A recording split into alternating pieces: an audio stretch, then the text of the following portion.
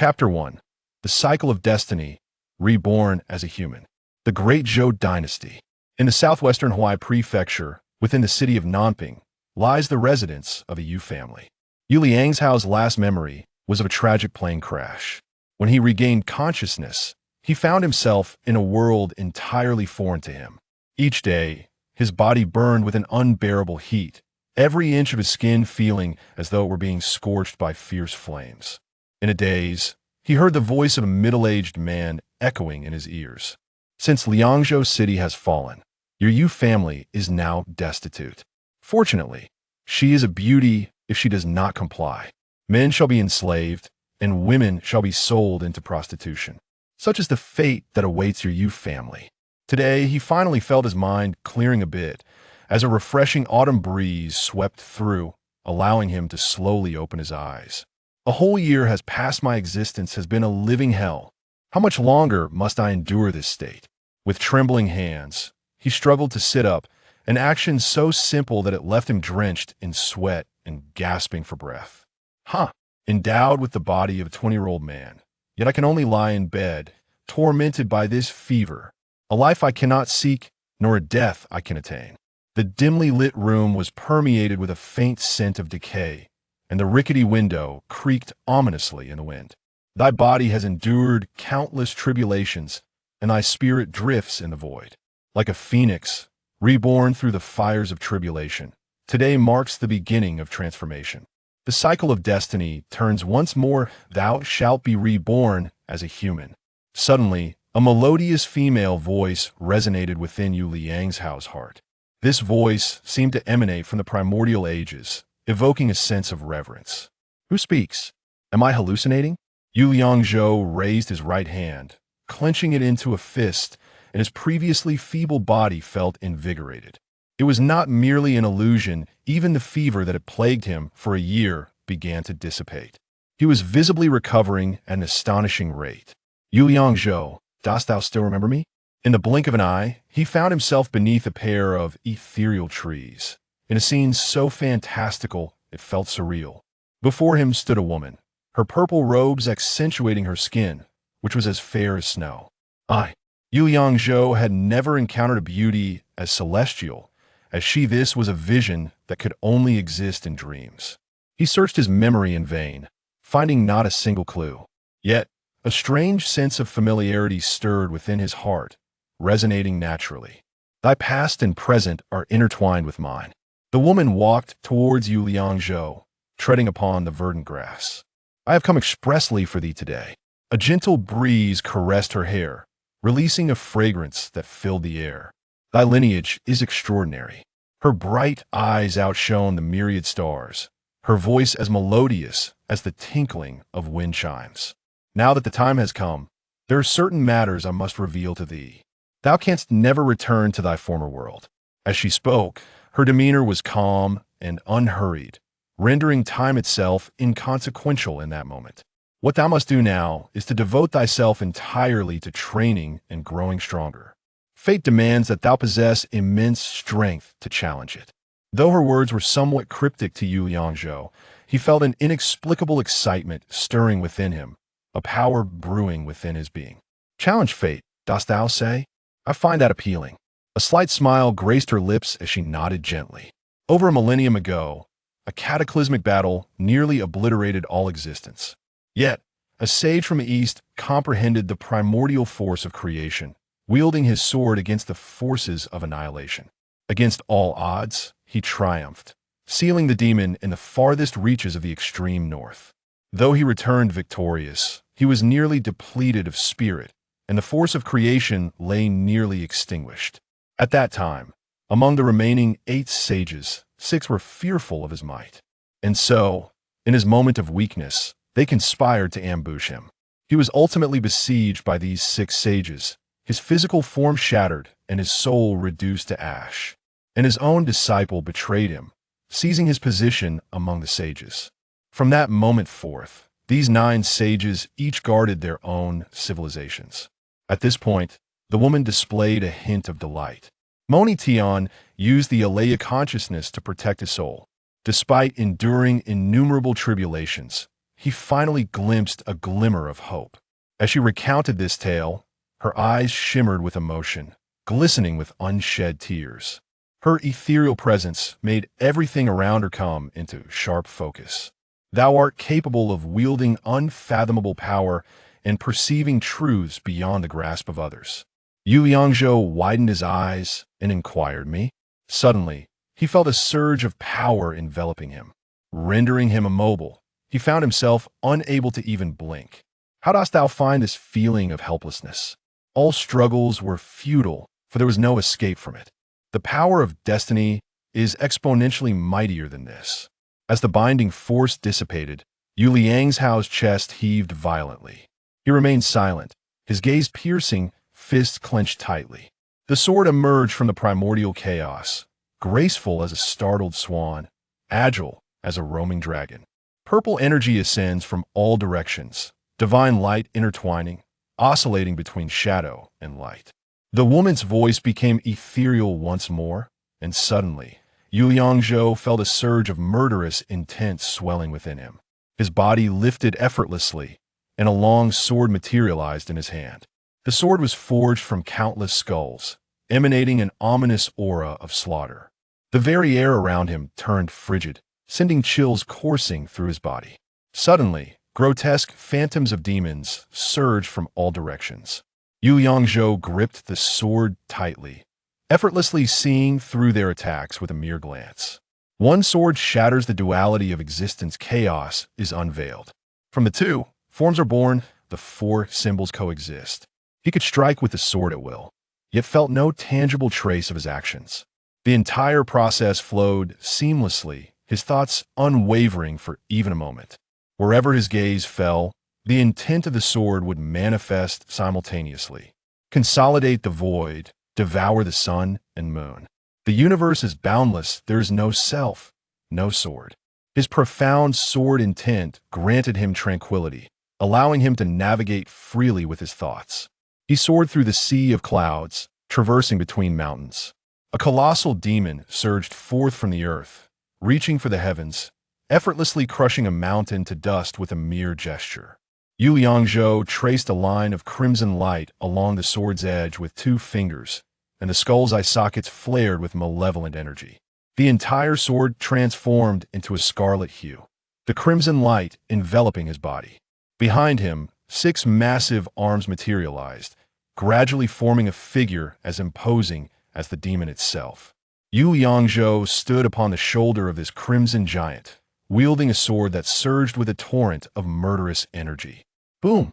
With a single thrust, the heavens and earth quaked, the demon's howl resonating deafeningly. The sword pierced through it, causing a violent eruption of energy to erupt from its form. Buzz! The sword emitted a deep sound, as if resonating in harmony with him. Never before had Yu Liangzhou experienced such exhilarating liberation, his body, mind, and sword becoming one. In that moment, he stood invincible amidst the cosmos, soaring beyond the 9 heavens.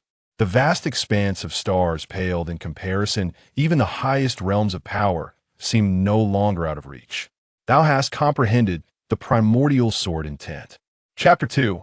Do not underestimate the poor youth. Primordial sword intent. The world within Yu Liangzhao's eyes transformed into something remarkably simple, as a sense of enlightenment flowed from his heart. Did thou impart this to me? It was not I who bestowed it upon thee, I merely safeguarded it for a time. It now returns to its rightful owner. With that, the woman gently grasped Yu Liangzhao's hand and rolled up his sleeve. She extended her delicate fingers, tracing half a lotus upon his forearm.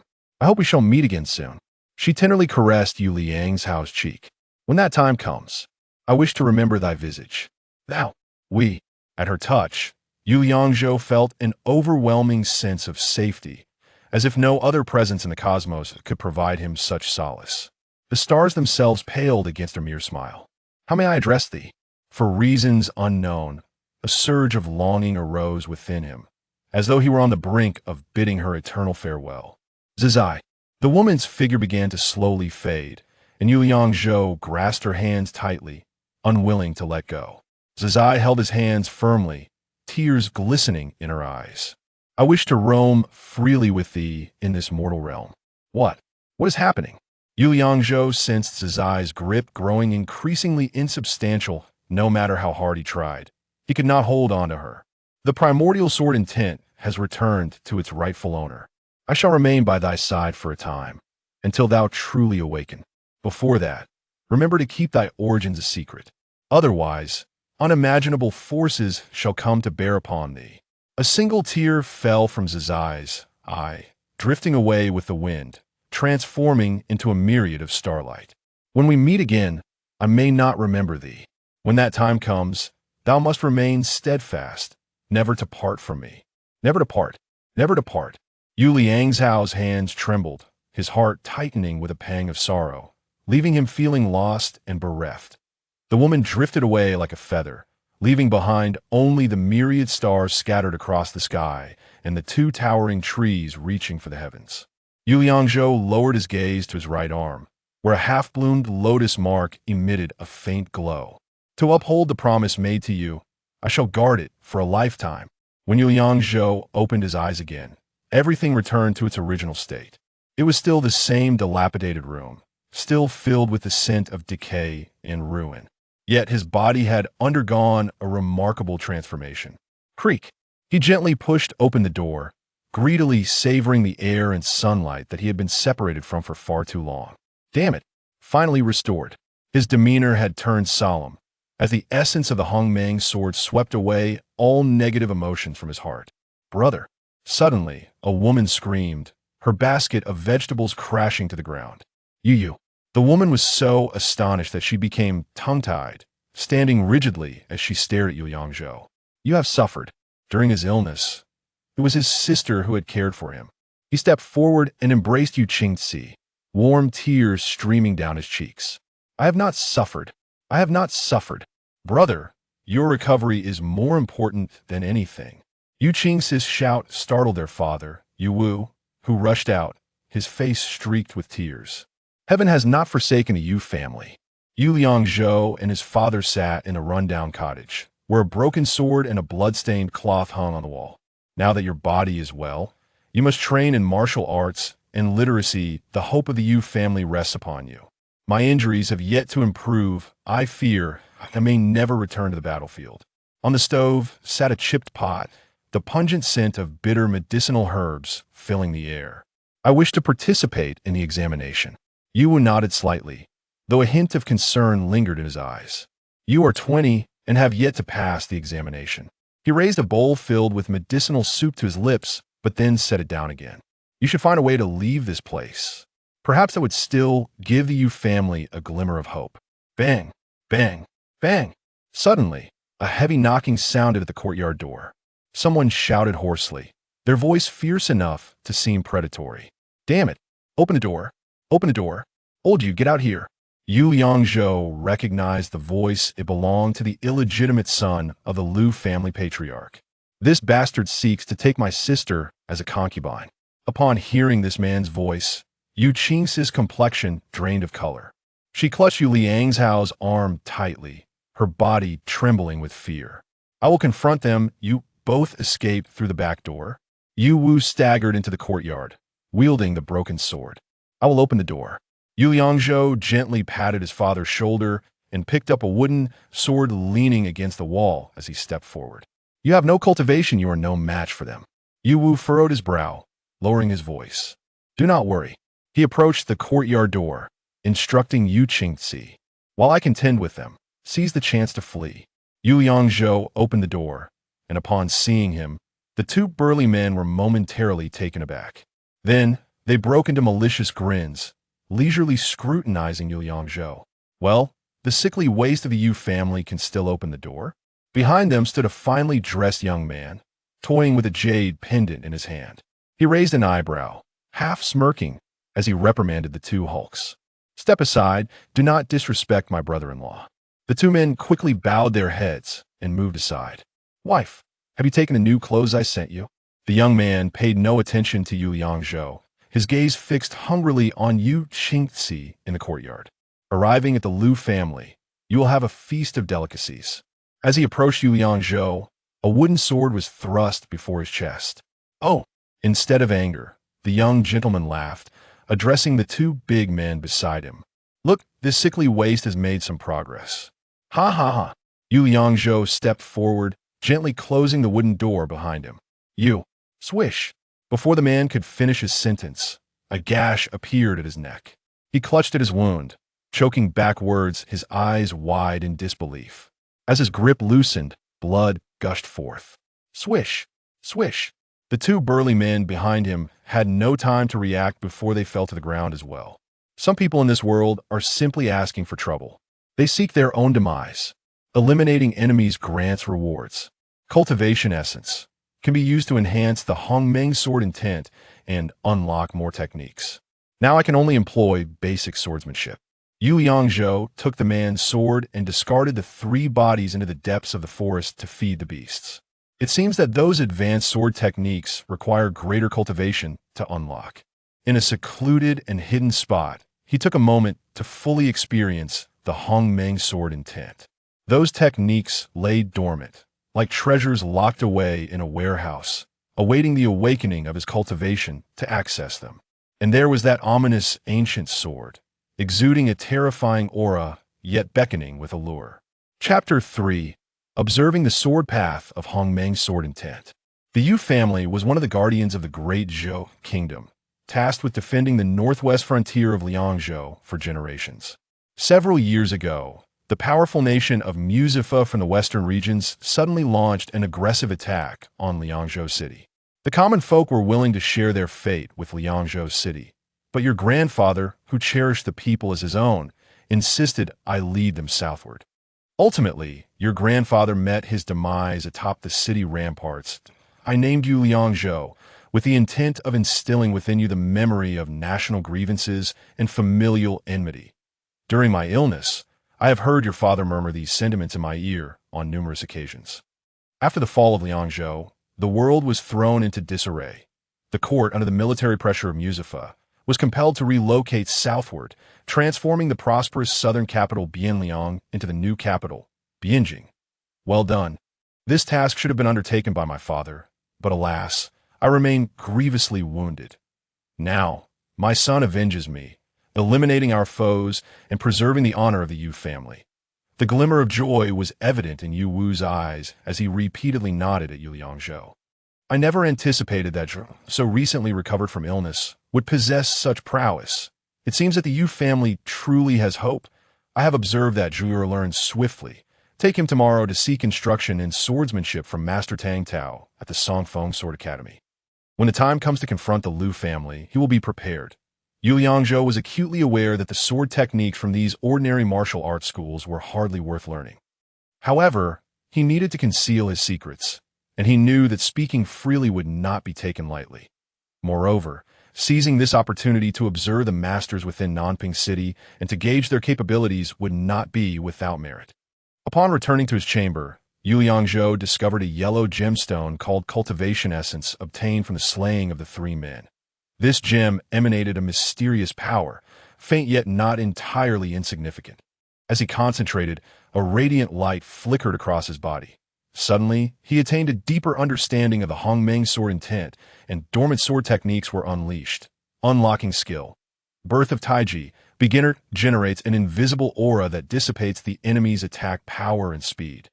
This skill is commendable, offering both offense and defense. The following day, the siblings arose early, hastily consumed their breakfast, and prepared to venture to the Songfeng Sword Academy. Why do you carry that iron sword? Yu Qingxi inquired, cradling the iron sword she had seized the previous day, wrapped in cloth as if it were a treasured artifact. Are you not leaving anything for our father to defend himself? Father said that this sword is your tuition for learning the sword arts. Tuition, no apprenticeship. She replied, not worry. Father is fine. The two traversed the smoke-laden streets until they arrived at the entrance of the Songfeng Sword Academy. Yu Qingxi approached a robust young man and politely inquired, We have come to learn swordsmanship. May I ask if Master Tang is present? The young man, tall and sturdy, stood with his arms crossed, casually wielding a sword in his right hand. With a half-asleep demeanor, he apathetically asked, You wish to learn this sword? Not me. She pointed to her brother, Yu Liangzhou. It is he who seeks to learn. Never trained before. The young man scrutinized Yu Liangzhou with disdain and skepticism. At your age, what do you think you can learn about swords? Yu Liangzhou stepped forward, a cold smile gracing his lips. I see you are not much younger. It seems you have yet to achieve much with that sword of yours. What did you say? The young man assumed a stance to draw his sword, his anger boiling over. I have been practicing since I was 8. I'm already at the second level of swordsmanship. Second level? Yu Liangzhou faced the man's arrogance without a hint of intimidation. To him, the young man's movements seemed akin to a child playing pretend. The potential subsequent actions of the young man played out in Yu Liangzhou's mind, regardless of how he wielded his sword. He could easily counter with a single move. Yu Liangzhou shook his head slightly, casually remarking, "You're not my match." Whoosh! The sharp sound of metal scraping filled the air as the young man drew his sword, pointing it directly at Yu Liangzhou. Observing this, Yu Liangzhou pulled his sister behind him while simultaneously reversing the wooden sword resting against his back, its tip aimed at the young man's throat. A wooden sword. The young man's murderous intent dissipated significantly. Not only did he no longer feel the threat of death, but he was also filled with mockery and derision. "Ha! Are you perhaps a Taoist from Aoshan, specializing in exorcising evil spirits? I am here to banish your kind."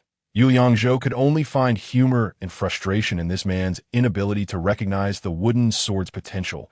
Stand down. At that moment, a burly middle-aged man emerged from the academy, casting a fierce glare at the young man.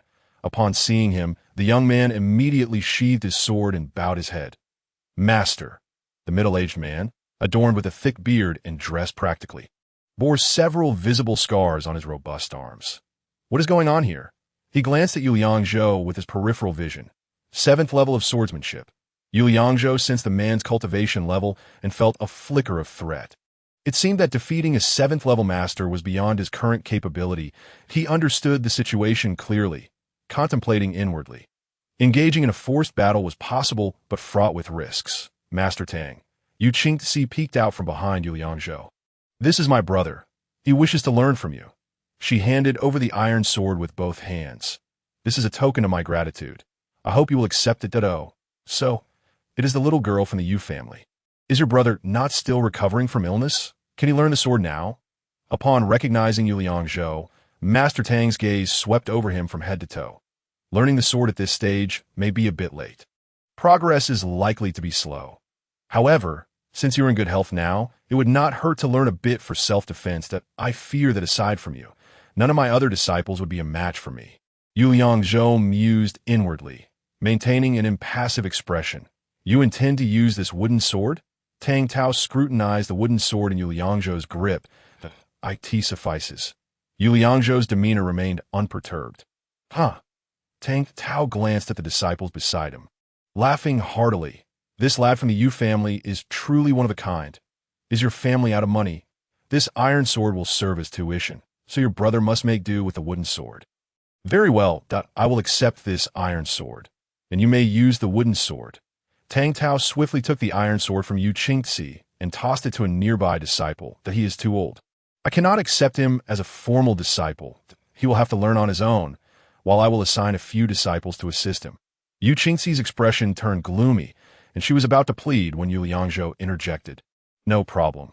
Tang Tao nodded. "Follow me." He then turned and waved his hand, leading them into the Sword Academy. Chapter 4. The Path of Cultivation. The older disciples were engaged in serious sparring, sweat glistening on their brows, while others practiced their basics, striking wooden dummies with various thrusts, slashes, and cuts. That a few children, around 10 years old, wielded smaller wooden swords, honing their skills with utmost seriousness, their chubby faces adorably earnest as they recited their mantras. "Master, look at him!" A young disciple whispered to Tang Tao. "Let him practice with the younger children. It will keep him occupied." Tang Tao nodded in agreement. Yu Liangzhou, attentive and perceptive, overheard their conversation. The young disciple, with an expressionless face, beckoned to Yu Liangzhou. "Come with me." He led him to a group of children. "This is your junior brother. You all teach him the mantras." With that, he turned and left without a backward glance.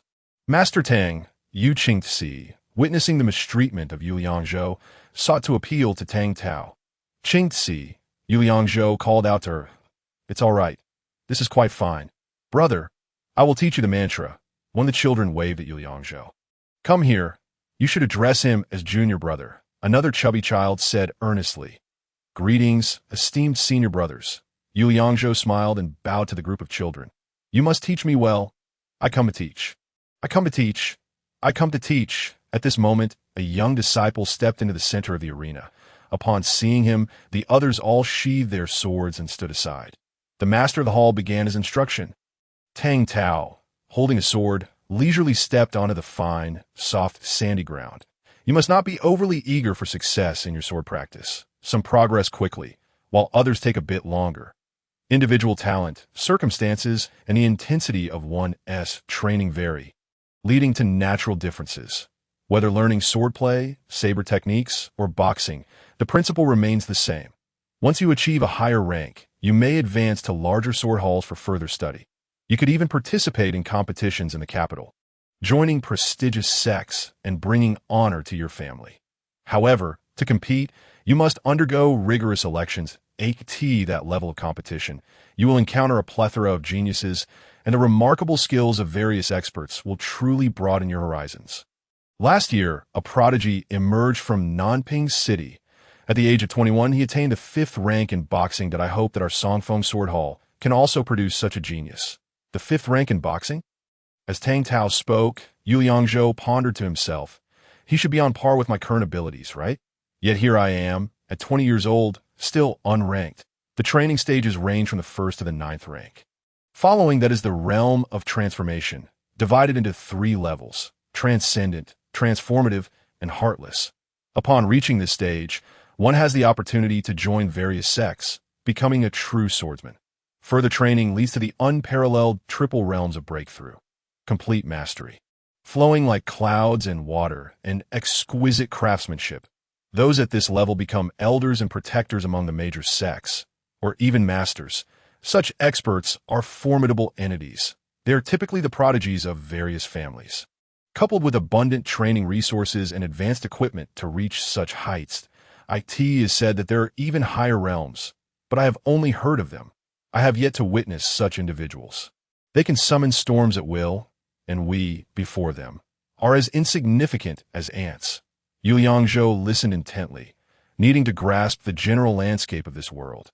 The examination for ranking is imminent, and you must diligently practice to achieve commendable results. Today, I shall demonstrate the swordsmanship techniques of our sword hall, the Songfeng sword technique. With emotion, Tang Tao raised his hand and pointed the long sword forward, summoning gusts of wind that stir up the sand.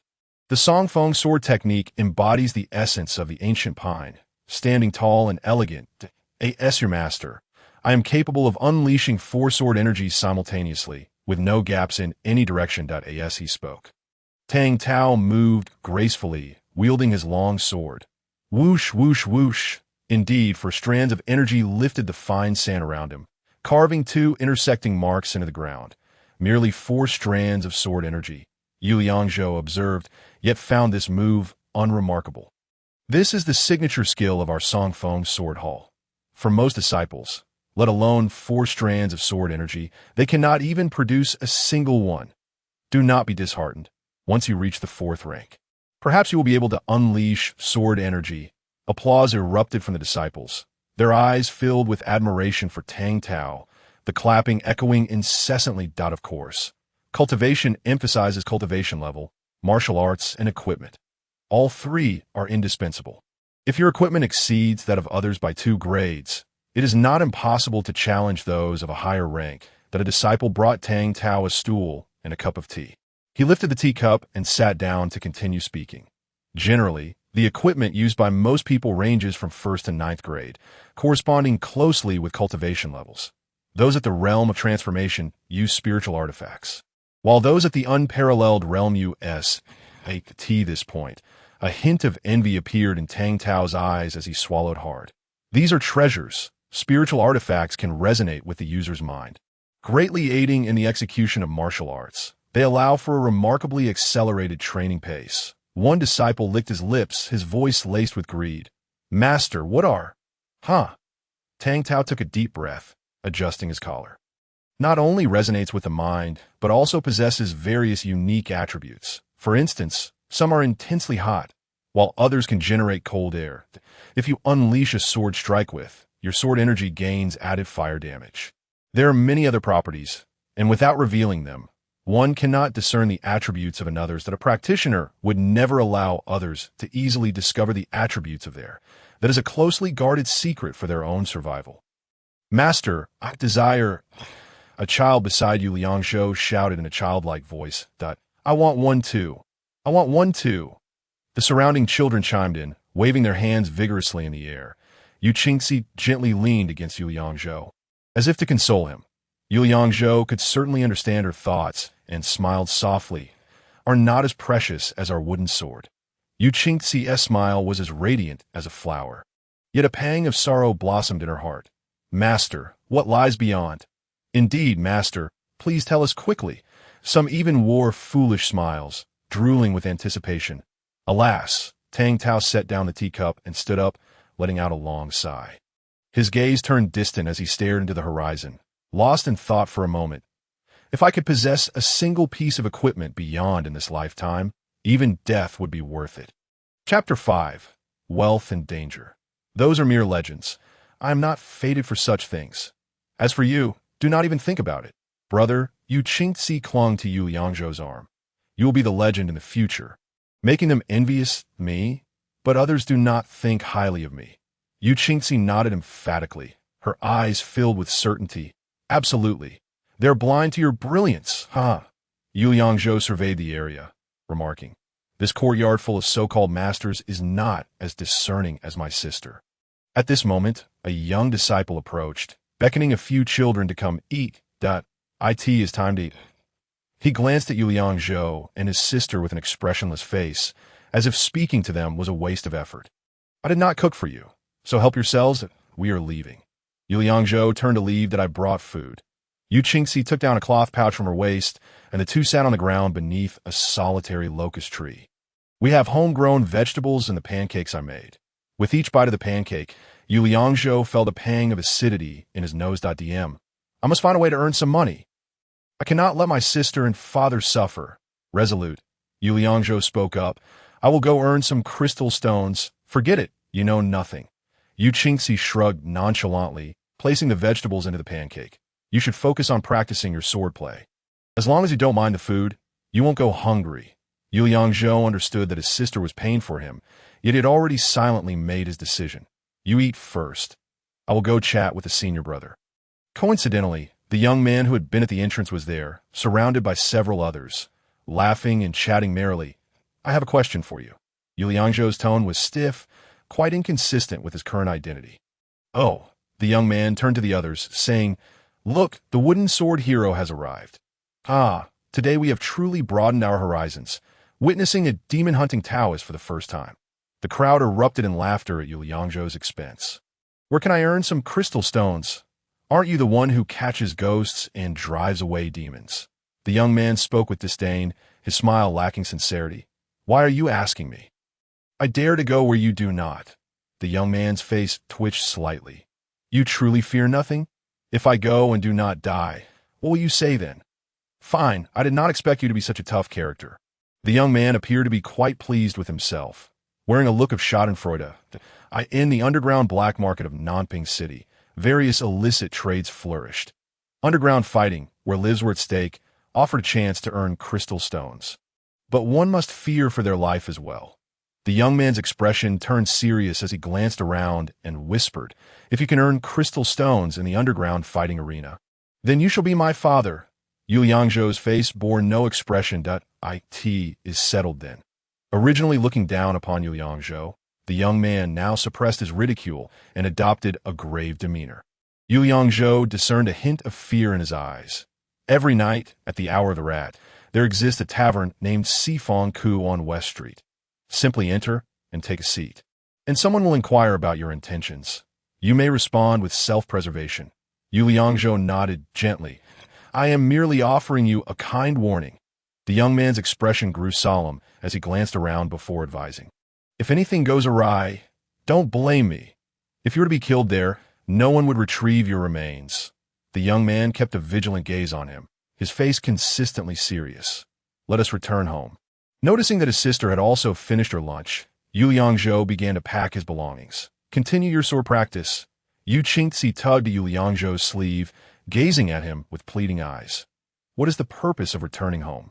This Songfeng sword technique is rather mundane. Yu Liangzhou persisted in packing. There is nothing significant to learn. Brother, do not aim too high. Yu Qingzi's expression began to shift toward concern. This is the signature skill of Master Tang. Fear not. Practicing at home will yield the same results. Yu Liangzhou reassured her that he initially intended to argue that staying here was a waste of time, but ultimately found a reason, as it was his father and sister's good intentions.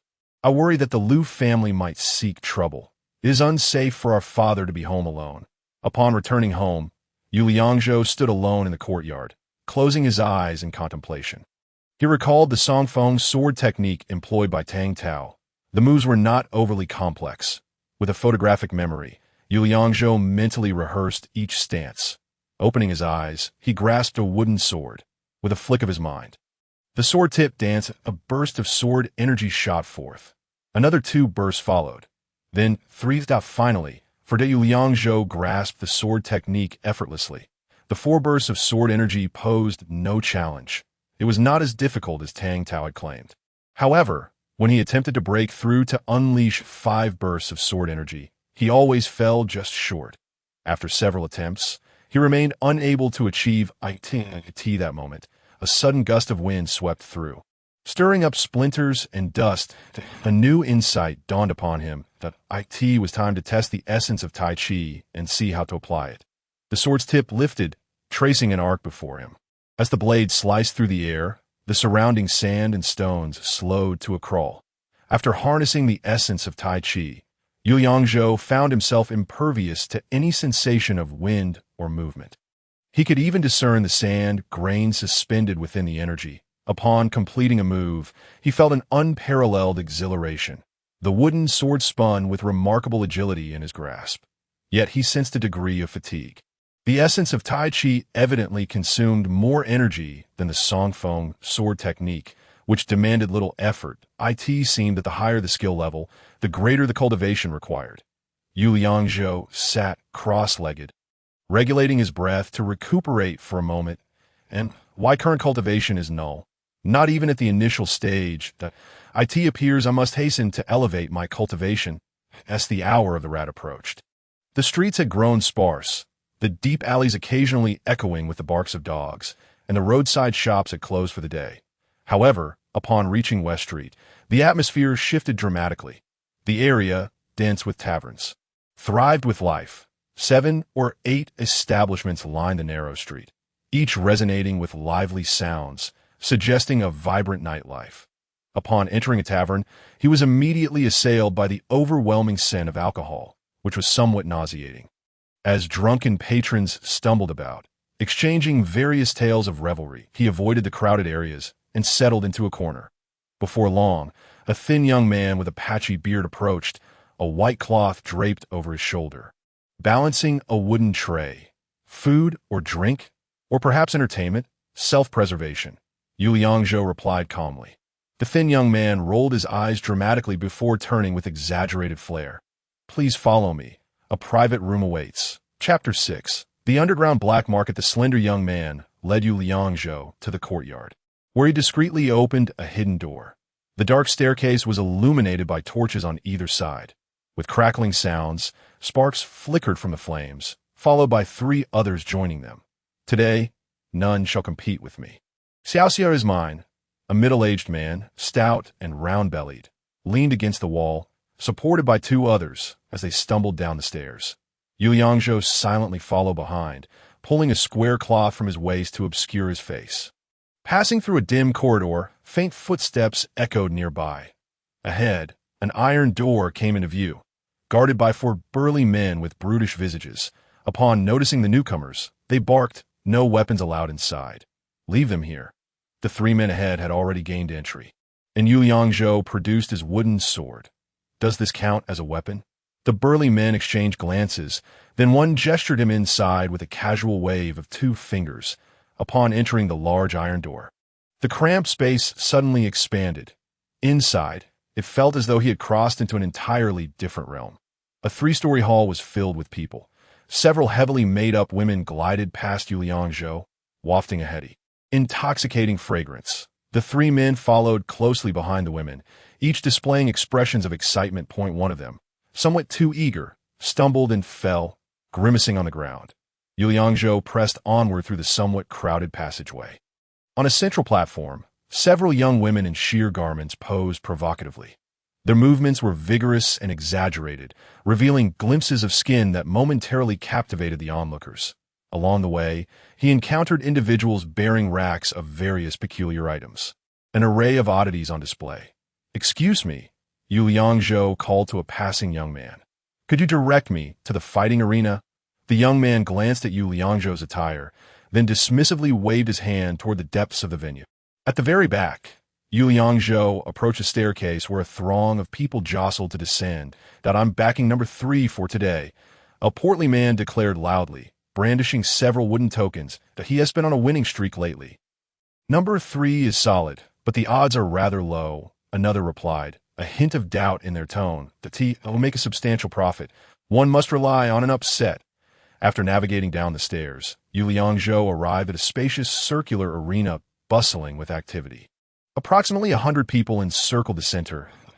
In the midst stood an elderly man in a long robe, with a gaunt face and piercing, fierce eyes. "The first match is about to commence. Everyone hurry and place your bets." People scrambled to exchange silver metallic grains for small wooden tokens at counters positioned around the arena. Yu Liangzhou noticed a metal gate at the rear, where shadows danced, indicating fighters awaited their turn. "Open the gate," with the elder's command. The previously raucous crowd quieted significantly, all eyes fixated on the iron gate. With a clattering of chains, the gate was slowly pulled upward by a stout metal chain. Two burly masked men emerged, one wielding a large axe and the other brandishing a hefty steel blade, both weapons marked with deep gashes and faint traces of crimson. Number 4 with the giant axe versus number 7 with the great knife. The elder vacated the center of the arena, the two fighters standing a few paces apart, locking eyes. Blades have no sight. Life and death are fated. The atmosphere thickened with tension as the elder raised his arm. After a brief pause, he shouted, "Kill! Kill! Kill!"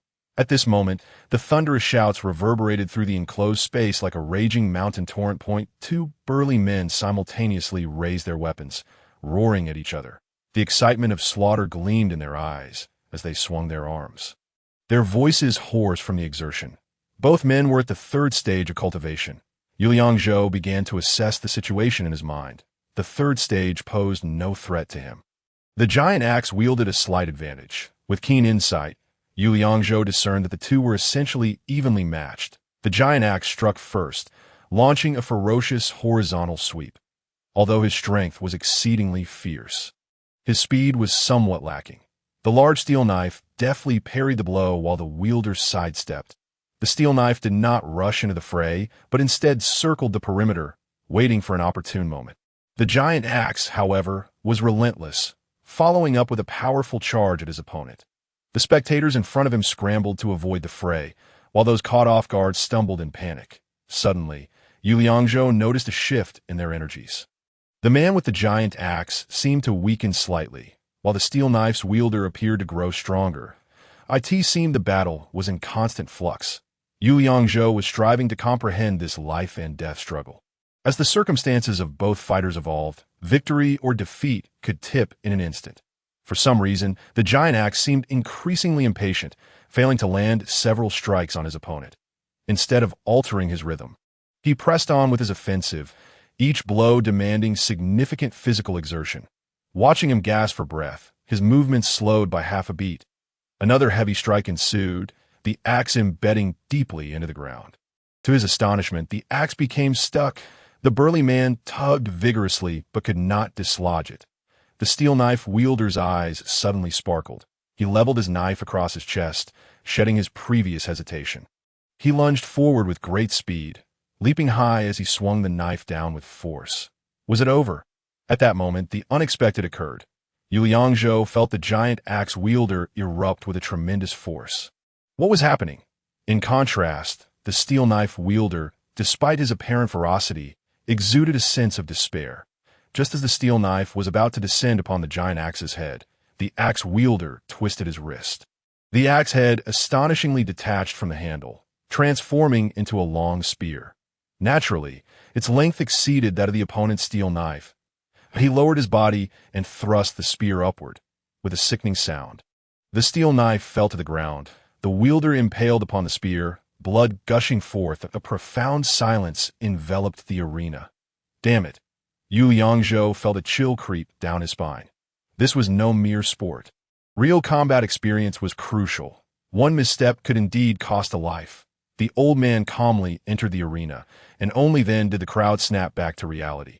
"Number 7 wins," someone shouted enthusiastically, while others violently tossed their exchanged tokens to the ground. The giant axe fighter stepped onto the body of the deceased and forcefully withdrew the spear. Unperturbed, he sheathed his weapon, ignoring the cacophony around him, and silently made his way toward the iron gate. The corpse of the steel knife wielder was dragged behind him, leaving a long trail of blood. Chapter 7. An unprecedented oddity here. The fighting was a matter of life and death. No one could afford to lose. Defeat meant certain demise, with no chance for a comeback. Ever since he grasped the concept of Hong Meng's sword intent, the emotion of fear had receded further from Yu Liangzhou. His entire demeanor was one of calm and composure. As if his life were not his own, he took a deep breath and inquired of an elderly gentleman nearby, "Is number 7 the most formidable here?" The elderly man, who had been chattering away, seemed well acquainted with the fighters. "Number 7 is impressive, but—" He grinned widely, revealing a set of large, yellowed teeth. "The strongest is number 3. With that, he turned and headed off to exchange his winnings. Yu Liangzhou approached the edge of the arena, where the old man was leisurely sipping tea with his legs crossed. As Yu Liangzhou drew near, the old man glanced up casually, taking notice of him. Can one earn crystal stones through fighting? Yu Liangzhou wasted no time and directly posed the question. Of course, and quite a bit too. The old man blew gently on the floating tea leaves in his cup, his thin lips sipping the tea delicately. Then he glanced at the bloodstains left on the arena floor and remarked nonchalantly, "It all depends on whether you have the life to spend." "I wish to participate in the fight," Yu Liangzhou stated, his expression unwavering as he met the old man's gaze. The old man squinted, scrutinizing Yu Liangzhou, his eyes darting about as he examined him thoroughly. "If you die, you won't receive any crystal stones, you know. That is not a concern of yours," Yu Liangzhou replied, a faint smile gracing his lips. The old man did not respond immediately. His expression grew complex. After a moment of silence, he spoke. "There have been others like you before, but none have met with a good fate." Yu Liangzhou showed no hesitation, his resolve as steadfast as ever.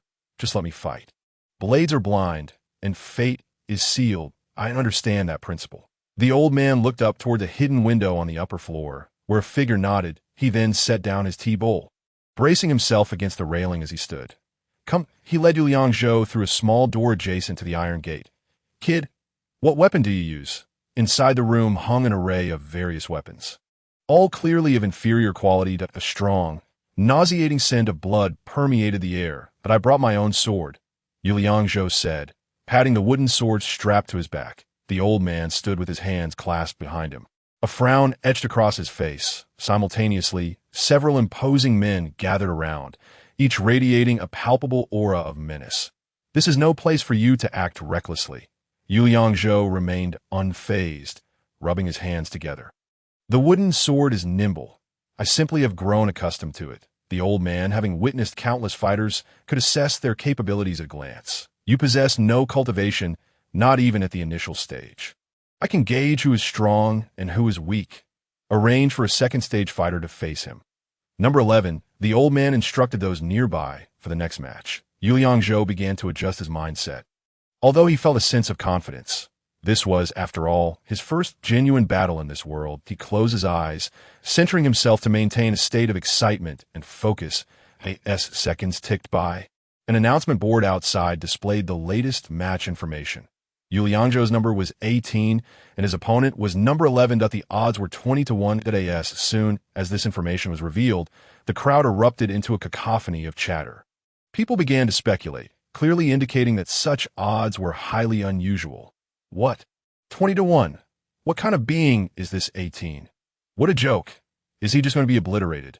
Upon seeing the odds, Yu Liangzhou approached the old man and asked, "Can I wager all my match earnings on myself?" "Certainly," the old man replied, his expression oddly amused, as if he were both laughing and pondering. Yu Liangzhou's demeanor had astonished the old man. In all his years, he had never encountered someone so weak yet unafraid of death. "Let me repeat. If you die, you get nothing. What is my appearance fee?" Yu Liangzhou seemed unconcerned about the prospect of winning or losing. 10 crystal stones. The old man raised a finger. Unsure of how this price measured up, Yu Liangzhou inquired, "What can 10 crystal stones buy? In my lifetime, encountering a peculiar individual like you is quite the eye-opener." The old man's irritation flared at Yu Liangzhou's question, nearly causing him to topple over. 10 crystal stones can buy you a wife in Nanping City, or even a house. After hearing this, Yu Liangzhou nodded silently. 20 times that is 200 stones. Not bad. He leisurely tightened the veil around his face. My goodness. Have we truly encountered a madman today? The old man blinked vigorously, shaking his frail head in disbelief. Ladies and gentlemen, next to enter the arena are number 11, Iron Hand, and number 18. The elder, somewhat agitated, cleared his throat and continued. Number 18, the wooden sword. Instantly, chaos erupted in the arena. What? A wooden sword? This is utterly absurd. Might as well fight barehanded. Everyone, please remain calm. This individual, number 18, has insisted on using a wooden sword. The elder spread his hands, signaling for silence. I am but a humble bystander. Each has their own aspirations. And heroes often emerge from youth. Is this fighting arena on the verge of collapse? Indeed, are we to be entertained by such a lackluster opponent? Hurry and find someone formidable, or this will be a dull spectacle. Ladies and gentlemen, fortune favors the bold. The elder raised his voice to quell the uproar. This match is merely for amusement. The next one shall surely meet your expectations. Upon hearing these words, a chorus of boos erupted. With such odds, even a victory would yield scant crystal stones. Should he lose, it would spell financial ruin in the eyes of these gamblers. Yu Liangzhou's odds were indeed meager. Having witnessed enough, they could predict the outcome with considerable accuracy. Except for one individual, everyone placed their bets on the iron-fisted number 11. And the sole bettor for Yu Liangzhou's victory was, of course, himself. Put on the mask, that we wouldn't want your demise to be unsightly. A burly man offered him a mask, which appeared rather repulsive and emitted a foul odor. "I need no mask." Yu Liangzhou gestured to the cloth covering his face. "As you wish." The big man shrugged and turned away. Clang! At that moment, the sound of metal striking metal resonated from the other side. Following the sound, a masked giant strode forward, rhythmically striking a pair of iron gloves. "Open the gate," the elder's hoarse voice echoed as the gate slowly creaked open. With Yu Liangzhou and number 11 stepping out simultaneously, blades have no eyes. Fate is inescapable. The elder retreated to the sidelines. "Begin! Kill! Kill! Kill!" Chapter 8. Unlocking martial skills, Yu Liangzhou faced the iron-handed man, who casually swung his arms and bobbed his head with ease. Clang, clang! He rubbed his iron gloves together and then made a provocative gesture towards Yu Liangzhou. This man poses no threat, Yu Liangzhou thought. I shall use him to practice my swordsmanship. He raised the wooden sword, pointing it at the iron-handed man. "You attack me." The iron-handed man's eyes widened, and a violent aura erupted from him. His iron hands swung in a fierce gale, 10 fingers resembling deadly weapons aimed straight at Yu Liangzhou. Before he could reach, Yu Liangzhou lifted his wooden sword slightly. Whoosh! A gust of sword energy shot forth, striking the iron glove and creating a dazzling spark. With just this one strike, the iron-handed man staggered back 2 paces. Only he could truly feel the force behind it. Yet the spectator shouted, "Iron Hand, you useless fool! You can't even defeat a mere mortal wielding a wooden sword." He clenched his fists and charged at Yu Liangzhou. This time, the iron-handed man dared not be complacent. His strength was considerably more potent than before. His fists, solid and powerful, aimed directly at Yu Liangzhou's chest. Whoosh, whoosh! Yu Liangzhou retaliated with 2 bursts of sword energy, instantly shifting from offense to defense. The iron-handed man suddenly crouched like a frog, evading the sword energy. Then, with a powerful thrust of his legs, he leaped into the air. "I've had enough." Yu Liangzhou dashed forward. Propelling himself off the ground at the last moment, he soared into the air, unleashing 3 successive sword strikes towards the man's back. Swish, swish, swish. The iron-handed man desperately twisted around a block with his fists, barely managing to deflect 2 of the sword energies. Crack. A muffled thud echoed as the 3rd sword energy struck his abdomen directly. He crashed heavily to the ground, blood seeping through the gaps in his iron gloves. The audience erupted in astonished gasps, all wide-eyed. "What? TMD, get up!" The arena was filled with exclamations and curses. After all, if Yu Liangzhou truly won this match, they would lose everything. Yu Liangzhou did not wish to take his life. Winning the match was sufficient. He sheathed his sword and stood still, awaiting the man's concession. Who is this person, wielding such formidable sword energy? At this moment, the elder could no longer sit idly by, his mind racing with thoughts. Surely, they are planning to disrupt the event. Such odds are unbearable. He stood up, anxiously glancing at the iron-handed man, then raised his gaze to the windows above. Suddenly, the iron gate swung open once more. The previous giant axe re-entered the arena. The elder, seizing the opportunity, raised his voice. "Number 18 is playing for keeps. He won't relent until the very end." "What?" Yu Liangzhou raised an eyebrow at this statement, casting a sidelong glance at the elder's determined expression that he understood their intentions. They were determined to ensure he did not leave with 200 crystal stones so easily. Moreover, the surroundings began to clear, with several burly figures taking positions at the edges of the arena. To make matters worse, the giant axe was not the only one emerging. Following was a stocky man wielding a square shield in his left hand and a crude knife in his right. Though not tall, his arms were thick with muscle, veins bulging. The giant axe was cunning, immensely strong but lacking in speed, and Yu Liangzhou was already aware of his underhanded tactics. The man with the crude knife seemed the most formidable. Shielded for protection, it would likely take more than one strike to bring him down.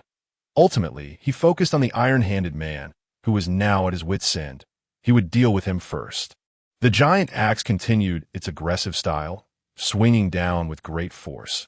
Yu Liangzhou deftly maneuvered his wooden sword, lightly deflecting it to the left as a stream of sword energy redirected the giant axe while he slipped to the right. The crude knife rolled on the ground, nearing Yu Liangzhou. The shield raised, the knife slashed towards his lower body. The speed of this maneuver was astonishing, prompting Yu Liangzhou to quickly swing his sword to block. Clang! The sword energy met the crude knife, neutralizing the attack. Furthermore, the tip of his sword rose slightly, sending a second stream of sword energy directly at the knife-wielding man's face. Clang! The opponent braced himself with the shield, absorbing the impact, though he rolled back a full circle before regaining his stance. The iron-handed man had not lost his fighting spirit, lurking in the background, attempting to preserve his life. "If I unleash my full strength, I could certainly eliminate both of them." However, Yu Liangzhou glanced up at the windows above, then at the iron gate. There were likely still experts yet to reveal themselves. Mighty whirlwind slash. At this moment, the giant axe began to spin ominously, slowly advancing towards Yu Liangzhou, while the crude knife raised a shield and approached from another direction. The audience below, sensing the tension, vacated to the second floor, causing the upper level to become overcrowded, the wooden stairs creaking under the strain. Yu Liangzhou retreated slowly, but behind him was an earthen wall. There was no further retreat. In a critical moment, he focused his thoughts, unleashing a flurry of sword strikes. Whoosh, whoosh, whoosh. A stream of sword energy pierced towards the giant axe, slowing its rotation, that a second stream followed, causing the giant to stumble. The third again aimed at the giant axe, further reducing its speed and revealing a gap. Seizing this opportunity, Yu Liangzhou charged towards the giant axe. Slash! At the same time, a fourth stream of sword energy cut into the giant's arm, leaving a long gash. However, after unleashing multiple strikes, Yu Liangzhou exposed his own vulnerabilities. The knife-wielding man seized the moment, moving the shield aside and swinging the knife towards Yu Liangzhou's back to make matters worse, the giant axe. Enduring the pain, did not hesitate for a second. With all his might, he swung the axe horizontally. Yu Yangzhou realized he could not evade. He had to prioritize one attack over the other. There was no more holding back. His spirit gathered, an invisible aura forming behind him. The axe and knife entered this aura, instantly slowing down. Both men displayed expressions of terror. Without delay, Yu Liangzhou surged forward, propelled by the momentum of his body. Directly targeting the iron-handed man, he blocked the first stream of sword energy, but the second pierced through his chest, a fine sword indeed. The kill was swift and decisive. The audience above was utterly absorbed. Oblivious to their own victories or defeats, the slaying of the second-tier adversaries yielded. Cultivation Essence X3, which was most fortuitous. Yu Yangzhou promptly absorbed the 3 cultivation essences, continuously enhancing his strength amidst the battle. He unlocked the martial technique 3 Rings of Moon. Initial, 3 Paths of Sword Mastery, which bestowed a sharp effect. With a single strike, Yu Yangzhou subdued his foes and unlocked a new skill. His sword intent becoming ever more vigorous. Observing the giant axe and the broadsword struggling in the Tai Chi, the wooden sword in his hand was already brewing a lethal strike. Just right for you to unveil my new sword technique. Stop! Suddenly, the window above swung open and a woman's voice cried out, "You have won. Not a single crystal stone shall be withheld from you." Chapter 9. 3 Rings of the Moon, I do not believe you. Kill these 2 first, then cease your actions. Yu Yangzhou harbored no trust in their words. Without a moment's hesitation, he unleashed a 3 Rings of the Moon against the 2. Whoosh, whoosh, whoosh. A single sword strike bore 3 fierce sword energies. As if his sword were being tugged by some unseen force. What a ferocious sword energy! The broadsword's iron shield was pierced. He quickly discarded the shield and rolled back, barely preserving his life. Meanwhile, the giant axe valiantly attempted to block the strike, only to be struck down by 2 blades, collapsing to the ground in convulsions before falling utterly still. Blood oozed from the pierced flesh, staining the ground a deep crimson. Having slain the 3rd-tier giant axe, he obtained Cultivation Essence X5. Yu Yangzhou glanced at the terror-stricken broadsword wielder, ready to subdue him as well. Suddenly, he sensed a chill emanating from behind him and had to turn and strike. A dagger hurtled towards him, shot forth by the woman from above. Clang! This maneuver was no trifling matter. Yu Liangzhou dared not be careless and immediately released sword energy to counter the force of the dagger. Although the sword energy obstructed it, the dagger still plunged deeply into the earth, showcasing its formidable might. Upon glancing up, Yu Yangzhou noticed that the aura radiating from the woman was even more formidable than that of the 3 men combined. Her cultivation was not to be underestimated. Yu Yangzhou then retracted his wooden sword, no longer pursuing the broadsword man. You're the ones who disregarded righteousness and bullied the weak. Do you think I am merely a lamb for slaughter?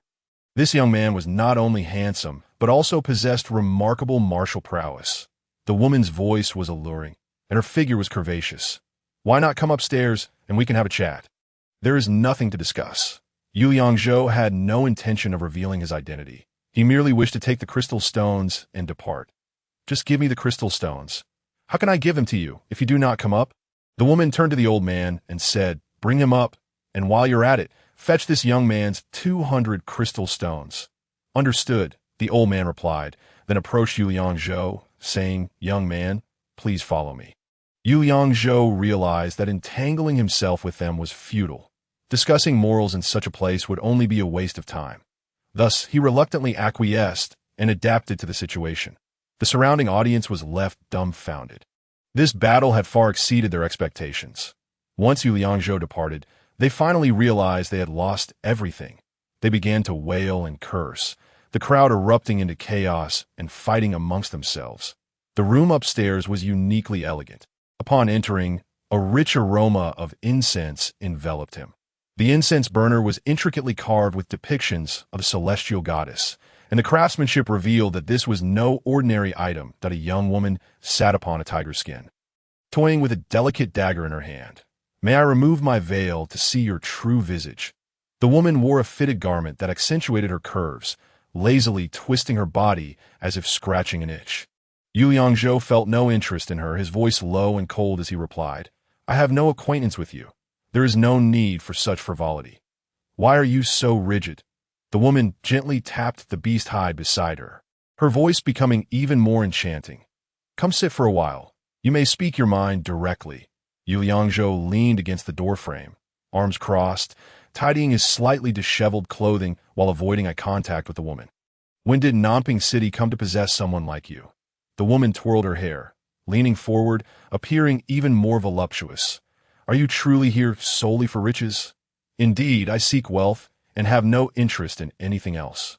Yu Liangzhou reiterated, his tone revealing impatience. Then why did you not say so sooner? The woman teased. Sister has plenty of crystal stones. Why resort to murder? She popped a grape in her mouth, biting it in half, the juice cascading down her slender fingers. MD. I kill. If I did not kill, it seems I would have been killed by you. He straightened, frowning as he urged. Hurry up. I have no time for idle chatter with you. Then come here quickly. Before Yu Liangzhou could finish his sentence, the woman interjected with a sweet voice. I am also in a hurry. That moment, the old man entered with a heavy satchel. He wore a grim expression and spoke in a displeased tone. 200 crystal stones. As Yu Liangzhou reached to take it, the woman suddenly leaped in front of the old man, snatching the satchel away. She swiftly returned to her seat, cradling the satchel and lightly patting it. Will you give it or not? Yu Liangzhou furrowed his brow, his breath strong enough to lift her veil. Of course.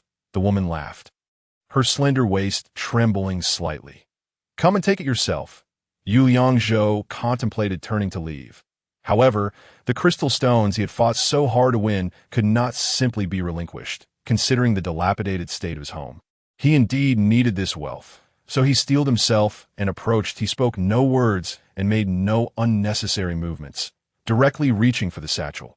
Unexpectedly, the woman pivoted, pressing the satchel beneath her.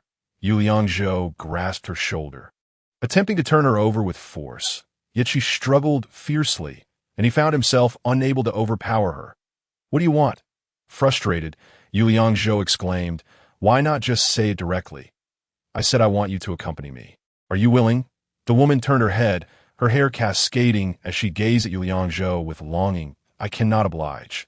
Yu Liangzhou turned to survey the valuable items in the room, intent on taking them. I shall take these valuables as payment. Humph. The woman pouted, rising to sit up and tossing the satchel to Yu Liangzhou. So stingy, lacking any charm. Thank you. Yu Liangzhou accepted the satchel, placing aside the items he had been holding and turning to leave. Wait, the woman called after him. Seeing you dressed in tatters, we have an auction house here. You might buy something nice. How can a master like you wield a mere wooden sword? You must come often. Yu Liangzhou paid her no heed, yet she continued, if you do not come, I shall seek you out. Raising her voice, she declared, my name is Xiao. Yu Liangzhou had already gained notoriety in the underground black market, attracting crowds wherever he went. Fortunately, he had always concealed his identity with a cloth, leaving no one aware of who he truly was. A short, smiling man approached him. Hero, we have lovely maidens, fine wine, and treasures here. This man appeared subservient, clearly one of those nauseating sycophants. Yet his words were indeed enticing. With your stature, you deserve the finest steed and saddle, alongside a renowned sword. Afterward, let a few charming young ladies ease your fatigue. Life would be perfect. Yu Liangzhou interrupted. Take me to the auction house. Chapter 10. The merchant encounters a tough character. The surroundings resembled a labyrinth, intricate and convoluted, as Yu Liangzhou followed the man through the narrow passages. Without a guide, one could easily become lost in this dim and raucous underground world. In this place, shrouded in hazy smoke, the majority of individuals wore masks, concealing their identities and the benevolence of their humanity. While unleashing the darkest facets of their souls by day, they were human. By night, they transformed into specters. The most primal greed and brutality could be fully unleashed here. Hero, do you not wish for me to find you a lovely companion? The starlet here will surely satisfy your desires. The man gestured with his chin, urging Yu Liangzhou to direct his gaze toward a woman nestled in the embrace of a burly man, desperately clutching the last remnants of her silk garment. Her hair was disheveled, and though she smiled, a glimmer of pain flickered in her eyes. Yu Yangzhou was no stranger to such scenes from his previous world. Yet at this moment, he felt no inclination to linger. Quickly take me to the auction house. I require no further assistance from you. They ascended and descended several flights of stairs before arriving at a room that exuded a faint scent of wood. The space was sparsely populated, but the most striking feature was the array of gleaming weapons displayed on the walls. The table was adorned with a fine blanket, neatly arranged with various items, herbs, stones of different shapes, and an assortment of peculiar objects. "This is indeed the auction house," the man remarked, his posture hunched, as he leaned towards Yu Yangzhou whenever he spoke. "Everything is clearly priced. If you see something you fancy, you may purchase it." Yu Yangzhou approached the wall lined with weapons, his interest piqued only by the thought of replacing his wooden sword, which lacked sufficient offensive power to his eyes. The sword appeared rather ordinary, save for one fine iron sword that caught his attention. However, its price was steep, marked at 25 crystal stones. According to the elderly man from the fighting arena, this sword's worth equated to 2.5 wives and 2.5 houses. Calculating the value in his mind, Yu Yangzhou couldn't help but exclaim internally, "Are wives and houses in this world truly so undervalued? In my former world, they were among the most expensive commodities." Ultimately feeling it was not worth the price, he shook his head and turned away. He then shifted his attention to the displayed herbs when a portly middle-aged man approached and inquired, "Hero, are you seeking external or internal medicine?" His face bore a broad smile, yet his gaze was piercingly sharp. "Or perhaps you desire something for detoxification or to induce poisoning. For external injuries, I have remedies for long-standing ailments." Yu Yangzhou thought of his father's condition, hoping for something that might aid in his recovery. Blood-melting herb. The middle-aged man carefully lifted a plant that resembled a tree root. "This remedy primarily promotes blood circulation and resolves stagnation. Once the stagnant blood is transformed, the injury will naturally improve." While Yu Yangzhou was unable to ascertain the value of this herb, he listened intently, recognizing that time was of the essence when it came to healing. The longer old injuries are left untreated, the worse they become. The efficacy of the medicine diminishes over time. "What is the method of use for this herb?" Yu Yangzhou inquired, sniffing it and detecting a faintly bitter aroma. "You can brew it yourself, but if a skilled herbalist prepares it, the results will be far superior. The concoction made by an ordinary person is akin to mere tea, lacking in distinctiveness," the middle-aged man continued, animatedly explaining. "A skilled herbalist potion exhibits different colors, with the finest being golden. Such golden elixirs are indeed rare. It seemed the herb had some merit after all." Yu Yangzhou asked directly, "How much does it cost?" "Not expensive," he replied, wiggling 5 fingers before Yu Yangzhou's eyes. "0.5 crystal stones?" Yu Yangzhou, unfamiliar with the pricing, assumed it must be costly. "Too dear. Not 5. Heh." The middle-aged man chuckled, "But 50 da." Yu Yangzhou felt that even 5 was exorbitant. 50 stones would be a fortune. How can one afford to delay healing? The middle-aged man, shorter than Yu Yangzhou, gazed up at him, eager to gauge his reaction. "You cannot find this outside. Harvesting this herb comes with the risk of losing one's life." He spoke with fervor, alternating between astonishment and elation. "The primordial forest is teeming with monstrous creatures. Even now, strange beasts have re-emerged. Who would dare venture out to gather herbs without such a price? Do you have any other good items?" Yu Yangzhou evaded his inquiry, diverting the conversation. "Indeed." The man glanced at Yu Yangzhou's wooden sword and said, "I happen to have an exquisite sword." He led Yu Yangzhou into an inner chamber, carefully opening a black wooden box. Instantly, a palpable aura of danger emanated from within. "Hero, this is a 6th-grade black gold sword.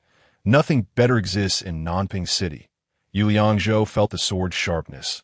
The middle-aged man was not exaggerating. The blade was entirely black, glistening with a cold light. Grasping it in his hand, he appreciated its substantial heft, while the scabbard was adorned with an elegant black pattern. "Rather ordinary," Yu Yangzhou remarked coolly, though he secretly relished it. "What?" The middle-aged man's expression shifted dramatically. He quickly snatched the black gold sword and returned it to the box. "I would not part with it. Otherwise, that Tang Tao would have purchased it long ago." He seemed to realize he had let slip too much and quickly corrected himself. No. It was another customer who bought it. This item was undoubtedly not cheap. and Yu Yangzhou pondered silently, uncertain of the merchant's pricing reliability. How about this? I will take both the sword and the blood-melting herb, Yu Yangzhou stated after a moment's contemplation. Hero, you are indeed magnanimous, the middle-aged man, beaming with joy, hurriedly took the sword box and carefully placed the herb into an exquisite small wooden box. Cradling it close to his chest. Hero, that will be 250 crystal stones. Yu Yangzhou suddenly frowned, expressing disdain. Do you truly think me a fool? What does the hero mean? The middle-aged man, alarmed, furrowed his brow and asked, Fool? What is that? A fool is you. Yu Yangzhou retrieved 10 crystal stones from his pack and placed them on the table. This is all I have. The middle-aged man stepped back. His face flushed with indignation as he shouted, Someone come. There's a disturbance. 3 burly men stormed in, exuding an intimidating presence. However, upon seeing Yu Yangzhou, they hesitated, retreating a few steps, their faces betraying apprehension. I have yet to finish speaking. Yu Yangzhou placed the 10 crystal stones on the table. From now on, I will protect you. Chapter 11. Benevolence, righteousness, propriety, wisdom, and trust. What are you afraid of? The middle-aged man glared in anger, his voice hoarse from shouting. Why have you not subdued him yet? Yu Yangzhou cast a sidelong glance at the trio, noting their rigid expressions.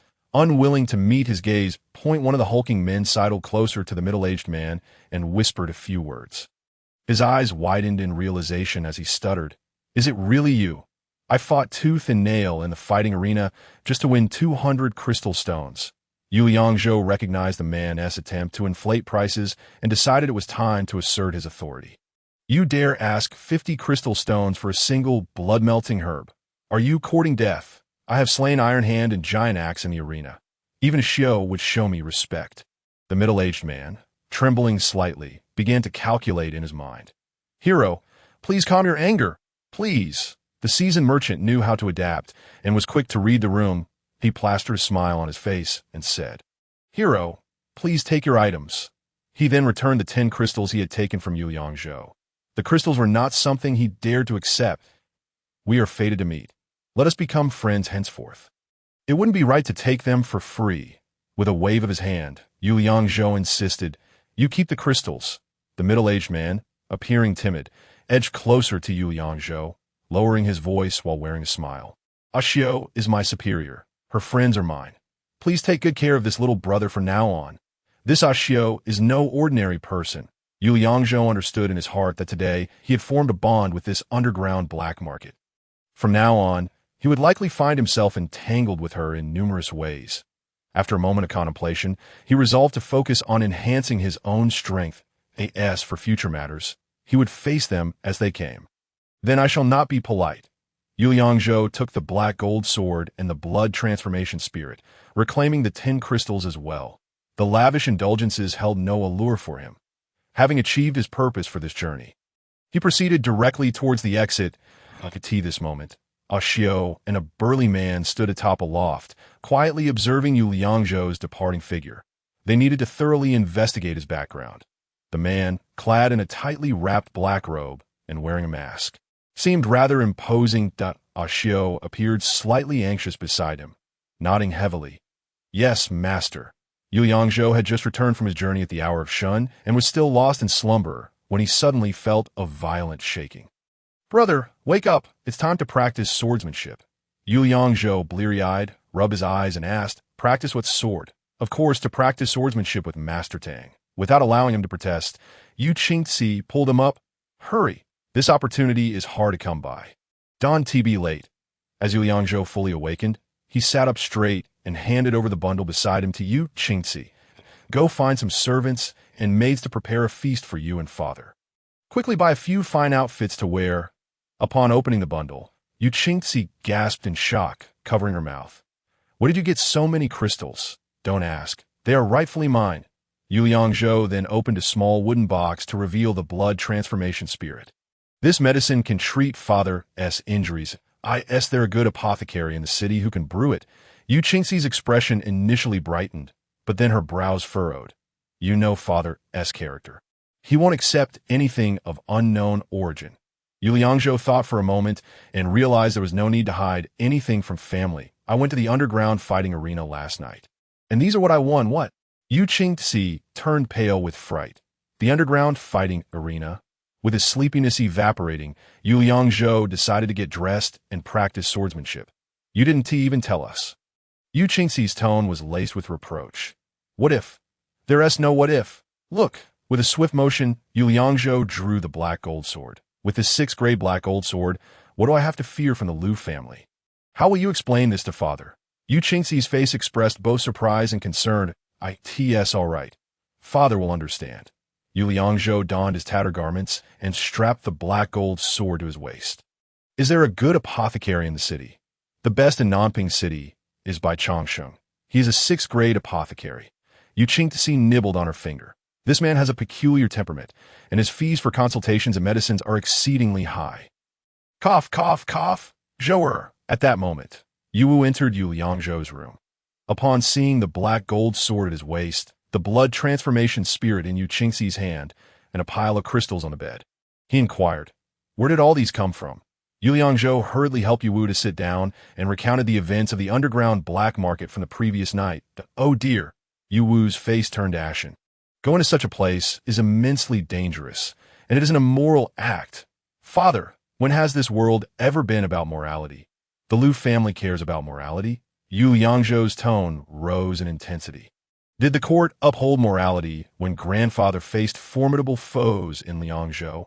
Yu Wu bowed his head in silence, merely shaking his head with a sigh. To restore the prestige of the Yu family.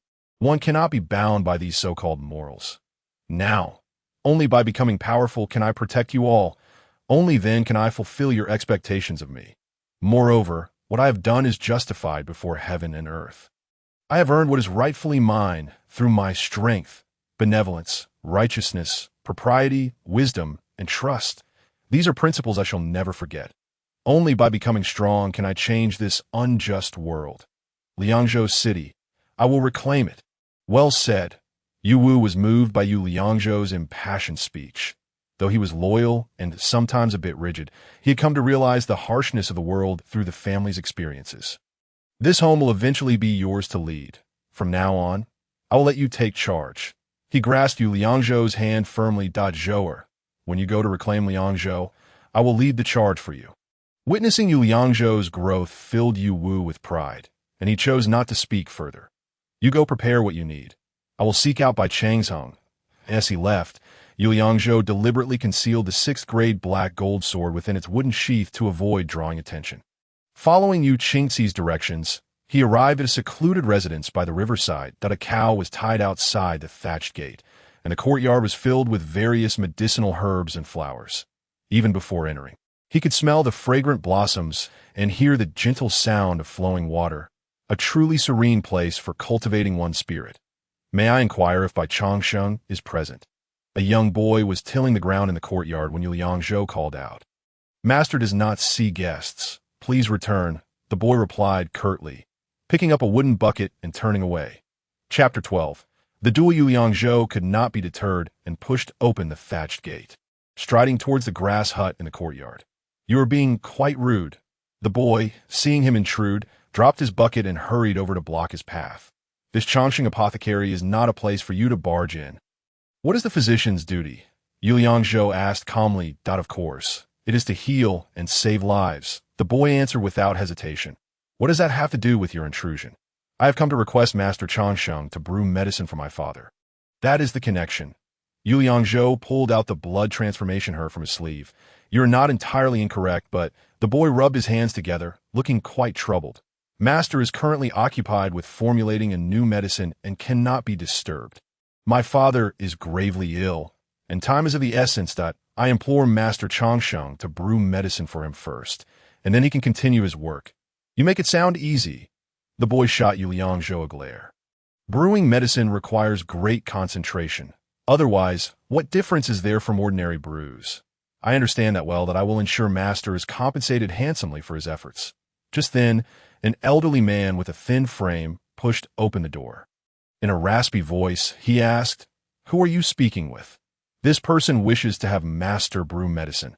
I've already advised him kindly. The boy quickly explained, bowing respectfully to the elder, but he insisted on barging in. You are Master Changsheng? Yu Yangzhou clasped his hands in greeting. My father is gravely ill. I seek your assistance. Oh, quite impressive. Master Changsheng's eyes lit up as he regarded the herb in Yu Yangzhou's hand. The third-grade blood transformation herb, just what I need to treat my father's old injury. Yu Yangzhou stepped forward, approaching Bai Changsheng, that I request your assistance in brewing the medicine. Unfortunately, Bai Changsheng pursed his lips and shook his head. I'm currently engaged in a task and cannot afford to be distracted. After a moment of contemplation, he continued, it would indeed be a waste for you to brew such herbs yourselves. How about I assist you with the concoction once I have concluded my current tasks? Is brewing herbal medicine truly such a troublesome endeavor? If there are any tasks you require assistance with, I would gladly help, he added. Bai Changsheng burst into laughter. What can a boy without any rank possibly contribute? Why not give me a chance, Mr. Bai? Let us see if I can succeed, came the confident retort. At that moment, the sound of galloping hooves echoed from the small grove outside, growing increasingly urgent as it approached. Soon, 6 imposing steeds arrived at the entrance that a group of riders dismounted, each exuding an air of arrogance.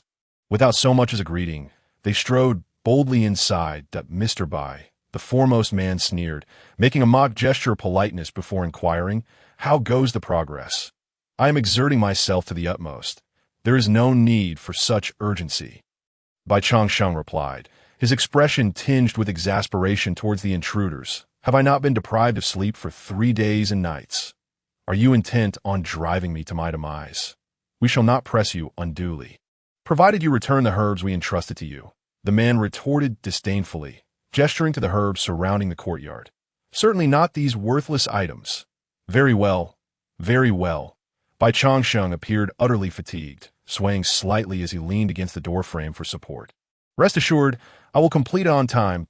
Do not forget our agreement. The man raised 3 fingers. You have 3 days. Bai Changsheng nodded weakly in agreement. Despite the formidable aura emanating from them, Yu Yangzhou felt no insurmountable threat. Defeating these individuals was not beyond the realm of possibility. He did not fear them. Yu Yangzhou harbored a deep-seated disdain for bullies, his revulsion boiling within him. Do not push your luck, he exclaimed. The man slowly turned to face Yu Yangzhou, spitting contemptuously and glaring at him. Humph, what business is it of yours? A companion whispered to him. This lad is the sickly one from the Yu family. Yu Yangzhou. Damn it, I thought he was some fool from elsewhere. The man laughed heartily. So, you are from the Yu family. Do you believe I would hesitate to obliterate your entire clan? Upon hearing Yu Yangzhou's name, the man's malevolence intensified. Noticing the Lu character embroidered on their garments, Yu Yangzhou inquired, are you the Lu family that robbed my father's blacksmith shop and bullied my father and sister? You little brat. You still remember? The man snarled, his face contorted with rage as veins bulged on his forehead. I am Lu Ji, the bane of your Yu family. Yu Yangzhou remained unfazed, calm as he asked, will you be participating in the rank examination? What of it?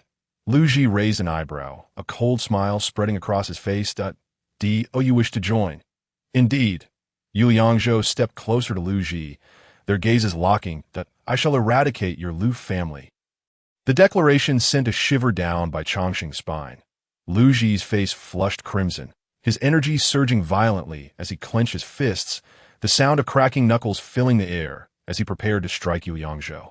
Young master, the rank examination will have envoys from various sects present. It is best not to provoke any incidents now. A nearby man stepped forward to intervene, that if you disrupt the young lady's affairs, it would be disastrous. Lu Ji, he roared, forcing himself to suppress his fury. If I do not tear you to shreds, I shall not bear the Lu surname. Very well, Yu Yangzhou replied, nonchalantly. The truth shall become evident in due time. Old man, should you dare sell medicine to him, I will raise your herbal hall to the ground. Lu Ji threatened, making a slashing motion across his throat before turning to leave. With a resounding crash, he shattered the wooden door in his wake, venting his frustration. Alas, Bai Changsheng hurried down the wooden steps, his face ashen as he shook his head repeatedly. Why provoke him? If I do not provoke him, they will still seek us out. Yu Yangzhou replied, unperturbed. Mr. Bai, what do they want from you? They place great importance on this examination. I have heard that sects are coming to recruit disciples. They demand that I concoct healing potions, as well as elixirs that enhance cultivation and vitality. By Changsheng explained, supported by a young assistant as he took a moment to rest on the wooden steps. Is it permissible to use potions during the examination? Yu Liangzhou questioned, believing that examinations should reflect one's true abilities. That if potions are allowed, how can genuine talent be assessed? The Liu family is capable of any unscrupulous deed, resorting to any means to achieve their ends. One does not underestimate your audacity. Do you truly intend to participate in the examination? Bai Changxing's eyes widened in disbelief, his gaunt face accentuating his astonishment. Indeed, that I will vanquish the Liu family. Chapter 13. Golden Elixir Mister. I have a question to pose, Yu Liangzhou began, raising his hand slightly to signal Bai Changsheng to continue. That in truth, my strength is not lacking. Why do I lack a rank? Is participation in the examination mandatory to obtain one? Bai Changsheng seemed to have grown accustomed to the young man's unconventional demeanor, no longer taken aback. The rank examination serves to showcase one's strength to AS for the specific rank. It must be assessed using a trial stone. Not all begin at the lowest rank. Some achieve second or even third ranks upon their first assessment. With a rank comes corresponding enhancements in ability. Comprehension, strength, and vitality all improve with increased rank. What then is this trial stone? Yu Liangzhou inquired further. The trial stone is a wondrous artifact of heaven and earth, capable of unlocking the meridians of cultivator and releasing their potential. To IT is only brought forth by sects each spring for the purpose of rank examinations. It merely serves as a precursor to the path of cultivation. Yu Liangzhou nodded, expressing his gratitude to Bai Changsheng. Clearly, obtaining a rank was of great significance. It could substantially enhance one's strength, and was not merely a title. Alas, you see, it is not that I do not wish to assist you. If I fail to complete my tasks, they may burn down my humble abode. With that, the assistant helped Bai Changsheng rise, leading him back inside. That IT would be wise for you to escape while you still can. Mr. Bai, I shall not impose upon you, Yu Liangzhou replied, following Bai Changsheng into the room. That if you instruct me on how to brew the medicine, I can manage it myself without burdening you. Teach him how to brew the medicine, Bai Changsheng instructed. The room was filled with an array of herbs, with several small stoves bubbling vigorously, the potent scent of medicine permeating the air. First, we must thoroughly cleanse the blood-transforming herb. The assistant took a medicinal jar and approached a nearby well. That is their specific method to brewing medicine? Yu Liangzhou inquired, meticulously washing the roots of the herbs, the sunlight warming his face and lifting his spirits. There are indeed many intricacies, the assistant, busy with his own tasks, explained to Yu Liangzhou. First, one must understand the properties of the herbs. Different herbs require brewing at different times. For instance, this blood-transforming herb can only be brewed between the hours of noon and dusk. Yin herbs must be brewed during times when yang energy is receding and yin energy is strong, and vice versa. There are also other considerations, such as the type of pot, the heat, and the alchemist's innate talent, all of which are quite stringent. That IT will take time for you to learn. Young master, what rank of alchemist are you? Yu Liangzhou asked, observing the assistant, who appeared to be merely 14 or 15 years old, yet spoke with remarkable sophistication. I can brew herbs of rank 3 and below, so I would consider myself a rank 2. Impressive. At such a young age, you have already attained rank 2, Yu Liangzhou remarked, having finished washing the herbs. This blood-transforming herb is of rank 3. Can you brew it? I can only give it a try. The youth gestured for Yu Liangzhou to place the huashue grass on the wooden stump. Can we begin? He inquired. You must think carefully. This is my first attempt at brewing the third-grade huashue grass. The youth's large eyes fixed intently on Yu Liangzhou. If I fail, I cannot bear the cost. Simply follow the steps, and it should not go awry, Yu Liangzhou replied, given the value of this herb. It is far more crucial to ensure my father receives treatment promptly. Very well. Before they commenced, the youth reiterated his warning. You must meticulously monitor the fire. It cannot be too strong or too weak. How am I to know when the fire is too high or too low? Yu Liangzhou queried. The stove uses wood. The intensity of the flame depends entirely on the amount of wood added. And you must also adjust the airflow with a fan. Observe the color of the medicinal broth and the bubbles. If the fire is too low, the essence of the medicine will not extract.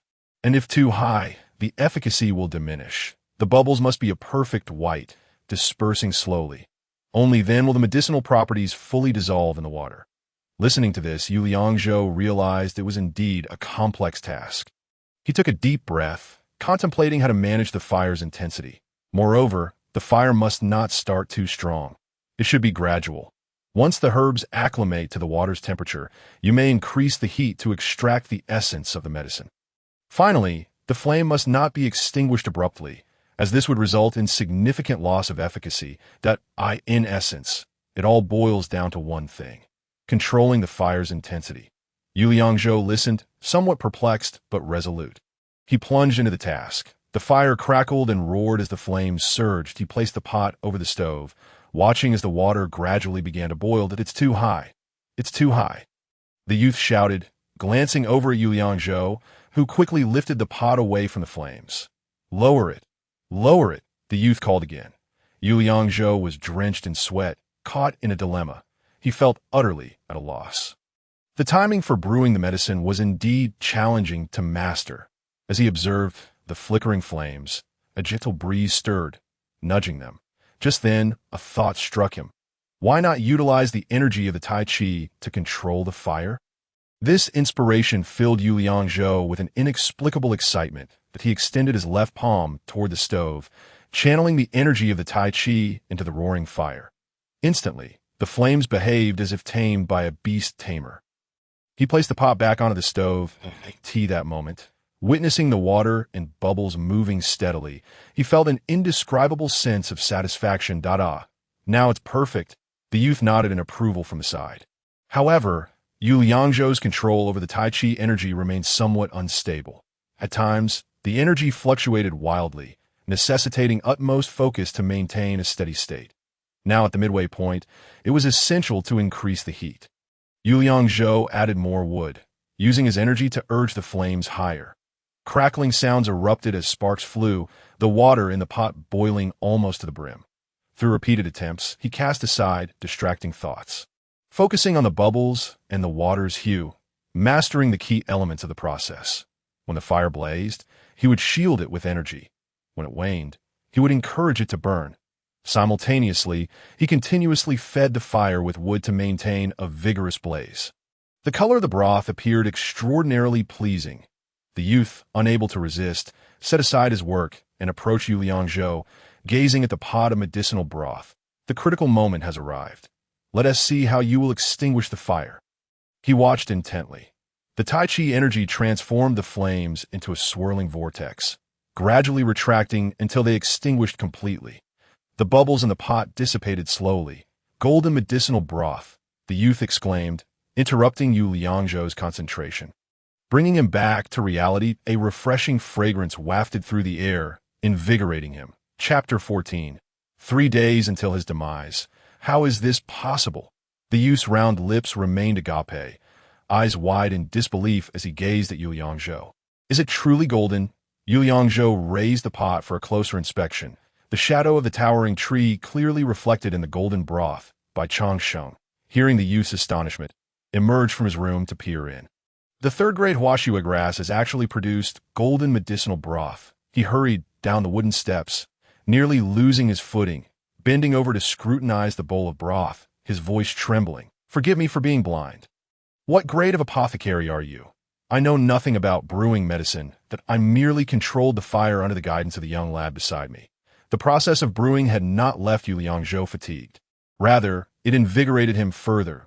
If I were to brew this third-grade huashua grass, Bai Changsheng pondered, stroking his beard, I would estimate only a 30 to 40% chance of producing golden quality broth. Perhaps I was just fortunate. Yu Liangzhou genuinely did not grasp the intricacies of this craft, unable to comprehend why he had produced golden broth. This is not merely luck. Bai Changsheng observed Yu Liangzhou closely. Astonishment filling his eyes, mingled with an inexplicable admiration. Could you enlighten me on how you managed to control the fire? At first, I only knew to add wood. However, I was unable to control the fire. Yu Liangzhou explained, approaching the stove to demonstrate. Our family possesses a technique for cultivating energy. In that moment, inspiration struck, and I attempted to control the flames with energy. His gentle palm moved gracefully, the Tai Chi energy surging forth once more. The flames flickered, morphing into various shapes under his control. Thus, following the young lad's instructions, I brewed the golden broth. Merely controlling the fire is not sufficient to achieve golden broth. Bai Changsheng continued to delve into the mysteries of the process. Your ability to control the fire with energy is indeed remarkable, yet this golden broth remains a rare treasure. What are the medicinal properties of this golden broth? All the potency of this third-grade huashue grass is encapsulated within this broth. Naturally, it is of the highest quality. Bai Changsheng gazed longingly at the golden broth, instructing the youth, quickly seal this pot to preserve its medicinal essence. The youth swiftly covered the pot's opening with a lotus leaf, binding it with a grass rope before handing it to Yu Liangzhou. Hurry and administer it to your father. Once in the morning and once at night. Finish it within 3 days. Then I shall take my leave. Yu Liangzhou secured the pot at his waist and bowed in farewell. Farewell, young hero. Please wait. At that moment, Bai Changsheng stepped forward, a hint of regret in his voice. I have been remiss in my treatment of you. I hope for your understanding. He produced a small vial from his sleeve. This is the spirit of life I have concocted. It can be taken when one is physically drained. You are at odds with the Lu family. Bai Changsheng directly thrust the vial into Yu Liangzhou's waist. You would do well to flee. I cannot allow my talent to be squandered in their hands. Yu Liangzhou replied, shaking his head with a bitter smile, feeling grateful toward the elder for his good intentions, as those who lack understanding could not perceive the hope before them. Hurry, make your preparations to escape. The sooner, the better, lest you encounter unforeseen troubles. Bai Changsheng escorted Yu Liangzhou to the gate before halting his steps. I shall not flee. My words to Lu Ji earlier were no mere jest. Yu Liangzhou resolved to train diligently, seeking to enhance his chances in the upcoming examination. Old sir, do you know where I might cultivate? With only a few days to spare, how could one possibly cultivate? Bai Changsheng furrowed his brow, concern etched across his face that last-minute efforts are futile. Fleeing would be the more prudent course. The Lu family has nearly driven my father to his death and seeks to forcefully wed my sister. Yu Liangzhou's eyes glinted with a cold light, revealing an unwavering attitude of defiance. I too would gladly eradicate them. Bai Changsheng sighed softly, continuing to counsel, but not at this moment. You currently lack the strength. I see you're also being pressured by the Lu family. Bai Changsheng hung his head, his heart heavy with frustration. My granddaughter is gravely ill, and I can only beseech them to seek medicinal herbs. Why must we turn to the Lu family for this? The mountains are fraught with danger. For reasons unknown, ferocious beasts have been appearing with increasing frequency. Bai Changsheng gazed toward the distant forests and mountains, his tone laced with helplessness. Even malevolent spirits and demons have become encounters one might face. Yet only their family possesses the strength to venture into the mountains for herbs. What herbs do you seek? I can make an attempt. Yu Liangzhou followed Bai Changsheng's indicated direction. The vast and mysterious mountains stood silently in the distance, painted in hues of twilight. Alone in the mountains? Do not worry, Mr. Bai. Simply point the way. Yu Liangzhou patted the wooden sword sheath at his back and drew forth the black gold sword. The elder, upon seeing the blade, nodded in acknowledgement. Youngster, bring forth the map. A somewhat tattered parchment unfurled upon the table, exuding a faint scent of decay. These locations yield third and even fourth-grade medicinal herbs. Do not venture further inside. The map marked the herb locations with clarity, easily comprehensible. The finer the herbs, the more they absorb the essence of heaven and earth, thus attracting those otherworldly beasts and specters. Therefore, you must exercise utmost caution. What tier are these beasts and specters? Yu Liangzhou, confident yet not reckless, sought to understand the caliber of adversaries he would soon confront. Generally, they correspond to the grade of the herbs. That third-grade herbs attract third-tier beasts. Should you slay them, rewards will follow. For these 3 days, focus on your cultivation. Yu Liangzhou, unwilling to waste time, harbored gratitude for Bai Changsheng in silence. After expressing his thanks, he dashed homeward with fervor. Qingci, Qingci! Yu Yangzhou abruptly pushed open the dilapidated door of his home. "Brother, what is amiss?" Yu Qingxi emerged from their modest abode, her expression one of alarm. Without a word, Yu Liangzhou strode directly into his father's chamber. The medicinal pot opened, and the rich aroma of herbs instantly filled the cramped space. Yu Wu's eyes widened in surprise, his frail visage stretching in astonishment. "This is golden medicinal broth. Father, please take your medicine." As the concoction slid down his throat, a rosy glow appeared on Yu Wu's face. "I have not felt so unburdened in ages. Father, remember to take your medicine on time." Watching his father's evident improvement, Yu Liangzhou felt a great weight lift from his heart. "I shall go cultivate for a few days and participate in the tier examination in 3 days." "Where will you cultivate?" "Into the mountains." He spread the map across the table. "This was given to me by Mr. Baidat. I will cultivate while gathering some herbs." Chapter 15. The Sword Techniques Enhancement. With the 6th grade black gold sword in hand and the elixirs bestowed by Mr. Bai, I shall surely remain unscathed. Excellent. Seeing Yu Liangzhou brimming with vigor after consuming the elixir, Yu Wu's heart soared. "I just encountered Lu Ji. His family places great importance on the tier examination, so they are unlikely to cause trouble in the coming days. Father, rest and recuperate. In 3 days, I will repay the humiliations of these years in kind." "Well said, Jur. Truly the pillar of our Yu family. Go forth and cultivate with peace of mind." After a hearty meal, Yu Liangzhou wasted not a moment, setting down his bowl and chopsticks before heading out. The forest bore an unusual name, Old Mountain. Located to the west of Nanping City, he rode swiftly to its base in the time it takes to burn a stick of incense. The setting sun bathed the forest in a fiery crimson hue, and the path was eerily devoid of any presence. The dense woods loomed dark and foreboding, save for a winding trail that twisted into the abyss of shadows. The chilling wind rustled the branches, and the damp air carried a faint, metallic scent. With a flick of a torch, Yu Liangzhou's silhouette elongated as he stepped onto the muddy path in the distance. A flash of lightning split the sky. Thunder rumbled ominously, and dark clouds began to converge ominously toward him. Once within the forest, Yu Liangzhou heightened his vigilance, scrutinizing every rustle and whisper. Although the path was muddied, it was still discernible. Blessed with an extraordinary memory, he could recall the map with precision. Spotting a spring, he recognized it as a suitable resting point. Beyond this lay true danger. He paused to gather his focus. "I must concentrate." The encroaching clouds blotted out the moonlight, plunging the world into darkness. Chilling raindrops fell upon him, sharpening his senses. The path grew muddier and more serpentine, and strange sounds echoed from the depths of the thicket. Some came from afar, while others seemed to lurk nearby. Yu Liangzhou dared not linger. He needed to reach the cave marked on the map for the night. With a surge of resolve, he unleashed his cultivation, propelling himself forward with increased speed. Swish, he drew the black gold sword, cleaving a path through the underbrush without slowing his pace, becoming increasingly attuned to the forest shadows and chill. After a relentless hour of sprinting, the dense foliage began to thin. Before him lay a small hill shrouded in greenery, precisely aligned with the map's markings. Suddenly, an odd sound resonated from behind him. Yu Liangzhou sensed its proximity and cautiously halted, turning to face the source.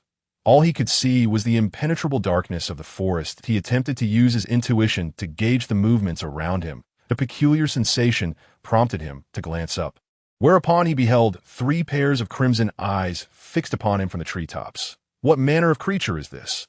Yu Liangzhou could sense the creature's massive form, at least the size of a bull. The narrow terrain was unsuitable for combat, and instinctively he sought to escape this precarious position.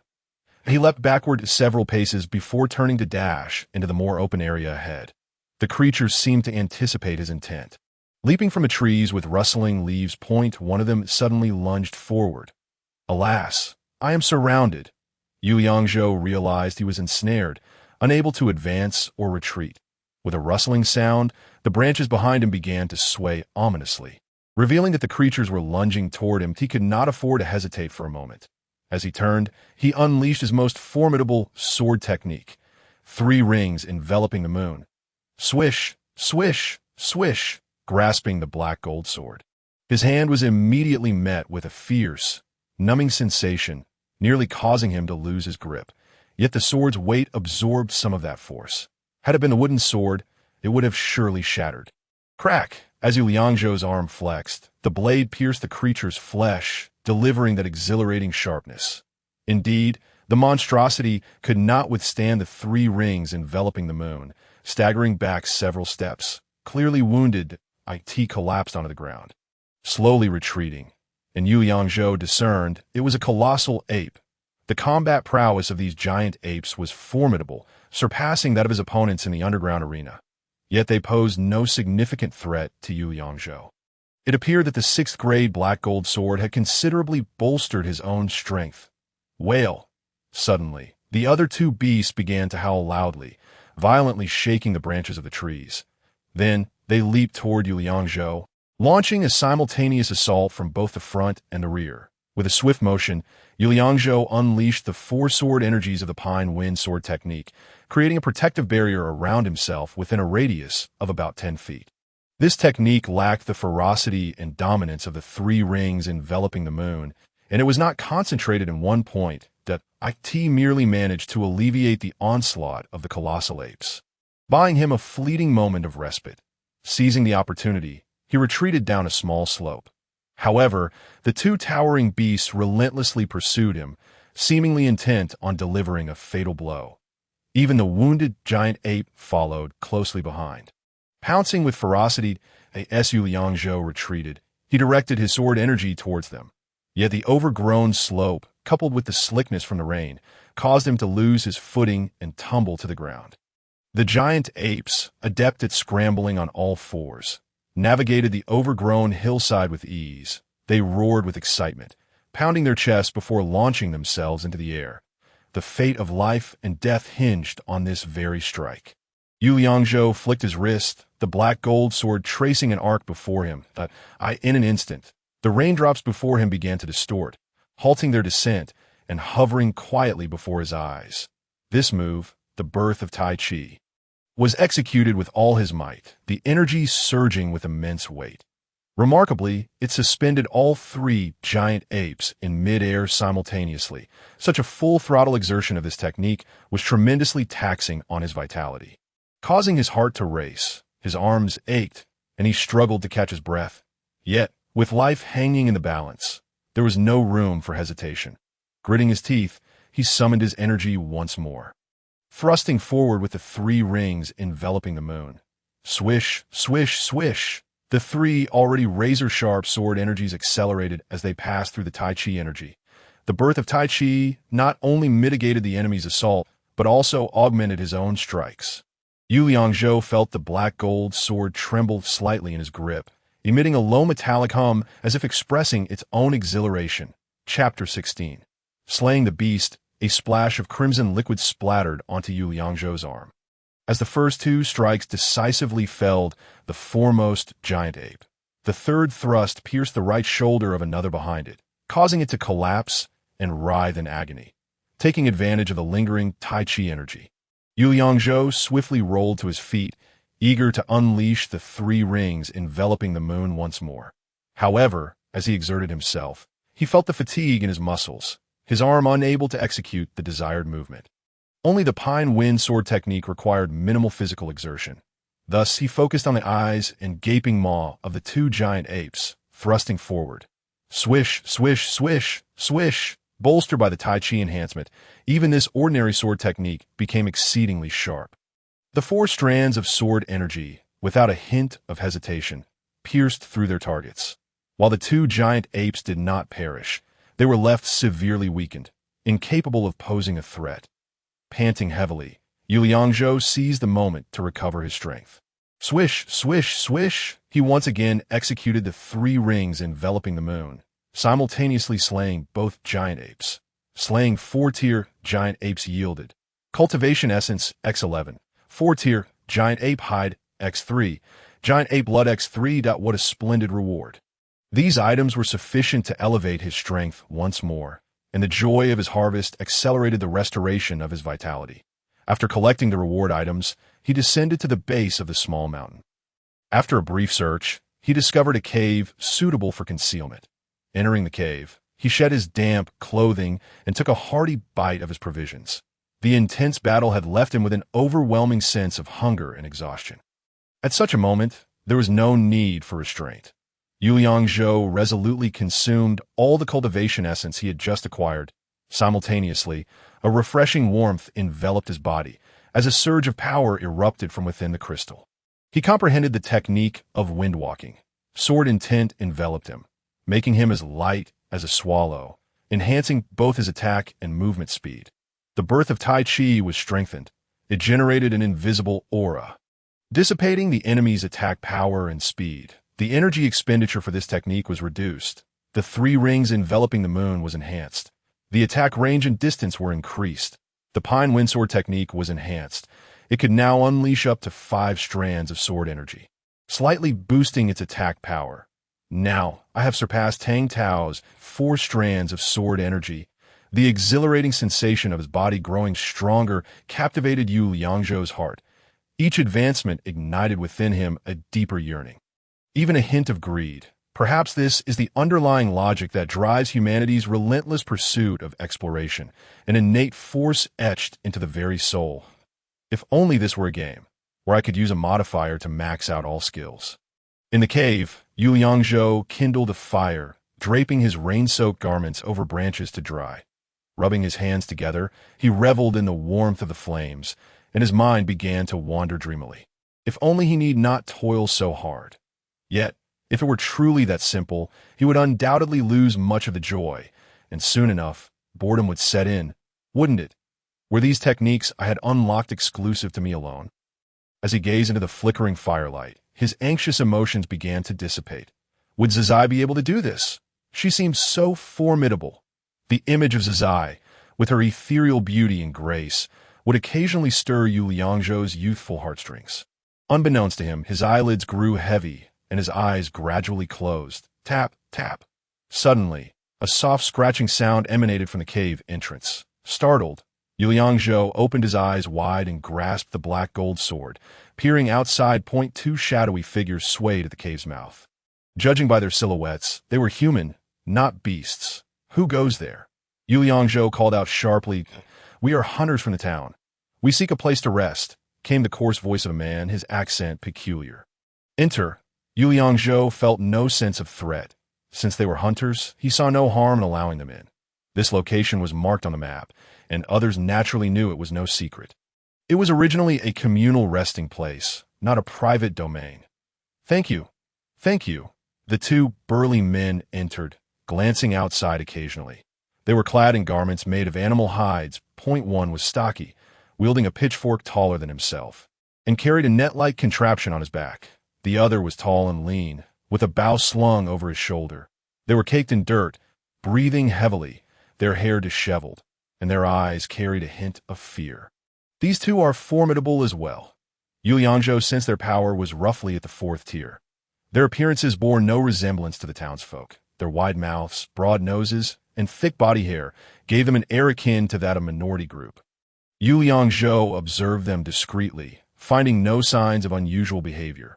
His own strength could easily overpower them, so he sheathed the black gold sword. I am Uta, and he is a Jia. The 2 men made themselves comfortable, settling down beside the fire to warm themselves. The stocky man sized up Yu Liangzhou, his tone wavering. Are you also here to hunt? I am here to gather herbs, Yu Liangzhou replied coolly. Did you slay those 3 giant apes? The 2 exchanged glances, then turned their attention back to Yu Liangzhou. They attacked me as I passed by, Yu Liangzhou said, donning his dry garments. That I simply dealt with them. You are quite formidable. Indeed. Was it just you alone? Muta's surprise was evident on his face as he inched closer to Yu Liangzhou. Why so many questions? Yu Liangzhou thought, wary of their intentions, but replied, I was merely scouting ahead. 2 other skilled individuals will follow shortly. Oh. Muta nodded repeatedly at Jia, however, remained quiet, merely fiddling with his bow and arrows, and Uta fell silent for a moment, appearing somewhat uncomfortable. Your attire does not seem fitting for herb gathering. You resemble one of those scholarly townsfolk. With your refined features, I've heard that the forest has become quite perilous recently. Muta, with his robust physique, surprised Yu Liangzhou with his gossiping nature. Not wishing to engage in trivial conversation, Yu Liangzhou shifted the topic, asking, "What have you harvested?" "We did gather some herbs, but their quality is rather low." He patted the leather backpack beside him and remarked, "It's merely of first and second quality. Taking such risks is hardly worth it." Mu Ta leaned sideways to peek at what lay near Yu Liangzhou. "What have you gathered?" "The hides and blood of those 3 giant apes. They are hardly valuable." "This is sufficient." Mu Ta's eyes glimmered with envy as he exclaimed. "The clothing made from this giant ape hide is remarkably durable. The beast's blood can be refined into medicine. Both are excellent finds." Chapter 17. "Your wife has a hard time remaining a widow. How about we collaborate?" Mu Ta suggested earnestly. "This jungle is fraught with danger. By looking out for one another, we can reap greater rewards." Yet Yu Liangzhou flatly declined. "No need. I am accustomed to operating alone, that we are quite familiar with the surroundings here." Mu Ta's expression turned grave, that if you were to join us, it would not be impossible to hunt even more advanced exotic beasts deeper within. What other ferocious beasts lurk within? Yu Liangzhou was solely focused on gaining as much experience as possible to swiftly enhance his cultivation. "The 4th-tier giant ape is the mightiest in this vicinity, and yet you managed to slay it." Mu Ta sat up straight, visibly intrigued. "Deeper towards the center of the old mountain, there lies a 5th-tier giant scorpion. Its venom is truly a prized possession." "What use is venom?" "Why, to poison, of course." Mu Ta pointed at Asa beside him, stroking the arrowhead in his hand. "Applying it to hunt other exotic beasts yields excellent results." "That does not pique my interest," Yu Liangzhou replied coolly, though internally he mused, "What I seek is cultivation. Let us see how he responds." "There's more," Mu Ta continued, "a 5th-tier howling wolf, if luck is on our side. We might encounter the Wolf King." "The Wolf King?" Intrigued by the mention of wolves, Yu Liangzhou inquired, "What treasures does the Wolf King possess?" "Anything that belongs to the king of these exotic beasts is a treasure." Mu Ta spoke animatedly, as if those treasures were within his easy grasp. "The Wolf King's hide, teeth, and claws are invaluable. Moreover, one might obtain rare essence, which is excellent for cultivation." "What tier is the Wolf King?" Upon hearing the keywords essence and cultivation, Yu Liangzhou's interest was piqued that in this region, the Wolf King is a 5th-tier, potentially 6th. However, this king's strength vastly exceeds that of ordinary wolves of the same tier. They are formidable foes. Do all these exotic beasts have kings? Are there kings among the giant apes as well? Of course, exotic beast clans must have a king to lead them. Otherwise, chaos ensues, Mu Ta elaborated. Speaking fervently, they maintain a strict hierarchy, and each has its own territory, at least. That has been my experience, that I have heard mention of demons and monsters. What is the story behind that? Yu Liangzhou recalled by Changsheng mentioning recent unrest in the mountains. Such occurrences were unheard of before. However, there is something amiss around here lately, Mu Ta replied, glancing back towards the cave entrance with an uneasy expression that I cannot fathom why those things have begun to manifest again. Are demons and monsters truly formidable? Humph. Is that even a question? Mu Ta shot Yu Liangzhou a sidelong glance, as if he were asking the obvious. Those beings are anything but simple. Each one is exceedingly difficult to contend with. He shuddered involuntarily. If you encounter them, it is best to flee. Otherwise, the consequences could be dire. Have you ever encountered them? Yu Liangzhou pressed on, disregarding Mu Ta's discomfort. "Me. If I had, would I still be here, roasting by the fire with you?"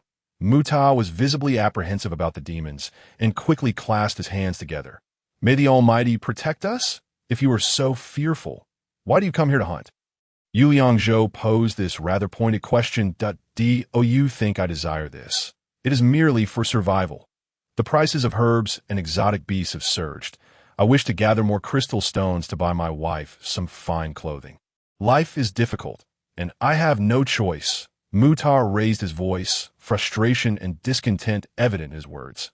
"All right, I shall collaborate with you. We will split the spoils, with a singular focus on cultivation." Yu Liangzhou welcomed the prospect of having two allies. "Precisely." Mu Ta rubbed his hands together, breaking into a broad grin reminiscent of a monkey. "We shall set off at dawn." Having said this, he exchanged a knowing glance with Asa, and the two sprang into action at the cave entrance, busily preparing traps to prevent any intruders. Yu Liangzhou thought to himself, Indeed, seasoned hunters know what they are doing. Thus, I can rest easy. Once the traps were set, the two returned to the campfire. Given your lack of experience, how dare you venture into the mountains alone? I, too, am driven by necessity. Yu Liangzhou's statement rang true. He had indeed been compelled to take such risks. You are quite peculiar. Muta scrutinized Yu Liangzhou, hesitating before finally succumbing to curiosity. You appear to lack a rank, yet your strength is impressive. Ah, it's a long story, best left unspoken, Yu Liangzhou responded, gradually growing more familiar with them, as they were now comrades in the same cave, that I typically engage the exotic beasts at the forefront, while Azza provides cover from a distance with his arrows. I see you wield a sword. That suggests you are also a close combat fighter. Muta quickly regarded Yu Liangzhou as an ally and began discussing tactics. Indeed, my attacks are all about close-quarters combat, Yu Liangzhou affirmed. Ah, Muta chuckled wryly, brandishing his iron fork. So, we are both playing with fire, dancing on the edge of danger. He then cast a sideways glance at Azza, jealousy coloring his tone as he remarked. You have it good. Your wife has a hard time remaining a widow. He gestured between himself and Yu Liangzhou, a look of resignation on his face. Unlike us two, where one misstep could leave our wives in mourning. Who would have thought you had such a sense of humor? Muta's demeanor seemed somewhat stoic, yet he spoke with a surprising fluency. However, when he began conversing, he chattered like a woman. What do you mean by sense of humor? Muta pouted, rolling his eyes. Yu Liangzhou realized that this world lacks such terminology that it means you talk a lot and are quite funny. Ah. Muta burst into laughter. I enter our line of work. We risk our lives in the dead of night. If one doesn't talk much, wouldn't that drive them to despair? He playfully nudged Azza with his robust arm, clearly teasing him for his silence. Wouldn't you agree? We have a rule. Azza finally spoke up that if one of us dies, the survivor is responsible for taking care of their family. Yu Liangzhou sobered at this, nodding solemnly. Young brother, we are both hunters from the market in Nanping City. Where is your home? His meaning was clear. They were discussing future arrangements in case of misfortune. Yu Liangzhou, from the Yu family on Huamu Street in Nanping City. Very well. Muta retrieved a flask from his backpack. Taking a swig before passing it to Yu Liangzhou, I will protect you in front. You seem young. I presume you have yet to take a wife? Huh. The three of them shared laughter and continued their conversation until the depths of night enveloped them in slumber. What transpired next? Suddenly, Yu Liangzhou was jolted awake by Muta's alarmed shout that he stood at the cave entrance, brandishing his iron fork as if facing a great threat. Chapter 18. The lurker in the darkness, seeing Muta so tense. Yu Liangzhou quickly rose to investigate the situation at the cave entrance. Look, the traps I set are all intact. However, Muta pointed towards the mechanism, and then his gaze slowly traversed along the ground into the cave. At the same time, his expression turned tense, his face devoid of color. Look here. In the cave, remnants of soil displayed strange and chaotic markings. Muta crouched down to examine them closely, using his fingers to measure the irregular shapes. I made 4 distinct marks in the soil last night. They've distorted. Something has entered. A sudden chill crept up his spine, and a wave of ominous energy pervaded the cave. The taciturn Aja quietly inspected everything within, ultimately shaking his head gently at Yu Liangzhou and Muta. Something has indeed entered the cave, yet it did not engage us. What could it be? From their anxious expressions, Yu Liangzhou discerned that it was likely not something easily dealt with. I have no idea what it is. Aja crouched and stealthily peered outside the cave. That moment, the sky was just beginning to brighten, and the sound of gentle rain was faintly audible. Muta continued to trace the markings with his fingers, attempting to uncover some clue. In all my years of hunting, I have never encountered such a situation. He was clearly at a loss, his tone growing grave and profound. Ordinary beasts would certainly make noise, yet this entity entered without a sound. There is nothing outside, Aja observed for a moment before retreating slightly, whispering, we should hasten our departure. It has been strange in these mountains lately. Preserving our lives is paramount. They swiftly gathered their belongings and exited the cave, making their way slowly towards the heart of the old mountain. The forest, shrouded in incessant rain, was thick with mist, limiting visibility to merely 3 paces. Utah and Ajah moved in tandem, ever vigilant of their surroundings. Yuliangzhou remained equally alert, prepared to engage in battle at a moment's notice. As they traversed the dense underbrush, the path ahead opened up significantly. At this juncture, Mutar raised his hand to signal a halt. He crouched to inspect the ground, then gestured for them to approach. This is the feces of a howling wolf. Piles of black matter lay on the ground, exuding a pungent, acrid odor, some even emitting wisps of vapor. Mutar probed the black substance with his finger, nodding in affirmation of his assessment. They took a sip of water from the wooden barrels at their waist before proceeding along the slippery path. Their pace, however, slowed considerably. At the slightest rustle, Mutar would stop to scrutinize the area.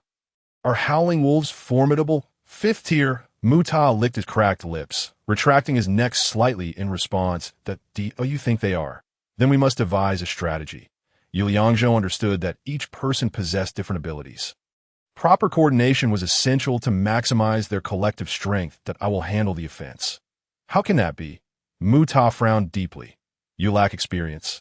Let me and Ajah take the lead. He then patted Yuliangzhou's shoulder. You can provide support from the side. Yuliangzhou found it amusing, but chose not to argue.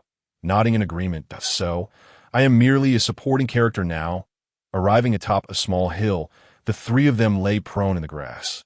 Observing the area ahead, suddenly, Ajah pointed to the right. Over there, approximately 200 paces away in the forest, several dark shapes flickered. After observing for a moment, Mutar shook his head that we should strive to find a solitary howling wolf. If we encounter a pack, escaping will be exceedingly difficult. In Yuliangzhou's memory, wolves were creatures known for their pack behavior. Where shall we find a lone howling wolf? If we cannot locate one, we must not act recklessly. Mutar, despite his robust and rugged appearance, was remarkably cautious in his approach that we should find a suitable spot to hide and set traps.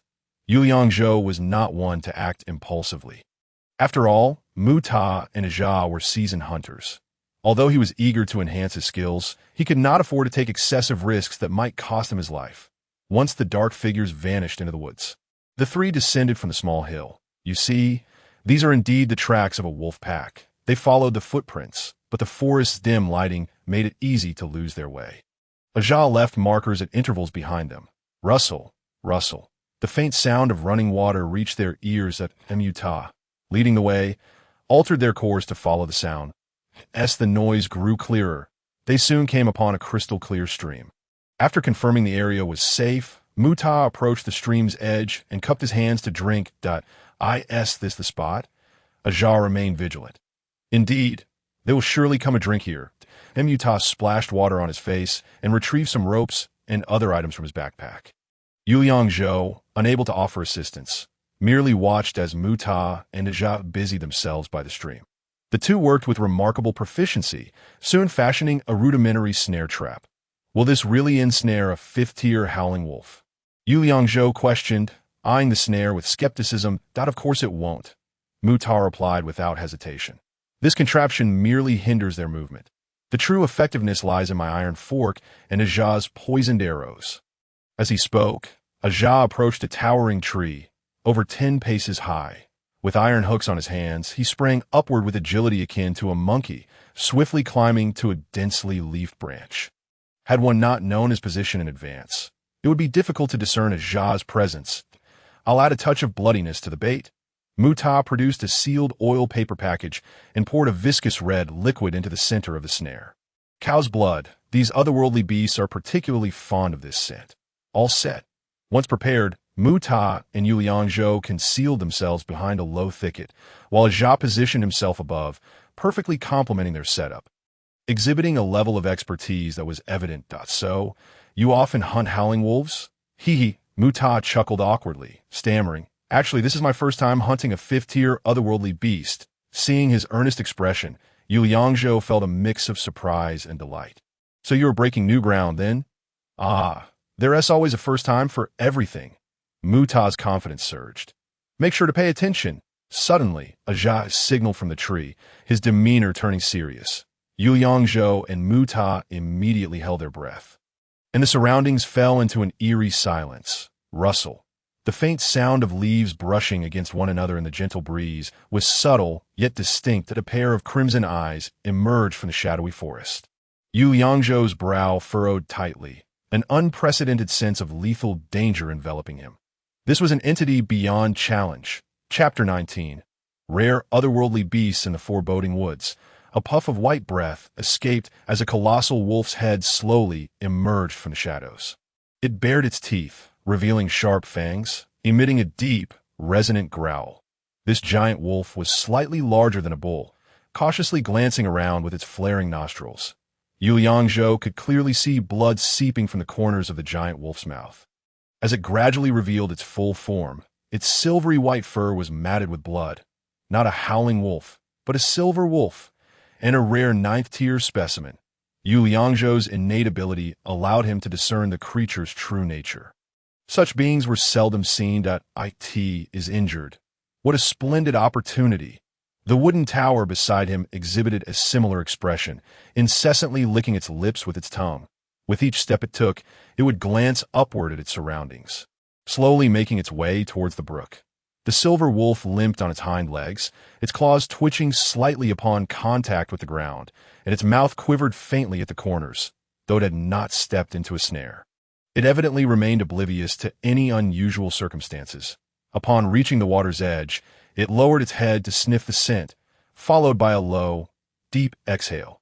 With that, its entire body relaxed as it submerged its head into the water. Splash! It lifted its head abruptly, shaking off the water from its fur, which sparkled in the sunlight like a myriad of colors. Asa, perched in the tree, had a clear view, and both Yu Yangzhou and the wooden tower awaited his signal to launch an attack. Yet, Asa's brow remained furrowed, still unable to summon the resolve to strike, that he peered deeper into the woods, his expression grave as he remained fixated on a particular spot. Motionless, the wooden tower seemed to grow impatient. For him, this was a once-in-a-lifetime opportunity that a ninth-tier silver wolf was nearly impossible to find, and even if located, it would not be seen as prey by others. Now, it was gravely injured and surrounded. If they were to slay it, the treasures it possessed would allow the two young hunters to revel in glory throughout Nanping City, securing a life of comfort thereafter. He cast an urgent look at Asa in the tree, conveying a singular message: miss this chance, and there shall be no further opportunity. However, Asa remained concealed behind the leaves, silently waiting. Just then, the leaves in the forest rustled. 5 figures emerged in succession, forming a semicircle around the silver wolf.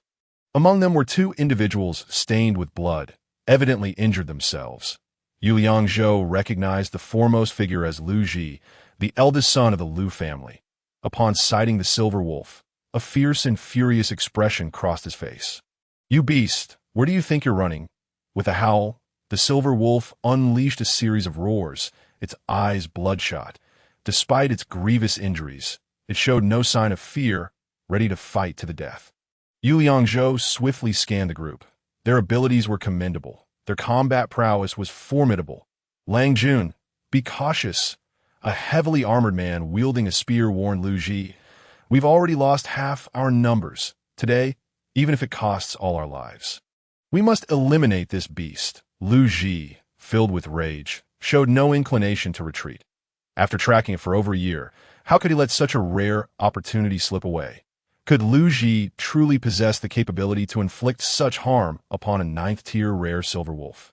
Yu Yangzhou pondered, unable to fathom that the silver wolf could have been injured by Lu Ji. Could it be that the Lu family housed experts capable of wounding the silver wolf? This beast was already at its last gasp and did not need to engage in a direct confrontation. Another man, armed with a crossbow, suggested, "Let's wear it down slowly." With that, he discharged arrows at the silver wolf. Whoosh, whoosh, whoosh. Several crossbow bolts flew toward the silver wolf. It dodged the first 2 but lacked the strength to evade the third. Thud. The already injured hind leg of the silver wolf bled profusely as it struggled. A howl of pain erupted as another bolt struck its foreleg, causing it to wail skyward. The wooden tower, concealed among the foliage, felt utterly disheartened by this scene, seeing its golden opportunity slip away. It was filled with resentment as it watched the silver wolf grow weaker. Nevertheless, Yu Yangzhou had made up his mind. He could not allow Lu Ji to succeed. At that moment, Yu Yangzhou whispered to the wooden tower, "Provide cover for me." Before his words had fully escaped his lips, he leaped into the air, employing the technique of Fengshu Yufeng. Arriving before the 5 men in an instant, one of them, caught off guard, was pierced through the chest by Yu Liangzhou's swift strike, falling lifeless, slaying a 4th-tier martial artist. Acquired Cultivation Essence X4, but the remaining 4 quickly regained their composure and launched their attacks. Using his agile movements, Yu Yangzhou engaged them in a series of exchanges with sword energy. Suddenly, he dodged and positioned himself before the Silver Wolf, sword pointed at Lu Zi's. "Oh, it is you, you little rascal." Lu Zi's fury ignited upon recognizing Yu Yangzhou, his rage boiling over. "Today, I shall eliminate both you and this beast." The earlier successful ambush had been due to their focus on the Silver Wolf. Now that they were aware, killing Yu Yangzhou would not be so simple. Yu Yangzhou too found himself in a stalemate, refraining from rash actions. The Silver Wolf had lost its combat strength. First, he must eliminate this little rascal. Lu Ji roared and lunged at Yu Yangzhou with his fists raised. The other 3 men coordinated to corner him near the riverbank, while Yu Yangzhou utilized the Songfeng sword technique to parry their assaults. This quartet worked in seamless harmony, their shield bearer providing protection, leaving no immediate openings. Simultaneously, they had to guard against the crossbowmen lurking behind, making Yu Yangzhou's task exceedingly arduous. At that moment, the shield-bearer inadvertently stepped into a snare set by the wooden tower. With a cry, he stumbled and fell, struggling to rise. Almost simultaneously, an arrow whizzed from Aza, concealed in the tree. Though it did not hit its target, it disrupted their offensive, granting Yu Yangzhou a moment to breathe. "Kill!" With a thunderous shout, the wooden tower charged forth, wielding a pitchfork to strike the shield-bearer. Blazing fist, Lu Ji disregarded the fallen shield-bearer, unleashing his ultimate move against Yu Yangzhou.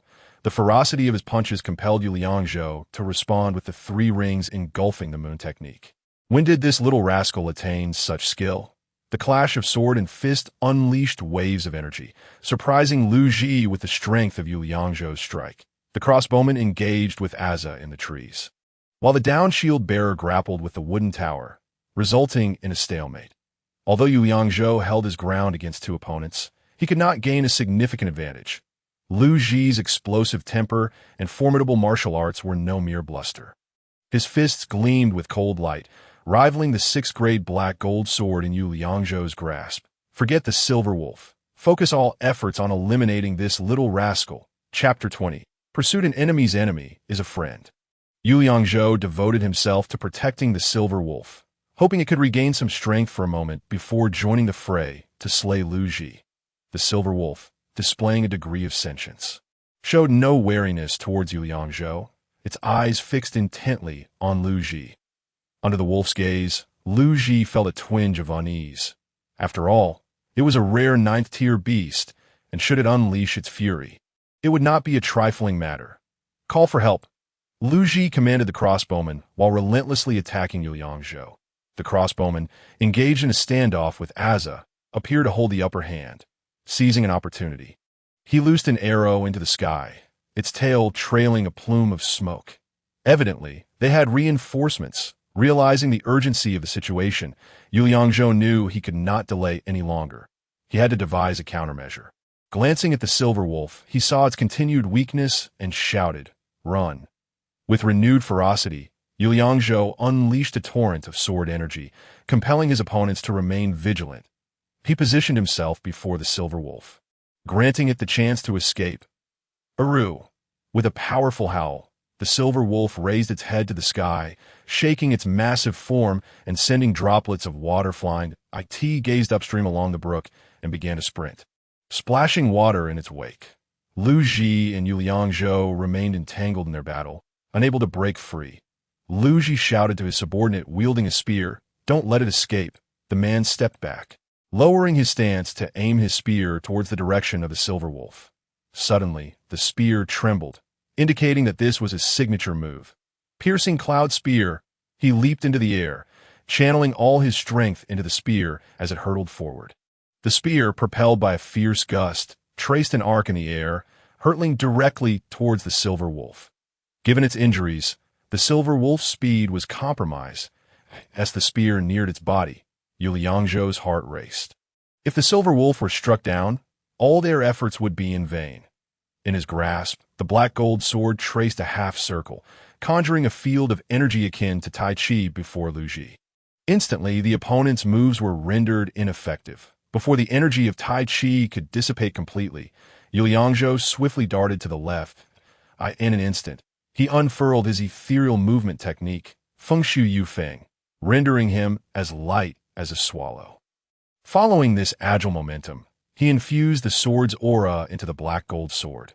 The blade's glimmering chill exuded an increasingly menacing aura of death. To his astonishment, he utilized the black gold sword as if it were an arrow.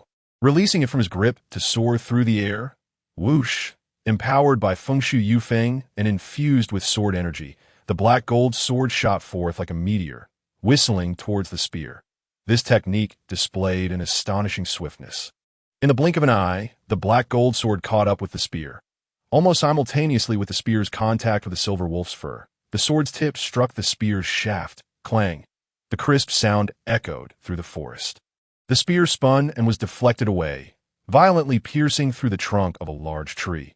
The black gold sword, meanwhile, embedded itself steadily into the soil beside the silver wolf, which cast a sidelong glance at the sword before continuing its ascent upstream.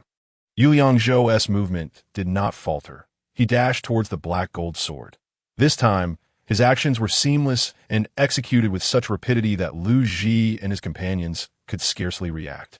By the time they regained their senses, Yu Liangzhou had once again seized the black gold sword, standing firm with it held horizontally. "You little rascal!"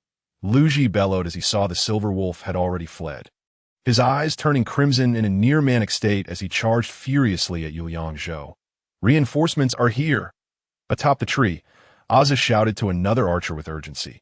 Yu Liangzhou simultaneously executed both Tai Chi and Fengshu Yufeng. But he could already sense his energy waning. Should another formidable opponent appear at this moment, dire consequences would surely ensue. He had initially aimed to eliminate the unarmed four-segment spear wielder. Yet now he found himself compelled to conserve his strength and retreat for the time being. Boom!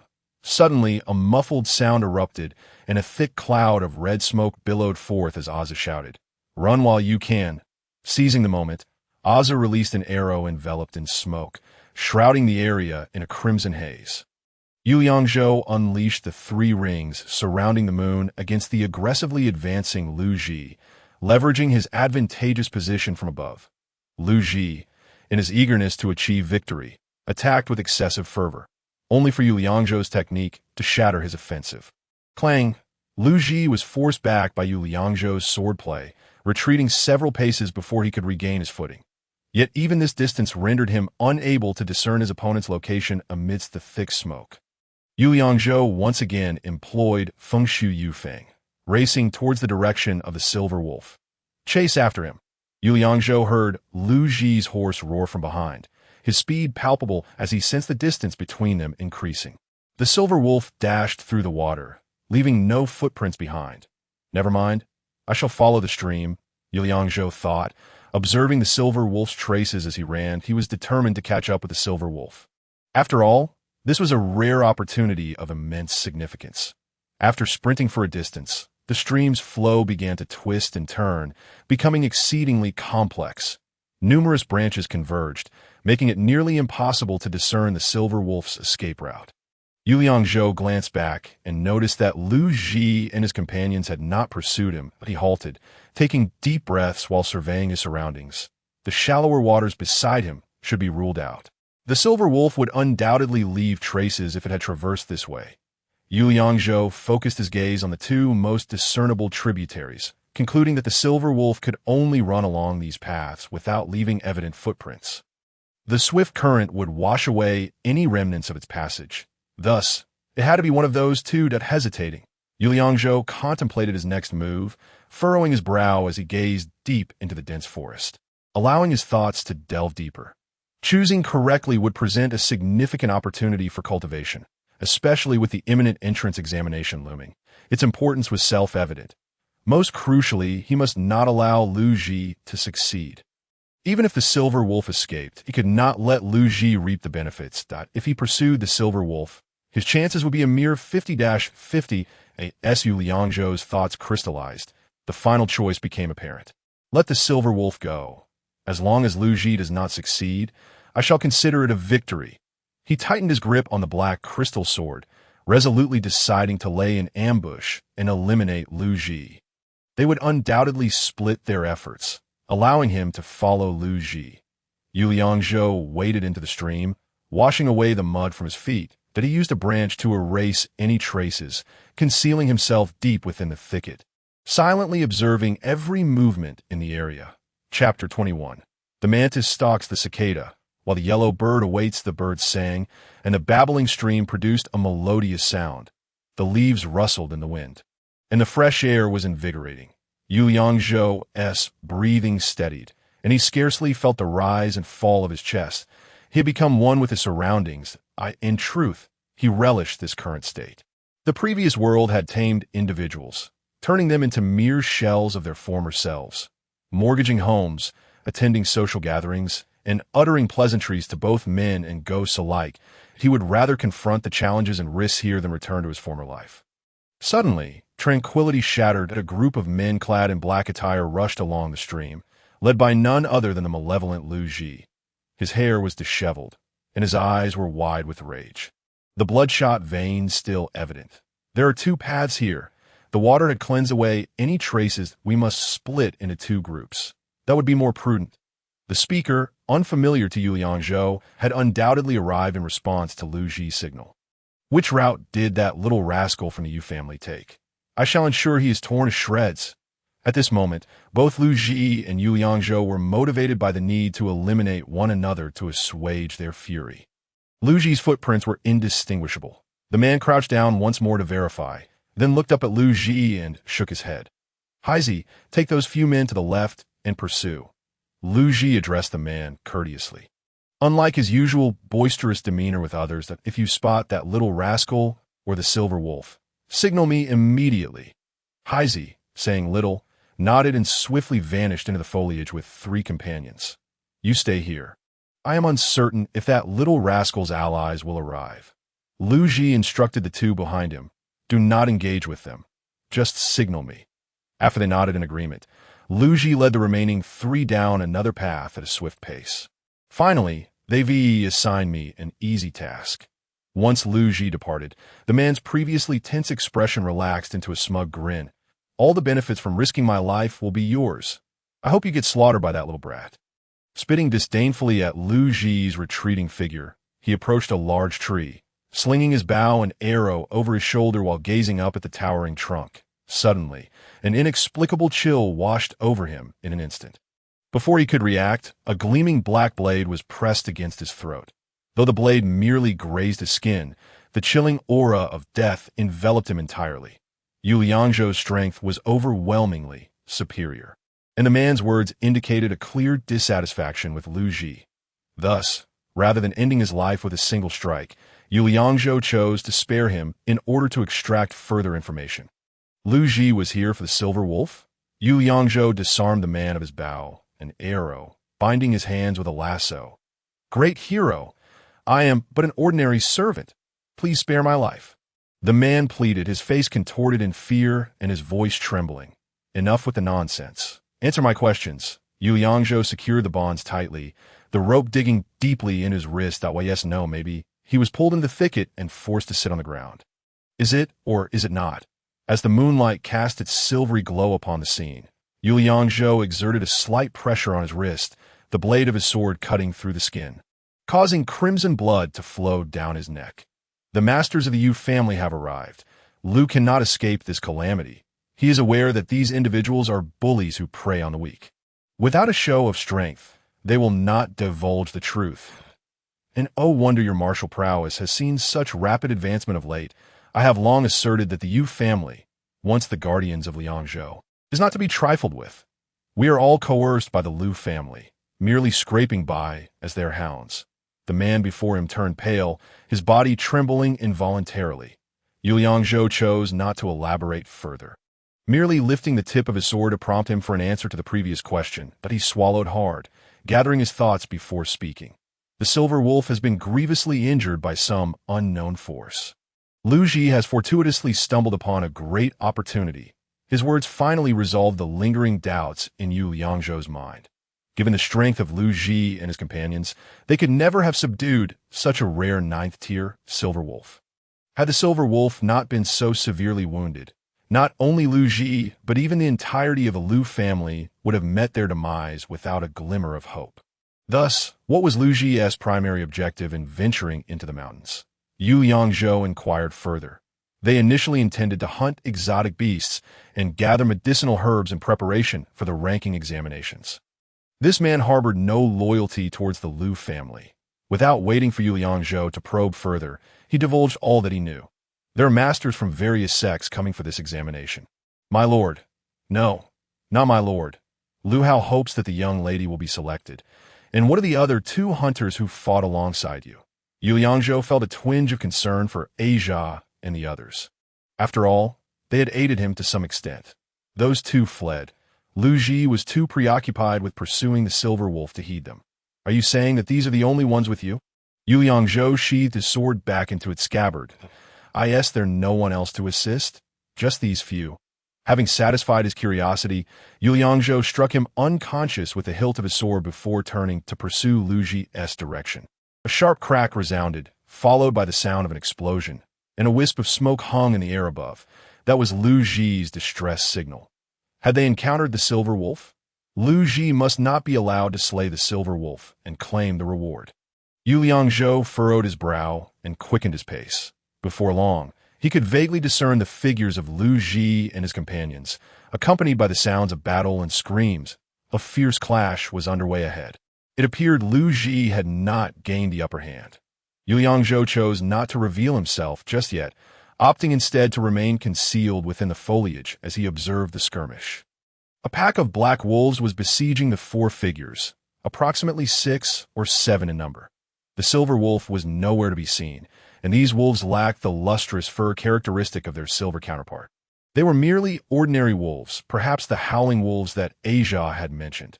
Individually, these wolves were no match for Lu Ji. However, their coordination was impeccable.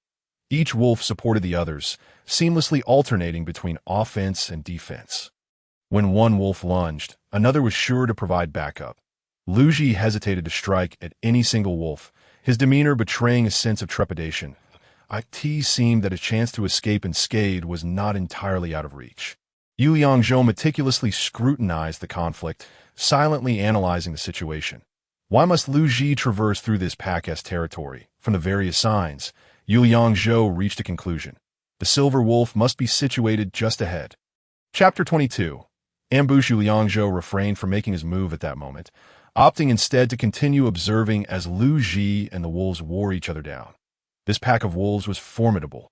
Not easily vanquished. One individual among the group clearly showed signs of fatigue, his reflexes dulled. Seizing the opportunity, 2 wolves launched a simultaneous attack. Crack! The man dodged the first wolf but was caught by the second. Its gaping maw clamping down on his neck. Blood sprayed forth as he fell lifelessly to the ground. Boom! Lu Ji capitalized on the moment, delivering a punch that felled the wolf that had claimed his companion. A life for a life. At that juncture, another team, having acted separately, arrived on the scene. The leader of this group, He Zi, possessed considerable strength, on par with Lu Ji, both being at the 5th tier. With their arrival, the tide of battle shifted dramatically. What was once an evenly matched contest now tilted in favor of Lu Ji and his companions. In no time, 3 wolves lay slain, while the remaining ones scattered in retreat. The skirmish resulted in 1 fatality among Lu Ji's group, and 2 others sustaining minor injuries. Lu Ji unsheathed his dagger and began to skin the wolves, a grin upon his face indicating a bountiful haul.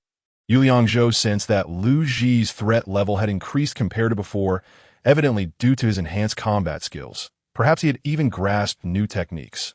Let this young man savor his moment of triumph. I must bide my time. Yu Liangzhou remained composed, confident in the correctness of his decision. The silver wolf lies in this direction. No matter the cost, it must be slain. After creating some distance, he followed closely behind Lu Ji and his companions. Ahead lay a treacherous swamp, thick with fog and reeking of decay. Within this mire, the remnants of various animals could be seen, rendering the area a veritable death zone. How had it come to resemble this? Lu Ji and his companions stood still, solemn expressions etched upon their faces. This forest has become increasingly perilous of late. We must eliminate the silver wolf and then retreat. They took a moment to regroup before hastening their steps to traverse the foul swamp. Yu Liangzhou held his breath, successfully navigating through the noxious mire behind them. He Zi, an experienced hunter, had tracked the silver wolf's trail to this very spot. Ahead lay a small hill that obstructed their path. The slope was not steep nor particularly rugged, with a broad platform atop. Though the underbrush was not overly dense, it provided sufficient cover for Yu Liangzhou to conceal himself. Upon reaching the summit, his view expanded dramatically. In the center lay a massive form that sent a jolt of shock through him. The silver wolf, its crimson eyes fixed intently on the intruders, baring its teeth as it emitted low growls. The white vapor escaping its mouth accompanied the violent rise and fall of its chest. Blood stained its fur considerably, while its hind legs twitched uncontrollably. Yu Liangzhou reined in his focus, his gaze locked on the movements of Lu Ji and the silver wolf. Either Lu Ji must perish or the silver wolf. Something must be claimed. Otherwise, this endeavor would be in vain, and he might well meet his end. The urge to kill had taken root in Yu Liangzhou's heart, all his strength coiling around the black gold sword, ready to be unleashed. Just then, someone lightly tapped him on the shoulder from behind. "Hush!" He turned in surprise to find Mu Ta and Asia standing behind him. "We have hunted for years without encountering a ninth-tier exotic beast." The three crouched together in the grass, whispering so quietly that their voices were barely audible above the rustling leaves. Moreover, is severely wounded.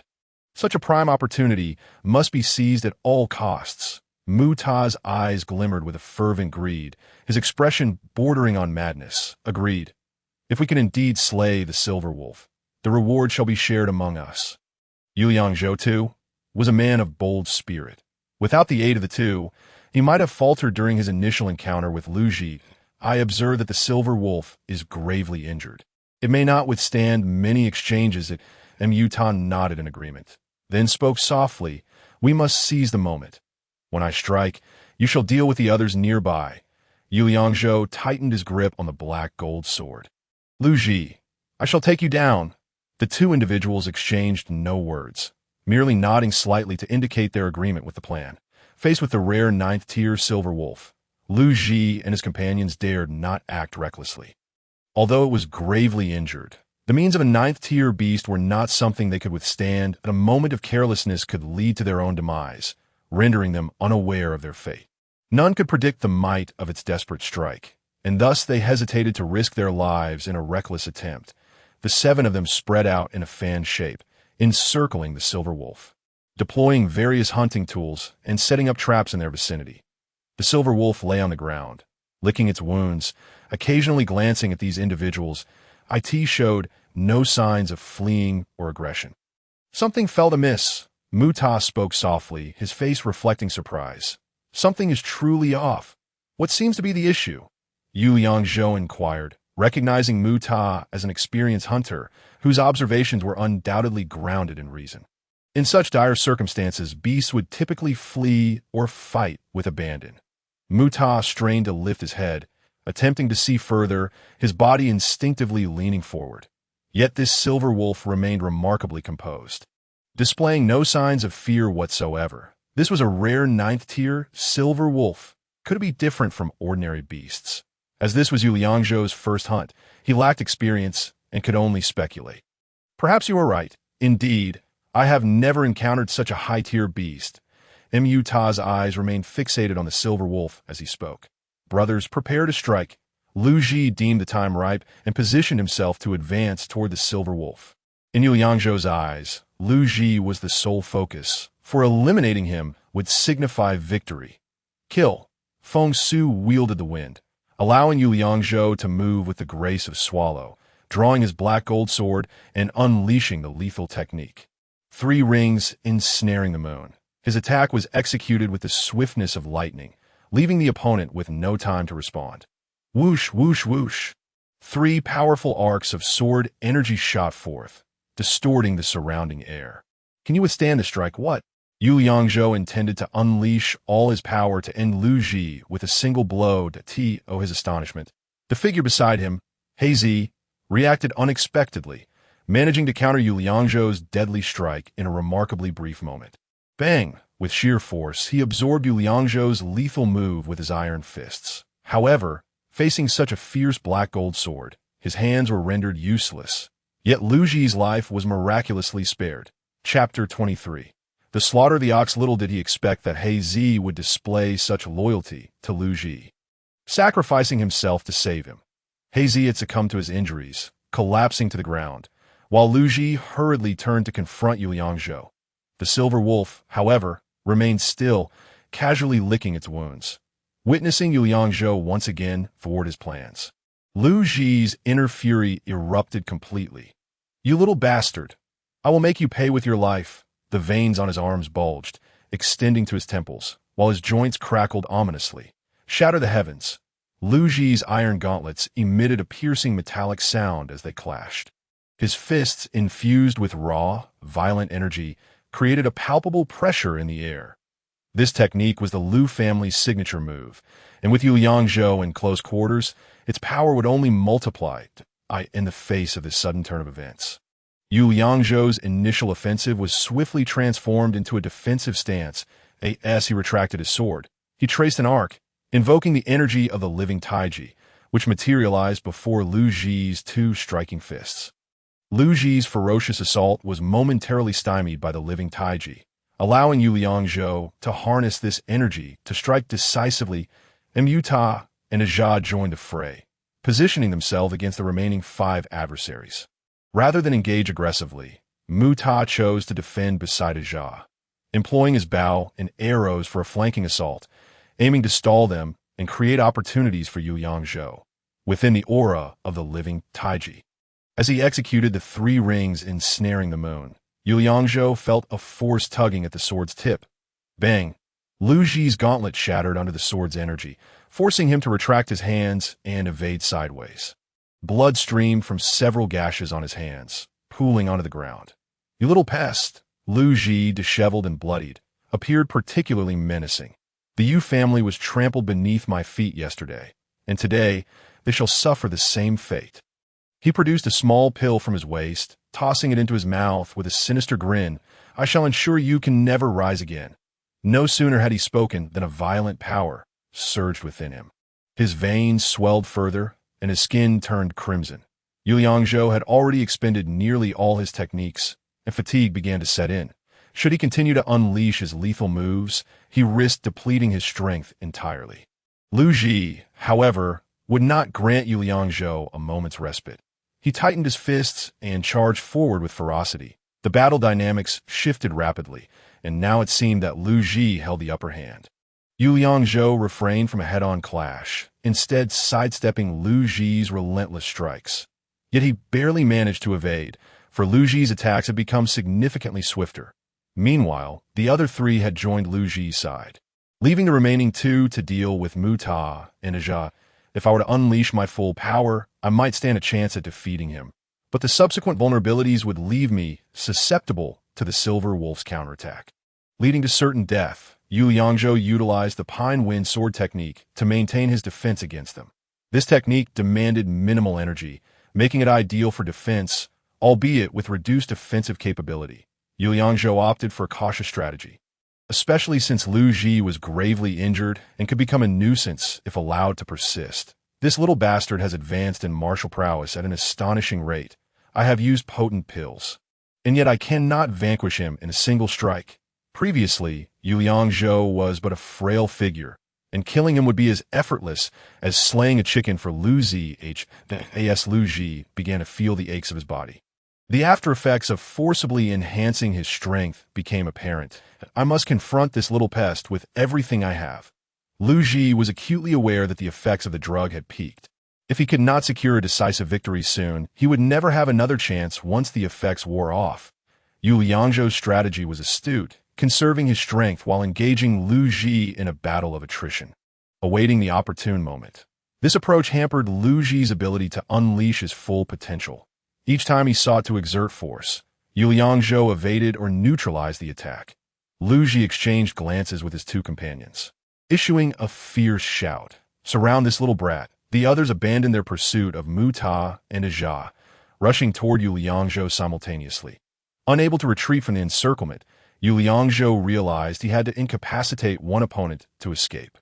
Rumble to the heavens! At that moment, Lu Ji, in concert with their assault, leaped into a furious strike.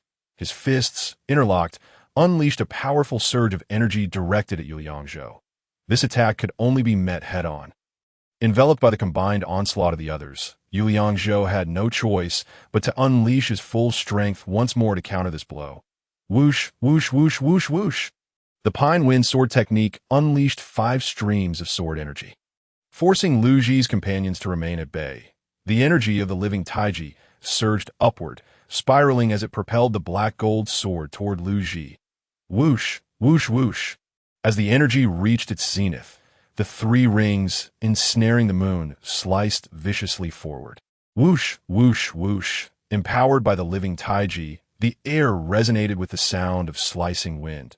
The 5 adversaries exhibited a remarkable synchrony akin to a formation, successfully evading Yu Liangzhou's Pine Wind sword technique. They approached from behind, and if Yu Liangzhou did not turn to defend, even if he managed to defeat Lu Ji, he would undoubtedly suffer grave injuries himself. No. Despite Yu Liangzhou's desire to retract his sword for defense, it was regrettably too late.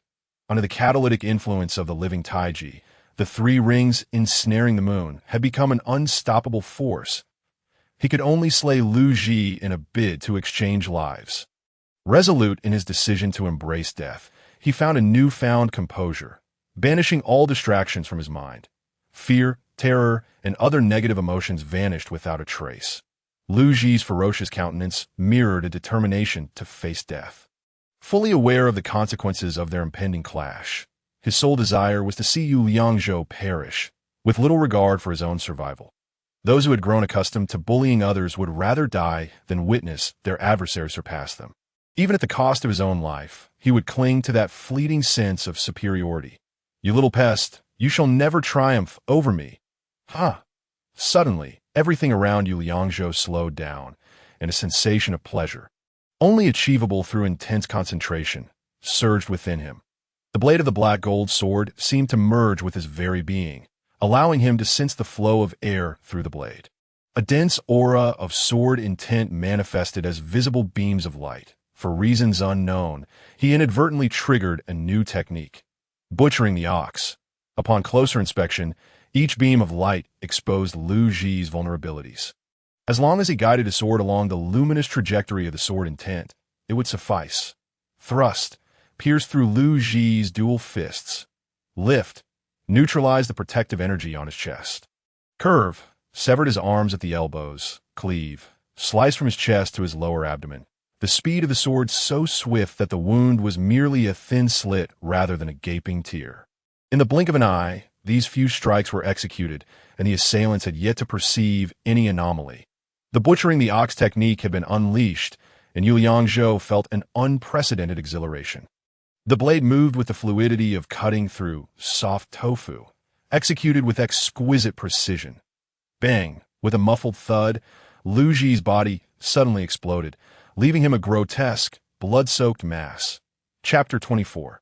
The reaction of a silver wolf. What the hell? The sheer power and ruthless ferocity of butchering the ox astonished even Yu Liangzhou himself. The exhilaration of triggering this technique was unparalleled. In the act of dismembering his foe, Lu Ji had been utterly defenseless. This technique was indeed well suited for someone like Lu Ji. Having slain a 5-stage rare fistmaster, he received 7 units of cultivation essence, a slight increase in the sharpness of the black gold sword, a minor enhancement to the life Taiji field, and a modest boost in the power of the 3 rings encircling the moon technique. Lu Ji's subordinates stood paralyzed with shock, providing an opening for Mu Ta and Ajia to launch a sudden attack. Swiftly eliminating the remaining foes, the spoils of wolf pelts and blood were worth a considerable sum of crystals. Today, they had struck it rich.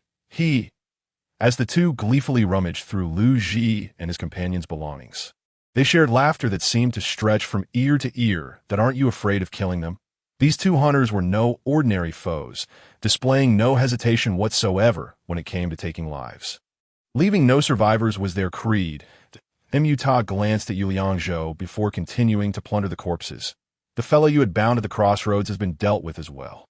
These two are truly ruthless individuals. Yu Liangzhou, however, had no further inquiries, for he now faced the ninth-tier silver wolf. Oh, whoa! Suddenly, the silver wolf elongated its neck and howled at the sky. The sound of its howl formed an invisible pressure that overwhelmed Yu Liangzhou, rendering him momentarily immobile. In stark contrast, Muta and Aja were so frightened that they dropped to the ground. Is this the power of the ninth-tier silver wolf? Yu Liangzhou pondered. If it were uninjured, would we not be instantly obliterated? After the wave of pressure passed, Yu Liangzhou found himself at a loss, uncertain whether to confront the silver wolf. However, Muta hastily stepped forward, saying, "Brother, we should leave. We cannot afford to provoke a creature of this caliber. If its brethren come seeking vengeance, the entire southern Ping City may be reduced to rubble." Before Yu Liangzhou could respond, the silver wolf let out a low call towards him. The sensation was peculiar. Its voice was gentle, devoid of any hint of malice. Gradually, it raised its body, wagging its tail as it turned to walk away, glancing back at Yu Liangzhou with a deep, rumbling call. "Are you inviting me to follow you?" Yu Liangzhou speculated instinctively, attempting to trail behind the silver wolf. Muta and Aja, gathering their courage, followed suit, yet the silver wolf exhibited no signs of hostility. "Brother, are you certain we should follow it?" Muta approached Yu Liangzhou and whispered, "My instincts tell me it harbors no ill will that wouldn't hurt to see what it intends." Trusting his judgment, Yu Liangzhou shifted the conversation. "You've gathered quite a bounty this time. If you don't wish to accompany me, feel free to return." Muta patted the wolf pelt slung over his shoulder, stating, "Let us head back together. This place is becoming increasingly unsettling. My desire is to find an opportunity to cultivate, and returning like this would leave me somewhat regretful. Moreover, it seems the silver wolf genuinely means me no harm. I am curious to see where it wishes to lead me." Yu Liangzhou silently mused, unable to suppress his curiosity for exploration. "You all may return. I will come to fetch my things later." "All right, brother. Take care, and we shall meet again in southern Ping City." Muta tightened his grip on the assortment of plundered goods and, after a parting remark, swiftly departed. Yu Liangzhou continued to follow the silver wolf until they arrived at the entrance of a cave, where the silver wolf lingered outside, hesitating. "Are you going inside to recuperate?" He found himself inexplicably fond of this silver wolf. Initially intent on slaying it for his cultivation, he had inadvertently saved its life twice, resulting in an unexpected bond. "You should rest inside, that I will hunt nearby and keep watch for you." However, the silver wolf turned around, nudging Yu Liangzhou's back with its head, urging him to enter the cave. "What are you doing?" Yu Liangzhou felt an immense force pushing him forward, one he found impossible to resist. That moment, he comprehended the disparity in their strengths, even in its grievously wounded state. The silver wolf possessed terrifying power. Had he acted impulsively just moments prior, victory would have been utterly unattainable. After shoving Yu Liangzhou into the cave, the silver wolf remained outside, sitting sentinel as if to guard him. What does this mean? Yu Liangzhou felt somewhat bewildered, perceiving the silver wolf as a protective guardian. Was there something peculiar within the cave? If he attempted to exit, would the silver wolf prevent him? The cave was shrouded in darkness, illuminated only by the sunlight filtering through the entrance, allowing Yu Liangzhou to discern a vague outline. It appeared to be an ordinary cave, devoid of dazzling stalactites or rare, exotic minerals. Not particularly deep, he ventured 10 steps in, only to find the space growing increasingly confined until he could no longer proceed without stooping low. As Yu Liangzhou hesitated, he noticed faint rustling sounds emanating from within the crevice. The sounds were those of small creatures breathing. The remaining sunlight shone perfectly upon an adorable, furry head that peeked out from within. The most obvious feature was its upright ears. Instantly, he recognized it as a tiny wolf cub. So, this is the silver wolf's offspring. The little wolf was exceedingly cute. Yu Liangzhou knelt down, cautiously petting its head. Are you all alone? Realizing something was amiss, he quickly corrected himself. Are you the only wolf here? The little wolf, with its silvery fur glistening in the sunlight, appeared immaculate, untouched by dust. Yu Liangzhou leaned forward to peer inside, confirming that it was indeed the sole silver wolf cub before scooping it into his arms as he moved toward the cave entrance. The cub wriggled within his grasp, its nose twitching as it sniffed around. It occasionally licked at Yu Liangzhou's fingers with its tiny tongue, playfully gnawing without any real strength, previously concealed in the shadows. The cub's features had been obscured, but upon reaching the entrance, the silver wolf turned to face them, and the cub raised its head. Yu Liangzhou was captivated by the clarity of its eyes. Such profound depth and an innocence devoid of any worldly taint. This was a sight he had never before encountered. I said hungry. Unsure how to proceed, Yu Liangzhou turned to the silver wolf and inquired, would it prefer meat? Or something else? The silver wolf leaned in to sniff, then extended its paw. A wound adorned its paw. The blood nearly staunched. Yet with a slight exertion, the injury reopened, oozing fresh blood. The little wolf cub, sensing the scent of blood, leapt up and began fervently licking the wound. Its sustenance is blood? Yu Liangzhou cradled the little wolf cub, feeling its tiny limbs clutching tightly. The muscles in its neck twitched incessantly, as streams of fresh blood flowed into its diminutive body. Chapter 25. Alliance. After indulging in a hearty meal, the little wolf cub exhibited a languid glimmer in its eyes and licked its effure. It rolled over, proudly displaying its small belly, and waved its tiny paws in the air. Yu Liangzhou teased it with his fingers, eliciting delighted chirps from the cub. Once the silver wolf had satiated the cub with its own blood, it retreated back outside the den. The silver wolf maintained a considerable distance from the cub. As if it were not its offspring, it refrained from licking the cub or making any other gestures, instead standing guard silently at the entrance. Before long, the little wolf cub appeared drowsy, its movements slowing and its body beginning to sway. Suddenly, it shut its eyes and collapsed into Yu Liangzhou's embrace, even letting out a soft snort. In an instant, the silver wolf spun around sharply, emitting a low growl. From its actions, Yu Liangzhou sensed a menacing aura. He placed the cub in a safe spot and stepped outside to stand beside the silver wolf. Upon looking, Yu Liangzhou felt a chill run down his spine. The silver wolf was not facing another beast, but a humanoid monstrosity. It had a head, a torso, and limbs, yet its visage was grotesquely twisted. Its skin was a deep, dark hue, resembling that of a malevolent spirit. What on earth is this? Yu Liangzhou instinctively asked, knowing the silver wolf could not comprehend such an overwhelming pressure. There is no chance of victory. The apparition bore scratches on its arms, legs, and face. However, no blood flowed from them. Instead, a thick, black liquid oozed forth. The silver wolf was injured, and the apparition bore marks as well. Could it be that the silver wolf was harmed by this specter?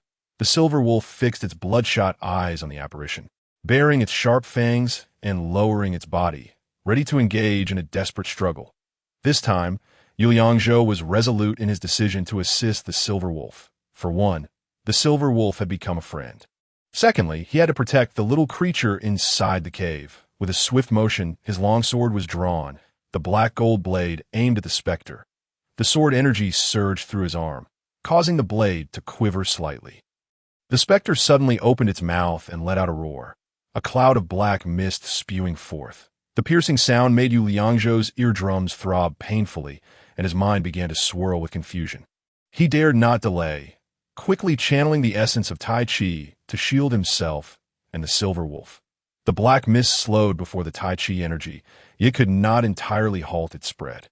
With a fierce howl, the silver wolf threw its head back, its silvery fur bristling and rustling in response. It stepped back momentarily, then surged forward with explosive speed, lunging at the specter. This power exceeded Yu Liangzhou's current capabilities. Despite its injuries, the silver wolf still possessed such strength. It had refrained from attacking earlier to conserve energy for protecting the cub. The specter was knocked to the ground by the silver wolf. which clawed at it with wild ferocity. With a powerful bite, it seized the specter's head and shook violently, seemingly attempting to sever it from its body, though the specter appeared to be subdued. Yu Yangzhou sensed impending doom. The creature's body was remarkably resilient. No matter how fiercely the silver wolf clawed and tore, only faint scratches appeared on its skin, failing to inflict any substantial damage. At that moment, the specter extended its hands, its long, gray claws resembling steel needles. It lunged at the silver wolf's front leg, causing it to yelp in pain as blood spurted forth. Yu Yangzhou could not stand idly by. He thrust the black-gold sword toward the specter's terrifying crimson eyes.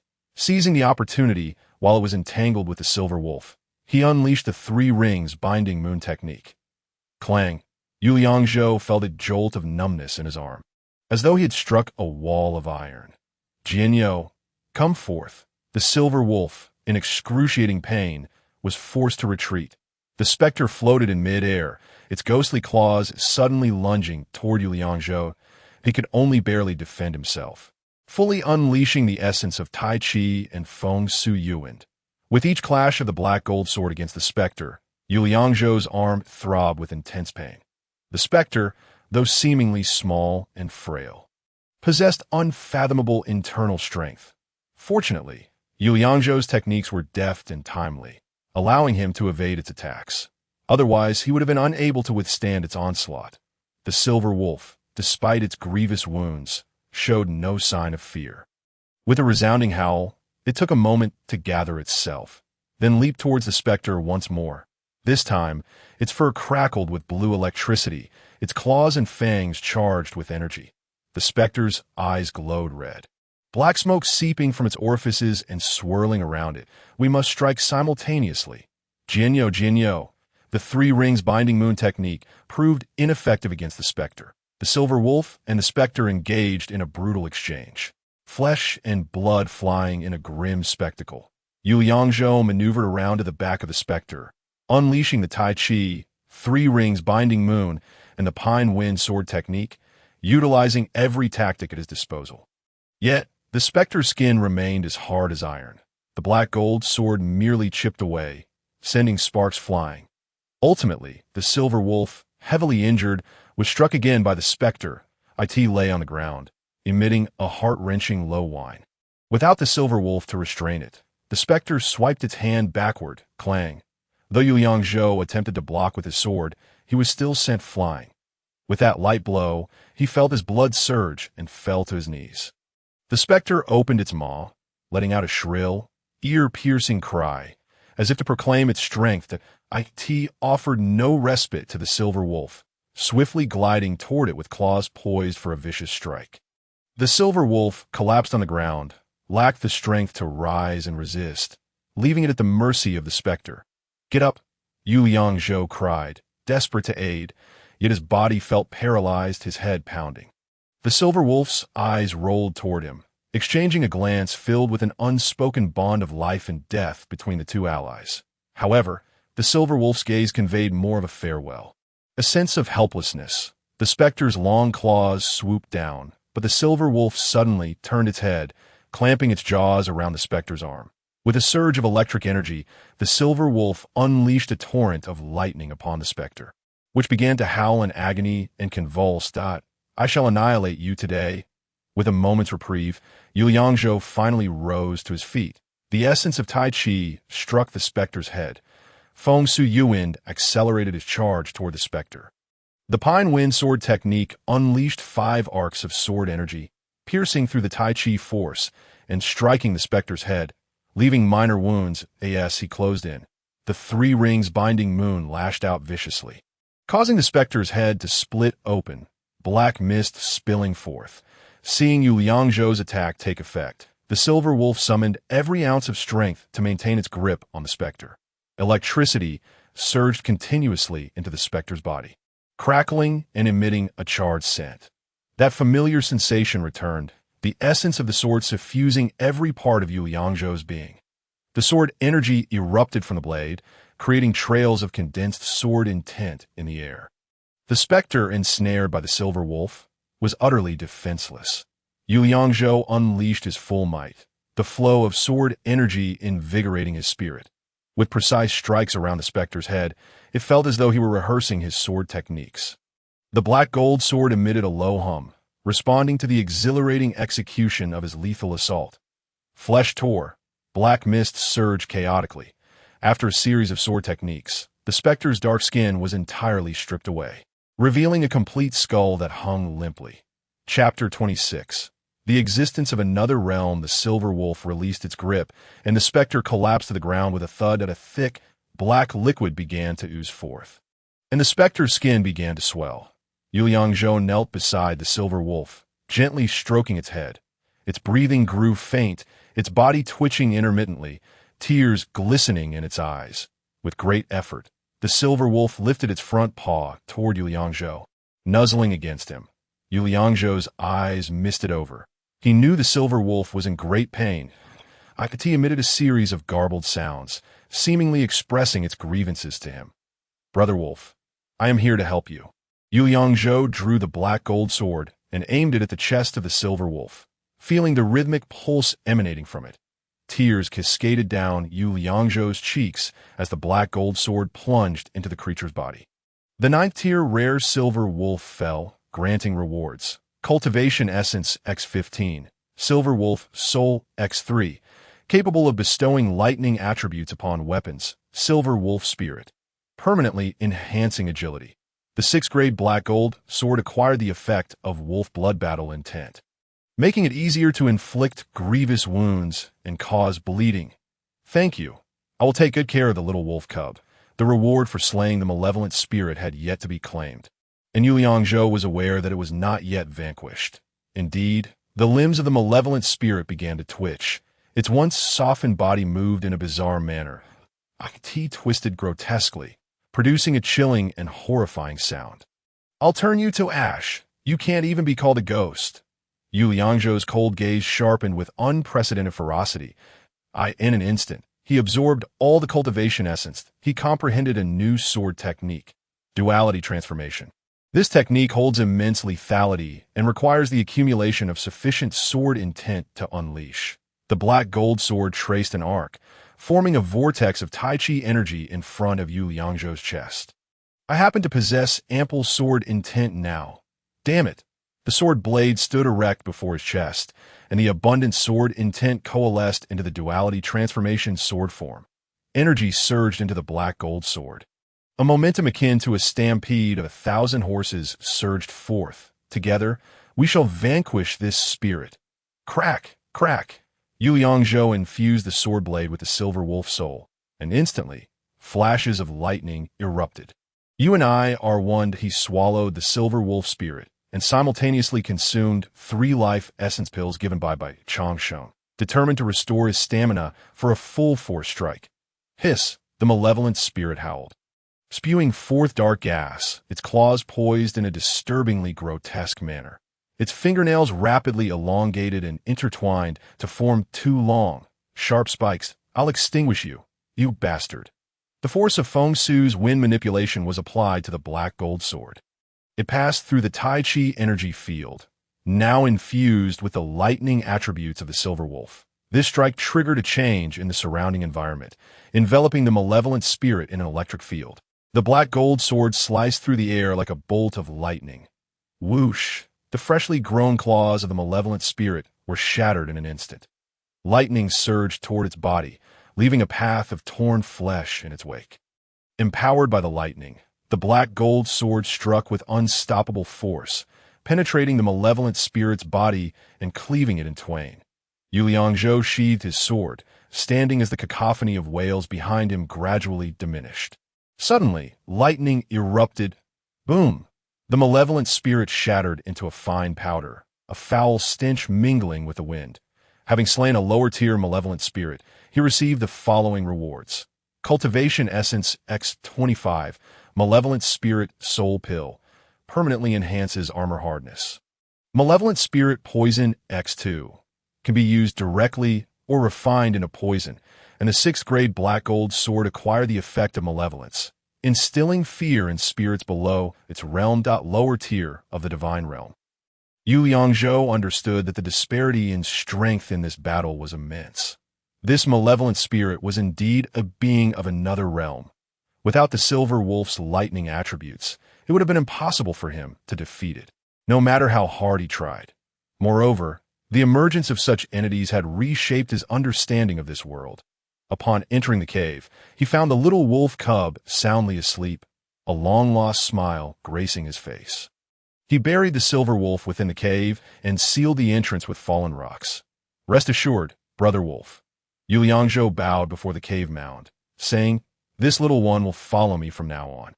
I guarantee it won't go hungry." The wolf cub sensed the atmosphere, and tears shimmered in its tiny eyes. It dug at the rocks with its little paws, making soft whimpering sounds. "All right, let us go. For now on, I'll call you Xiaoyin." Yu Liangzhou lifted the little wolf cub and placed it on his shoulder. Xiaoyin blinked its small eyes at Yu Liangzhou, wearing a look of innocent confusion. After descending the rocky hill, Yu Liangzhou arrived at a wetland. "Brother, help!" Suddenly, a shout pierced the air, none other than the rugged voice of Muta. Following the sound, he saw Muta and Ajah besieged by a swarm of enormous scorpions. The two were trapped in a wetland, perilously close to danger. The scorpions gradually closed in, their dark, poisonous stingers glaringly ominous. "Get in!" Yu Liangzhou opened his shirt at the chest, and Xiaoyin burrowed inside. Whoosh! The black gold sword gleamed with a chilling light as several sword energies surged toward the swarm of scorpions. Yu Liangzhou's sword energies now bore two effects, and these scorpions were merely ordinary beasts. Sensing the threat, they wisely lowered their tails and dispersed. "Are you unharmed?" Yu Liangzhou pulled Muta and Ajah out. "Brother, it's fortunate you arrived. We must hurry. There are too many of these scorpions." Muta hastily gathered his fallen belongings and brandished his weapon. "Too many." Yu Liangzhou counted. "There were merely 7 scorpions. They're all beneath us." Muta looked horrified at the wet ground beneath his feet. And indeed, the damp soil began to writhe. Antennae emerged from below, and at least 30 scorpions crawled out in a mass. Damn. Yu Liangzhou could retreat with Xiaoyin without issue, but abandoning his companions was something he could never do. "You too retreat. I will hold them off. Brother, we can't stop them." Muta's eyes widened in alarm as he waved his hands. "How can we fend off their poisonous spray with swords?" "You need not worry. Hurry and go." Yu Liangzhou was confident, placing his sword horizontally across his chest. Seeing this, the two did not hesitate and turned to flee. "Brother, we'll wait for you at the cave." The scorpions, witnessing the retreat of the two, became agitated and began to converge on Yu Liangzhou. Now, 4th-tier beasts posed no threat to Yu Liangzhou. He could easily crush them. He soared into the air to confront the giant scorpions, using Feng Su's wind manipulation to glide gracefully over them and sever their stingers. Slaying a 4th-tier giant scorpion, he received Cultivation Essence X1 and Poison Stinger X1 to only 1 Cultivation Essence. Has my level increased, causing the rewards from lower-tier beasts to diminish. All the giant scorpions raised their poisonous stingers toward the same center, where Yu Liangzhou stood. The tips of the stingers oozed black liquid, and their tails began to swell, ready to unleash a spray of venom. There was no escaping this. Only then did Yu Liangzhou realize that the giant scorpion he had slain was merely bait. He had been encircled without any means of escape. Chapter 27. The Meeting of Kings. Beyond the heavens and earth, Yu Liangzhou found no means to evade the venomous assault of dozens of giant scorpions. With no other choice, he resolved to launch a fierce onslaught in a slightly weaker direction, breaking through their encirclement. However, the range of the venomous spray was vast, and he had little confidence in his success. Just as Yu Liangzhou prepared to strike down the giant scorpion, chaos erupted outside the encirclement. A woo! The howl of wolves echoed, causing the giant scorpions to falter as a pack of black wolves broke through the scorpion ranks, lunging at the scorpions with frenzied bites. Yu Liangzhou recognized these wolves. They were the howling wolves he had previously fought alongside Lu Ji. This time, however, they arrived in a dark mass, at least 50 or 60 in number. The wolf pack plunged their claws into the giant scorpion shells, gnashing at their stingers. Many howling wolves perished from the poison. Yet Yu Liangzhou seized the opportunity to burst through the encirclement, and the wolves showed no intention of attacking him. Thus, he became allies with the pack, jointly slaying the giant scorpions. Slaying a fourth-tier giant scorpion, he received Cultivation Essence X5 and Poison Stinger X5. The black gold sword struck down 5 scorpions as Yu Liangzhou cleaved them. And the wolf pack's assault intensified, nearly annihilating the remaining giant scorpions. Bang! Suddenly, the center of the wetland erupted, spewing forth a foul liquid. A larger, giant scorpion leaped out, its massive tail armed with poisonous stingers sweeping across. The howling wolves were thrown into disarray, and their assault slowed. A woo! A piercing howl emanated from the rear, causing the wolf pack to divide into 2 factions. One faction retreated from the wetland, encircling a massive black wolf, while the other formed a protective ring around Yu Liangzhou. Could it be that these wolves are all brethren of the Silver Wolf, having joined forces with the Silver Wolf to vanquish the malevolent spirit? The pack might be sensing this subtle connection. Howl! Xiaoyin, peeking out from Yu Liangzhou's embrace, let out a series of howls directed at the wolves. Oh! Upon sighting her, the entire pack joined in a chorus of howls, their collective might soaring to the heavens in a spectacular display. The giant wolf approached Yu Liangzhou with slow, measured steps, and upon noticing Xiaoyin, it immediately lowered itself to the ground, averting its gaze. After a brief moment, it strode towards the overlord of the giant scorpions. Clearly, this was a dialogue between sovereigns, the Scorpion King and the Wolf King. The Scorpion King appeared to hold a slight edge in strength. Yu Liangzhou understood that their exchange was not one to be interrupted by outsiders. This was the dignity of royalty. Even in death, they would hold their heads high.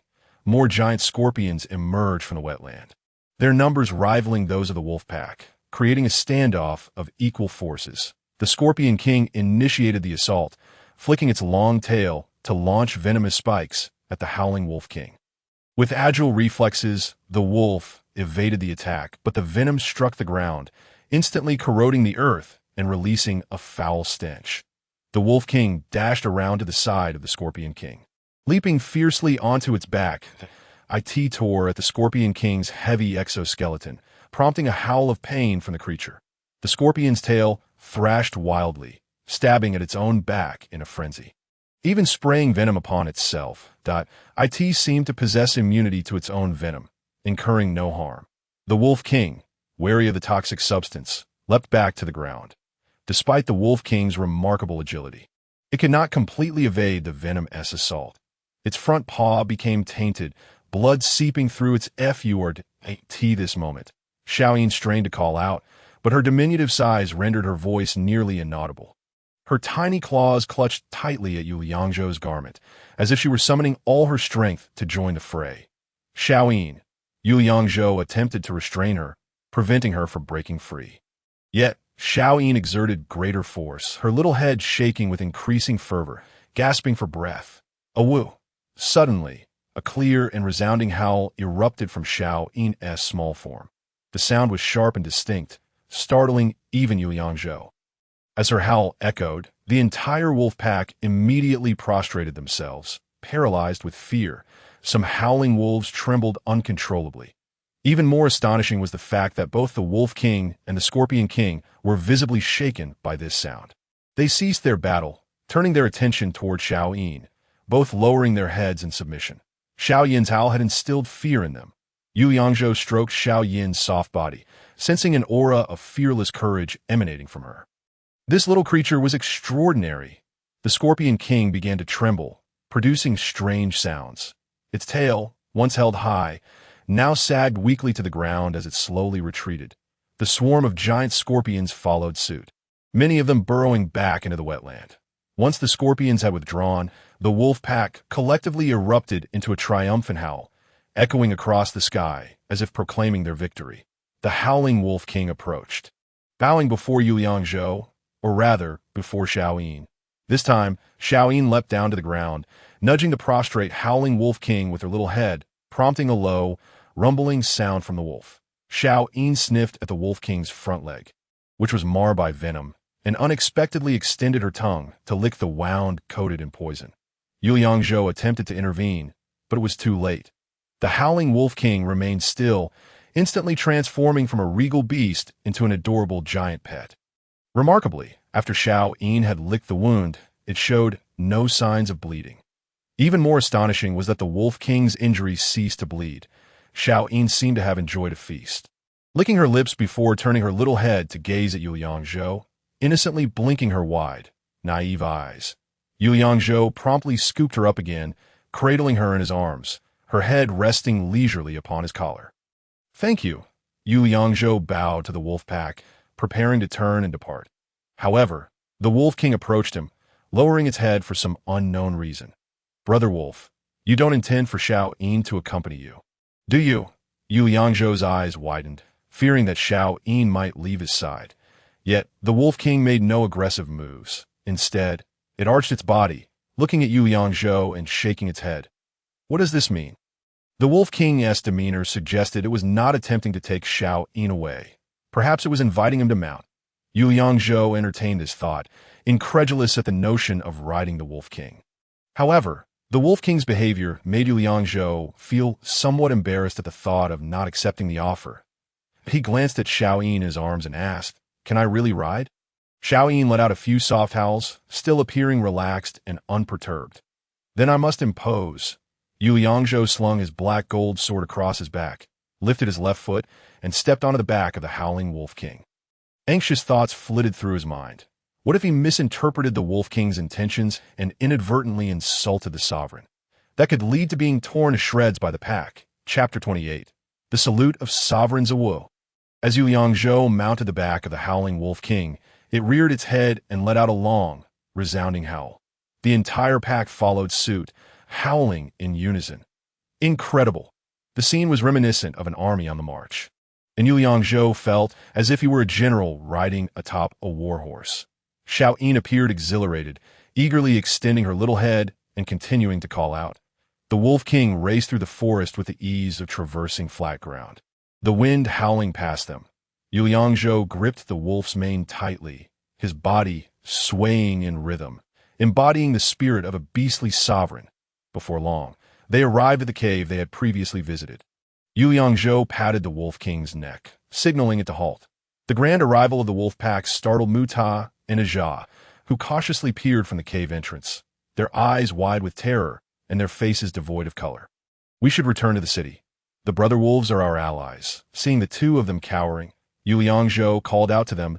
Muta and Ajah exchanged glances, ultimately summoning the courage to approach timidly. "Tthh, this is truly the howling Wolf King," Muta stammered, his speech faltering, a blend of astonishment and fear evident in his expression. "It is indeed the howling Wolf King. For hunters, encountering the Wolf King is exceedingly rare. Even if one were to see it, survival is another matter entirely." Yet here was Yu Liangzhou, riding atop the Wolf King, which appeared willing to serve him. This scene had undoubtedly exceeded their wildest imaginings. "Brother Wolf, thank you for escorting us." Yu Liangzhou dismounted, finding that the Wolf King's head was nearly level with his own height. He pressed his face against the wolf's cheek, gently rubbing it. "Farewell, until we meet again." Xiao Yin also stretched her head out, softly calling to the Wolf King. The Wolf King shook its head, its front paw slightly bending as it lowered its proud head. At that moment, Yu Liangzhou noticed that the blood on its injured front paw had nearly vanished. During their run, the wolf had displayed remarkable vigor, unaffected by its injuries. It was Xiao Yin who had healed it. Yu Liangzhou recalled how the silver wolf had also seemed to recover significantly after being licked by Xiao Yin, which had enabled it to battle the malevolent spirit. I almost misunderstood, thinking Xiao Yin fed on wolf blood. This little one is truly remarkable. Yu Liangzhou stroked Xiao Yin's head, her silver fur gliding beneath his fingertips like silk. The Wolf King rose and led the pack into the depths of the forest, occasionally glancing back to quietly observe Yu Liangzhou and the others. "Farewell." Yu Liangzhou waved goodbye to the wolves, a pang of bittersweet sorrow swelling in his heart. Beyond this cave, the level of danger would significantly diminish, and the three of them felt considerably more at ease. "Brother, what just transpired?" Muta still seemed shaken, his expression tense. "The Wolf King allowed you to ride?" "A fortunate twist of fate. I allied with the injured silver wolf to defeat a malevolent spirit. We are comrades in arms, after all," Yu Liangzhou replied in a remarkably calm tone. "A malevolent spirit?" Upon hearing the term, Muta and Aja's expressions of terror intensified. Such things had never manifested here before. Is there something amiss? Everything in this world seems out of place to Yu Liangzhou, yet he finds himself enamored with it, as if immersed in a game. I see. Muta gazed at Aja, his eyes reflecting a horror akin to that of a survivor from a calamity. The peculiarities we discovered in the cave must surely be the remnants of malevolent spirits. Beastly creatures would not leave such bizarre traces. But why didn't they attack us at that time? Yu Liangzhou distinctly recalled that the malevolent spirit did indeed glide without touching the ground, hence it could not trigger the mechanisms. I have no idea either. Muta felt a chill creeping down his spine, glancing back furtively that I've never even encountered such a thing. You mentioned something was amiss. What exactly was wrong? Yu Liangzhou continued to inquire, believing this information might be crucial for himself. Previously, when we hunted here, merely encountering a giant ape was considered fortunate. Yet this time we stumbled upon a giant scorpion, howling wolves, and even the legendary silver wolf. Not to mention the appearance of a malevolent spirit. At this moment, he noticed the small silver creature cradled in Yu Liangzhou's arms, and upon closer inspection, his eyes widened in astonishment. This is a silver wolf. It is my brother. Yu Liangzhou gently kissed the small wolf's head. Brother! Oh no, big brother! Muta was both frightened and astonished by Yu Liangzhou. You're truly a remarkable person. Yu Liangzhou offered a faint smile, lightening the somber atmosphere. It is merely a twist of fate. Is this situation truly so unusual? Indeed, it is exceedingly unusual. Perhaps it is merely my limited experience. I have never encountered such formidable beings in my life. I have only heard tales from the elders. Then please, enlighten me. As they drew closer to Nanping City, the trio engaged in casual conversation. Strange beasts originally coexisted with humanity. Those from the northern regions refer to them as demon beasts, while we from the south call them extraordinary beasts. In essence, they are one and the same. They occasionally prey on humans, and humans likewise hunt the extraordinary beasts. Their pelts are fashioned into garments, and their bones are used to brew potent elixirs. Their entire being is a treasure. Speaking of which, Yu Liangzhou interrupted Muta at this juncture. The wolf pack is now my brethren. You need not utilize the pelts and other items you obtained. Bury them on the spot. He produced the pelt of a giant ape and the venomous stinger of a giant crab to give to them. Take these to sell. Their quality should be quite good. Big brother, whatever you say, we shall comply. Without hesitation, Muta and Aja incinerated the remnants of the wolf pack and dug a deep pit to bury them. In the future, when you hunt, do not set your sights on wolves. Yu Liangzhou personally gathered the earth to cover the pit, silently offering a prayer for them. Of course. Muta clasped his hands together, bowing deeply to the newly covered pit. Our lives were saved by them. There are saviors that we hunters are those who understand the rules and know how to repay kindness. Very well, continue. Yu Liangzhou patted Muta and Aja on the shoulders, regarding them as his comrades. As for the silver wolf, it is a legendary, extraordinary beast. The elders say it has only been seen during the cataclysmic wars, and since then, such rare creatures have become exceedingly difficult to encounter. Could this be related to the cataclysmic war? On that fateful night of our encounter, she had mentioned this matter. It has been far too long. We are unclear about these things. Then what of the malevolent spirit? Muta paused for a moment, a look of dread gradually returning to his face. Malevolent spirits are not native to this world. The ever-silent Aja finally spoke. This signifies great misfortune. At this moment, the sun was nearing its descent. The fiery crimson glow painted the earth in hues of red, and not far off, Nanping City appeared to be ablaze in the scarlet light. Chapter 29. Distant Legends. Thus, we bid farewell. The three emerged from the forest, where Yu Liangzhou's horse was leisurely grazing by the roadside. Brother, the market in Nanping City. If anything arises, feel free to seek us out. Brothers that Muta gazed at Yu Liangzhou with admiration, retrieving some herbs from his backpack to present to him. These are some medicinal herbs we gathered. Perhaps they may be of use to you.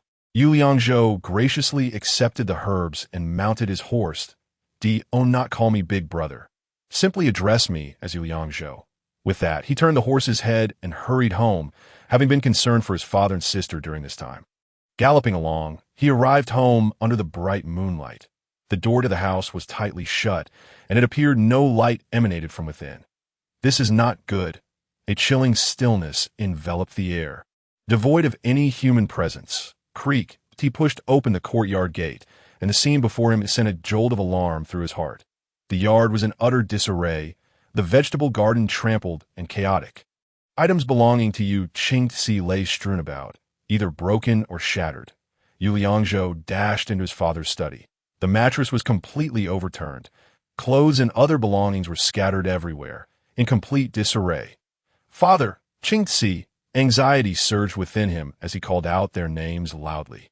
Unfortunately, only his voice echoed back, receiving no response. "Lu family, today I shall eradicate you." Yu Liangzhou gripped his black gold sword and charged out the door. After encountering Lu Ji at Chongqing's, it was certainly him who orchestrated this entire affair upon returning. "Brother!" Suddenly, a voice called out from not far away. That voice was unmistakably familiar. It was Yu Qingzi's voice. "Qingzi!"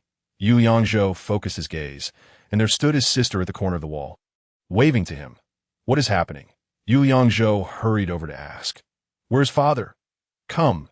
Yu Qingzi took his hand and led him along the wall, opening a hidden door behind the restroom, concealed beneath a mound of earth and weeds. It would be hard to discover without prior knowledge. "Have you forgotten about this place?" "I had no idea." Just as Yu Liangzhou was about to utter those words, he recalled his previous transmigration. Naturally, he had no memory of these events, so he explained, "I was too anxious and forgot." Inside the hidden door was a narrow space, stocked with some provisions and clean water at your back. As soon as Yu saw Yu Liangzhou enter, he rushed forward to grasp his arm. "Are you uninjured?" Yu Liangzhou sensed the strength in his father's grip, indicating he had recovered well after taking medicine. "This time, my cultivation has made considerable progress." His eyes sparkled as he spoke each word deliberately. "Moreover, I killed Lu Ji." "Ah," Yu was taken aback. "You were able to defeat Lu Ji?" "He was no match for me. Neither was Lu Hao my adversary." Yu Liangzhou clenched his fists, the confidence in his eyes astonishing both Yu Wu and Yu Qingzi. "I knew my son was no ordinary person." Yu Wu smiled, giving Yu Liangzhou's shoulder a hearty pat. "You have recovered remarkably." Upon seeing his family safe, the worries in his heart dissipated. "What transpired outside?" "After you left, the Lu family members came." Yu Wu, shedding his previous despondency, spoke with renewed vigor. "As a general who has fought on the battlefield, I am certainly capable of anticipating their moves. Suspecting the Lu family would strike, he pretended that we had already fled. Then he hid here waiting for your return. I have suffered from ailments for many years."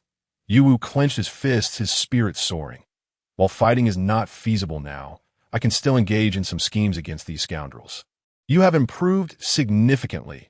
I shall find you some quality medicinal herbs in the future, ensuring you regain your former heroic spirit."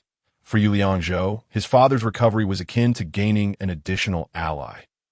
"For now, this is quite good. My hopes rest entirely upon you." As the father gazed at the moonlit Luangzhu, tears shimmered in his eyes. "What challenges have you encountered during this cultivation? Pray, enlighten us. Behold!" Luangzhu exclaimed, as he parted his garment to reveal a small, fluffy ball, a silver wolf, peacefully slumbering. It emitted soft snores, its tiny paws twitching occasionally. "This is Xiao Yin, a silver wolf." Upon seeing Xiao Yin, Yu Qingzi let out an exuberant cry, enveloping the creature in an embrace filled with affection. Xiao Yin merely lifted an eyelid, then nestled its head back into its plush belly, resuming its slumber. A silver wolf. Yu Wu gazed in astonishment. Such a rare beast. Luangzhu recounted his encounters in the old mountain, revealing the surprising presence of both a silver wolf and a vengeful spirit in the remote locale of Nanping City. Yu Wu pondered thoughtfully. The hunter spoke true. This place indeed harbors many peculiar phenomena. Could it be related to the cataclysmic war? His knowledge eclipsed that of Mu Ta and Ajah, recalling events from over a millennium ago. In this world, those who have witnessed the cataclysm must be few. Even if they exist, they are likely beings beyond our reach. "Then do share what you know," Luangzhu inquired, his curiosity piqued. "All I know is that it was a war among great civilizations." unparalleled in its brutality. The earth was nearly annihilated, and all were conscripted into battle. With desolation reigning supreme at that time, hope was a concept lost to all, for whether one triumphed or faltered, the outcome was invariably destruction. Hence it is dubbed the cataclysmic war. Yet suddenly, a miraculous force emerged, bringing the war to an end. The ravaged land, once shrouded in despair, began to flourish anew. Rain fell from the heavens, the clouds dispersed, and sunlight bathed the earth once more, breathing life back into all.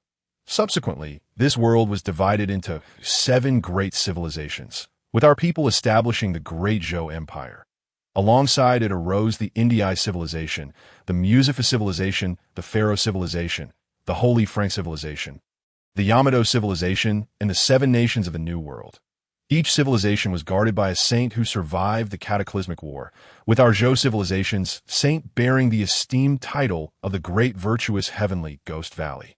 However, these tales remain but legends. Whether these saints still walk among us is unknown. Have you heard of Mani Tian? Of course, Yu Wu replied with conviction. Buddha Mani Tian, the saint of the Indii civilization. Luangzu recalled that day when the goddess spoke of the Hongmeng sword intent, mentioning this name as Mani Tian is the Buddha. And what is Zizai? Yu Wu tilted his head, contemplating for a moment. As for Zizai, I am unaware. Chapter 30. A farewell after 3 days once.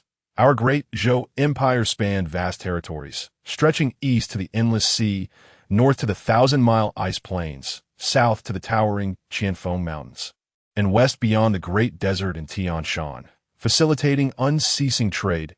As Yu Wu spoke, a sigh escaped his lips, his expression growing somber. Now, the eastern Yamato nation stirs restlessly. The northern grasslands, renowned as the world's finest pasture, have been seized by nomadic tribe as for the northwest. Luangzu, realizing he had touched upon his father's wounds, Luangzu deftly shifted the topic. Will our saints not intervene? I pose the same question to your grandfather. Yu Wu chuckled wryly. He said, saints observe the heavenly path, indifferent to worldly affairs. Yu Qingzi, perplexed, queried, are saints mere ornaments? Throughout history, countless have pursued cultivation, yet only 9 have attained sainthood. Yu Wu continued, every great empire has its saints. When they choose to act, the heavens tremble and the earth quakes. Since the cataclysmic war, none have emerged. Furthermore, those sects, clans, and powerful factions are not to be underestimated. These realms harbor hidden dragons, with masters abounding. At times, they can even sway the succession of imperial power. Such matters felt both foreign and familiar to Luangzu, yet his thoughts remained focused on the present. First, let us deal with the Lu family. Upon returning home, Luangzu felt an inkling of hunger. Qingzi, prepare something to eat. It is already ready, she replied, presenting grilled meat that exuded the aroma of charcoal. Luangzu's mouth watered as he brought the meat to his lips and suddenly inquired, what does Xiao Yin eat? I am uncertain. Should I prepare some raw meat for it? Yu Qingzi sliced fresh beef and placed it before the little creature, which sniffed and turned its head away. Seemingly lacking any appetite, could it truly desire blood? Xiao Yin climbed onto Luangzu's lap, incessantly tugging at the bag cinched to his waist with its nose and paws. There is nothing for you in here. Luangzu retrieved a cultivation essence from within. This is for my martial training. Before he could finish, Xiao Yin leapt up and seized the essence, swallowing it whole. Upon Luangzu's release, that it appeared quite satisfied, its glistening eyes gazing at Luangzu while wagging its tail. You eat this. Luangzu procured 2 more for it, and Xiao Yin devoured them in a single gulp. How can I afford to keep you with such a diet? Cultivation essence requires slaying exotic beasts to obtain. Such a rare item is your sustenance. This Xiao Yin is no ordinary beast. Yu Wu stroked Xiao Yin's fur, a look of joy illuminating his face. It will surely become your right-hand ally, aiding you in battle. Bringing it home means you must care for it well. Yu Qingzi clutched Xiao Yin, extending her palm towards Luangzu. Fetch 2 more, don't be stingy. Since the Lu family remains unaware of your prowess, it would be wise to keep a low profile for now. Conceal yourself until the segment examination, then strike them unexpectedly. Yu Wu's mind remained sharp. Having once commanded troops in Luangzu, feed it daily, Luangzu entrusted the remaining essence to Yu Qingzi, earnestly advising, This is hard to come by. Be frugal. Understood. Langzu also handed her the herbs given by Mu Ta, hoping they might serve a purpose. Perhaps fatigue had overtaken him, for he soon drifted into slumber. Upon awakening, he found Yu Wu and Yu Qingzi busily preparing. What are you two up to? Langzu, still groggy, was unsure how long he had slept. Today is the segment examination. You must prepare. Yu Wu held a wooden box, his expression grave. Are you coming with us? Will there be danger? Stretching, Luangzu felt much more alert. What danger? The Liu family. Yu Wu appeared unfazed. Indeed. After all, father is still recovering from his injuries. One must be wary of unforeseen circumstances. What nonsense! You possess the strength to defeat Liu Ji. The governor of Huai Prefecture will send officials to oversee the examination. Those sects will also send representatives. Unless the Liu family has the power to vanquish you in the arena, they would hardly dare to harm me. With Yu Wu's health improving and Luangzu's rise boosting his confidence, the aura of a general was rekindled within him. Is it truly permissible to kill during the examination? Luangzu harbored no intention of sparing those from the Liu family. Naturally, in genuine combat, it is perfectly ordinary to eliminate a few foes. Yu Wu's reply was resolute. But what if I cannot best them? Cannot best them. Yu Wu stood tall, his robust frame reflecting the vigor of his recovery, embodying the demeanor of a general. The Yu family can only yield one outcome today. Either we emerge victorious and rise anew, or we fade into oblivion. After a brief pause, he added, Thus, we shall either triumph or perish. As the moonlight cast its glow, Yu Liangzhou rose, exuding an air of confidence alongside his father. Both tall and imposing figures, the father felt reassured. Today, the Liu family was destined for defeat. Yu Wu patted Yu Liangzhou's shoulder with a firm hand, his eyes brimming with pride and assurance. Let us proceed, Veiled, he said, as Yu Qingzi helped them don their masks. Let us offer the corrupt bullies of Nanping City a delightful surprise. Father, I never imagined you were such a master of disguise. Yu Wu's demeanor astonished Yu Liangzhou, evoking a sense of admiration akin to seeing a long-absent friend but a master of disguise. Yu Wu queried, his expression clouded with confusion. What does that mean? Yu Liangzhou chuckled softly. It simply means you are quite formidable. Ha ha! It is precisely because you are a master of disguise that I chose to follow your lead. Yu Wu glanced at Yu Qingzi, then affectionately ruffled Xiao Yin's hair, saying, Qingzi can also be a master of disguise. And so can Xiao Yin. Yu Liangzhou observed his father reveling in the role, realizing he must hasten their preparations for departure. This battle allowed for no missteps. Although he appeared relaxed, his mind was diligently contemplating the formidable strength of the Liu family. After all, even Liu Ji had showcased his overwhelming prowess and dominance. Furthermore, their tactics extended beyond what was currently visible. The hidden machinations and allies remained shrouded in mystery. Every newly acquired sword technique replayed repeatedly in his mind, with each detail meticulously analyzed. The small district of Nanping boasted a population of hundreds of thousands, and the annual segment examination was a grand spectacle. The fierce clashes within the examination arena delighted the populace, who, lacking such prowess themselves, found exhilaration in witnessing others bleed, even to the point of death. They particularly relished the emergence of extraordinary talents. Chapter 31. The segment examination. Each time a prodigy emerged during the segment examination, the citizens would revere them as idols. The government and various sects would eagerly recruit them, setting them on a path toward the illustrious road that all aspired to traverse. The crowd enveloped the martial arts arena in Nanping City, with those fortunate enough to enter the inner sanctum having paid a considerable price. Typically a training ground for stationed troops, the arena transformed into an examination venue during this time. The registration area was nestled within a tranquil courtyard adjacent to the arena. A row of slender willows flanked the narrow path, where candidates prepare to showcase their talents. Yu Liangzhou, he announced as he entered the courtyard, where officials were verifying the identities of the registrants. Ah, you two have come to take the examination, an official exclaimed, his surprise evident as he scrutinized Yu Liangzhou from head to toe. The Yu family had fallen from grace and had remained in hiding within Nanping City for many years, leading others to look down upon them. Therefore, many believe that the current Yu family was no different from before, still suffering from illness and weakness. I am merely here to serve as a sparring partner. Yu Liangzhou replied with a playful grin, thinking to himself, since I am pretending, I might as well embrace it fully. Naturally, you understand the rules then? The official, possessing a shifty gaze and an impatient demeanor, beckoned Yu Liangzhou with a finger. I'll leave it to your arrangement, Yu Liangzhou replied, aware of the bribe being insinuated. My family is impoverished, as you are well aware, Dada. You little rascal. The official's expression darkened, turning menacing. Fine, fine. The Yu family indeed has little to offer. I shall arrange something suitable for you. He handed Yu Liangzhou a wooden token without a second glance. Now, be gone. With a resolute tap of his fingers upon the table, Yu Liangzhou responded, and what if I refuse to depart? The official glared at him, his demeanor hostile. You wish for me to personally deal with you? May I inquire your esteemed name, sir? Yu Liangzhou smiled faintly. I shall repay you for your kindness in due time. The weight of the word repay hung heavily in the My name is Shinge. Await your turn to wash my feet. The official smirked condescendingly, a tone rife with provocation. Let us make this clear, Yu Liangzhou retorted, turning to leave with the wooden token in hand. Xingwei chuckled to a companion beside him. This lad must realize his life hangs by a thread and has lost his senses. Ha! Has the Liu family not yet extinguished him? Veiling his face, Yu Liangzhou silently entered the martial arts arena.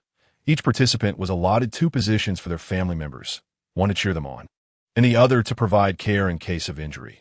The arena was square-shaped, capable of accommodating thousands. The main platform of the northern side was reserved for the guards of Nanping City.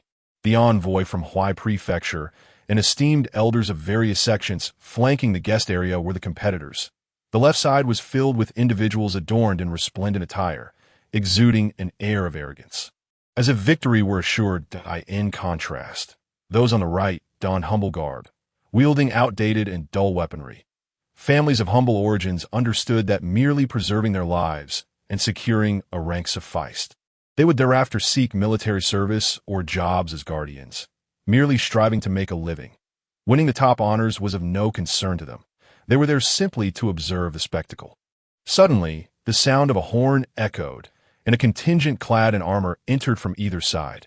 Simultaneously, a group of elegantly dressed individuals made their entrance, taking their seats upon the elevated platform to the north. The audience erupted in a cacophony of cheers and jeers, some clapping joyously while others shouted in anger, tossing scraps of food and debris onto the arena floor. I could see this moment, one attendee rose. Gesturing for silence, those who continued to shout were met with the swift retribution of the soldiers stationed nearby, either being beaten or dragged from the premises, after a brief period of disorder. The venue finally quieted. Esteemed envoys, honored elders, distinguished guests, a rotund man with a pockmarked face, the guardian of Nanping City, addressed the crowd. And to all the citizens, we are grateful for your participation in this segment examination. The prosperity of Nanping City is attributed to your unwavering support. Please allow me to bow before you. Enough with the empty rhetoric. A young man beside Yu Liangzhou seethed, eyes filled with resentment as he glared at Fong Pang. Do refrain from speaking so much. An elderly woman beside him quickly covered the young man's mouth. Focus on preparing for the examination. Yu Liangzhou surveyed his surroundings, noting the expressions of disdain and displeasure on nearly every face. Fong Pang's words elicited only sighs and headshakes, unvoiced yet palpable. Father, Yu Liangzhou whispered to Yu Wu, it seems that Fong Pang is not a virtuous man. Indeed, Yu Wu shot a glare at Fong Pang. That scoundrel is in league with the Liu family. Now, I invite the envoy from Huai Prefecture, Lord Zhao, to preside over our segment examination. Fong Pang concluded his lengthy address, bowing deeply to a figure seated among them. Lord Zhao, please, dressed in green official robes.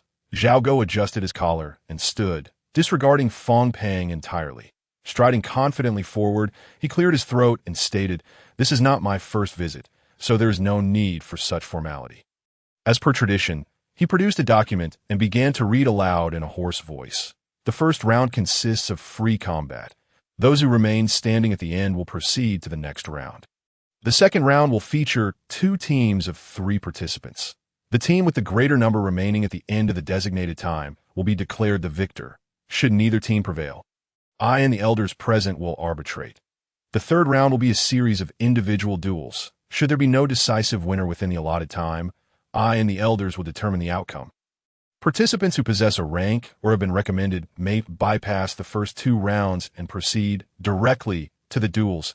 AKT this proclamation. The arena erupted in a chorus of disapproval. The ultimate victor of the segment examination would claim the title of champion, 2nd place, and 3rd place, earning the opportunity to compete in the Huai Prefecture's advanced tournament, along with various rewards. Xiaogo turned sideways, pointing at a black stone behind him. After the competition concludes, everyone may advance by utilizing the trial stone. During the contest, blades show no mercy, and casualties are disregarded. He handed a document to Fong Peng, who had been bending over beside him. Everyone must exercise caution. It is imperative to showcase your prowess while also valuing your own life as the wisest strategy. This is the reward for victory entrusted to me by Lord Guardian of Huaizhou, a 6th grade fine steelite armor, along with 50 cultivation essence stones, 200 crystals, and various healing salves. Humph! Those corrupt officials! Aren't these merely prepared for the privileged over there? A young man beside him erupted in indignation.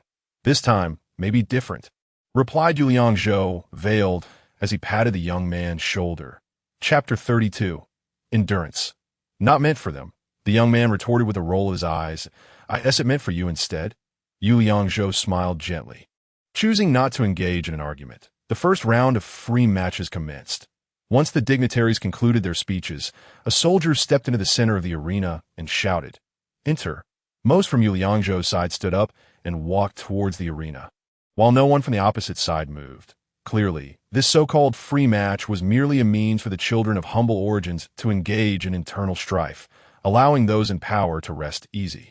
"Father," Yuliang Zhou said, handing the black gold sword to Yu Wu. "Hold this for me. I shall manage with a wooden sword." Yu Wu understood and cradled the black gold sword in his arms, concealing it with his garment. Approximately 100 individuals entered the arena, and the soldiers used a slender bamboo pole to divide them into 3 groups. Yuliang Zhou was placed in the 2nd group, waiting alongside the 3rd. Those with ranks sat in the stands, prepared for the subsequent matches. "Let the matches begin," the soldier shouted, simultaneously flipping an hourglass to commence the timing. After just a glance, Yuliang Zhou assessed the strength of these individuals. Determining that their abilities maxed out at the 2nd rank, that he sat in a corner, observing the noble spectators who had yet to compete. "We should form a group," he thought idly, as others began forming alliances to secure formidable partners. "Hey!" Someone called out to Yuliang Zhou. "Care to join us?" Before he could respond, another person beside him scoffed in disdain. Forget it. Look at him. He doesn't even have a proper weapon." Moments later, the 2nd group had already splintered into 3 factions, each led by a figure akin to a big brother, whose commands the others dutifully followed. They regarded Yuliang Zhou with cold eyes, some mocking, others shaking their heads and sighing, maintaining their distance. "It's dangerous to go alone." A frail youth approached. "How about we team up?" This free match did not require formal groupings. Yuliang Zhou shrugged, indifferent that "I can handle it alone," the boy stammered. "No one else wants a team with me." "Ah, so you two are shunned, and now seek to pair with me. They all choose robust individuals with superior weapons, while we are undoubtedly deemed undesirable." The boy squatted beside Yuliang Zhou, clutching a rusty iron knife. "You're rather fortunate."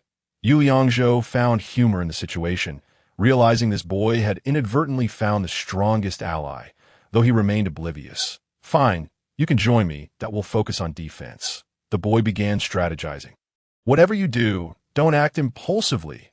"I understand." Yuliang Zhou feigned comprehension, stating directly, "We'll simply aim for a rank.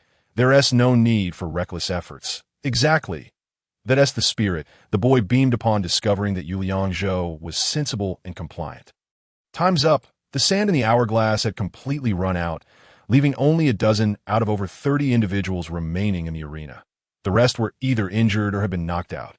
2nd group, step forward. Yuliang Zhou and the boy were the last to enter. The moment the boy stepped onto the stage, he trembled with anxiety, clutching the iron knife protectively against his chest, closely following Yuliang Zhou. "Begin!" The hourglass was flipped, and the matches commenced. Yu Liangzhou held the wooden sword behind him, standing at the edge of the arena without making a move. However, an individual with poor judgment rushed in to attack. For these children of humble origins, such matches required earnest efforts. They sought recognition from the nobles, hoping to secure a promising future after ranking up to Yu Liangzhou. Their moves appeared as though in slow motion. A mere flick of his wooden sword effortlessly repelled their advances. He did not genuinely engage, merely pretending to match their strength to avoid being defeated. Your swordsmanship is quite commendable. The boy, following Yu Liangzhou, felt a surge of confidence, convinced their opponents were not so formidable after all that it seemed this round could be passed. Time's up. The matches ended, and Yu Liangzhou and the boy successfully advanced. After 3 rounds of free matches, about 30 individuals remained, divided into 10 groups for the second round of matches. This stage involved wheel battles, ultimately leaving 3 groups of 9 to participate in one-on-one competitions. The first round had eliminated the majority, and the physical exhaustion from the preceding battles was evident. Indeed, these matches served merely as sparring for those in power. Yu Liangzhou and the boy advanced through the trials, reaching the pivotal stage of solo combat.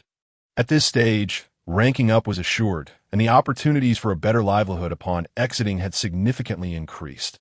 Who would have thought we'd make it to the 3rd round? The boy exclaimed joyfully, tightly gripping Yu Liangzhou's arm. Could it be that the competitors this time are less skilled than in the past? Be cautious from here on. Yu Liangzhou warned that one-on-one combat is no trivial matter. Those opponents are far more formidable than before, did I know, and you should be careful too.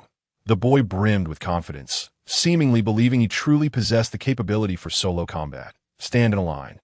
The soldier instructed the 9 participants to line up as the ranked noble offspring descended into the arena. There were a total of 21 individuals. The soldier distributed waste tokens, each bearing a single number.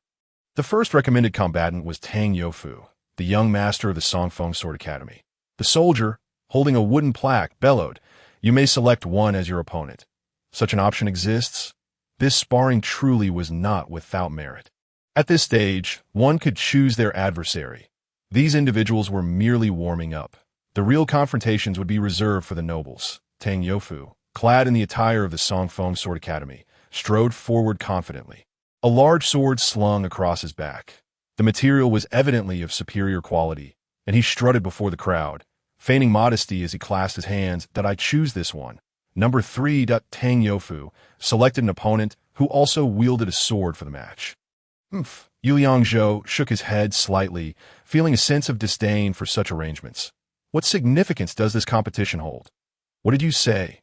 Tang Youfu caught Yu Liangzhou's words and approached. Are you dissatisfied? Ever since arriving for the ranking examination, Yu Liangzhou had been suppressing his discontent. This was hardly an examination. It was merely a spectacle arranged for the privileged. Children of humble origins stood no chance whatsoever. If it were merely a performance, they might as well kill a few for sport. Thus, the rule of blades show no mercy was designed solely for their benefit. Yu Liangzhou cast a glance at the Liu family seated above, clad in black attire. Among them sat a burly middle-aged man, the family head Liu Hao, flanked by a man and a woman. Endure a little longer. Yu Liangzhou forcefully suppressed the rage swelling within him. Awaiting the Liu family's descent. Chapter 33. Learning on the fly. I said nothing. Feel free. Yu Liangzhou restrained his anger, biding his time to conserve strength for the Liu family. Oh. Tang Youfu flicked the wooden sword with his fingers, grinning sarcastically. Are you performing tricks? Circling around him, one could see a face full of disdain as they scrutinized Yu Liangzhou from head to toe. Is he still the celestial master who subdues demons? Ha ha! And then they laughed uproariously. Yu Liangzhou remained silent, standing still as a statue. I choose number 7. Tang Youfu turned to the soldiers and proclaimed loudly, bring number 3 as well. I shall take on both of them alone. The soldiers glanced back at Fong Peng, who was seated on the platform, then looked at the Huai Prefecture envoy Zhao Go. Noticing the envoy's lack of reaction, Fong Peng subtly nodded in agreement. Ah, the same old story, one can never truly escape. Yu Liangzhou stepped forward and boldly asked the dignitaries on the platform, if I win, may I choose my opponent? Seeking death. You, a mere novice yet so brazen. Tang Yofu was about to explode with anger when a middle-aged man in the audience rose to his feet. This man was Tang Tao, the master of the Songfeng Swordsmanship Academy. Be sensible. Listen to the adults. Tang Yofu could only grumble in silence, cursing Yu Liangzhou under his breath. Black curtain! Corrupt officials! Why is it only you who can choose, while others are denied? At that moment, a chorus of boos erupted from the audience, with someone shouting out, "Ladies and gentlemen, please calm down." Envoy Zhao Go stood up, raising both hands to signal for silence that if he wins, he may choose. The audience erupted in thunderous applause and cheers, a tidal wave of sound washing over the arena. Let the common folk have their moment of glory. Fang Pang leaned forward to exchange glances with Tang Tao, the two communicating silently for a moment.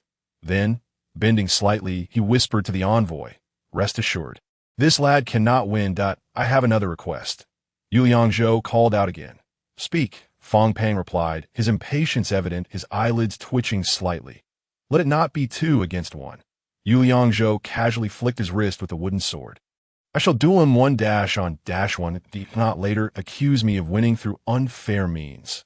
The envoy, growing impatient, waved his hand in agreement, and Fang Pang noticed his displeasure as he shot a glance at Tang Tao.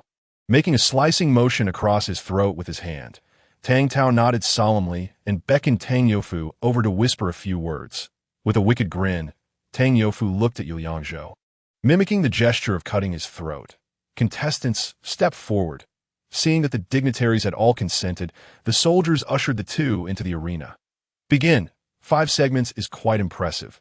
No wonder he hails from a family of swordsmen. Yu Liangzhou felt no threat from his opponent, even with the wooden sword. However, the true test would hinge upon their performance in combat. Static assessments are merely a reference. Without waiting for Yu Liangzhou to prepare, Tang Yofu leaped into the air, drawing his great sword to strike fiercely at his forehead. Burn the jade and stone. Tang Yofu launched a lethal strike, clearly intent on leaving no survivors. The Songfeng swordsmanship Yu Liangzhou had learned contained merely the essence of sword energy. This move, however, was the Academy's ultimate technique. Such a maneuver was not to be exposed to outsiders. Only true inner disciples would possess it. As the attack surged forth, a powerful gust of wind enveloped Yu Liangzhou, who felt an overwhelming sense of pressure. Knowing full well that his opponent had yet to enter the ranks, this strike was a dire threat. It was evident that this man was ruthless and merciless. With a wooden sword in hand, Yu Liangzhou deemed it unwise to withstand the blow directly. Instead, he opted to employ the technique of Fengshu Yufeng, deftly sidestepping to evade the attack. Tang Yofu had assumed that landing this strike would end the matter. Thus he had not prepared for a follow-up maneuver. His astonishment, Yu Liangzhou evaded the sword, simultaneously thrusting his wooden sword into Tang Yofu's armpit. This particular pressure point was exceedingly vulnerable, and a mere gentle jab elicited a cry of pain as he fell to the ground in a disheveled heap. With a light, agile motion, Yu Liangzhou effortlessly countered his opponent's lethal strike, and his decisive retaliation left the powerful Tang Yofu utterly humiliated, a moment the audience had eagerly anticipated. "Well done! Excellent swordsmanship." The entire arena erupted in cheers, everyone rising to applaud him. "What are you doing?" Tang Tao could no longer contain himself, standing up to bellow at Tang Yofu. "What is the meaning of this? How could this sword miss him?" Yu Liangzhou observed Tang Tao's fiercely contorted expression, harboring no fondness for him. Struggling against the pain, Tang Yofu rose, his eyes wide with fury, as if ready to devour someone whole. He swung his great sword horizontally at Yu Liangzhou.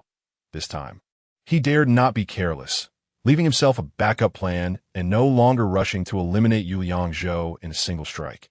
Yu Liangzhou, however, wished to avoid entanglement, lest he reveal too much of his own capabilities. He aimed to keep his own techniques under wraps as much as possible.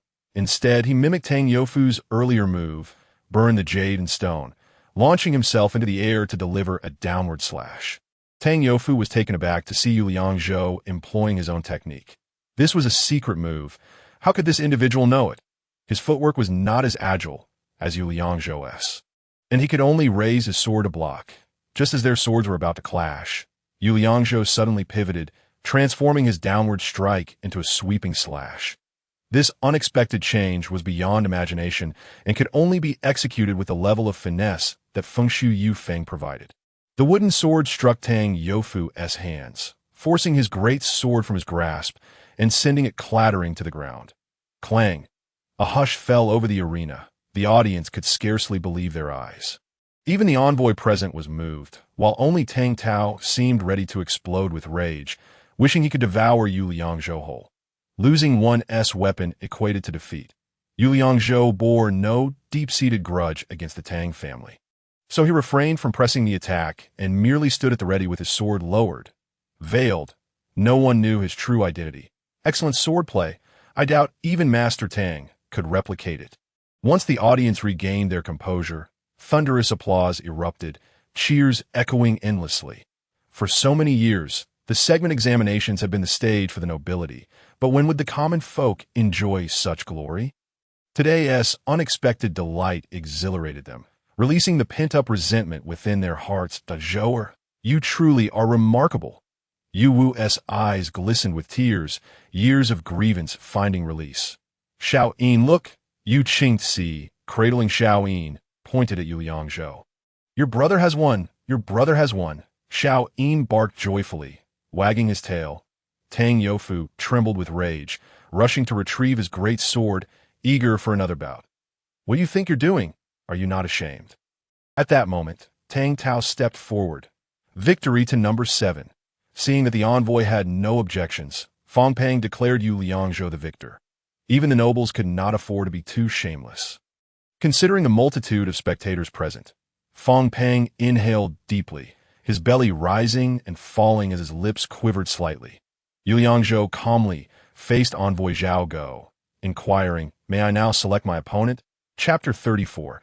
Grievances and Entanglements. Zhao Go maintained a serious demeanor. The tidal wave of cheers and Yu Liangzhou's performance compelled him to take matters seriously. The audience's fervor also caused this envoy to exercise caution. Such bureaucrats feared unforeseen complications that could incur the wrath of their superiors. I choose him. Yu Liangzhou turned to face the Lu family's direction, pointing decisively at Lu Hao. You seek death. The members of the Lu family rose in unison. This wretch someone you can choose. This lad carries ill intentions. An elder behind Lu Hao whispered in his ear, while Lu Hao maintained a stoic expression, refraining from voicing his stance just yet.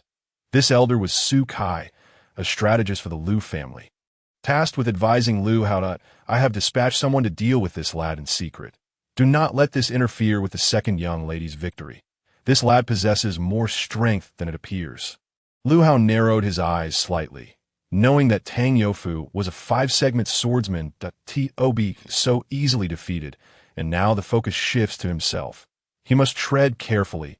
Lu Ji was still nowhere to be found, leaving Lu Hao to ponder whether he might participate, unaware that Lu Ji had already become a ghost beneath Yu Liangzhou's sword.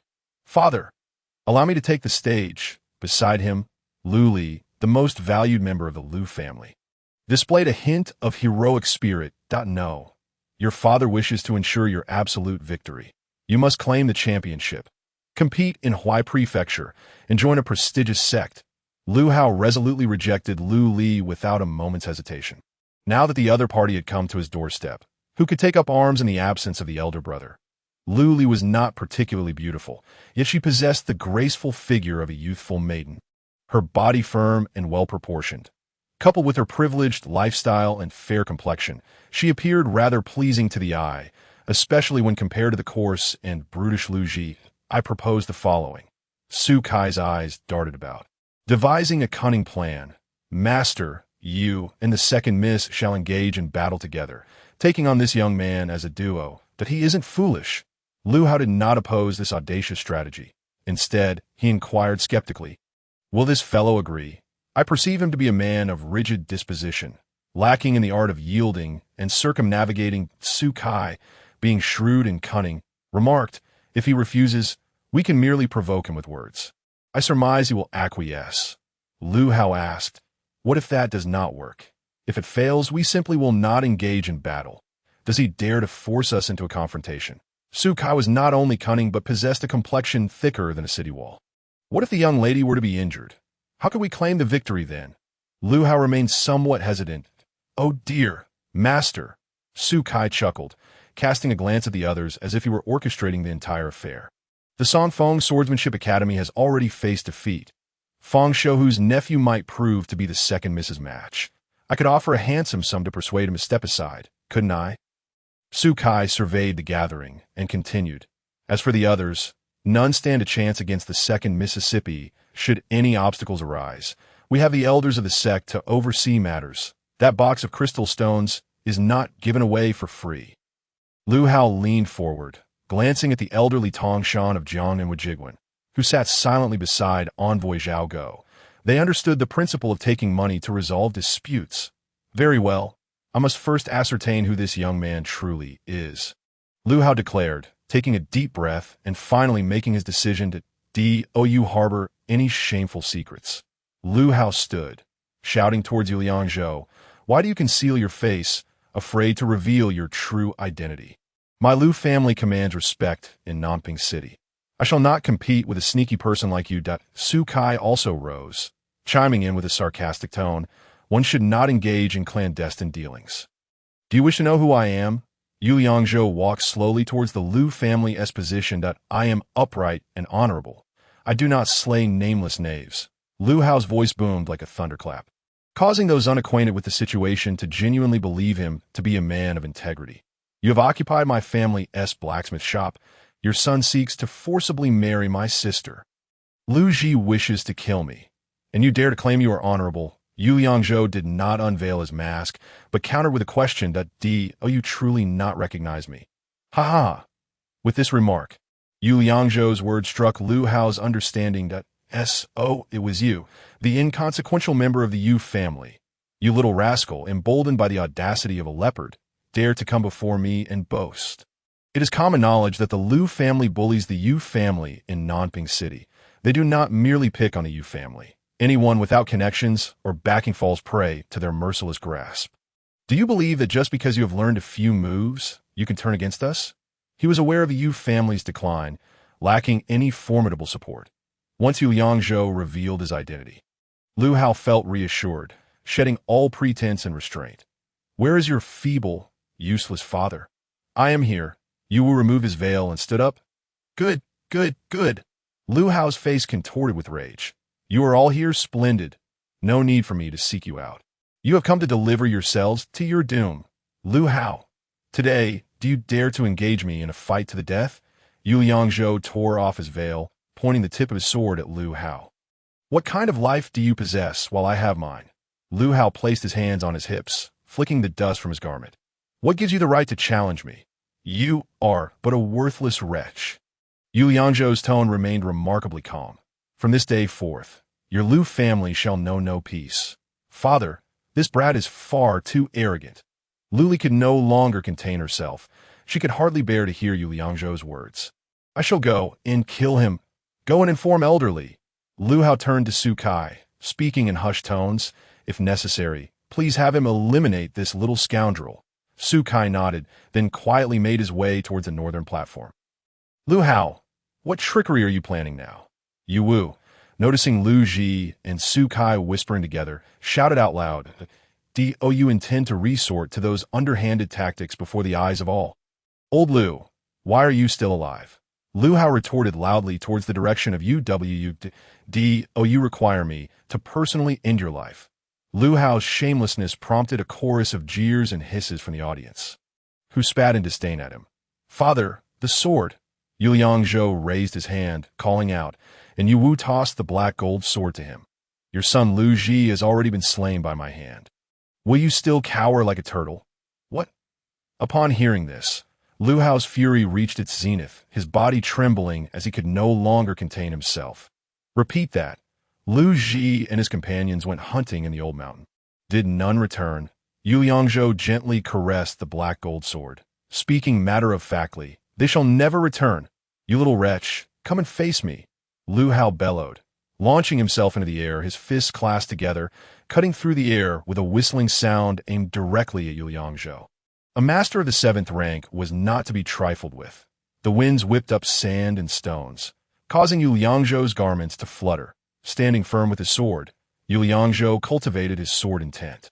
The black gold sword emitted a low, resonant hum even before it was drawn. Chapter 35. A resurgence of valor. Lu Ji's initial strike was a lethal one. Within his wide sleeves lay hidden secrets. What appeared to be empty hands suddenly donned golden gloves as he threw his punch. The sharp spikes at the joints glinted ominously.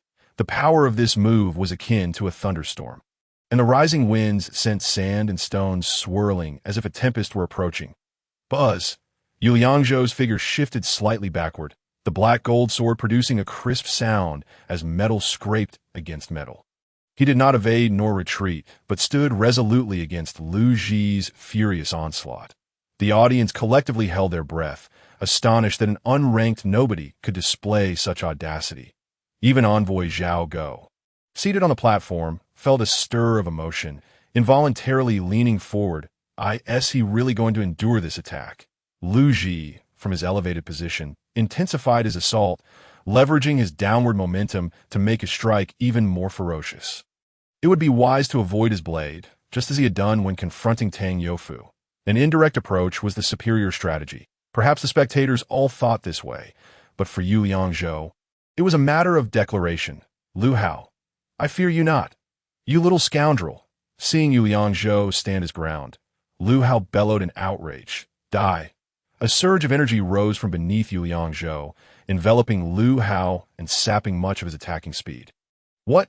Lu Hao felt a powerful force assail him. Rendering his body rigid as if bound by invisible chains, he attempted to muster his strength once more. But with no foothold in midair, he could only watch helplessly as his own explosive power dissipated little by little. Swish! A streak of sword energy shot forth, aimed directly at Lu Hao's abdomen. He could only retract his attack in defense. Swish! A second strike of sword energy flew towards his head, and Lu Hao barely managed to tilt his head to evade. Swish, swish, swish! 3 more sword energies followed in rapid succession. The first 2 aimed at his vital points, compelling him to block them. The final stroke targeted his brow, forcing him to bow his head to avoid it. However, this bow shattered the hairpin securing his hair, causing Lu Hao's locks to cascade down. The spectators on the platform, including Tang Tao and his disciples, were utterly astonished, unable to believe their own eyes. 5 strokes of sword energy. He queried his disciple beside him. Am I seeing things? As the moonlight bathed the arena, Yu Liangzhou unleashed a torrent of sword energy in one fluid motion. Although the 5 waves of sword energy were released sequentially, the force of the preceding strikes had not yet dissipated, allowing the subsequent energy to surge forth once more. The ability to simultaneously unleash 5 sword energies was an extraordinary feat for Tang Tao, one that transcended limits. This moment, Tang Youfu had returned to Tang Tao's side, feeling a sense of survival after a near calamity.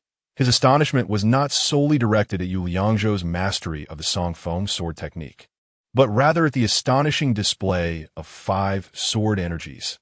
This breakthrough was not merely a product of high cultivation. It required profound insight and creativity in the way of the sword.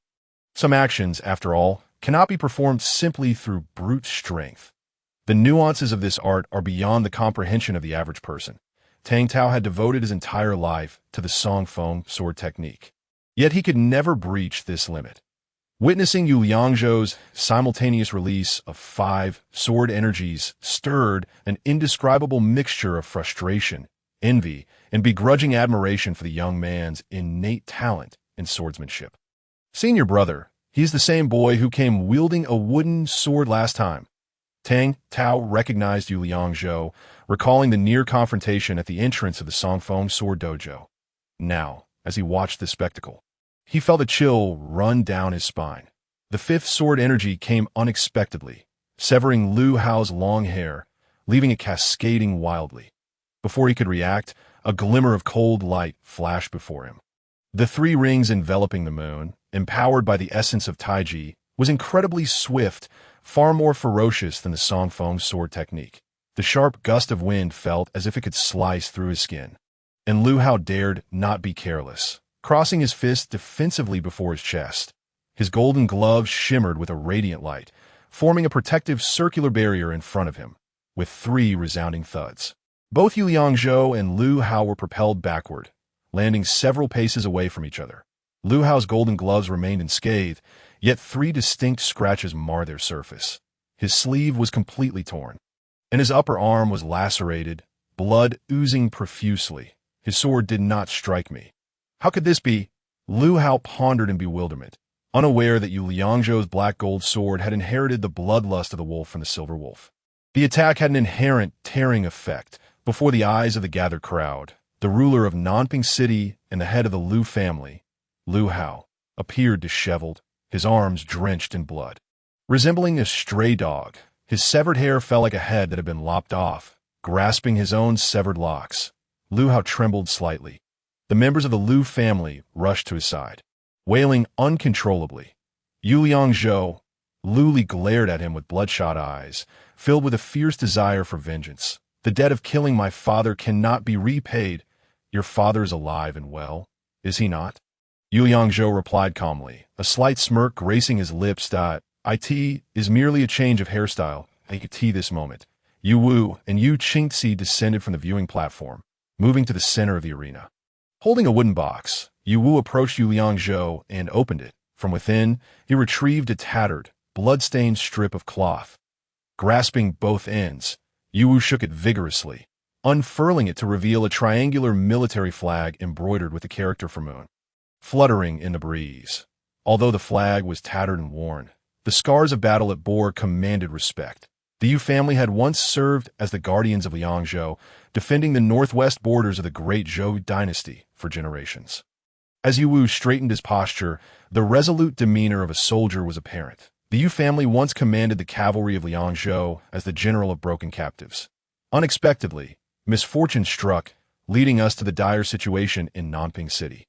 Standing alongside him, Yu Liangzhou and his father were both tall and imposing, exuding an aura of heroism. Yu Qingxi, too, was slender and elegant. Although his attire lacked the opulence of the nobility, his innate nobility radiated from within. I have suffered grievous wounds, and my son has always been frail, Yu Wu continued. Yet he was no longer the sickly figure of their first encounter. He now stood vibrant and full of vigor.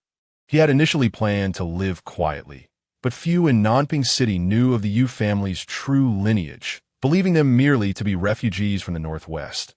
With furrowed brows, Yu Wu gathered his resolve. His eyes alight with righteous indignation. I never anticipated that the Lu family would act so tyrannically, forcing my Yu family into a corner. His words dripped with venomous disdain as he glared at Lu Hao. By the grace of heaven, my son has recovered from his illness and has made remarkable strides in his cultivation. From this day forth, my Yu family shall no longer suffer in silence. Stepping forward, Yu Liangzhou pointed his sword at the Lu family members. Today, we shall return the favor tenfold. Chapter 36. The Battle of Wits indeed. They are the descendants of the Yu family, the guardians of Liangzhou. The envoy from Huai Prefecture, Zhao Go, stood and clasped his hands toward Yu Wu. I never imagined they would have fallen to such depths. He glanced at the members of the Lu family and inquired, "Are you truly unaware of his identity?" Envoy, we had no idea. Lu Hao, the head of the Lu family, had temporarily lost his wits, his gaze fixed on Yu Liangzhou without uttering a word. Beside him, strategist Su Kai hurriedly stepped forward, bowing with an expression of feigned innocence. We, the Lu family, are merely concerned for the safety of Nanping City. They arrived from elsewhere, shrouded in secrecy. We had no choice but to investigate. Yu Wu pounded his chest, his tone growing more severe. What utter nonsense! We have come here openly. How can you accuse us of sneaking around? He then cast a glance at the city's guard, Fong Peng, and added, if there is to be an investigation, it is the duty of Lord Fong, not yours. Indeed, Lord Fong is extremely busy. Su Kai interjected before Fong Peng could respond. As a prominent family in Nanping City, we must assist Lord Fong. He then turned to accuse Yu Wu. You operate a blacksmith shop to manufacture weapons without authorization. You must have ulterior motives. Your family comes to investigate, yet you twist it into claims of usurping. Yu Wu scoffed. Your investigation merely a means to seize my blacksmith shop and claim it as your own? Suddenly, Su Kai rushed in front of Envoy Zhao Go, kneeling with fervor. "Envoy, my eldest son Lu Ji has been murdered by this man." He pointed an accusing finger at Yu Liangzhou, weeping. "This is his own admission. I implore you to bring him to justice and restore my family's honor. You dare to play the victim?" Yu Liangzhou regarded the groveling Su Kai with disdain. "Lu Ji sought to kill me. He simply lacked the skill and fell to my blade. My family harbors no enmity with you. Why would I wish to kill him?" Su Kai wept as though mourning his father. "Envoy, the man is dead, and without evidence, he will surely deny it. Please, you must decide for us." Though Envoy Zhao Go listened to their exchange, his mind was racing with calculations. The Yu family, guardians of Liangzhou, had an impressive lineage. However, after losing Liangzhou, they had fallen into disarray. Reduced to their current state, he glanced sideways at Fong Pang, his mind whirring. While he had not kept all the spoils for himself, the Lu family had shown some sense. Yet he wondered if the Yu family still had any backing in the capital. His heart was unsettled. "Envoy, at the time of the incident, there were 2 hunters present. Their testimony will clarify the truth that Muta and Aja had witnessed the event firsthand, and their accounts could not be denied. Please wait. This matter is quite complex, and I must ponder it thoroughly." Zhao Go wished to avoid making an immediate decision, so he quietly scolded Fong Pang beside him. "Look at the trouble you've caused." "My apologies. I was negligent," Fong Pang replied, his face flushed as he forced a stiff smile. "I will uncover the truth." "Truth? What truth?" Zhao Go exclaimed, his displeasure evident as he raised his voice. "What do you propose we do?" "Lu Ji was killed by Yu Liangzhou. Murder must be avenged." Fong Pang glared at Yu Liangzhou. "As for the Lu family, let that be. The deceased must be respected. Do you even think before you speak?" Zhao Go suppressed his fury, gritting his teeth as he forcefully pulled Fong Pang closer, lowering his voice to inquire. "Have you ascertained the details regarding the Yu family?" He continued. "Their lineage has long been that of guardians of Liangzhou, high officials in the realm, and yet you remain oblivious to this? This scoundrel is indeed ignorant. Their family is in tatters. They hardly resemble the esteemed officials of the court. Your ineptitude in handling matters is astonishing. It is no wonder you have languished in this small town of Nanping as a mere county guard for so many years." Zhao Go, being rather cautious, felt compelled to deliberate carefully. "For the time being, let us refrain from any action regarding either family until I can glean the truth of the situation, and we shall report to the Lord Guardian of Huai Prefecture before making any decisions." Yes. Fong Pang, drenched in cold sweat, quickly bowed his head in contrition that it is indeed the esteemed envoy who considers matters with great foresight. "I shall defer to your judgment," he then whispered to Zhao Go. "The Lu family has significant influence in Huai Prefecture." "I am aware," Zhao Go replied, his impatience evident as he shot a glare at Fong Pang. "Thus, we must exercise utmost caution." Zhao Go then turned to Yu Wu and asked, "General Yu, do you still possess your official seal?" "At that time, while escorting the populace southward, I fell victim to an enemy ambush and sustained grave injuries. The seal has been lost. Only this military banner remains as proof." Zhao Go stroked his chin, a look of concern crossing his features. "This poses a dilemma. Without the seal, how can I be convinced you are indeed General Yu? My father, Yu Shan, is the guardian of Liangzhou, the foremost general among the commanders of the 4 cardinal directions, the revered general in the cut. I serve under him as a general of subduing bandits. Is there any doubt?" Yu Wu declared disdainfully, raising his voice. "My visage alone serves as evidence. I am well aware that Yushan was once the formidable General Jinghua, whose reputation resonated throughout the realm. However, I am a low-ranking official who has never encountered the esteemed general in person. Nor have I met you before." He then shifted his tone to a sardonic cadence. "Moreover, Liangzhou has now fallen into the hands of the Muzafu people." His words trailed off, yet the implication was unmistakable. With Liangzhou lost, the Yu family had declined. "If you wish for my protection, you must demonstrate that the Yu family still holds influence. You are nothing but imposters." Su Kai, a cunning individual, discerned the underlying meaning in Zhao Go's words.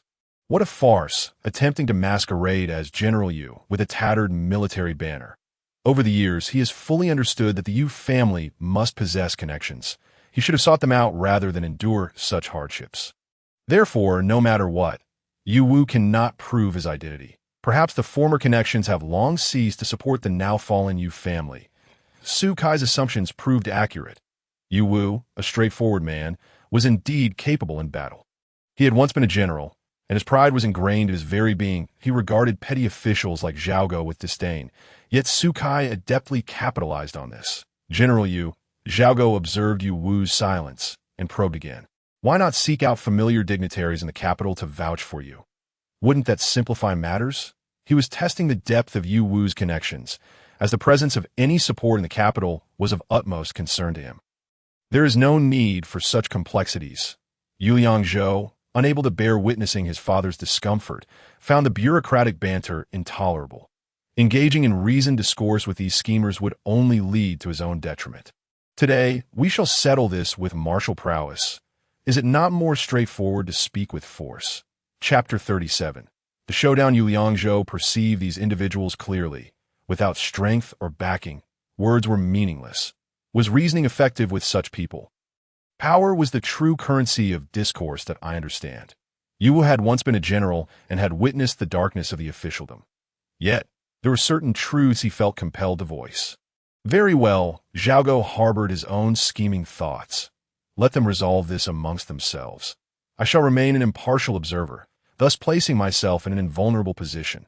Once he made up his mind, he declared, since it is thus, let us resolve this through combat.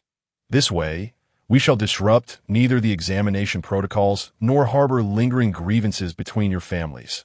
Consequently, the contests of others became irrelevant, least in the matter of vying for supremacy.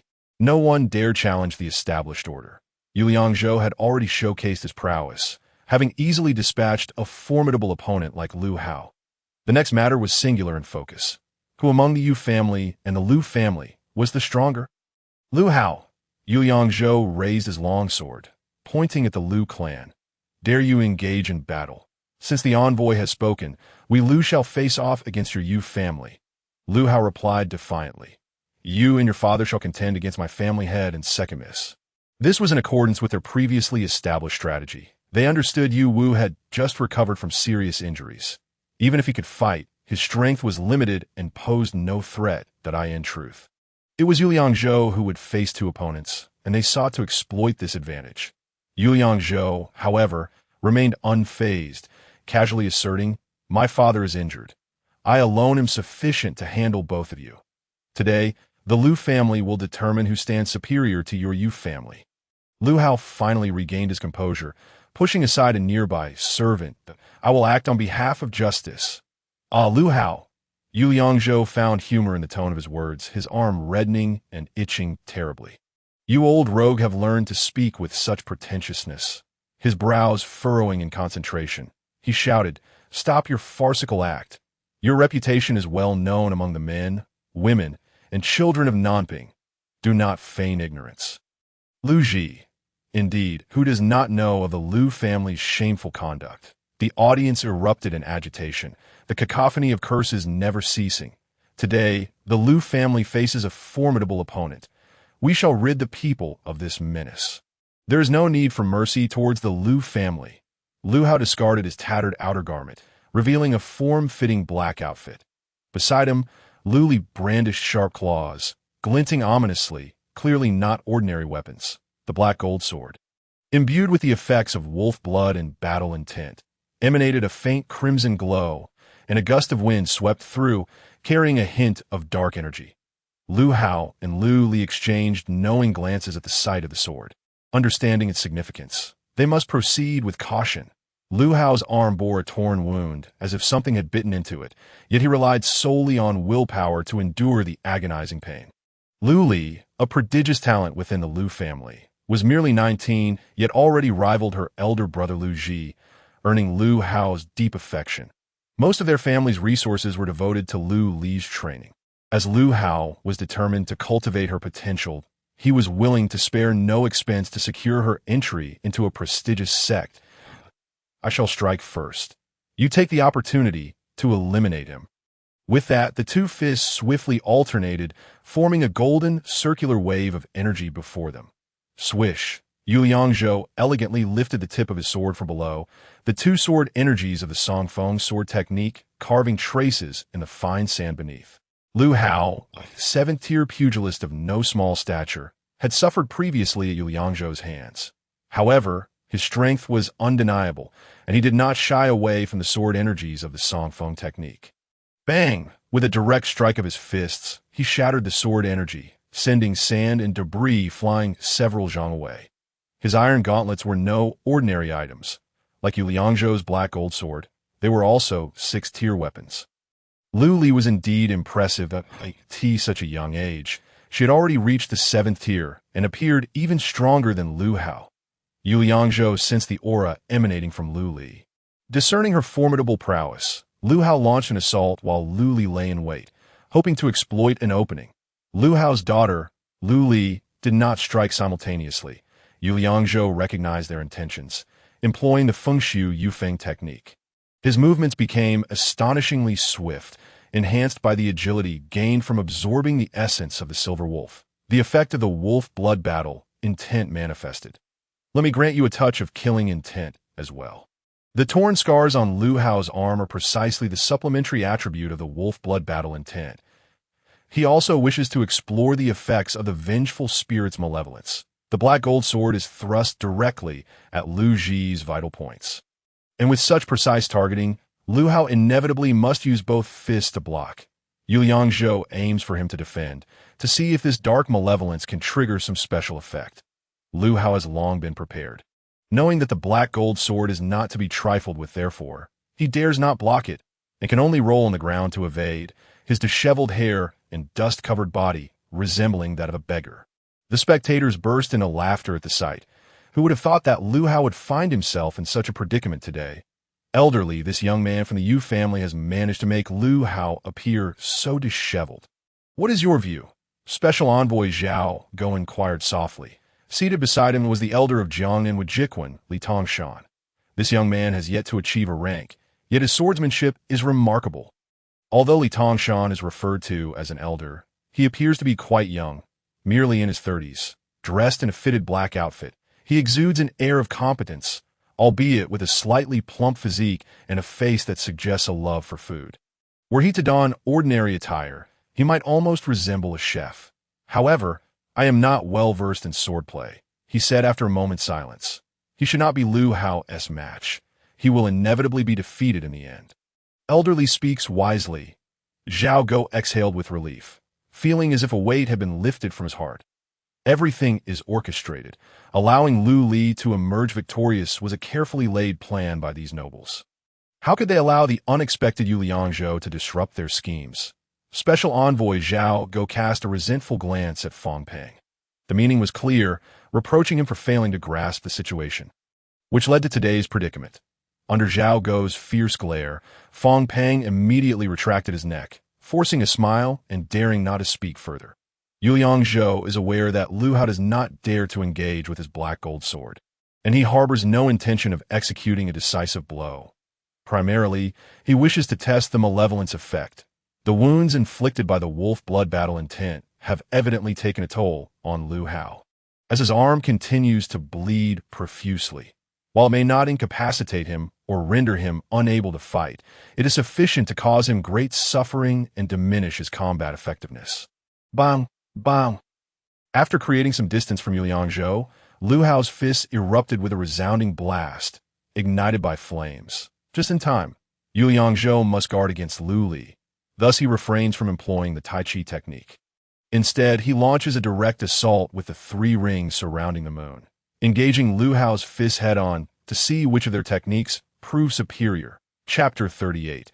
Exquisite swordsmanship. Lu Hao's strike unleashes a ferocious force, sending shards of sand and stone flying like arrows. Soldiers on the sidelines hastily raise their shields to defend.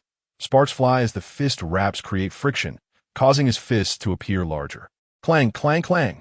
The three rings surrounding the moon impacts against those massive fists. The jarring sound of metal clashing compels one to cover their ears. Lu Hao, a formidable 7th-rank martial artist and a top expert in Nanping City, does not falter in this direct confrontation. He holds his ground against Yu Liangzhou. The malevolence effect fails to affix itself, Yu Liangzhou, intent on testing the effect, finds that the faint black aura does not cling to Lu Hao's golden iron fists. Observing the black aura dissipate into the wind, Yu Liangzhou feels puzzled. Could it be that this malevolence effect only works on ghosts? However, the wolf blood battle intent has indeed brought further suffering to Lu Hao. As the wounds on his arms have multiplied, he can withstand the 3 rings surrounding the moon. Yet he cannot defend against the additional attributes. It is not that the 3 rings surrounding the moon lack strength. Physical attacks rely on power, and as long as the strength is sufficient, one can withstand them. Yet the wolf blood battle intent cannot be blocked. Any contact with a blade results in harm. This is the source of Lu Hao's greatest frustration. Perhaps the excruciating pain causes Lu Hao's fist to loosen, revealing a gap in his defense. Yu Liangzhou, quick to seize the opportunity, thrust his sword into this opening. Unexpectedly, Lu Hao lets out a thunderous roar. In that fleeting moment, his power surges. Yu Liangzhou feels waves of energy crashing against him, and his black gold sword can no longer penetrate further. Simultaneously, Lu Hao's iron hands clamp down on the sword blade, 10 fingers firmly gripping the black gold sword. Not good.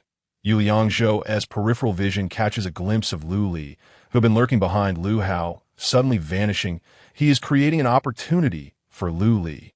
Suddenly, a gust of wind whistles above him. A lithe figure descends swiftly from behind Yu Liangzhou, the force and speed rivaling that of Lu Hao. If struck by this move, the consequences are unimaginable. Excellent, Fong Peng, unable to contain himself, exclaims. Lu Li has triumphed. Beside him, Li Tongshan and Zhao Go share a knowing smile, leaning forward in anticipation of witnessing Yu Liangzhou's downfall. The 2 7th-rank masters join forces. And moreover, as a father-daughter duo, their techniques are closely intertwined. Their cooperation is evidently more formidable than a typical alliance. Furthermore, they're both exerting their full strength. Even a 9th-rank expert might find themselves at a loss in such a predicament. Abandon the sword? Yu Liangzhou's brow furrows tightly. In a contest, dropping one's weapon or being disarmed is far more humiliating than losing. Unlike Lu Hao, who is shameless, Yu Liangzhou cannot tolerate such indignity. Absolutely not. This thought flits through his mind, but Yu Liangzhou is determined to win with dignity. Zhouer, brother! Yu Wu and Yu Qingxi exclaim in unison. Although the black gold sword is restrained, the force of the Tai Chi energy can still be harnessed without the sword. Yu Liangzhou focuses his mind, and the energy above him immediately warps, forming a vortex. Lu Li's rapid assault slows, granting Yu Liangzhou precious time. You think you can restrain my sword with both hands? Lu Hao grips the long sword with fierce strength, unable to draw it out. I will cripple your hands. 2 instruments transforming. This technique concentrates sword intent on the blade, infusing it with brutal power. Buzz, waves of energy flow along the black gold sword's blade, causing the sword to tremble and emit a terrifying low hum. Lu Hao, astonished, glances upward to see Lu Li hindered by the vortex of energy. While his own hands radiate an intense heat, strike quickly. The golden gloves feel as though they are on the verge of melting, scorching hot. He grits his teeth, hoping Lu Li can land a hit on Yu Liangzhou. Lu Hao is overestimating the situation. How could Yu Liangzhou grant him such an opportunity? This technique requires energy to gather, and once fully charged, it becomes a powerful strike. Yu Liangzhou seizes the moment, determined to master the timing. Unlike when he had ample time to unleash the 2 instruments, transforming at its peak against the vengeful spirit, he must act before Lu Li can break.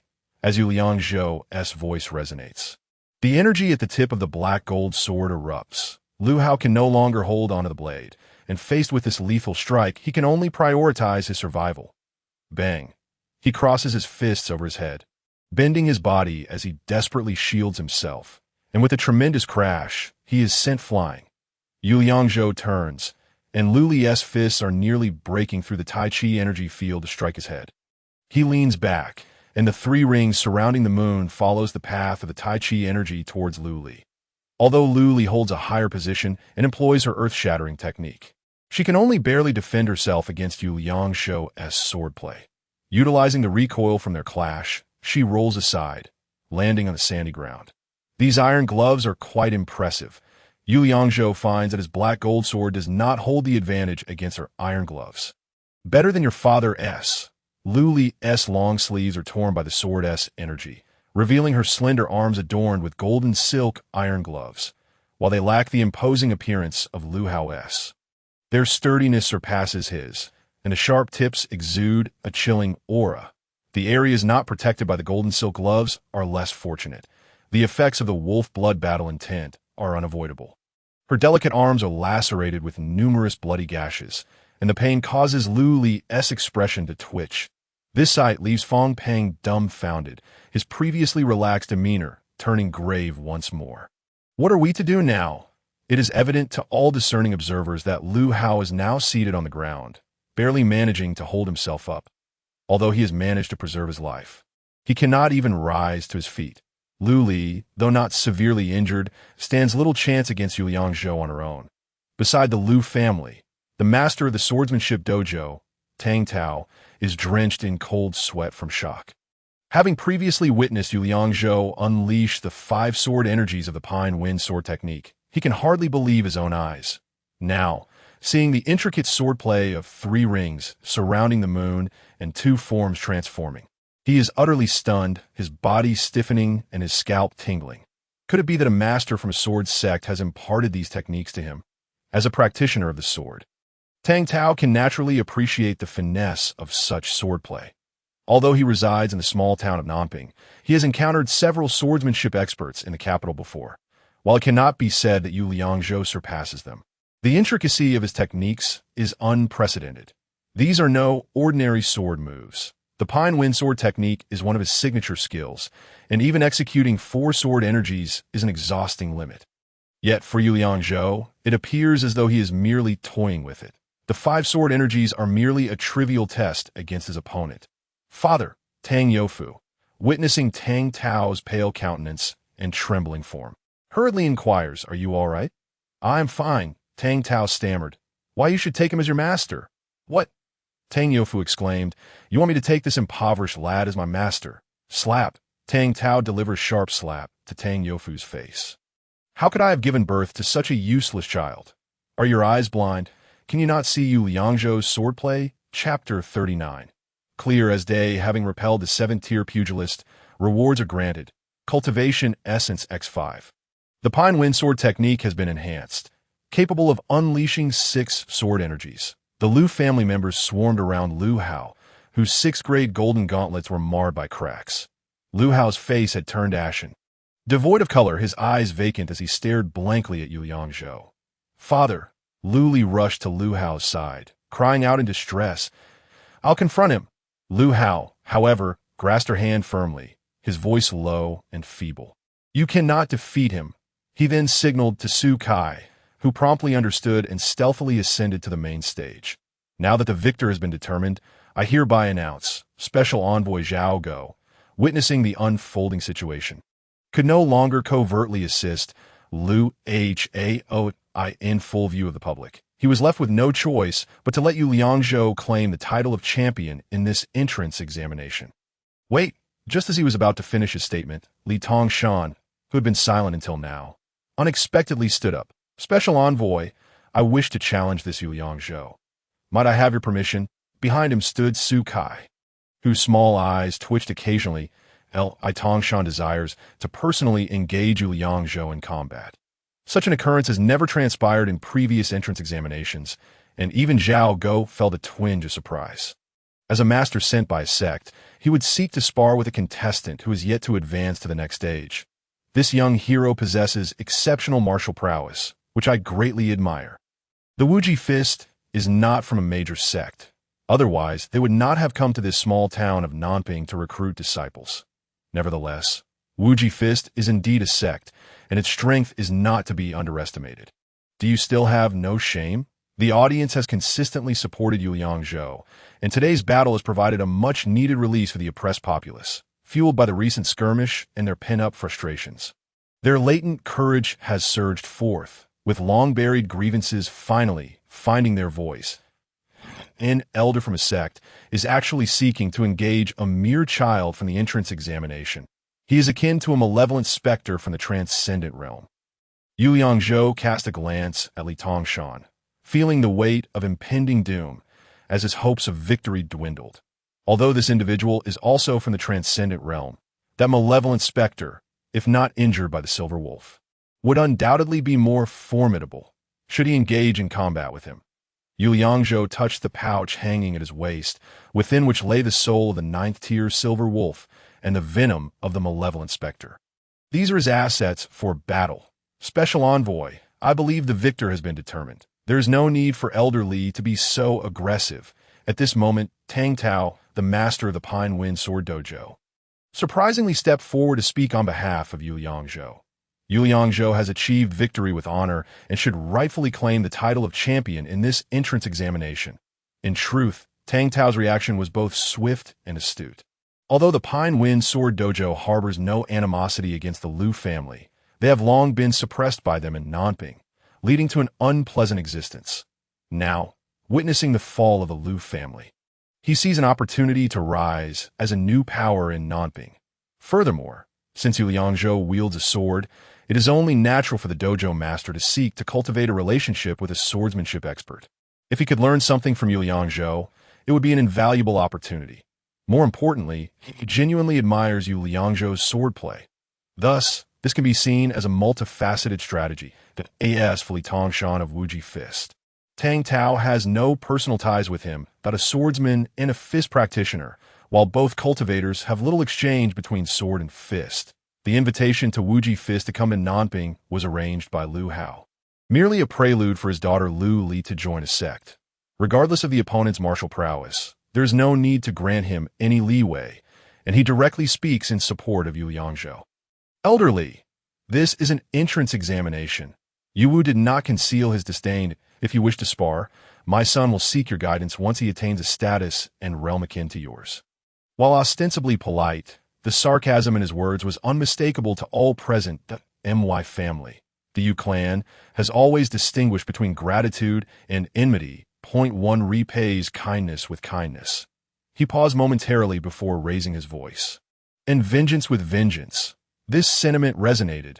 Zhao Go, witnessing the scene unfold, expressed his admiration for Yu Yangzhou's swordsmanship, that I declare this Yu Yangzhou the champion of today. Ha! I merely found his swordplay commendable and was momentarily tempted to exchange a few techniques. Li Tongshan remarked, observing that nearly everyone had rallied behind Yu Yangzhou, and he felt it inappropriate to press further.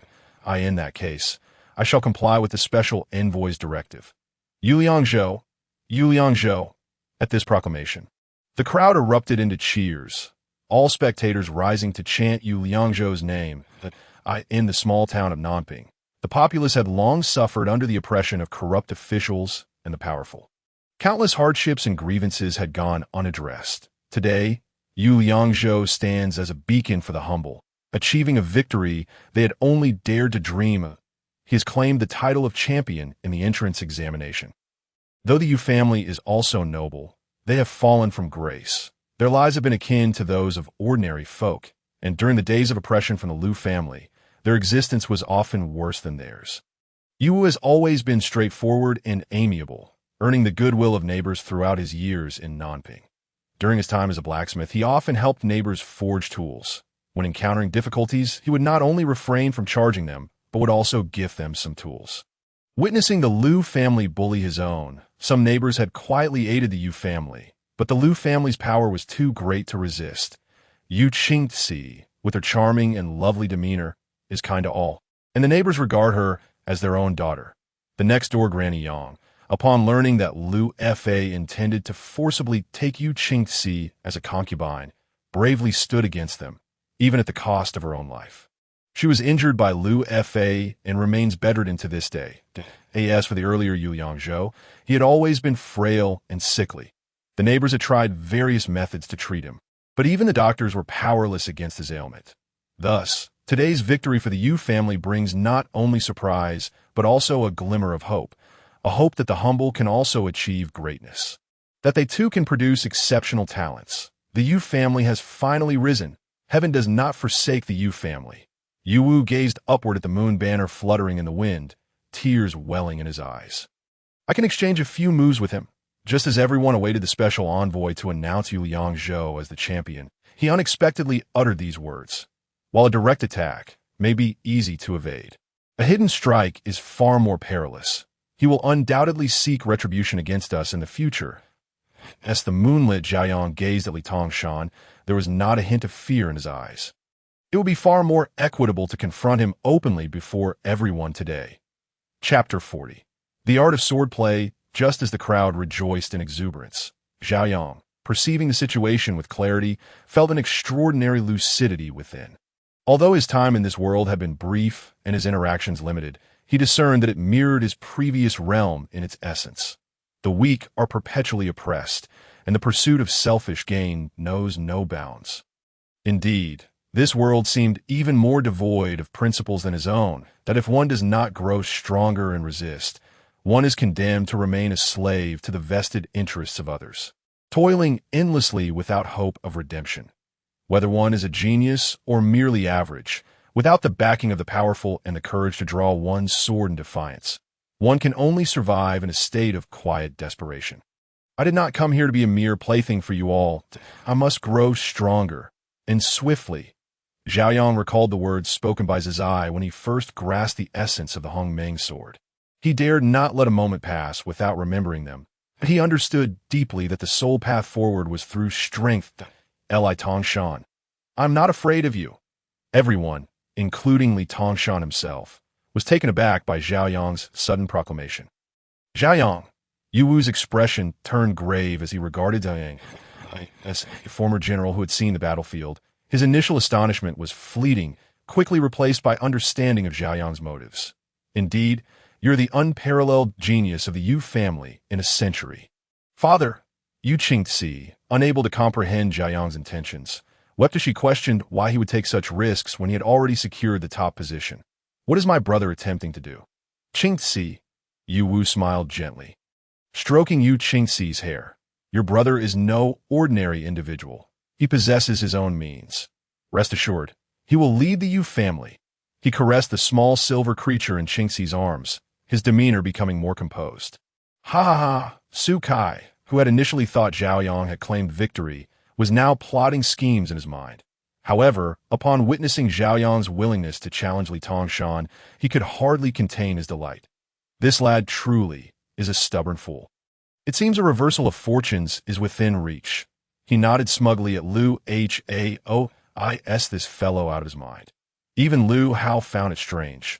Though Zhaoyang was undeniably formidable, he could not compete with Li, an expert in Wuzhigong, despite the latter belonging to a lesser sect. That I believe this lad is overly confident.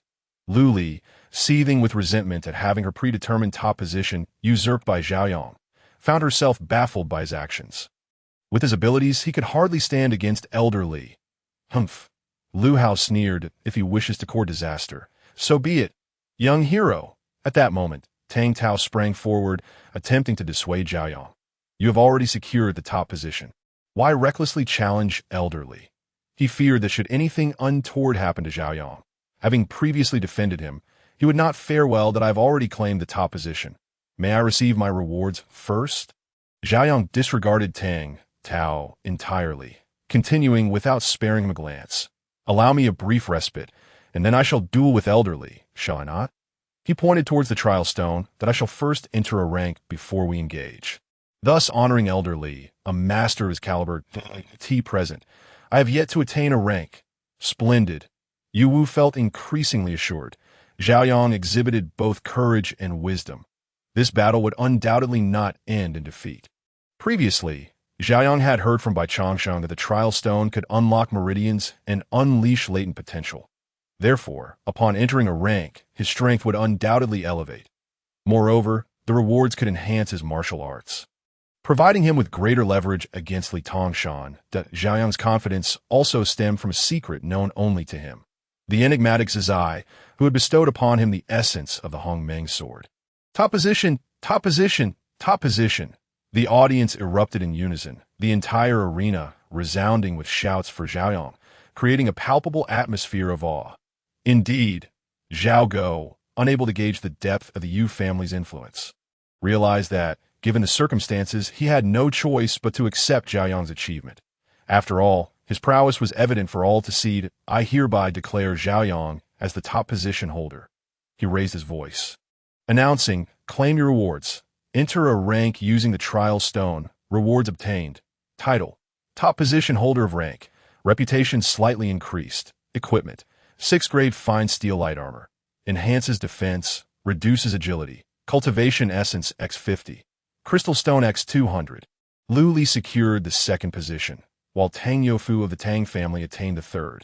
They too received their respective rewards, yet in comparison to Zhao Yang's top position, their accolades seemed trivial. The sages have instructed that all who pursue martial cultivation must undergo trials to open their meridians, walking the path of the 5 elements to attain the way of heaven and earth.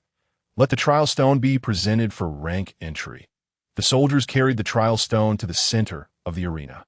All qualified contestants stepped forward, grasping the stone with both hands. First rank.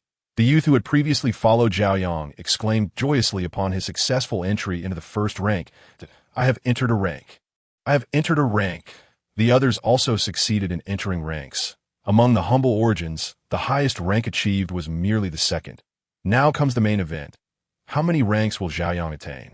Everyone knew he had not yet entered a rank, meaning he possessed no rank bonuses at all. Yet, he had managed to defeat 2 7th-rank experts in tandem. Such talent is indeed unprecedented.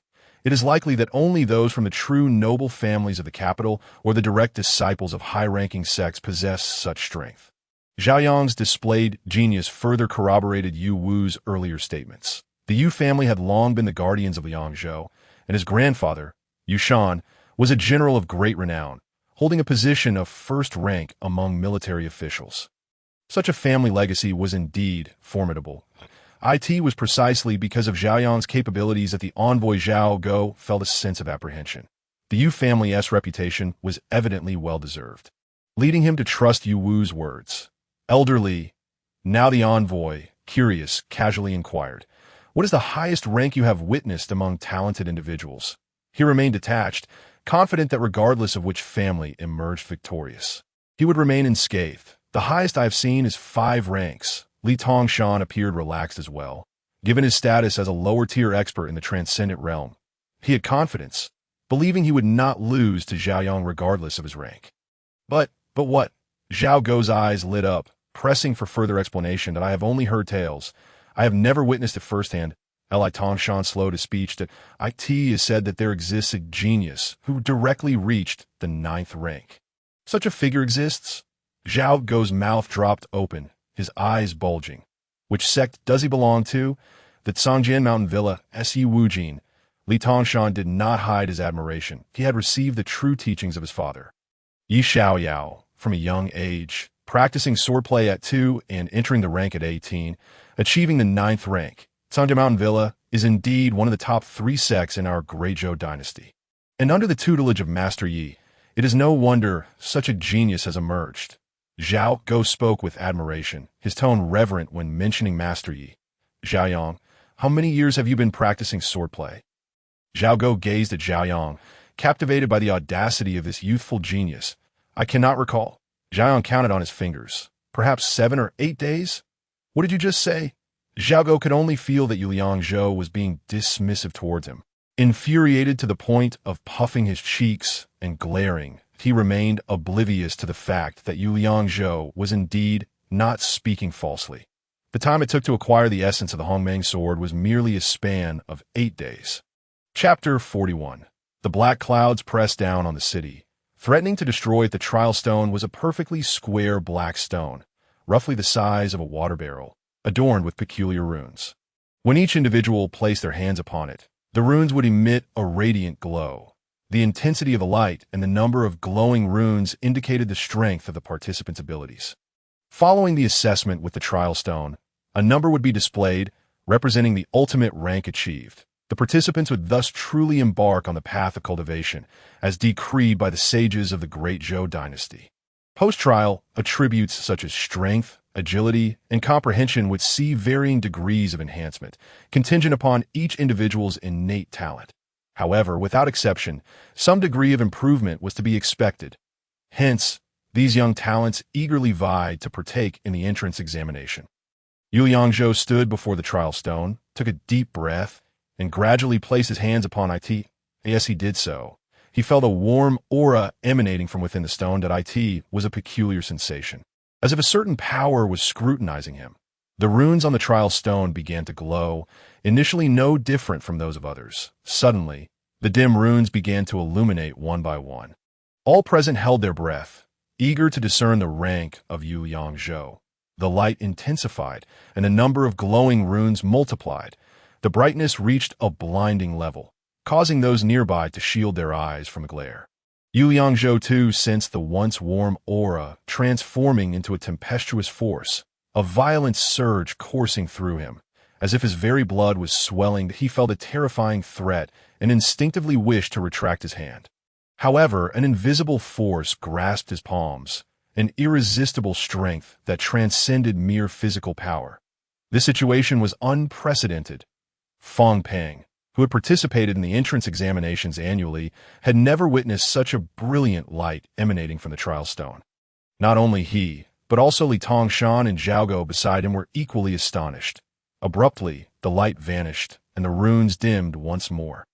Everything returned to its prior tranquility, and Yu Liangzhou's body resumed its normal state. Zhao Go unexpectedly stood up, leaning forward to glimpse the number displayed on the trial stone. Unable to suppress his curiosity, he yearned to discover the rank of Yu Liangzhou. 7. 7 segments. The soldier responsible for the testing approached the trial stone, rubbed his eyes, and stammered. It seems not to be 7 segments. How can you not even discern a number clearly? Zhao Go reproached loudly, dramatically flicking his long sleeves. Useless fool! Fong Peng, feeling anxious, stood up and rushed into the arena to inspect personally. This glance was all it took for Fong Peng to furrow his brow. Rendered speechless by what he saw, bewildered, he turned to Zhao Go and Li Tongshan, asking, "Is there a problem with this trial stone?" Upon hearing this, Zhao Go and Li Tongshan also descended to ascertain the truth. What is this number? The three scrutinized the trial stone for an extended period, whispering to one another with exceptionally grave expressions. Are you plotting something again? Observing this scene, the spectators in the stand began to stir restlessly. Corrupt officials. They concluded that these officials were concocting schemes to deceive Yu Yangzhou and began to hurl insults. Isn't it clearly 10? Yu Yangzhou could see it distinctly. One horizontal and one vertical line, which formed a 10.10. The three men were sweating profusely. Where is there a 10? I see 7. Li Tongshan gestured with his fingers. Drawing a horizontal line and a vertical one, isn't this bottom curve missing? This confusion only served to escalate the chaos in the arena, as more soldiers were dispatched to maintain order. Simultaneously, nearly all the prominent figures gathered around to discern the actual reading of the trial stone. Boom! A thunderous roar erupted from the distant sky, arriving so suddenly and violently that it caught everyone off guard. Thick black clouds, interspersed with the sounds of thunder, rolled in, obscuring the sunlight. 10. After much deliberation, the crowd unanimously agreed that the number was indeed It cannot be 7. Yu Liangzhou. Zhao Go glanced at the dark clouds above, then at Yu Liangzhou. 10. 10 segments. A profound silence enveloped the entire arena. As disbelief settled in, since the establishment of the entrance examination, only ranks up to 9 had ever existed. Even legends had never mentioned a 10th rank, leaving them utterly stunned. What is happening? Yu Yangzhou felt a sharp pain in his chest. Immobilized, an invisible pressure bore down from the heavens, a force both ethereal and distant, yet overwhelmingly potent, too powerful to resist. His black gold sword nearly slipped from his grasp, as an inexplicable fear welled up within him, leading him to contemplate surrendering his resistance. Oh! The typically docile Xiao Yin began to stir restlessly, eyes wide open as it howled incessantly at the dark clouds above. The assembly was similarly captivated by this apocalyptic phenomenon, all gazing skyward that a storm capable of obliterating everything was brewing overhead. Boom! The black clouds descended upon Nanping City, thunder rumbling, wind and rain converging dangerously. I could see that moment. The half-bloomed lotus flower on Yu Liangzhou's arm emitted a faint glow. He instantly felt the oppressive force lighten considerably, allowing him to tighten his grip on the black gold sword once more. Concurrently, the black clouds began to dissipate, retreating away from the direction of Nanping City into the distant horizon. Zizai, are you protecting me? Yu Yangzhou looked down at his arm, gently caressing the half-bloomed lotus mark that a gap formed in the dense clouds, and a beam of sunlight pierced through, illuminating the entire Nanping City. The sunlight gradually spread, its vibrant colors dispelling the darkness. The area of the black clouds was being compressed by the sunlight, and the thunder grew more distant. Brother, look! Yu Qingxi ran to Yu Yangzhou's side. Pointing at the sky, it's just like the rainbow we saw that day. Doesn't it resemble a lotus flower? This sudden turn of events unfolded too rapidly for anyone to react, and before they knew it, the black clouds had already retreated. The light once more cascaded upon the earth, and the lotus-shaped rainbow vanished without a trace. 10 segments. The previously subdued spectators erupted into cheers once more. That a celestial phenomenon. Some individuals dropped to their knees, bowing in reverence. Divine beings have descended. This spectacle was indeed overwhelmingly awe-inspiring, silencing any dissent. The consensus was that Yu Yangzhou was now recognized as a master of the sword at the 10th segment. Yu Yangzhou could distinctly feel the transformation within his body as he attempted to wield the black gold sword. It felt lighter. The speed had increased as well. Sword path 10th segment. The sword intent suffuses the spirit, allowing him to stand proudly amidst heaven and earth. All sword techniques carry an inherent understanding effect, and all fundamental attributes reach their zenith. Chapter 42. Winning hearts and minds. The concept of a 10th segment was unprecedented. No one had ever imagined a rank beyond the 9th. Truly, a well-deserved reputation.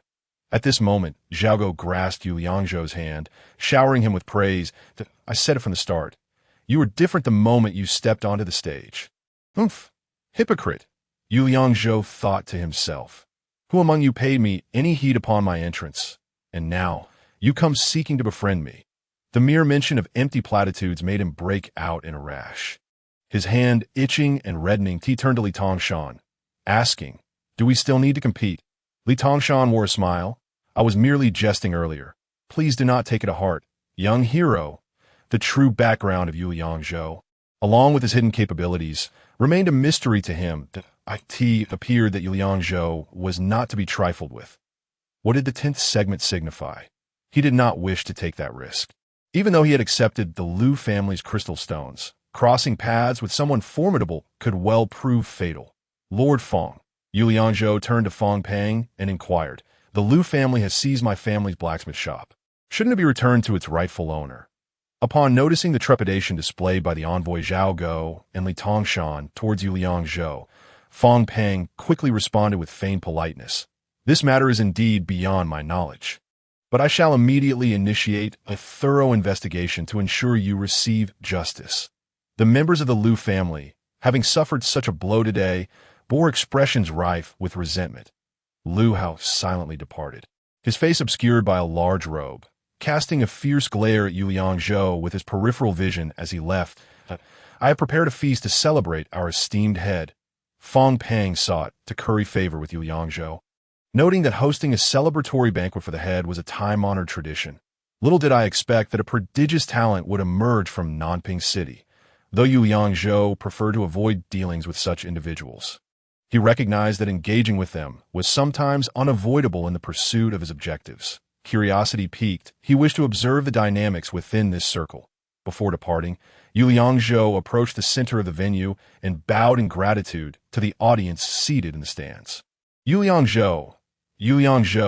As he exited, he was met with throngs of excited onlookers lining the path, shouting in enthusiasm. Xinggue. Yu Yangzhou's keen eyes quickly spotted the pale-faced Xinggue. Young hero Yu, I realize my wrongs. I was blind. Seeing Yu Yangzhou, he rushed forward without hesitation, kneeling before him. Did you not just order me to leave? Did you not threaten to end my life? I deserve to die. I deserve to die.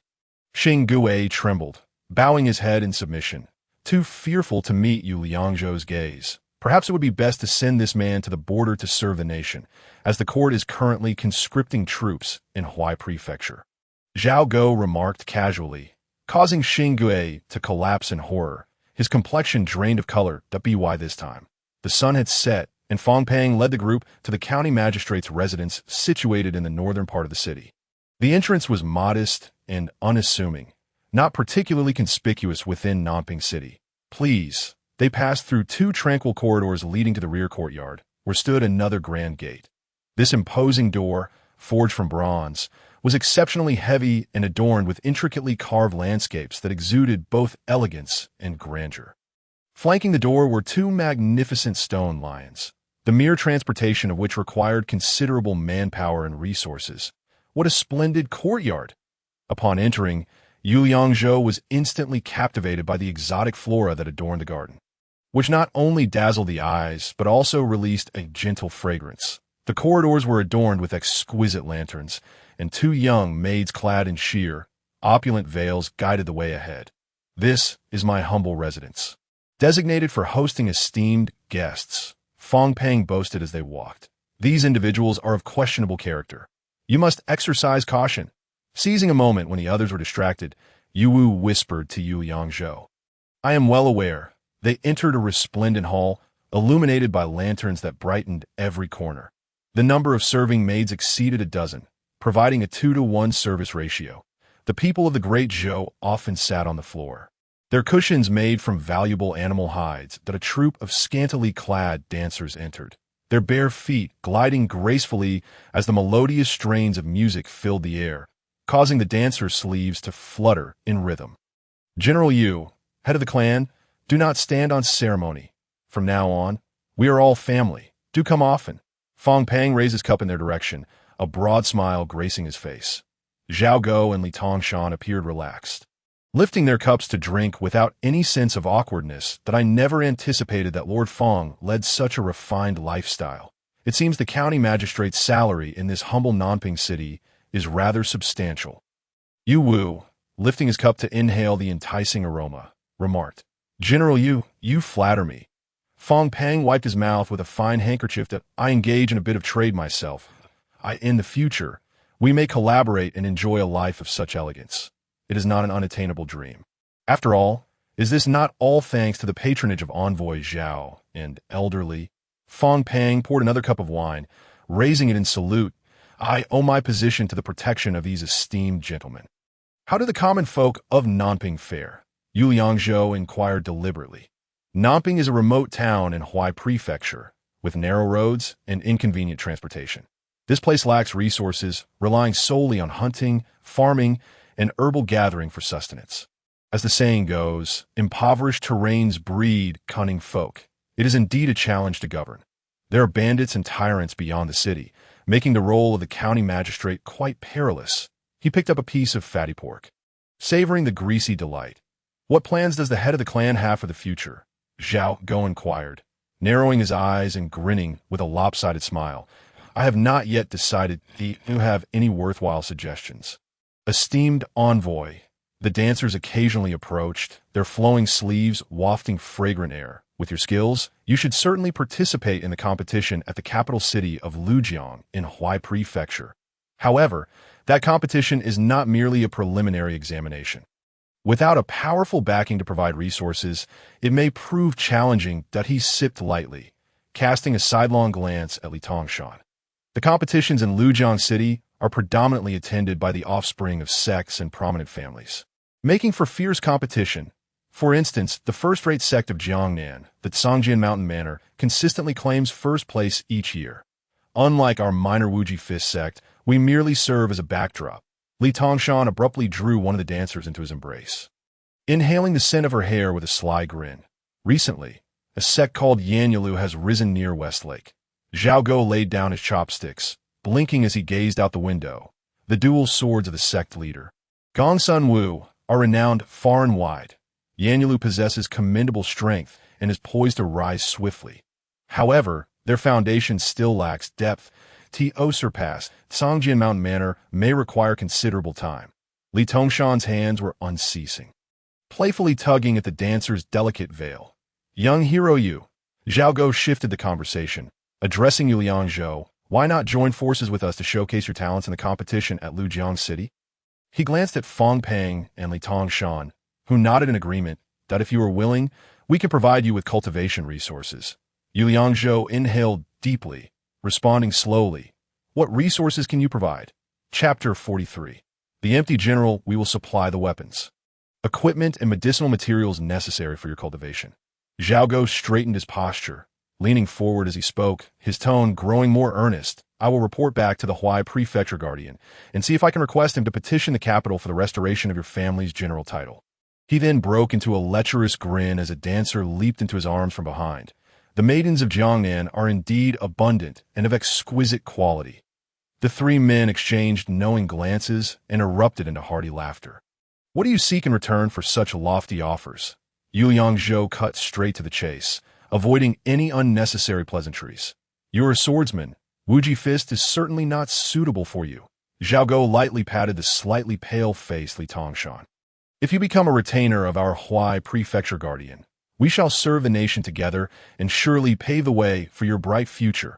I have yet to meet the Huai Prefecture Guardian, but judging by your demeanor, I can surmise what sort of person he is. What does it mean to be a retainer, if not to bear the blame for you and serve as cannon fodder? Yu Liangzhou understood all too well that their motivations were purely self-serving. Yu family has served as the guardian generals of Liangzhou, solely devoted to the court. I have never been a retainer. Yu Wu interjected before Yu Liangzhou could respond. General Yu. Zhao Go's expression darkened at this remark, and he pushed aside the dancer nestled against him. Liangzhou no longer belongs to the great Zhou Empire. Liangzhou City is no more. The Muzafa Empire has renamed it Lindong City. He set down his cup, his gaze fixed intently on Yu Wu. With Liangzhou gone, where is the Liangzhou Guardian to be found? The word struck a chord with Yu Wu, who felt a pang of bitterness. Zhao Go spoke the truth. Liangzhou had indeed vanished. You dare to speak? Yu Wu suddenly erupted, slamming his palm down forcefully on the table. Had it not been for the corruption of the court, how could Liangzhou have fallen? How could my Yu family have met such a tragic end? General Yu. Zhao Go's face was stern as he sat upright. Be cautious with your words. The city of Liangzhou was lost under the protection of my Yu family, and I am determined to reclaim it. Yu Wu was on the verge of erupting when Yu Liangzhou restrained his arm. First, let us discuss when the Yu family's blacksmith shop will be returned. This matter can only be settled after I have conducted a thorough investigation. Fong Peng glanced at Zhao Go in the middle and continued. There's no need to rush. The belongings of my Yu family will certainly be retrieved by us. There is no need for all of you to concern yourselves. The information you seek is already known, Yu Liangzhou concluded, lifting the black gold sword as he rose. Yu Wu harbored a deep disdain for these treacherous individuals.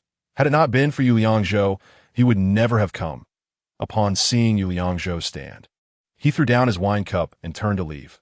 You must think this through. Zhao Go's sarcastic voice echoed from behind. There are countless formidable experts in this world, even if you are a 10th tier. You cannot escape reality, can you? Do you know why my great Zhou Empire is not as powerful as it once was? The three remained silent, gazing at Yu Liangzhou as if he were a curiosity. It is precisely because of individuals like you, who, for personal gain, squander national resources and exploit the common folk. They exchanged glances, speechless, quietly observing Yu Liangzhou's departing figure.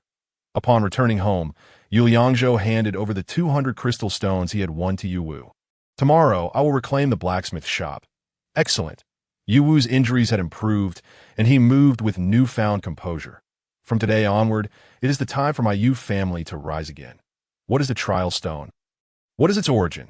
Yu Liangzhou recalled the sensation of touching the trial stone today and the ominous clouds that had loomed from the horizon, still feeling unsettled.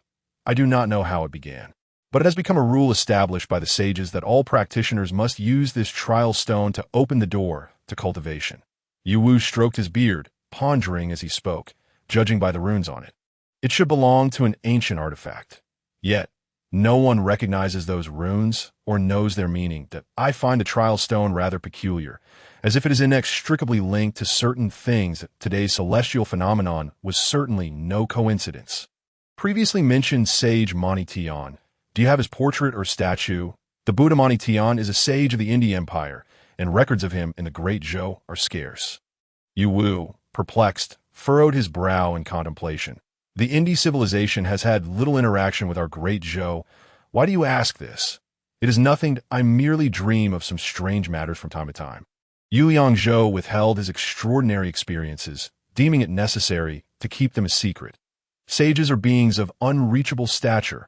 Having offended these petty individuals today, it is best to handle the matters at hand. Yu Wu clapped Yu Liangzhou's arm, thinking he was aiming too high. How can you restore your status as a general? Zhao Gou's words earlier were not unfounded. You claim to be a general.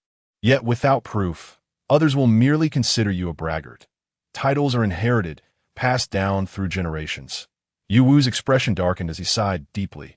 Alas, without Liangzhou, the general truly does not exist. Only the emperor can appoint one. Correct? The world belongs to him. Naturally, he can appoint whomever he wishes. The border issues of our dynasty are increasingly severe, fostering a trend of prioritizing martial prowess over literary merit. Once you reach the next tier, you may continue to participate in more advanced competitions that in the future, you may even earn the emperor's favor and serve in the court. Only military officials are recruited, not civil officials. Yu Yangzhou pressed further. After Zhang Ruogu became the left chancellor, he has begun to promote civil examinations in recent years. Yu Wu's tone was subdued, tinged with dissatisfaction. Our dynasty cannot match the Muzafa Empire in martial arts or literary talent. We cannot even produce a decent poem or song. He shook his head repeatedly. The world is filled with corrupt officials, causing the populace to suffer. It is said that Chancellor Zhang is a man of integrity. But alas, a lone hand cannot clap. Are there truly no commendable literary works? Yu Yangzhou was eager to know if there were great poets like Li Bai and Du Fu in this world. Although the Yu family has always been comprised of military officials, they have not neglected their studies. Yu Wu replied affirmatively. They're all subpar works. It is better not to read them.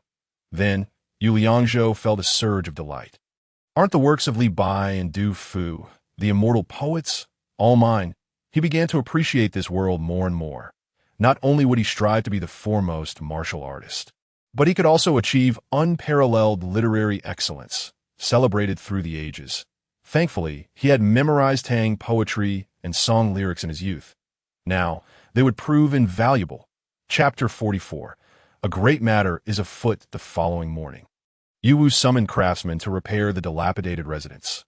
Additionally, a notice was posted at the entrance, recruiting household servants. Following yesterday's tier examination, Yu Liangzhou had gained considerable fame.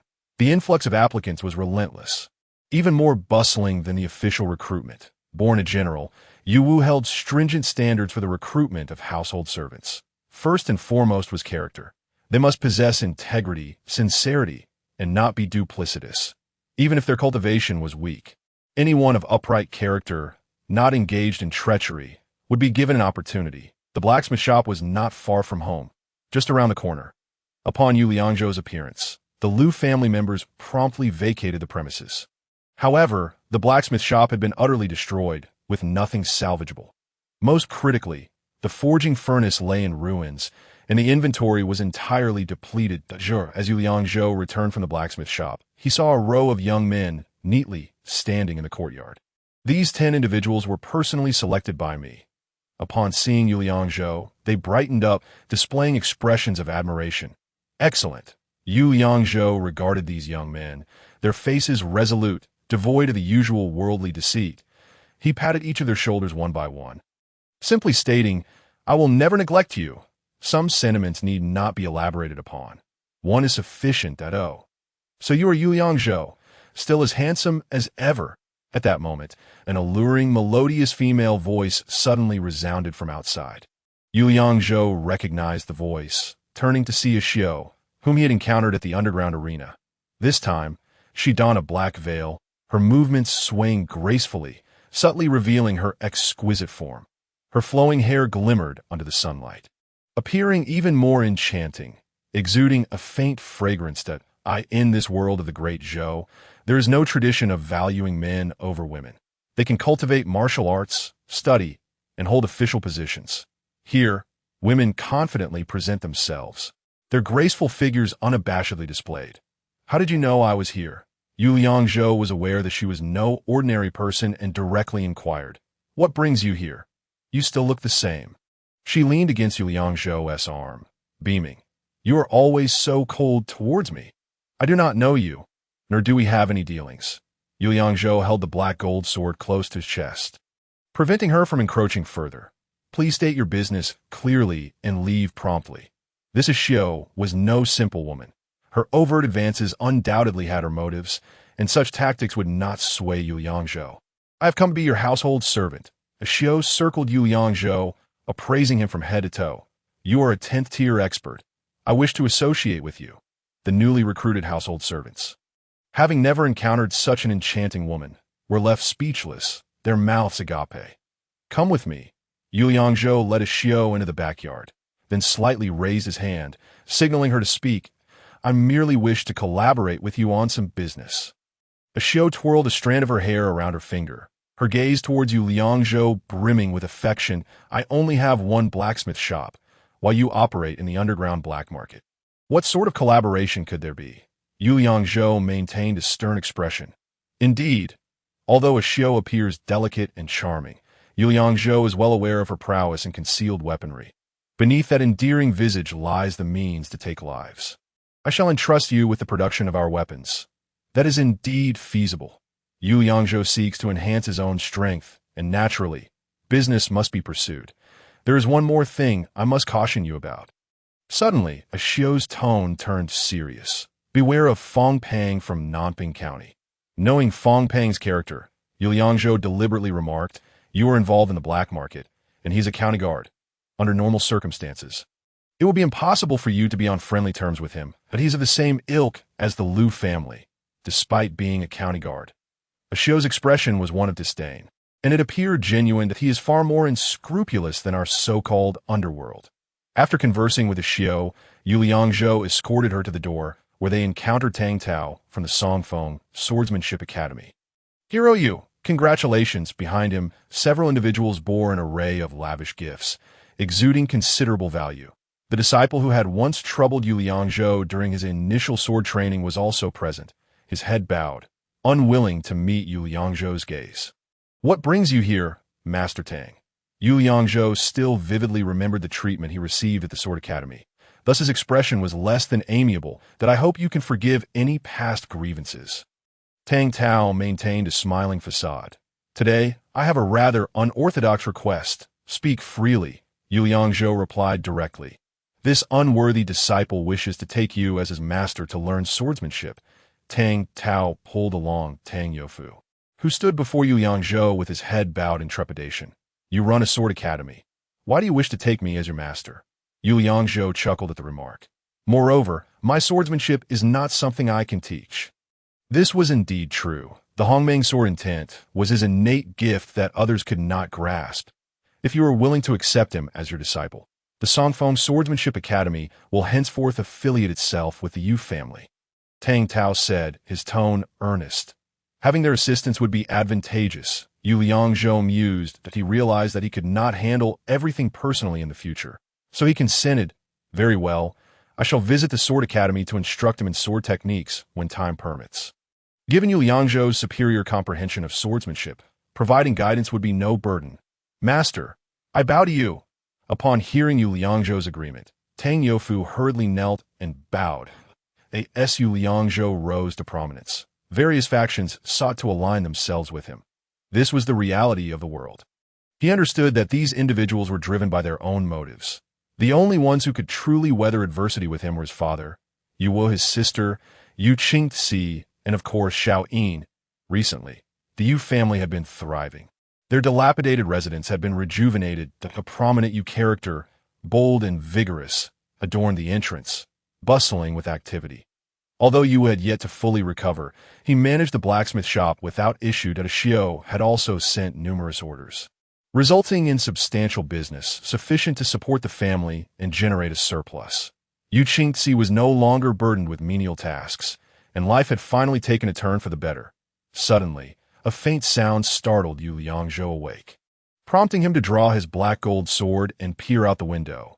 The door creaked open gently, and a shadow silently entered. The individual's movements suggested formidable skill. However, in the face of Yu Liangzhou, They still lacked refinement. Had it been anyone else, they might still be lost in slumber. What do you intend to do? As the figure entered, Yu Liangzhou swiftly launched a surprise attack, the black gold sword pressed against the intruder's throat. The speed of the maneuver was astonishing, nearly impossible to evade even with prior preparation. Its me. The figure in black swiftly removed their veil, revealing a shield. A grave situation has arisen. Chapter 45. Sudden hostility, why the secrecy? Upon recognizing a Xiao, Yu Liangzhou returned his sword to its sheath. What grave matter? During their recent business dealings, Yu Liangzhou had gradually grown less averse to a Xiao. He had come to understand that she was not without merit, and he refrained from questioning her involvement in the underground market. Fong Pang and the Liu family have been secretly plotting against you. A Xiao's forehead glistened with beads of sweat as she touched her back with her hand. You are injured? Yu Liangzhou quickly helped her to sit down. Noticing her clothing was already soaked in blood, I am not severely harmed. A Xiao rolled up her sleeve, revealing her fair skin, as Yu Liangzhou tended to her wound. This is a knife wound. While not fatal, it is serious. What are their intentions? Yu Liangzhou's primary concern was a Xiao's well-being. Upon ensuring she was unharmed, he inquired further. They have contacted bandits in the Black Forest outside the city. They plan to attack Nanping tonight. A Xiao, clad in a fitted outfit, appeared exceptionally ethereal under the moonlight. Fong Pang has enlisted bandits to assault the very city he guards. Yu Liangzhou frowned, recognizing the gravity of the situation. Is he turning to a life of crime? No. Your rise has threatened their interests. Seeing her grave expression, Yu Liangzhou understood that this matter was far from simple. They intend to use the bandits to annihilate your family and then frame you for it. What is the strength of these bandits? Yu Liangzhou, an astute individual, quickly grasped the situation from Xiao's brief explanation. Their strength is insufficient, so they seek external assistance. Thus, the incoming forces will undoubtedly be formidable. The leader of Black Forest Village is coming in person, along with the second-in-command. That a Xiao's concerned gaze indicated her apprehension toward these two individuals. The second-in-command is at the lower tier of the divine realm. After a moment's hesitation, she added, the leader, Hei Feng, is at the mid-tier of the divine realm. There should be more than just these two. Yu Liangzhou's mind was clear as he slowly articulated another name. Li Tongshan, at the lower tier of the divine realm. Their considerable preparations indicated they aimed for absolute certainty. The collaboration of 3 experts from the divine realm underscored their serious regard for him.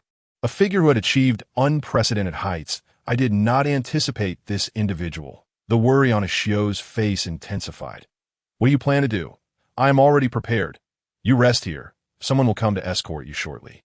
With that, Yu Liangzhou rose, donned his garments, and took up his black gold sword as he stepped outside. Several attendants hastily departed upon Yu Liangzhou's instructions, and Yu Wu's old armor had been meticulously repaired. Clad in battle attire, he sat in the center of the main hall, flanked by 3 fully armed attendants. De Jour, unleash your full potential. Yu Wu's sword-like brows radiated vigor as he grasped the sword's hilt and declared, I shall heed your command.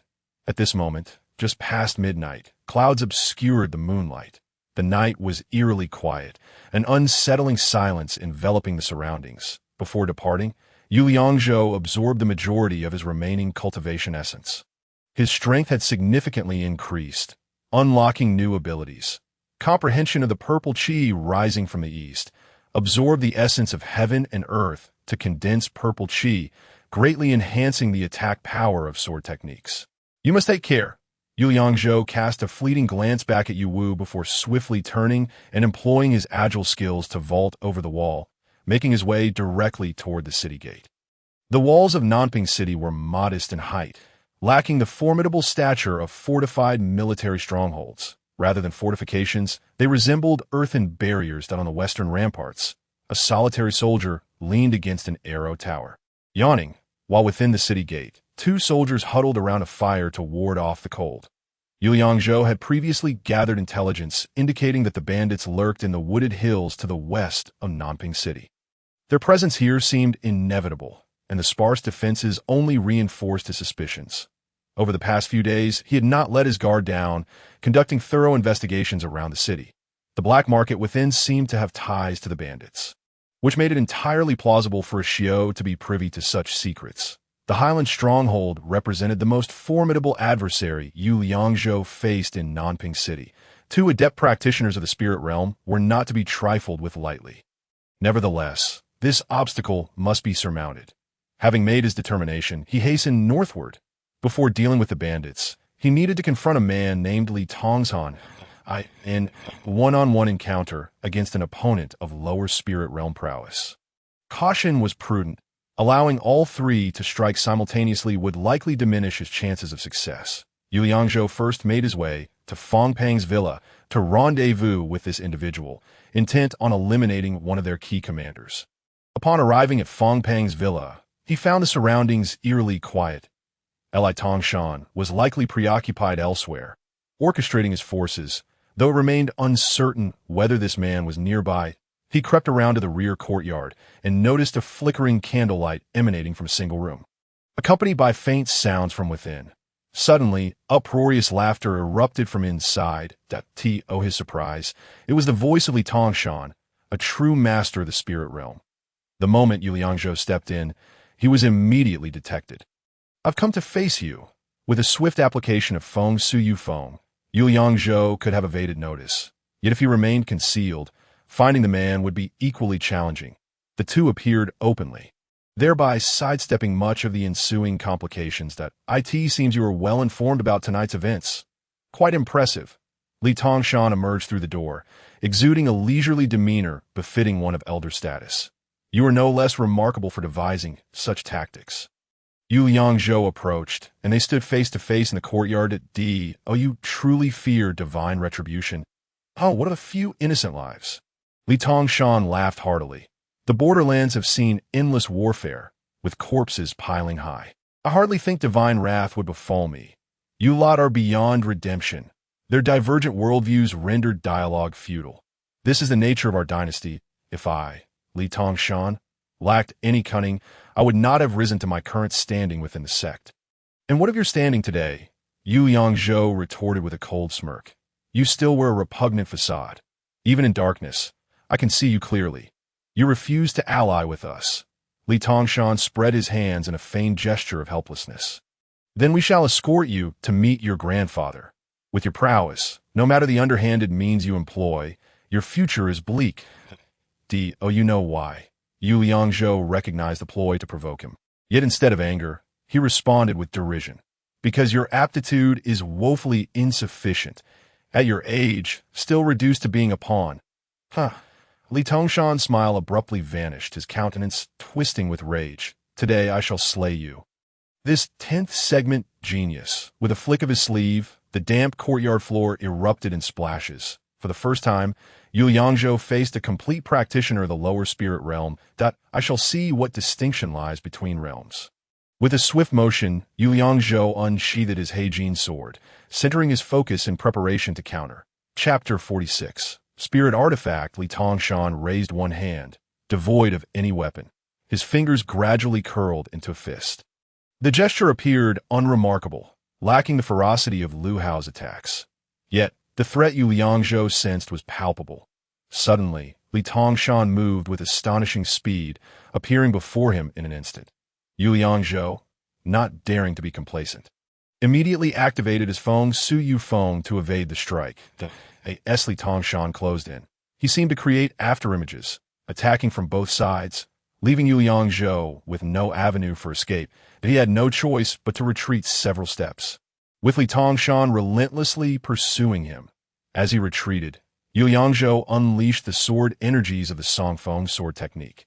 Yet the technique dissipated before Li Tongshan, proving utterly ineffective. It was evident that such ordinary martial arts held no weight against a master of the spirit realm. Yu Liangzhou had intended to use Songfeng as a means of gauging the difference in skill, and it had confirmed the disparity. With the courtyard wall looming behind him, retreat was no longer an option. He unleashed the Sheng Taiji technique, causing Li Tongshan's brows to furrow slightly, indicating that it had some effect against a spirit realm practitioner. His movement slowed, allowing Yu Liangzhou to create some distance. With a powerful push off the ground, he utilized the momentum within the Sheng Taiji's energy field to execute the 3 rings surrounding the moon point. 3 beams of sword light simultaneously shot forth.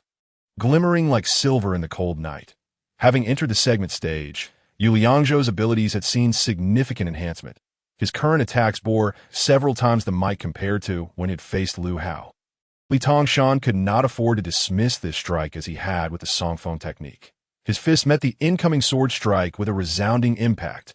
Such formidable swordsmanship. Although Li Tongshan had successfully parried Yu Liangzhou's 3 rings surrounding the moon. The collision left fine wounds on his hands and forearms that he stared at his fists, astonished and impressed that you've actually breached my protective energy. Do you overestimate your own capabilities? Yu Liangzhou was equally startled. You dare to take my sword strike barehanded? Huh. Upon reaching the spirit realm, one possesses protective energy. Common weaponry cannot harm me. He gazed at Yu Liangzhou's Heijin sword, his eyebrows slightly raised. This sword is indeed of the 6th grade. How could it possess such peculiar effects? He furrowed his brow, tilting his head as he scrutinized the Heijin sword. Could it be that my vision is poor, and I misjudged it? You have not erred. Yu Liangzhou held the Heijin sword before him. This sword is indeed of the 6th grade. That it merely bears special effects on my technique. Li Tongshan's surprise grew. Even technique below the spirit realm can possess special effects. It seems your 10th segment truly stands apart. Li Tongshan remained rooted in place, his encounter with Yu Liangzhou taking him aback. I had assumed that despite your attainment of the 10th segment, your techniques would be typical. I did not expect your swordsmanship to be both fierce and ingenious. Pausing momentarily, he retrieved a pair of metallic gloves from his waist. Allow me to demonstrate the weaponry of the spirit realm. The iron gloves appeared unremarkable, resembling ordinary gauntlets. Li Tongshan donned the gloves with an air of nonchalance. Spirit artifact. Within the realms of transformation, there are 3 grades of spirit artifacts. Low grade, mid grade, and high grade. What Li Tongshan wielded was undoubtedly a low-grade spirit artifact.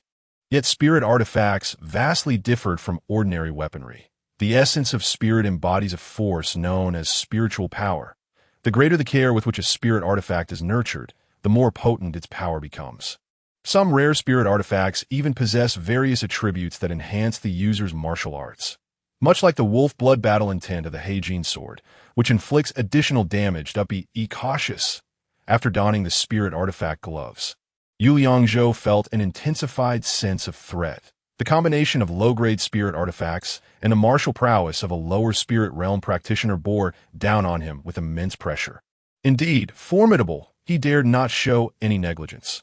Feng Suyufeng maintained his stance, the vitality of Tai Chi accumulating, ever ready to be unleashed. Li Tongshan approached with remarkable speed, launching simultaneous attacks from both sides. His velocity exceeded that of before, prompting Yu Liangzhou to immediately activate the Tai Chi energy field for his protection. Within this field, not only could he enhance his sword techniques, but also bolster his agility, allowing him to sustain his speed and avoid falling into a disadvantageous position.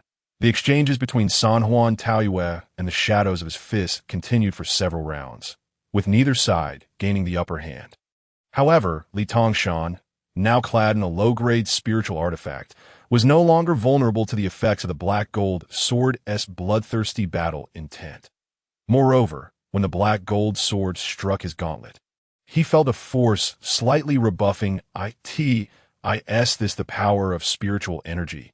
Yu Liangzhou sensed an unprecedented difficulty, realizing that his opponent exhibited no discernible flaws.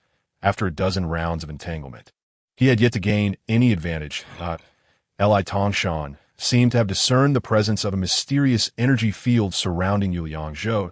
He suddenly retreated, stepping outside the Tai Chi energy field. Your energy field is indeed formidable. Your speed can actually match mine. Are you merely going to watch from a distance? Yu Liangzhou understood that Li Tongshan's martial arts belonged to close combat. Without closing the distance, he could not launch an attack. Staring at each other all night would be rather dull. Wouldn't you agree? I am eager to see how long your energy field can endure. Li Tongshan, too, realized that engaging Yu Liangzhou within the energy field would yield no advantage. Thus, he withdrew, aiming to exhaust Yu Liangzhou's stamina. Apologies, but you are a close combat fighter. Yu Liangzhou positioned the black gold sword before him, beginning to gather energy and focus, preparing for a lethal strike. The two instruments' transforming form was a technique of immense power, with a broad attack range. However, this maneuver required the accumulation of sword intent. And with Li Tongshan now outside the field, it presented a perfect opportunity for him to harness this attack that I can engage at any distance. Before Yu Liangzhou's words had fully escaped his lips, the sword energy from the two instruments' transforming form had already coalesced. Whoosh! The blade of the black gold sword lunged toward Li Tongshan, sending splashes of water from the floor into a wall of liquid. Feng Suyu Feng and the vitality of Tai Chi consistently bolstered the might of this attack. What? Though Li Tongshan had witnessed this technique during the entrance examination, on that occasion, Lu Hao had held Yu Liangzhou's blade with both hands, rendering him unable to perceive its attack range. The suddenness of this strike caught him off guard, and he hastily raised his fist to block. Bang! A resounding crash echoed as the water beneath Li Tongshan surged upwards. His wide sleeves were torn apart, and his entire body began to tremble. Yu Liangzhou, seizing this rare opportunity, surged forward before the energy of the two instruments' transforming form could wane. Whoosh, whoosh, whoosh! He swiftly closed the distance to Li Tongshan. Launching a thrust with Sanhuan De, he don't think such a figure has emerged from Nanping City. Li Tongshan, unprepared for the ferocious assault, was struck by a blade to his arm, just as Yu Liangzhou was about to press his advantage with another lethal strike. He sensed a fierce power erupting from Li Tongshan. Unfortunately, you are still destined to perish. Oh no! Yu Liangzhou sensed danger. Could it be that he had intentionally feigned a flaw? Chapter 47. Effects of spiritual artifacts. You think reaching the divine realm entails only these capabilities? Li Tongshan's expression remained calm, his eyes revealing an unprecedented composure. The peculiar energy flow enveloped his body, and the spiritual grade, Iron Fist, seemed to resonate with this power, growing even more chilling. Having only reached the lower tier of the divine realm in his 30s, Li Tongshan was considered a person of little prospect within his sect. Thus, he was dispatched to a small place like Nanping City, where there was little benefit to be gained, and where promising disciples were scarce. He understood his standing within the sect, and forming alliances with the Liu and Feng families was a strategy to secure resources and benefits. Should he defeat Yu Liangzhou, the 10-stage prodigy, he could establish a measure of prestige in Nanping City. Furthermore, having acquired the Liu family's crystal stones, it was only natural for him to perform tasks for them. Therefore, he showed no mercy when he struck. Indeed, he was formidable. After all, there existed a vast chasm between realms. The disparity was like heaven and earth. He dared not exhibit any semblance of negligence, and the sword intent within him began to intensify, and no longer could he hold back his strength. Purple chi rising from the east. Suddenly, a faint purple mist enveloped Yu Liangzhou. The intimidation emanating from Li Tongshan was swept away by the purple energy, replaced by a surge of exhilaration and a burning desire for battle. Purple chi. Li Tongshan observed Yu Liangzhou's widened eyes, his expression grave as he declared, "This is unprecedented." With his arms outstretched, he launched himself into the air. "You have indeed surpassed your realm." An overwhelming sensation akin to a mountain pressing down upon him surged forth. Yu Liangzhou surmised this must be Li Tongshan's ultimate technique. As the spiritual artifact in his hand emitted a faint glow, he began to roll, and as he reached the pinnacle of his ascent, his body suddenly expanded. Simultaneously, his fist descended directly toward Yu Liangzhou. The fierce wind propelled the rainwater on the bluestone slabs outward, causing the damp ground to dry. The energy field became distinctly visible. The black gold sword pointing toward Li Tongshan made a gentle arc. The vitality of Tai Chi unfurled like a fan, ultimately forming a circle. The once formless Tai Chi energy field transformed into a tangible presence under the influence of the purple Chi rising from the east. That dense aura was significantly more potent than before. Facing the tangible purple energy field, Yu Liangzhou's sword intent coalesced once more. The two instruments' transforming form absorbed the purple energy, concentrating it upon the blade. The black gold sword began to tremble slightly, as if in response to this formidable force. This time, the two instruments' transforming form not only demonstrated greater power than before, but also required a shorter accumulation time, enabling Yu Liangzhou to unleash his strike before Li Tongshan could reach him. Seizing the moment, Yu Liangzhou flicked his wrist, sending forth a stream of purple sword energy toward Li Tongshan's fists. Boom! With a thunderous sound, a wave of energy violently radiated outward. Pain shot through Yu Liangzhou's legs, and the bricks beneath him cracked. What? Against such a powerful sword strike, Li Tongshan remarkably did not retreat. The consumption of the purple qi rising from the east was immense. Should Li Tongshan retaliate with a similarly powerful technique, Yu Liangzhou would likely be unable to withstand it. Such is the might of spiritual artifacts. Li Tongshan laughed triumphantly. His iron fist emitted a faint glow, appearing unremarkable, yet effectively neutralized Yu Liangzhou's sword intent from the two instruments' transforming form, in reality. This attack had not even grazed him. Yu Liangzhou, your brilliance shall meet its end here. Though the vital energy of the supreme Taiji enveloped him, the flaws in Yu Liangzhou's defenses had been laid bare. Even with the art of Fengshu Yufeng at his disposal, he could not evade the impending strike.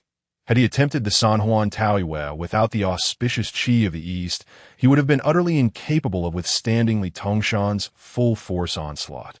After all, this was a lethal attack devoid of any reservations, originating from a skilled practitioner of the divine realm. Since comprehending the essence of the Hongmeng's sword intent, he had cleaved through myriad foes. Attaining an unprecedented level of mastery at the 10th stage, his techniques were not learned from a mentor. They were birthed from the innate understanding instilled by the Hongmeng's sword intent.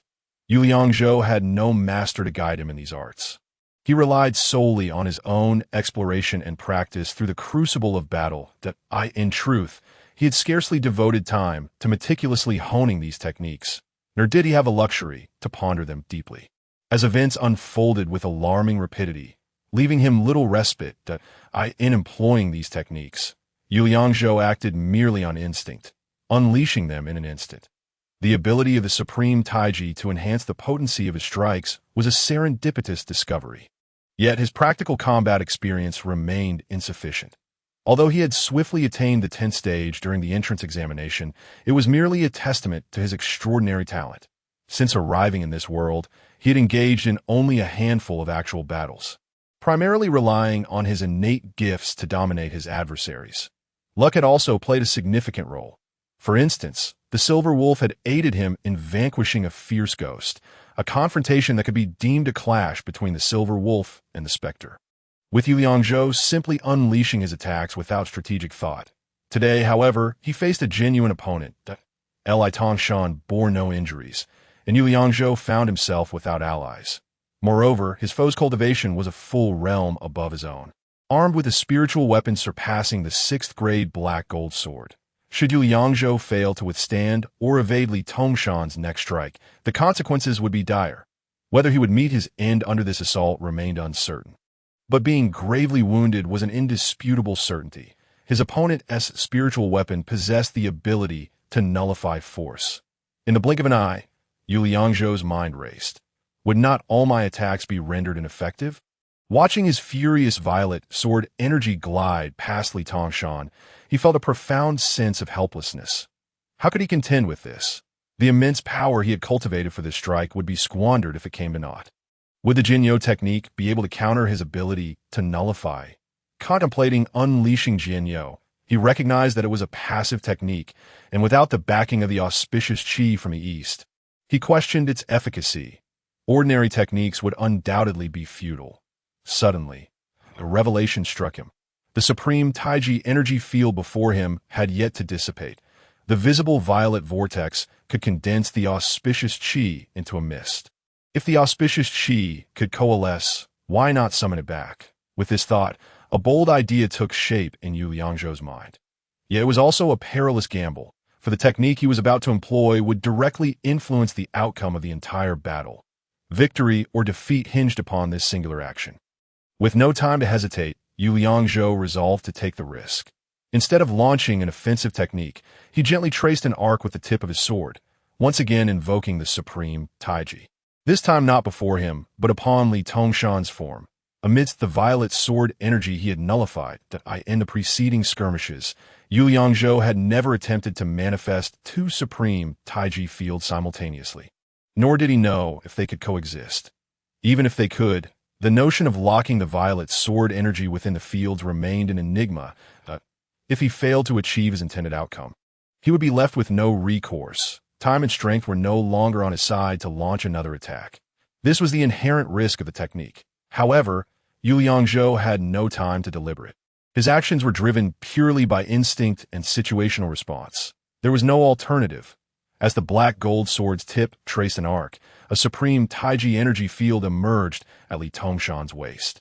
The energy field before Yu Liangzhou remained intact. The IT was effective. The torrents of violet sword energy were indeed restrained by the energy field. Upon encountering the field, the violet sword energy began to spiral, forming a visible vortex. This was akin to two supreme Taiji fields exchanging violet sword energy, with Li Tongshan caught in between. The implications were clear. The sword energy that had been nullified by Li Tongshan now faced obstruction. Not only was it not dispelled, but it was also rebounded by the second supreme Taiji energy field. That a cry of agony escaped Li Tongshan as the dense waves of sword energy coursed back and forth across his body.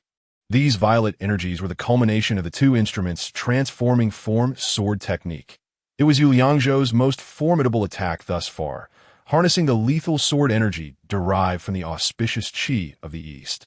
Each strand of sword energy was imbued with the violet essence, and the extent of this unknown power was beyond Yu Liangzhou's comprehension.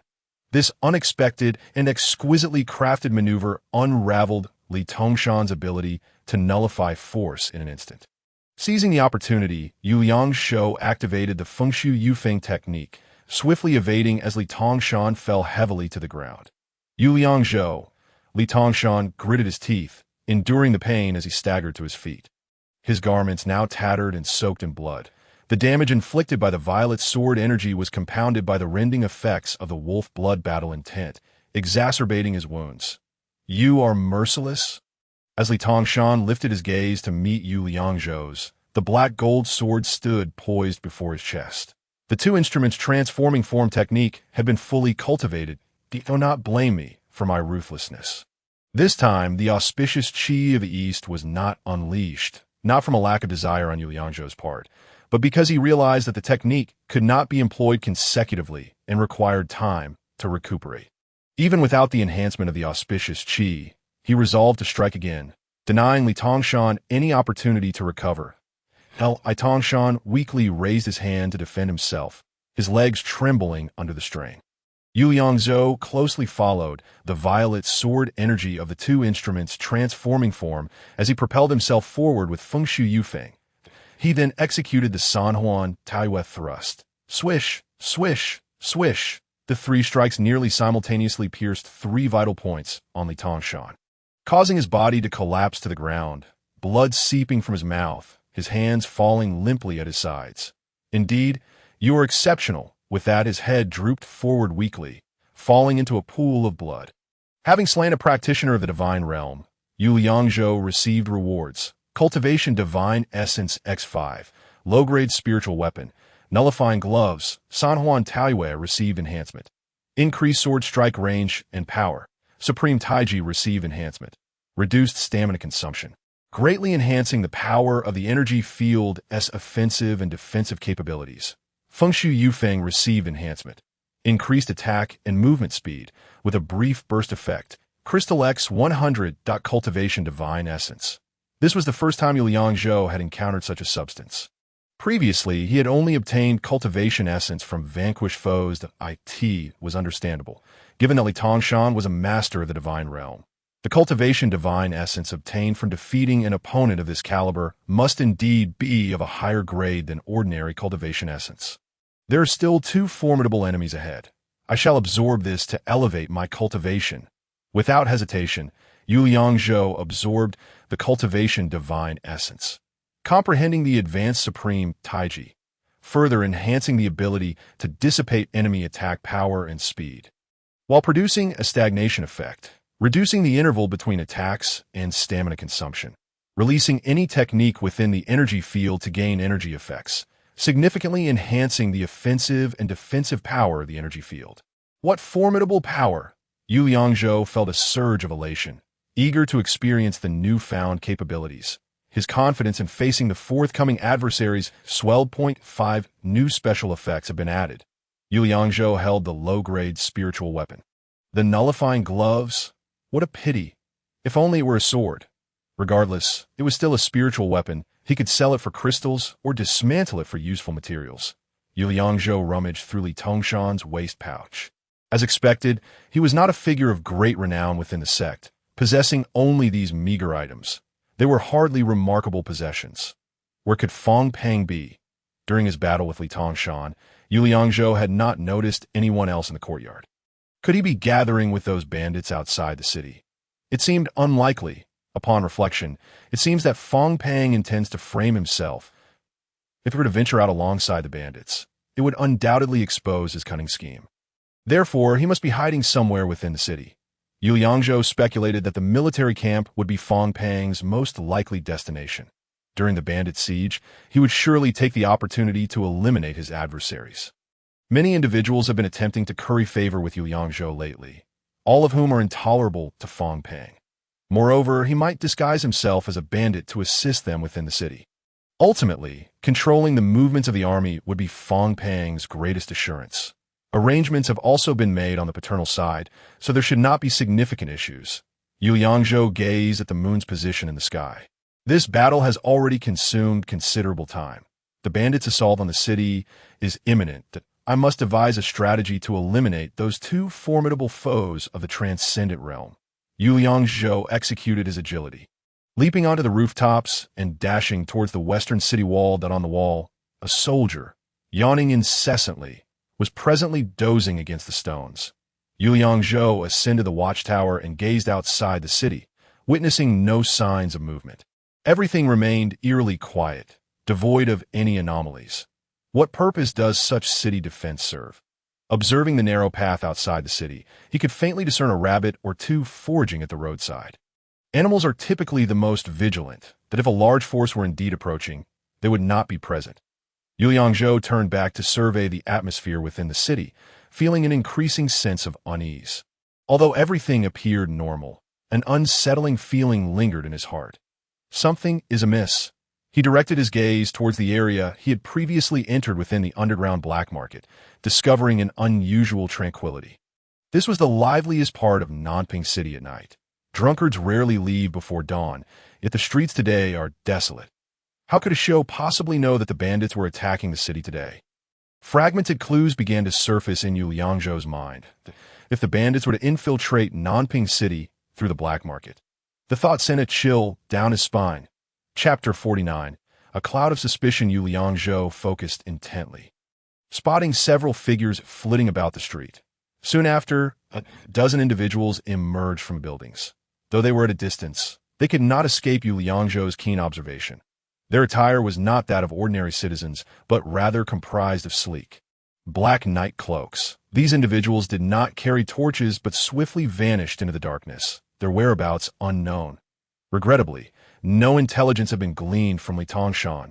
Their plan to besiege the city is far from straightforward. Where might these individuals be headed?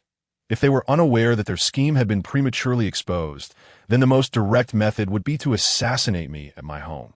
Yu Liangzhou swiftly set off towards his residence. Racing along the corners of the walls, he encountered no one along the way. Save for the distant barks of dogs, he accelerated his pace.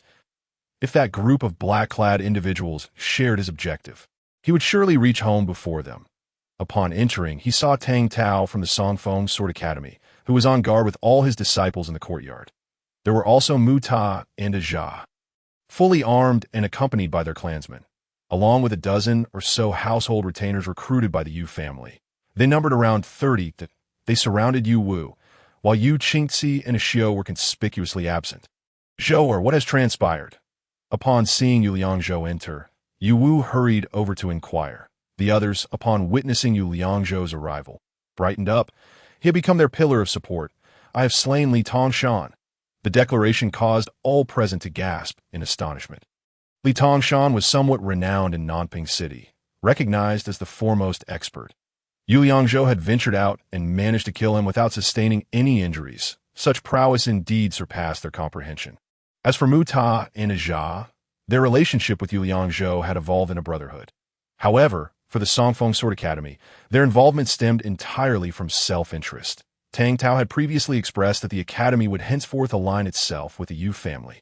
Although Yu Yangzhou could not accept Tang Youfu as a disciple, imparting a few sword techniques was certainly feasible. Thus, Tang Tao had come at the behest of the Yu family, but he was only able to choose one individual to accompany him. He selected Yu Yangzhou, though his heart was not without trepidation. What significance could a 10th segment hold? Whether it could dominate Nanping City remained uncertain. Li Tongshan was their greatest threat. Hearing that Yu Yangzhou had actually slain him, a sense of relief washed over Tang Tao. Although a lower-tier, transcendent realm expert is formidable, the ease with which Yu Yangzhou dispatched him indicated that he must possess exceptional strength. A dozen black-clad individuals emerged from the direction of the underground black market. Their destination unknown. The western city exhibited no unusual signs that I have already arranged for scouts. Should anything arise, a signal will be sent. Yu had dispatched household retainers to carry out tasks before Yu Yangzhou's departure. He had also informed nearby neighbors, advising them to hide in the secret passageways. What troubles me most are the two experts from the Black Forest Bandit Camp. I cannot ascertain their location. The Black Forest Bandit Camp has arrived. Tang Tao's expression turned fearful as the head of the Songfeng Sword Academy. He struggled to maintain his composure. Could both the chief and the second-in-command be coming? That is indeed a possibility, Yu Yangzhou replied solemnly. The primary issue now is that we cannot discern their movements. These two are no trifles. Previously, the Huai Prefecture's guards had sent troops to eliminate them. Yet these individuals were exceptionally ruthless and well-versed in military tactics. They resembled seasoned soldiers. Far from ordinary bandits, in this world, numerous soldiers have been driven to the path of banditry. Yu Wu's expression shifted to one of both anger and sorrow. The court shows no compassion for soldiers. Upon defeat, their salaries are indiscriminately cut. Without a means of livelihood and no avenue to serve their country, what else can they do but turn to banditry? Does anyone know Fong Pang's whereabouts? Yu Yangzhou hoped they could provide some useful information. What connection does he have with the Black Forest Bandit Camp? Tang Tao responded. He personally directed the eradication operations. My Songfeng Sword Academy has participated as well, but Xiao does not speak of him in such a manner. Yu Yangzhou maintained a calm demeanor, silently contemplating. According to her words, Fong Pang and the Black Forest Bandit Camp might be two sides of the same coin. Have you encountered the leader of the Black Forest Bandit Camp? Yu Yangzhou inquired. Those who have seen him are all dead. Tang Tao's face flickered with fear as he spoke, when the Huai Prefecture's guard were dispatched to eliminate them. Did none of their troops ever emerge victorious? Yu Yangzhou's heart brimmed with questions. The esteemed Huai Prefecture's guards must have experts above the transcendent realm in their ranks, a regional governor. It is natural that he possesses numerous formidable generals. Yet, due to the pressing military situation at the borders, it is likely that the experts have all been sent to the front lines. Tang Tao chuckled bitterly, seemingly uninterested in engaging in idle talk. The ones sent to Nanping City are all old, weak, sick, or disabled. This assertion held some merit in the eyes of the Huai Prefecture's guards. This place was undoubtedly insignificant. Perhaps they had not allocated much thought to it. There are countless small counties akin to Nanping and Huai Prefecture. Where would they find the time to manage this location? Where is Qingci? Is she with the Xiao? Yu Yangzhou lowered his voice to ask Yu Wu. She is in the secret passage. Yu Wu signaled to Yu Yangzhou that a Xiao likely knows more than just that. The urgency of the moment had prevented further inquiries earlier. Now, he needed to find her and ask for clarity. Yu Wu waved his hand, saying, "Everyone, conceal yourselves and prepare an ambush." The secret door appeared indistinguishable from an ordinary stone wall from the outside, and it was quite solid. Yu Yangzhou knocked on the wall. They had previously agreed upon a specific rhythm for knocking. Upon hearing it, those inside would understand it was their own. Creaking sounds echoed as the stone wall parted, revealing a gap, and Yu Yangzhou ducked into the secret chamber. "How is your injury?" Upon entering, Yu Yangzhou inquired with concern. "I am quite well." Axio leaned against a pile of grass, her complexion having improved significantly. Yu Qingci cradled Xiao Yin beside her, and upon seeing Yu Liangzhou's return, Xiao Yin dashed towards him. "You mentioned they planned to attack Nanping City," Yu Liangzhou remarked, his tone tinged with skepticism. When will this occur? Tonight. The exact time escapes me. Axiu gazed into Yu Yangzhou's eyes, her own filled with sincerity. What connection does the underground black market have with the Black Forest stronghold? Yu Yangzhou's voice grew increasingly stern as he fixed his gaze on Axiu. Are you doubting me? Axiu met his gaze without fear. He chose not to respond. After a brief pause, Axiu's chest heaved as she declared, the underground black market is backed by the leader of the Black Forest stronghold. Fear flickered in her eyes as she uttered, Hei Feng. Chapter 50. A genuine display of emotion. So you are subordinate of Hei Feng. Axiu worked for the underground black market, managing its arena, indicating her significant status within that realm. And Yu Yangzhou found his assumptions reasonable. Your friendship with me is orchestrated by him, isn't it? You are correct. Axiu lowered her head, her hair cascading down to obscure her face, exuding a sense of despondency. She then shifted her tone. However, you are only half right. That my desire to assist you is sincere. What obligation do I have to you, given that we are not related? Yu Yangzhou's expression remained austere, his dark eyes radiating a sense of lethal intent. Regardless of whether you believe me or not, Axiu's body trembled, her eyes glistening with unshed tears, raising her voice slightly hoarse. She exclaimed, If you do not believe me, then kill me, brother. Yu Qingxi grasped Yu Yangzhou's arm. I just spoke with Miss Axiu, and I am convinced she would never betray you. She is a person of the underworld. Can you really trust her so easily? Yu Yangzhou understood Yu Qingxi's kind-hearted nature, yet her innocence was no match for the cunning of those in the shadows. That I cannot articulate my thoughts. Yu Qingxi insisted, holding on to Axiu, perhaps driven by the bond of trust and affection between women. In any case, I trust my instincts. She is not a bad person. I am indeed from the underworld. Axiu's eyes brimmed with tears. You know why I entered this world. She fought back the urge to cry, yet tears cascaded down her cheeks. Are those in the underworld incapable of genuine emotions? Some matters cannot be judged by conventional wisdom. What makes us human is our capacity for thought and emotion. Some labeled as villains may not be as malevolent as we perceive, while some so-called righteous individuals may not be as virtuous as they seem. Yu Yangzhou understood this truth as he observed Axiu. Her display of genuine emotion could not be feigned. Thus, he refrained from further questioning, choosing instead to trust Yu Qingxi's instincts and his own judgment. Sometimes, intuition provides a clearer glimpse of the truth. You know where Hei Feng is, and where is the second in command? Yu Yangzhou's tone softened as he ceased his aggressive demeanor. I have never encountered Hei Feng in person. He always dons a mask and moves stealthily.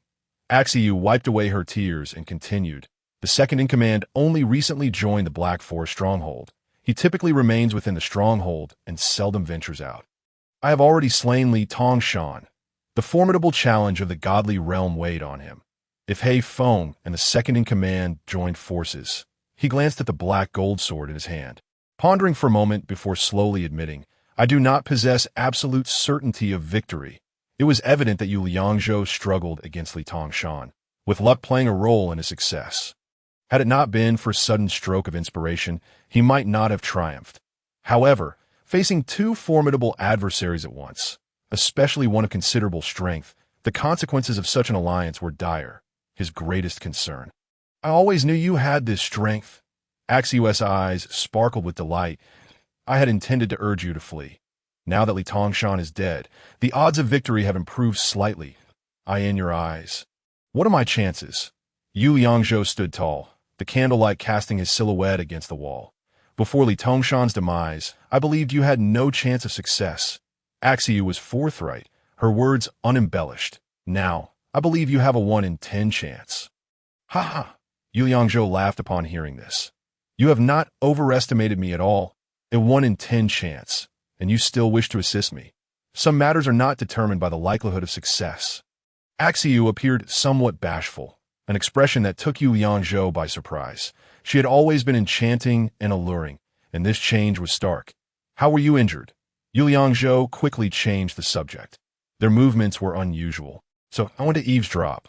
Unfortunately, I was discovered by the guards and injured by them. She gestured to the veil around her neck. Fortunately, I was wearing a veil, so they might not recognize me. What weapons do He Feng and the second-in-command wield? During his confrontation with Li Tongshan, he learned that spirit weapons possessed unique techniques. Gaining insight into these details would greatly enhance their chances in battle. I have never seen what weapon He Feng uses, Axiu replied, but we refer to the second-in-command as Tiger Head. He had just arrived when some were dissatisfied and challenged him. I have witnessed his prowess.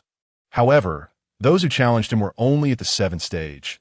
He could easily defeat them without revealing his weapon, so I have no knowledge of it. I only know that he possesses immense strength and likely wields a heavy weapon. Take care of yourself and refrain from going out. Yu Yangzhou felt that he had gleaned all he could and turned to leave. Wait, Axiu, despite the pain in her wounds, forced herself to stand and I will return to gather information for you. That is unnecessary. Yu Yangzhou turned his back to Axiu, replying, You are injured. Returning in your condition would surely expose you. With that, he stepped outside, finding the courtyard devoid of life. You had already arranged for everyone to hide in the shadows. Waiting for the enemy to launch a surprise attack, Yu Yangzhou leaped onto the roof to observe discreetly, but unfortunately, his own roof was too low to see far. What were these figures in black doing? He gazed up at the moon, calculating the time, that if their objective was the Yu family, they should have arrived by now. Why was there no sign of movement? He scanned the surrounding outskirts of the city, but saw no abnormalities. Could it be that they learned of Li Tongshan's death? As Yu Yangzhou analyzed the situation, he pondered, would they simply abandon their plans? Such a notion seemed implausible. The news of Li Tongshan's death could not have spread so swiftly. They must have made prior arrangements, each fulfilling their roles. With no actions taken, the likelihood of them communicating in such a short time frame was slim. Even if servants or maids in the Fangpeng courtyard had seen something, their status would prevent them from locating Fangpeng. Neither an assault nor a sneak attack was forthcoming. Yu Yangzhou found himself perplexed, realizing that Fangpeng's schemes were far more intricate than he had anticipated. Suddenly, a loud bang startled him as flames erupted all around. Almost instantaneously, smoke engulfed the area, obscuring his vision entirely. Flames formed a circular barrier around the courtyard, the heat from the flames scorching his face. The Yu family residence was located in the southern part of the city, and now a fire raged nearby. Boom! Boom! Boom! A cacophony of noise erupted from the west of the city, the sound of drums and gongs resonating loudly. This was the signal from the city guards. An assault on Nanping City was underway. Fire blazed within the city, while bandits attacked from outside. Did it turn out they employed such tactics? Chapter 51. Two terrifying forces originally concealed individuals were startled into the open by the sudden, raging inferno. The entire courtyard was enveloped in a scorching wave, with flames and smoke permeating the AI. It cannot be extinguished. We must retreat at once. Follow my father to the west gate. The bandits from Highlandjai are attacking there. It's futile for us to go. We cannot contend with that bandit leader. Upon hearing that Yu Yangzhou was to defend the West City, Tang Tao's face turned pale as he inquired, Aren't you going? You need not worry. The bandit leader is right here. The West City is only beset by ordinary thieves. ASU journey. Call out to the citizens for their assistance and defense. Father, take Yu Qingxi and a Xiao with you. Zhou'er, will you not accompany us?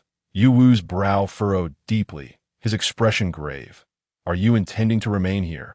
I shall confront the leader of Highlandjai. Your presence here will only hinder me. You may go without concern. The area is secure. As long as you proceed with caution, all will be well, very well. Yu Wu nodded slightly, confident in Yu Yangzhou, though his demeanor remained resolute in the face of urgency. Take care. Accompany my father and look after them. Yu Yangzhou extended his arm to support a Xiao. I shall deal with Heifeng and He too. Just you alone. A Xiao's eyes widened in shock, her gaze bright and clear. Do not disclose this to them, Yu Yangzhou whispered to a Xiao. Should I meet with misfortune, ensure their escape. A Xiao hesitated, but Yu Yangzhou raised his voice. Hurry, there is no time. Suddenly, a Xiao threw herself into Yu Yangzhou's embrace. Holding him tightly, her tears fell on his chest. Not worry. Yu Yangzhou gently patted her shoulder. I am merely speaking. If I truly cannot prevail, I can always flee. He held Ashio's shoulders, his tone softening. Go now. Reluctantly, Ashio cast a lingering glance back at Yu Yangzhou. Then, gritting her teeth, she followed Yu Wu, Yu Qingzi, and the others toward the west city. Muta and the others shielded themselves with logs and shields, carving a path through the flames that moment. Dark-clad figures appeared suddenly before Yu Yangzhou. They launched an assault on Muta and the others. Observing this, Yu Yangzhou swiftly employed his skills to surge forward.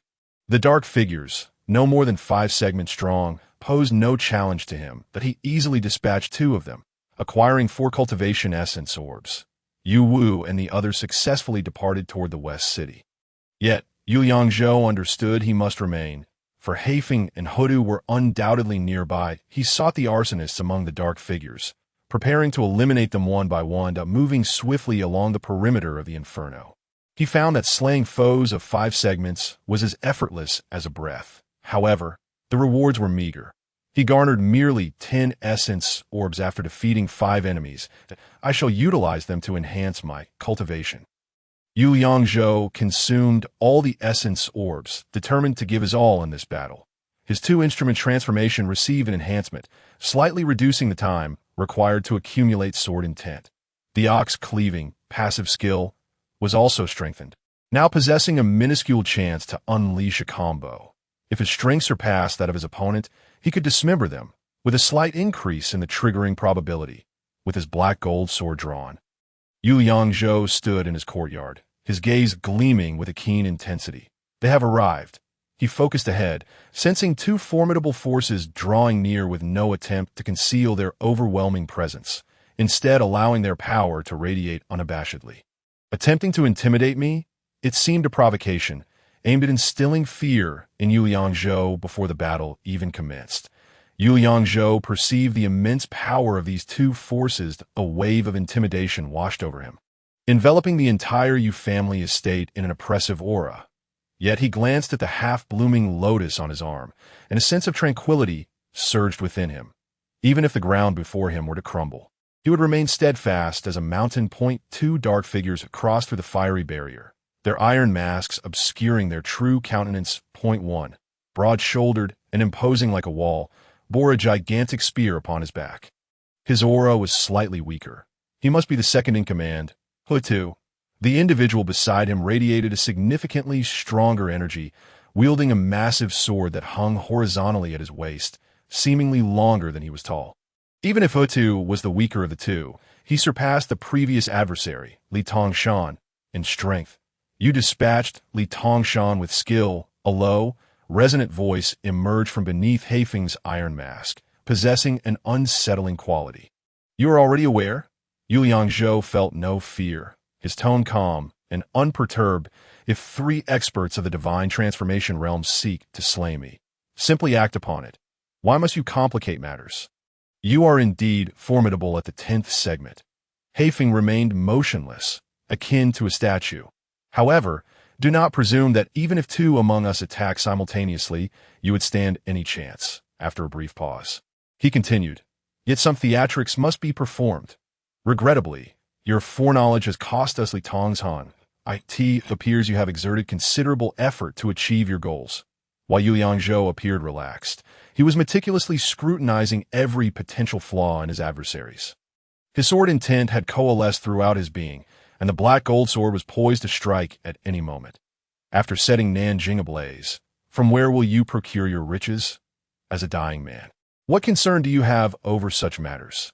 Haifeng remained unyielding, though his tone underwent a subtle shift. You seem remarkably composed. Why the superfluous chatter? If you wish to kill me, why not act? I shall grant you one more opportunity. Yet Haifeng remained still, his voice softening slightly. Join me in Highland Jai, and you shall become the 3rd in command. Together we can amass great wealth. What joy that would be! My apologies, faced with a life-or-death battle. Yu Yangzhou felt no fear. Instead, he jested with ease. I only wish to be the leader. I am unaccustomed to being 2nd or 3rd. It seems you truly wish for death. Haifeng's aura emanated a chilling malice.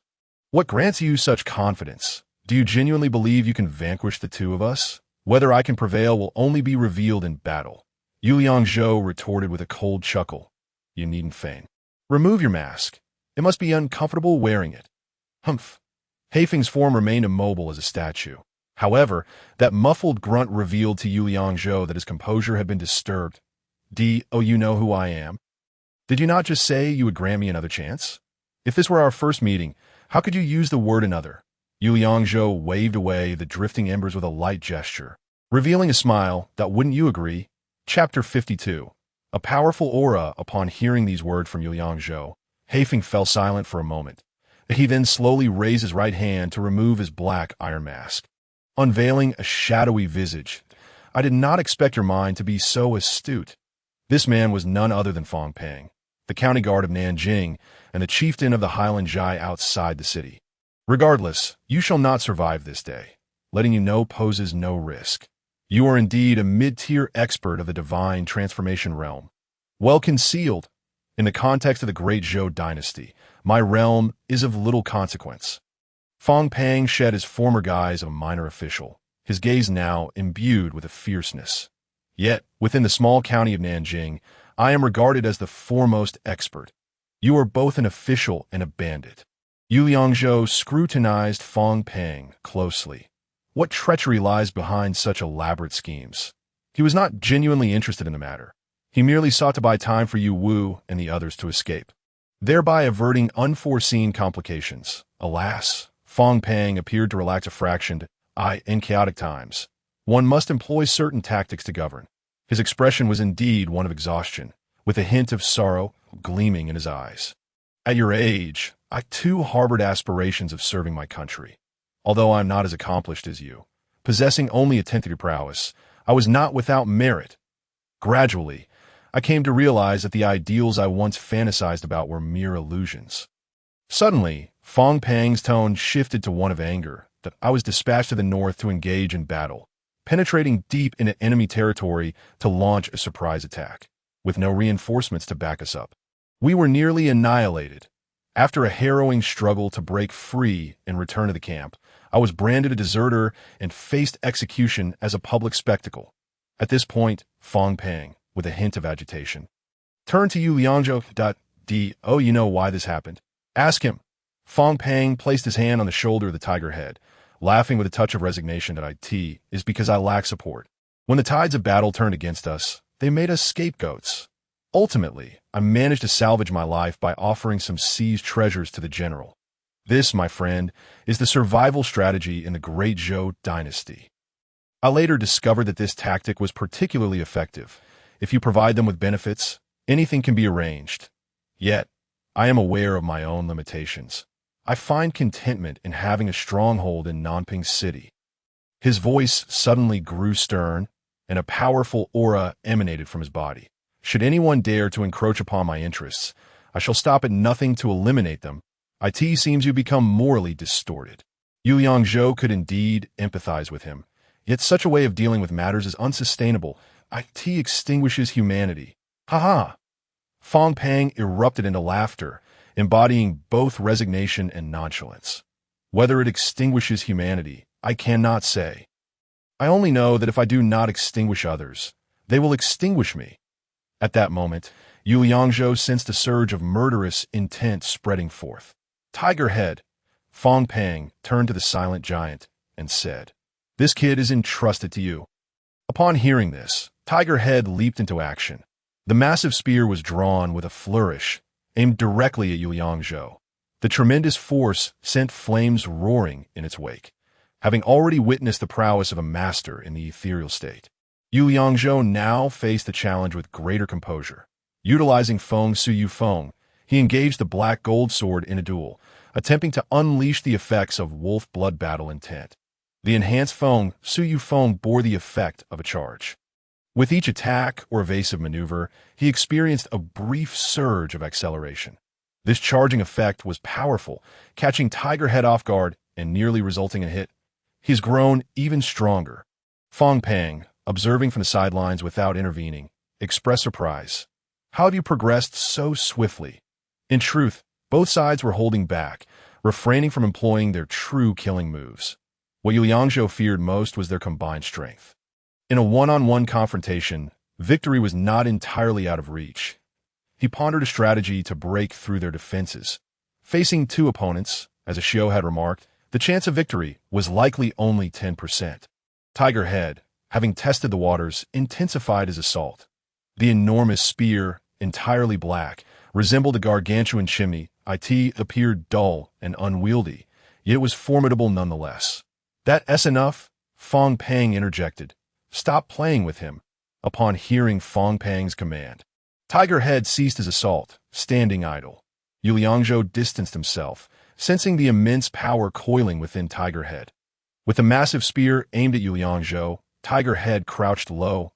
"Charge!" With a thunderous roar, he lunged forward like a moving war chariot. Crack! Each step he took shattered the ground beneath him.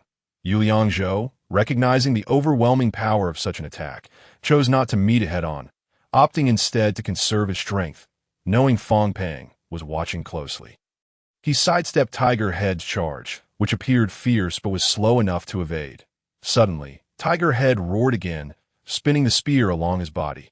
The massive weapon, wide and lengthy, expanded the range of his sweeping attack. Though Yu Liangzhou managed to dodge a few positions, he was still within the spear's reach. The spear swept towards him. He swiftly retreated while the black gold sword was lowered to block the incoming strike. The clash rang out with a crisp and resounding metallic sound, sending Yu Liangzhou flying several paces before he came to a halt, the blade of the black gold sword vibrating incessantly. Such overwhelming power! Yu Liangzhou aimed to conserve his strength and did not utilize the Tai Chi energy field to defend against the blow. He felt his blood surge, his arm nearly losing grip on the black gold sword due to the impact. The sweeping strike's range was too vast. There was no escaping it. Tiger Head directed the spear toward Yu Liangzhou once more, charging ferociously. This time, Yu Liangzhou resolved to counter rather than evade. Steadying himself, he stepped forward, the black gold sword carving a graceful arc through the air. The 5 distinct effects of the Tai Chi energy field were unleashed. Although Tiger Head wore a mask that obscured his expression, his movements began to slow, the force of his charge diminishing significantly. He experienced a moment of hesitation, as if an invisible tether were restraining him. This provided Yu Liangzhou with the opportunity to strike. Whoosh, whoosh, whoosh, harnessing the acceleration effect of Feng Siyu Feng. He unleashed the 3 rings, ensnaring the moon point. 3 streams of sword energy surged toward Tiger Head's head, each strike enhanced by the energy field and his agile movement. Cracks appeared in the ground below. "Let us see how you withstand this." A slight smile graced Yu Liangzhou's lips, clearly pleased with the upgraded energy field. Within the confines of the energy field, launching an attack felt exhilarating. Chapter 53. Cannon Fodder. 10th stage is merely cultivation. Where did you learn such techniques? How could you possibly contain Tiger Head's assault? Fong Pang struggled to maintain his composure. Yet he could not conceal the astonishment brewing within. Tiger Head, wielding the colossal spear, appeared cumbersome, yet his movements were composed and natural. As Yu Liangzhou unleashed the 3 streams of sword energy, Tiger Head raised the massive spear. The heavy weapon, surprisingly, was redirected with ease. This unexpected maneuver caught Yu Liangzhou off guard, forcing him to abandon his attack and instead leap into the air, driving his sword against the spear. Bang! Bang! Bang! The clash of spear and sword produced not a metallic sound, but rather a deep, muffled resonance akin to the shattering of energy. Each stream of sword energy, empowered by the Tai Chi energy field, caused Tiger Head's spear to tremble. Yu Liangzhou found himself in a dilemma. He contemplated unleashing the purple chi from the east to strike back at his opponent, while simultaneously wary of Fong Pang's presence nearby. If he revealed all his trump cards, he would lose the opportunity to contend with Fong Pang afterward. Moreover, Fong Pang's strength was even more formidable, necessitating a degree of restraint. Tiger Head stepped back to regain his footing, then suddenly swung the spear forward. The effects of the Tai Chi energy field were making him uncomfortable. He raised the spear high, then slammed it down onto the ground. The ground shook, and shattered bricks flew into the air. Although the Tai Chi energy field is invisible to the naked eye, its effects were palpable, and in his fury, he sought to break through the energy field. This move, while powerful, proved utterly ineffective against the energy field, He was merely wasting his strength. The furious strike not only failed to breach the energy field, but also encountered its resistance. Tiger Head found himself unable to lift the spear. He bent over, straining to raise the weapon, his arm muscles swelling to a size larger than his thighs. That a prime opportunity. Yu Liangzhou propelled himself off the ground, launching forward. This time, Tiger Head could not mount a defense. Bang! Suddenly, an explosive force erupted from Tiger Head, causing the spear in his grasp to emit a faint glow. Yu Liangzhou recognized that glow. It was akin to Li Tongshan's disarmament technique. Another effect of a spiritual weapon. With a mighty roar, Tiger Head hoisted the spear high. Whoosh, whoosh, whoosh. 3 swords were thrust forward. This assault rendered Yu Liangzhou's wrist numb, and the blade of his sword began to bend slightly. Nevertheless, Yu Liangzhou had managed to seize some advantage. The effect of the wolf blood battle intent was successfully affixed to the Tiger Head, leaving several gashes on his arm. However, the Tiger Head displayed little to no reaction, barely glancing at his own wounds. Who exactly is this fellow? Is this what it means to be at the 10th stage? To be able to contend evenly with a lower tier in the divine realm? Fong Pang, observing from the sidelines, was profoundly astonished by Yu Liangzhou's tactics. He had contemplated joining forces with the Tiger Head to eliminate Yu Liangzhou, but was curious to witness the latter's techniques. After all, this individual was the first at the 10th stage, and understanding his methods and background would be advantageous for future encounters. Typically, practitioners entering the divine realm possess only ordinary techniques without any extraordinary effects.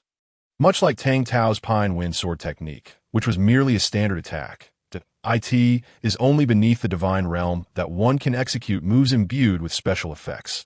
There exists but one possibility: advanced martial arts from a major sect.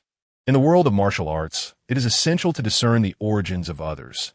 Some individuals are simply not to be trifled with. Should Yu Liangzhou have a powerful sect backing him? How could a mere mid-tier in the divine realm like himself dare to provoke him? It was precisely these considerations that led Fong Pang to meticulously orchestrate such a grand scheme, aiming to obliterate all evidence. Moreover, he maintained his enigmatic identity, seeking to eliminate his rival while ensuring his own safety. Which sect does Yu Liangzhou's swordsmanship belong to? In all the world, such a technique has never been witnessed. At this moment, Fong Pang's heart began to waver. Remarkable. The Tiger Head emitted a voice that was notably deep and seemed to carry a hint of a lisp, his enunciation unclear. Come again. His words were direct and succinct. Tiger Head, I bear you no grudge. Yu Liangzhou perceived the Tiger Head to be a straightforward individual, and Fong Pang's urging for him to strike first was merely a tactic to expend his energy while Fong Pang observed from a distance like a vulture. Please do not interfere in my matters with Fong Pang. Yu Liangzhou had not intended to voice these words, for he was the second in command of the Black Forest stronghold and was undoubtedly loyal to Fong Pang. Yet the course of their earlier battle led Yu Liangzhou to feel that the Tiger Head and Fong Pang were not allies. Although they had not met before, he sensed that this man was honest and straightforward, far from being treacherous or cunning. Humph, Fong Pang scoffed. You dare to sow discord between us. This Tiger Head is not like you. Beyond using him, do you have other intentions? Yu Liangzhou raised his voice to clarify his position, hoping to alter the Tiger Head's perspective. The Tiger Head continued to stand there, oblivious to the conversation, making no movement or utterance. My grievances with Fong Pang do not concern you. I request you refrain from assisting. I wish to compete with him one-on-one, fairly. Yu Liangzhou's statement was not entirely a matter of cunning. It was indeed the truth. Do not heed his nonsense. Fong Pang bellowed at the Tiger Head. Do not forget what you promised me. After hearing Fong Pang's words, the Tiger Head fell silent, his expression concealed by the mask. Suddenly, he raised his spear and, with heavy strides, charged towards Yu Liangzhou. The aura of the Vitality Taiji had dissipated. Not wishing to exhaust himself further, Yu Liangzhou executed his agility to evade. Upon the Tiger Head's approach, he swept his spear in a wide arc this time. Yu Liangzhou refrained from dodging and instead leaped into the air, ascending to the position directly above the Tiger Head. Whoosh, whoosh, whoosh. He unleashed the 3 rings binding the moon. The black gold sword did not aim for the Tiger Head's vital points, but instead pierced towards the shaft of the spear. As Yu Liangzhou soared, the Tiger Head had already lifted his spear high. Boom! A torrent of violent energy surged outward, causing both combatants to retreat a few steps. This man is straightforward. Even his techniques lack significant variation. Yu Yangzhou grasped the Tiger Head's attack pattern that if he did not possess any new techniques, these few moves posed little threat to him. However, his defensive capabilities were formidable. Without unleashing lethal moves, he could not inflict substantial damage.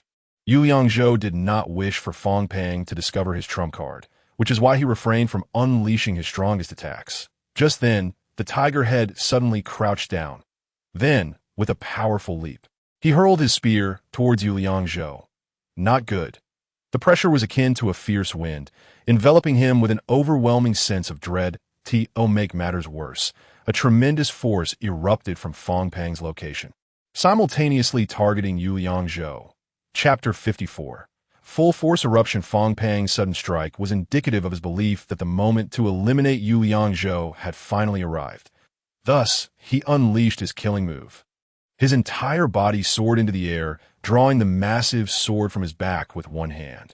Though the giant sword was not as colossal as the Tiger Head spear, it was still over a foot longer and wider than a man's hand. Once unsheathed, he gripped the hilt tightly, raising the sword overhead with the momentum of his leap. It was a downward cleaving strike from a great height. What tremendous force! The energy swirled, stirring up debris and flames. As Yu Yangzhou felt himself being crushed by an overwhelming power that on one side was the massive spear hurled by the Tiger Head. On the other was Fong Pang's thunderous giant sword.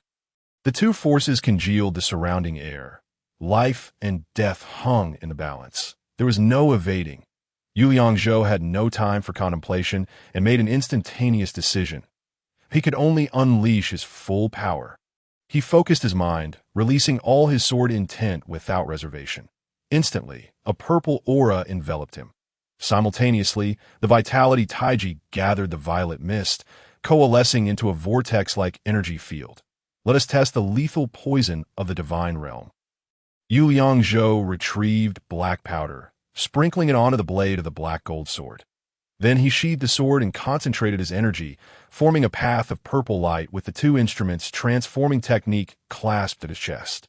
These actions flowed seamlessly, completed in the blink of an eye. Allow me to showcase the authentic techniques of a sect, concealed sword, slicing the moon on a tranquil lake.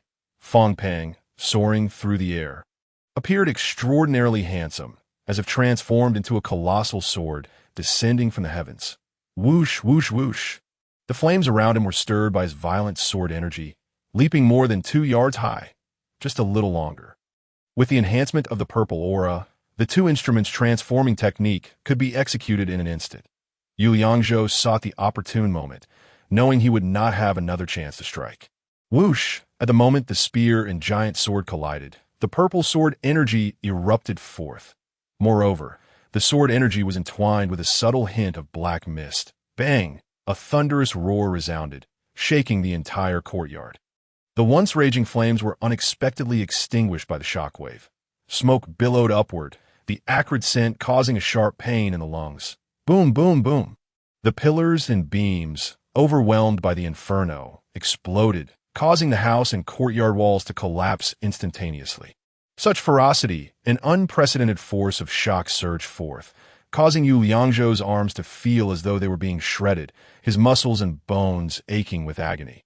Fortunately, the intense aura of the Vitality Taiji helped him mitigate much of the impact. Without the benefits of the Vitality Taiji's effects, Yu Yangzhou's body might not have withstood the onslaught. The Tiger Head spear was sent flying. The black gold sword directly clashed with Fong Pang's giant sword. The purple sword energy and the yellow sword energy fiercely intertwined, both sides equally formidable, locked in a stalemate. What? The black gold sword in this clash was actually left with a notch.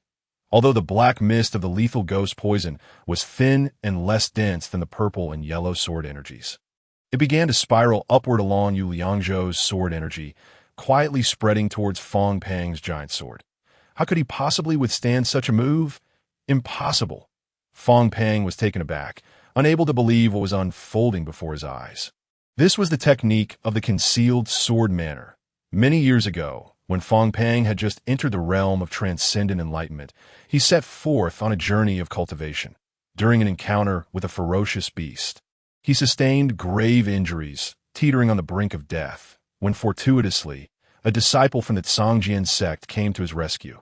Fong Pang fabricated a tale, claiming that he had recklessly challenged the beast to save a small village situated below the mountain.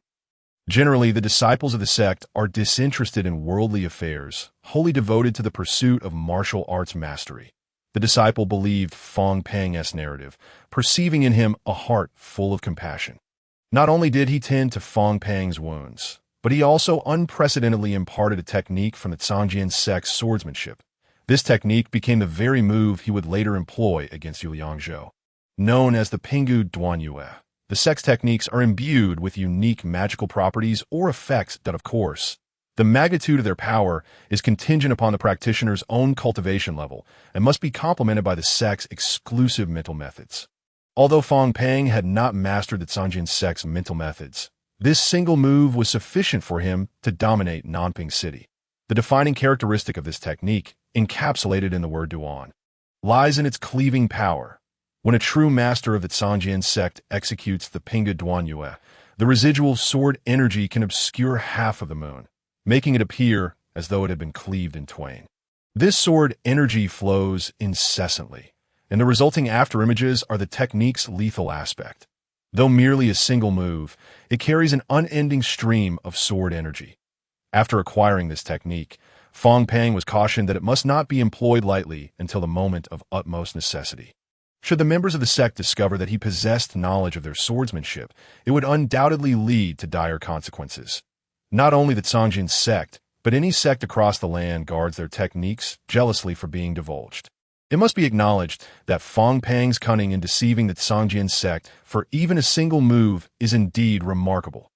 The sword energy of Pingu Duanyue surged forth, continuously pouring into the great sword. The subsequent force of the technique arriving in swift succession. Were it not for the persistent aura of Ziki Donglai and the life-giving Taiji energy, Yu Liangzhou might have been able to withstand only for a brief moment. The energy was indeed formidable. It effortlessly neutralized my strength. Die. Fong Pang let out a mighty roar, applying pressure with his great sword, causing Yu Liangzhou's arm to bend slightly backward. The special effect was triggered. Yu Liangzhou, startled, beheld the great sword suddenly glimmering with a faint light. I cannot hold on. A steady power began to flow towards him, causing his arm to tremble. In that instant, the familiar sensation re-emerged. The trajectory formed by the sword intent became visible to the naked eye. Jianyo, the black gold sword, animated by the sword intent, traced an eerie arc in the air, with the immense body of the sword and the overwhelming force descending. Fong Pang aimed to devour Yu Liangzhou whole. The shrill sound of metal scraping echoed as the black gold sword danced across the surface of the great sword, reminiscent of an impassioned calligraphy piece, sometimes urgent, sometimes slow, yet always measured. While he did not dismantle his opponent's great sword, the yellow sword energy was torn away, scattering into the air. Fury ignited in Fong Pang's eyes. He surprisingly released the sword hilt. After flipping in midair, he gripped the hilt once more with great force, leveraging the momentum of his body to raise the great sword and deliver another ferocious slash. The yellow sword energy thickened once more, and the Pingu Duanyue was unexpectedly unleashed again. This is bad. Yu Liangzhou's Jianyo sword technique was forcibly suppressed. Bang! The might of the great sword was overwhelming, sending Yu Liangzhou reeling 2 zhang away. His long sword struck the ground, and he felt a tumultuous wave in his chest, nearly collapsing. What are you waiting for? After executing this move once more, Fong Pang's chest heaved violently as he gasped for breath. Are you foolish? Why do you not strike? Hu Tu, resembling a statue, stood motionless beside the two. Had he launched an attack on Yu Liangzhou earlier, he would have been at a loss as to how to respond. Hu Tu took a deep breath, his arm muscles bulging, and charged toward Yu Liangzhou with his spear raised. "TS over." At this moment, Yu Liangzhou felt his blood surging, his body rigid and immobile. He could only watch helplessly as the spear approached. "Stop!" Suddenly, a familiar voice rang out. A figure emerged from the smoke and flames. rushing towards Yu Liangzhou to shield him from the impending strike. Chapter 55. Reunion. Father, don't come over. Yu Liangzhou was taken aback upon seeing Yu Wu suddenly appear. Realizing that with his current cultivation level, he could not withstand the blow. Although Yu Wu was clad in armor, his powers had waned following severe injuries. The damaged armor no longer possessed its extraordinary power and was no different from ordinary armor. He was entirely reliant on his mortal form to block the attack of a lower-tier expert in the realm of transcendent enlightenment. Should he be struck, death would be a foregone conclusion. Yet, nothing could deter Yu Wu from this course of action. For Yu Liangzhou, he would not hesitate for a moment. Yu Liangzhou was the sole hope of the Yu family. Yu Liangzhou, disregarding everything, forced his energy, his body almost bursting with excruciating pain. No. However, the full power he had unleashed earlier had drained him of all his stamina. Moreover, with Fong Pang's tremendous force yet to dissipate, Yu Liangzhou could not muster the strength to counterattack in that fleeting instant. Father! He could only watch helplessly, this moment marking the eternal farewell between father and son. The short distance of just over zhang transformed into an insurmountable chasm that a family member in this world. His own father, their brief time together was destined to come to an end. You must remember to reclaim Liangzhou. Yu Wu did not turn his head. His voice remained calm and resolute. I will obey. Tears welled in Yu Liangzhou's eyes as he responded with a choked voice. Yu Wu had endured a tumultuous life, experiencing the most devastating defeat in the Yu family's history. His father, Yu Shan, perished atop the city walls of Liangzhou, tasked with escorting the civilians south while sustaining grave injuries and losing all his powers. His unwavering loyalty and patriotism could not be manifested, and to preserve the Yu family bloodline, he could only cling to life. For a family of military heroes, what could be more stifling than such an experience? He longed to stand shoulder to shoulder with Yu Shan, to perish on the battlefield, wrapped in the skins of horses, never to survive alone. The Yu family had long sworn an oath to share fates with Liangzhou City. However, Yu Shan, compassionate towards the innocent civilians, sought to leave a bloodline for the Yu family, and thus had no choice but to let him go. Military orders are as immutable as mountains. It is the faith that flows through the blood of a soldier. Now, Yu Wu's self-sacrifice mirrored that of Yu Shan from years past, unhesitatingly dedicated to protecting his family. The spear was mere inches from Yu Wu. Suddenly, Hu Tu unexpectedly yanked back the spearhead. His sturdy frame trembled violently as he forcefully halted the strike. The immense inertia sent him crashing to the ground. Spear abandoned, he quickly rose to face Fong Pang. Let them go, what did you say? Fong Pang was driven to the brink of madness, his face contorted with rage as he roared, I will kill you. You can kill me. Hu Tu stood dumbfounded, rooted in place. Let them go. I will kill your sister. Fong Pang unleashed a barrage of strikes, yet he did not utilize his sword techniques again. Yu Wu stared at Hu Tu in astonishment. Renqing? Hu Tu remained silent, merely lowering his head. Renqing. Yu Wu regarded Hu Tu, his tone resolute. That it is you.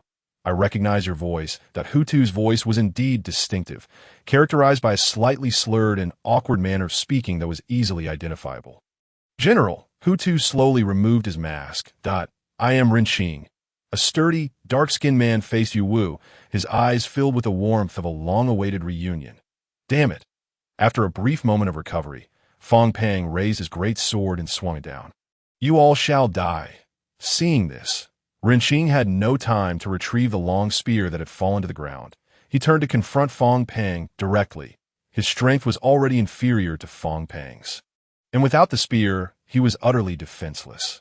Yet, Renqing showed no sign of fear. He audaciously embraced Fong Pang's great sword with his bare arms. In an instant, blood gushed forth, staining Renqing's entire body crimson. Kill him! Renqing displayed no hint of retreat. His arms bulged with veins, holding on tighter than ever. Fong Pang found himself unable to break free unless he relinquished his grip on the great sword.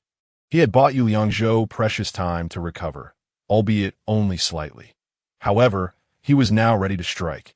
The spirit of the silver wolf has been unleashed, with arcs of electricity dancing upon the black gold sword.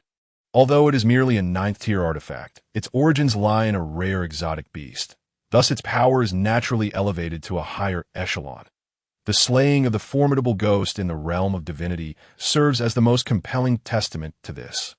Feng Su rode the winds, generating the essence of Tai Chi, and simultaneously unleashed a ferocious attack.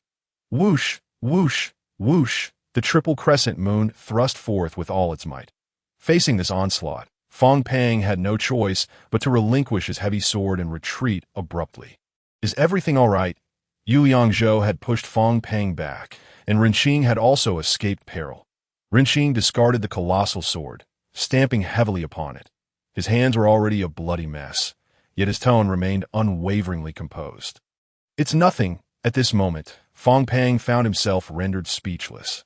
Although he had evaded Yu Liangzhou's swordplay, the effects of the lightning left him in considerable distress, with the back of his hand charred and seemingly severely burned. Where did you say his sister was? Yu Liangzhou could have continued her assault on Fong Pang, but upon hearing him declare his intent to kill Rinqing's sister, she inquired, "Speak quickly." Fong Pang's visage contorted in agony. "I will flee, and you will not be able to stop me." This statement held a grain of truth. As a mid-tier expert in the realm of divinity, escaping was indeed within his capabilities. "When did you acquire a sister?" Yu Wu approached, supporting the injured Rinqing with concern. "How would I know?" Rinqing replied succinctly and directly, as was his nature. "You shameless scoundrel, Fong Pang." Yu Wu pointed at him, berating him fiercely. "How dare you employ such despicable tactics to threaten Rinqing?" "Ha! Despicable." Fong Pang's disheveled appearance was terrifying to behold. "Without resorting to these vile methods, I would have surely perished long ago. Or perhaps lived a life akin to yours, like a mere insect. Begone." Yu Liangzhou sheathed her black gold sword and spoke calmly. "You two have but a limited time to live. Take a good look at your hands." Yu Liangzhou gestured with her chin. "The lethal poison of the ghost has already penetrated your flesh." Fong Pang, upon hearing this, raised his trembling hands in terror. His arms had not only been torn asunder by the effects of the wolf's blood battle intent, but had also suffered injuries from the lightning of the silver wolf spirit. Most critically, during Yu Liangzhou's outburst, she had unleashed the poison of the ghost, and that sinister aura had already infiltrated his wounds. This moment, the blood seeping from his injuries had transformed into a viscous black liquid. Is there an antidote? As the dark energy invaded his wounds, his forearms had begun to darken. He tore off his sleeve, discovering that the terrifying black veins were spreading throughout his entire arm. You must save me. I will reveal the whereabouts of his sister. You must speak." Yu Yangzhou produced an object from her waist and grasped it firmly. "There is a secret chamber beneath my secondary courtyard, and his sister is inside." Fong Pang, drenched in sweat, finally displayed a countenance of fear at that moment. "Furthermore, all the treasures within shall belong to you." Chapter 56. The Divine Might Descends. The antidote must be taken twice. Yu Yangzhou cast a glance at Fong Pang. "Should you deceive me, death is your only fate. General Yu." Fong Pang's knees buckled, collapsing to the ground in a fit of sobs. "I would never dare to deceive you." "Very well." A faint smile graced Yu Liangzhou's lips. "Take it." She tossed the object in her hand to Fong Pang. Fong Pang caught the item thrown by Yu Liangzhou, and his face instantly turned ashen. "This is the antidote." "Certainly not." Yu Yangzhou scoffed coldly. "That I possess no antidote for this poison. What I have thrown to you is merely an ordinary crystal stone. Where is the antidote?" It was merely a ruse to deceive him.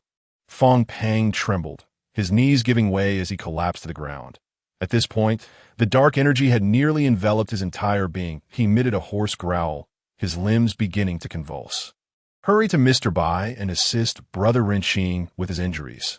Yu Yangzhou produced healing medicine for him to consume, then swiftly bandaged the wounds to staunch the bleeding, having slain a mid-tier expert in the realm of divinity. The rewards received were Cultivation Essence X8, Low-Level Spirit Artifact, Charged Heavy Sword.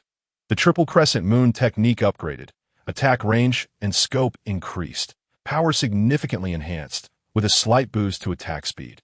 Feng Su Riding the Winds upgraded, enhanced attack and movement speed, with an inherent short-distance dash effect. Ox Cleaving, passive skill, upgraded, possesses a minuscule chance to execute a combo if one's strength surpasses that of the opponent. They can dismember them. slightly increases triggering probability. Fong Pang lay on the ground, transformed into a darkened corpse. His appearance was grotesque, resembling a vengeful spirit, and this was surely his retribution. Yu Liangzhou and Yu Wu assisted Ren Qing out of the ruins. The citizens in the streets were already in a state of utter panic, clutching their livestock and belongings, preparing to flee the city. Ladies and gentlemen, upon seeing the crowd, Yu Liangzhou shouted, "The bandit leader is dead." There is no need for alarm. He was a well-known legend in Nanping City, and upon seeing him, the people gradually calmed down. Some young men even stepped forward to help support Ren Qing. "It is Yu Liangzhou. Everyone, do not panic. Yu Liangzhou has arrived." The crowd began to call out to one another. "The bandits of the western city gate are attacking." Several youths brandished their weapons, shouting that we shall defend the city. "I will head to the western gate." Yu Liangzhou hung the recently acquired low-level spirit artifact, the charged heavy sword, at his waist. "You take Brother Ren Qing for treatment." "Very well." Yu Wu rallied the others to place Ren Qing atop a cart, and the two parted ways at the western city gate of Nanping City. Yu Liangzhou leaped atop the city wall, where the sounds of chaos and flames illuminated the sky. Approximately 200 individuals were engaged in combat with the guards stationed at the wooden tower and others. The defenders of the city were primarily members of the Yu family who had just arrived, alongside some able-bodied youths and a few soldiers. Thing neared the brink of collapse. Over 10 bandits had already scaled the walls.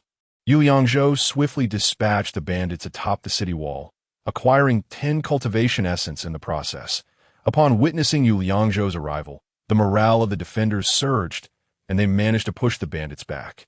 His presence signified that their leader had been slain, and victory was at hand. "Yu Liangzhou has arrived." The wooden tower cried out as he suddenly leaped down from the city wall, followed by more than a dozen men who recklessly charged at the bandits. "Your chieftain, Blackblade, has been slain by me." Standing atop the city wall, Yu Liangzhou removed the massive sword from his waist and hurled it downwards. With a thud, it pierced the earth between the wooden tower and the bandits. "Those who surrender shall be spared." The appearance of Yu Liangzhou was akin to that of a divine being descending from the heavens, exuding an awe-inspiring presence. His overwhelming aura radiated several meters outward. The bandits present, at most, possessed cultivation at the 5th tier and could hardly withstand Yu Liangzhou's formidable pressure. Moreover, upon seeing Blackblade's massive sword before them, their morale plummeted instantly. All the bandits promptly lost their will to fight, discarding their weapons and prostrating themselves on the ground. "The might of General Yu!" The bandits shouted in unison that we are willing to surrender. Yu Liangzhou's renown extended beyond the city. These bandits had also heard of this 10-tier prodigy. Brother Yu Qingxi, who was tending to her injuries, dashed over upon hearing the shouts, throwing herself into his embrace. "It's all right now." Yu Liangzhou gently stroked Yu Qingxi's hair, smoothing out her somewhat disheveled locks. You truly triumphed." A look of indescribable joy illuminated Xiu's eyes, her eyelids reddening once more, a 1 in 10 chance of victory. Yu Liangzhou smiled slightly. "It seems not to be low." Xiu, unable to contain herself any longer, threw her arms around Yu Liangzhou and began to weep.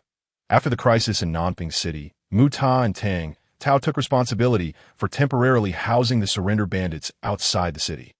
Yu Liangzhou, accompanied by Yu Qingxi and Xiu, made haste to Bai Chongqing's residence. His foremost concern was Ren Qing's injuries. Without him, today's battle would have surely ended in disaster. "How is he?" Upon entering Bai Chongqing's courtyard, Yu Liangzhou immediately noticed Yu Wu pacing anxiously. Inside, the flickering candlelight illuminated the emaciated figure of Bai Chongqing, who was busily attending to his tasks that a strong medicinal aroma wafted through the air. "The injuries are quite severe." Yu Wu furrowed his brow and spoke in a low voice. "I fear so." After a soft sigh, his expression turned grave. "Mr. Bai is looking for you. Hurry inside." Yu Wu pulled Yu Liangzhou into the room. "Mr. Bai, Yu Liangzhou has arrived." Upon hearing this, Bai Chongqing quickly set aside the object in his hands, his face alight with surprise as he looked at Yu Liangzhou. Come. I've already administered the life-extending potion. This will alleviate some of the pain." Bai Chongqing uncovered the cloth draped over Ren Qing, revealing 2 deep gashes on his arms. exposing bone as white as jade. There were also 2 deep lacerations on his abdomen and chest, from which dark red blood continued to seep. Injuries to the tendons and meridians. If we manage to save his life, it is likely that we cannot preserve his arms. Bai Chongqing's voice dropped to a whisper. Is there any way to save them? I would traverse heaven and earth to procure it. Renqing's face was drenched in beads of sweat the size of soybeans, yet he remained resolute, not uttering a single groan. Your qi may prove useful. Bai Chongqing pointed at Renqing's wounds. My medical skills are lacking, and I've heard that qi can reconnect tendons and bones. It may be worth a try. How shall we attempt this? Yu Liangzhou unsheathed his long sword and rolled up his sleeves. While I treat him, you should use your qi to attempt to reconnect the wounds. Bai Chongqing gestured with his hands that we must allow the meridians to generate vitality. If the qi meridians can be reconnected, there is hope. Come. Without hesitation, Yu Liangzhou raised his hands, focusing intently to prepare to channel his life-giving Tai Chi young lad. Bai Chongqing picked up several delicate silver needles and instructed the boy. Reconnect the meridians. Chapter 57. Seizing the city, the flesh that had been torn open revealed meridians that were barely connected. Bai Chongqing meticulously used the fine silver needles to bind them together. Meanwhile, Yu Liangzhou's palms began to move gently, controlling the life-giving qi within an exceedingly small range. Following the movements of Bai Chongqing's silver needles, the qi was released gradually. The young boy carefully prepared the necessary items nearby. While Bai Chongqing's forehead glistened with sweat and his eyes widened in concentration. This method was merely something he had heard of. It was his first attempt at it. If they did nothing, Renqing's arms would undoubtedly be lost. Given the urgency of the situation, they had no choice but to proceed with determination. All right. At this moment, Bai Chongqing's complexion had turned pale, and his body trembled slightly with fatigue. The young boy had successfully bandaged Renqing's wounds, and he was now awake, expressing his gratitude to Yu Liangzhou. Thank you, Brother Renqing. Yu Liangzhou placed a hand on his shoulder. Take good care of yourself. I, Yu Liangzhou, will ensure your recovery. My sister. Renqing suddenly exerted himself, attempting to sit up. Have you found her? Do not worry. I shall go at once, Mr. Bai. I shall trouble you here. I will personally brew his potion. Yu Liangzhou lifted his black gold sword and turned to leave. Father, Brother Renqing's life is no longer in danger. I'm going to find his sister at Fong Pang's residence. Go with peace of mind. Upon hearing that Renqing was out of danger, Yu Wu let out a long sigh, feeling considerably relieved as Xiao approached Yu Liangzhou. I shall accompany you. You are still injured. Rest here, he replied to Xiao, having been treated by Bai Chongqing. Was now agile and free of major ailments. That it is fine. Having another person searching will expedite matters. Very well. Although Fong Pang's courtyard was not particularly large, searching for a hidden chamber would inevitably consume some time. Given the urgency of saving lives, the quicker, the better. The two of them took to their lightness of foot, swiftly arriving at the government office of Nanping City in the northern part of the city. At this moment, there were no guards at the entrance, only a crowd of common folk gathered outside. When they saw Yu Liangzhou arrive, they dispersed, not daring to obstruct him. This Fong Pang is actually Haifeng. This individual has hidden himself well. Upon learning of Haifeng's identity, Xiao felt a chill of fear. This person is indeed cunning and exceedingly malevolent. He cares not for the lives of the citizens of Nanping City. Mentioning this man ignited a spark of hatred in Yu Liangzhou. When you came to the underground arena, Haifeng instructed me to uncover your true identity. Xiao and Yu Liangzhou navigated through the dark corridors. At that time, I had no inkling that he was Fong Pang. Her tone softened, her eyes sparkling in the moonlight. I never expected you to grow so rapidly and act with such decisiveness. It was all out of necessity. While Yu Liangzhou spoke casually, each word bore the weight of truth. He must be in this wing. Upon entering the courtyard, an eerie silence enveloped them. Only Tongshan's corpse remained. Xiao pointed to a side room, saying, previously, when I did not know his true identity, I had come to deliver something to him. The room was devoid of anything remarkable, with its furnishings strikingly simple. It did not exude the opulence of other rooms. Instead, it resembled the bedroom of an ordinary family. In the corner lay a dirty and tattered couch, looking like discarded refuse. Yu Liangzhou used his black gold sword to pry it up. And indeed, he discovered a square gap beneath. Pulling it open revealed a hidden door, with candlelight illuminating the wall and a wooden ladder leading downwards. Hearing some noise emanating from within, he drew his sword and, with utmost caution, advanced slowly. Upon rounding the corner, he spotted a figure moving inside, an individual of slight stature. Upon closer inspection, it was a frail old man, busily arranging several items without a care. "Are there others here?" Yu Liangzhou pointed his sword at the old man's back. Yet the old man showed no reaction, engrossed in his work as if he had heard nothing. Yu Liangzhou approached and tapped him on the shoulder, causing the old man to jump in fright and nearly fall to the ground. Only then did he turn to look at Yu Liangzhou and Xiao with wide eyes filled with terror. "Is there anyone else?" Yu Liangzhou raised his voice, but the old man shook his head repeatedly, refusing to speak. Perhaps he is both deaf and mute? The old man's gaze was dazed, lost in his own world. "He cannot hear a word we say, in such a place. Having a deaf-mute individual to guard it would indeed allow Fong Pang to rest easy, knowing that no whispers would escape." Yu Liangzhou and Xiao continued their search deeper inside, eventually discovering several women imprisoned within. They were locked behind iron doors, relying on this old man for sustenance. Some of the women appeared pale and emaciated, their eyes vacant. "You are free." Yu Liangzhou swept his sword to unlock all the iron doors. "Who is Rinqing's sister?" A woman with wide, fearful eyes replied. "It is I, elder brother. I'm a friend of your brother. I've come to rescue you." At that moment, Yu Liangzhou felt a significant weight lift from his heart, relieved not to have disappointed Rinqing. Just as he was about to leave, he noticed numerous books and scrolls in the area. Perhaps there was something useful among them. He paused to examine them. Most were Fong Pang's ledgers and ordinary martial arts texts, along with some books in an unfamiliar script, seemingly part of his collection. Spotting a volume titled Chronicles of Nanping County, Yu Liangzhou took it. It recorded tales of the county's past, local customs, and detailed geographical information. However, at that moment, he lacked the inclination to read it thoroughly and simply tucked it away. What shall be done with Nanping City? Given the tumultuous changes of the day, how to address the situation required careful contemplation. Yu Liangzhou discovered another hidden chamber containing a dozen large chests, such a wealth of crystal stones.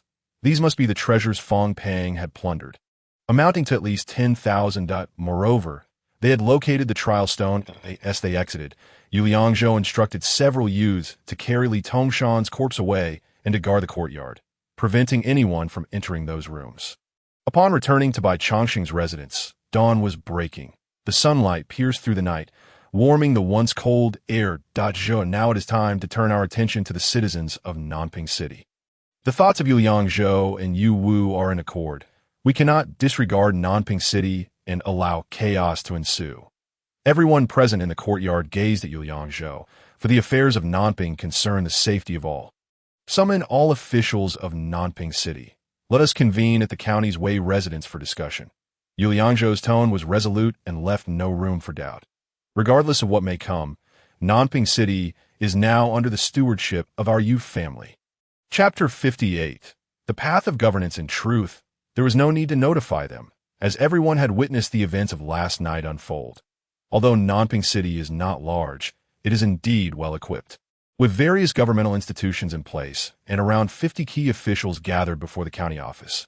Upon seeing Yu Liangzhou's arrival, many officials displayed expressions of astonishment. "Where is Lord Fong? How can it be Yu Liangzhou?" The officials exchanged glances, their expressions varied. Esteemed colleagues, Yu Liangzhou ascended the steps and addressed the awaiting officials. "Last night, bandits invaded Nanping City, resulting in significant upheaval. Please come inside. I shall inform you of all that transpired." He cast a sweeping glance over the assembly. Fong Pang is dead. The officials gasped in shock. "Curse it!" The onlookers among the populace began to shout. Yu Wu took a seat at the center of the county hall, his demeanor commanding, exuding the aura of a general. Yu Liangzhou succinctly recounted the events of the previous night. His words left the audience dumbfounded. None had anticipated that Fong Pang was indeed Haifeng. The bodies of Li Tongshan and Fong Pang lay in the courtyard. Though Fong Pang was now entirely charred, his features were still recognizable. Then we shall heed General Yu's command. An elder statesman broke the silence first.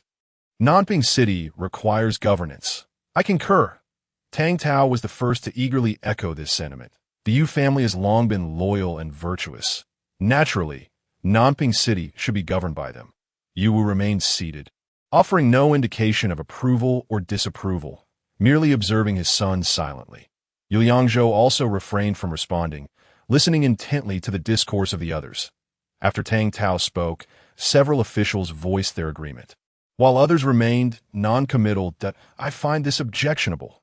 Suddenly, a voice rose from the back of the assembly. What is objectionable? Tang Tao turned, glaring fiercely at the speaker, challenging him without restraint. The county guard of Nanping is appointed by the court. How can you presume to decide who shall govern it? The speaker, a young man of about 25, bore a scholarly air, yet showed no signs of intimidation. Are you suggesting treason? You speak nonsense. Do you wish to invite disaster? Tang Tao bellowed, appearing ready to take action. The general's family has long protected Liangzhou. What is wrong with managing Nanping City? I have faith that General Yu is a loyal individual. The young scholar, raising his sleeves, clasped his hands in a respectful gesture, then continued, Nanping City is not Liangzhou. Moreover, Liangzhou City no longer exists. Upon hearing this, those leaning toward the Yu family erupted in shouts of disapproval, while the onlookers joined in with a chorus of boos. What is your official capacity? The elder who had first proposed the Yu family govern Nanping stood up, pointing at the youth. Is General Yu someone you can criticize? The elder waved dismissively, his eyes betraying scorn and disdain. Withdraw at once and cease your prattle. This individual was Yang Huan, the chief clerk of Nanping City, responsible for all financial matters within the city. I am Du Zimei from the academy, the young man declared, his demeanor composed, speaking with the confidence of a bell tolling, a mere ninth-rank official. What business do you have here? Yang Huan scrutinized Du Zimei with a sardonic gaze. Has the head of your academy not taught you the ways of governance? My principles of governance are loyalty to the ruler, love for the nation, and speaking candidly for the people, Du Zimei replied, unafraid. Yang Huan prepared to scold him again, but Yu Liangzhou raised a hand to stop him. During Fong Pang's administration, did you ever speak candidly for the people? This man had always indulged in excess, relentlessly exploiting the citizens of Nanping City. Under his governance, the populace suffered greatly. I have submitted petitions multiple times, yet he ignored them all. Du Zimei asserted without hesitation that he even demoted me. He added with a rueful chuckle, all the way down to the 9th rank, to the point of no further demotion.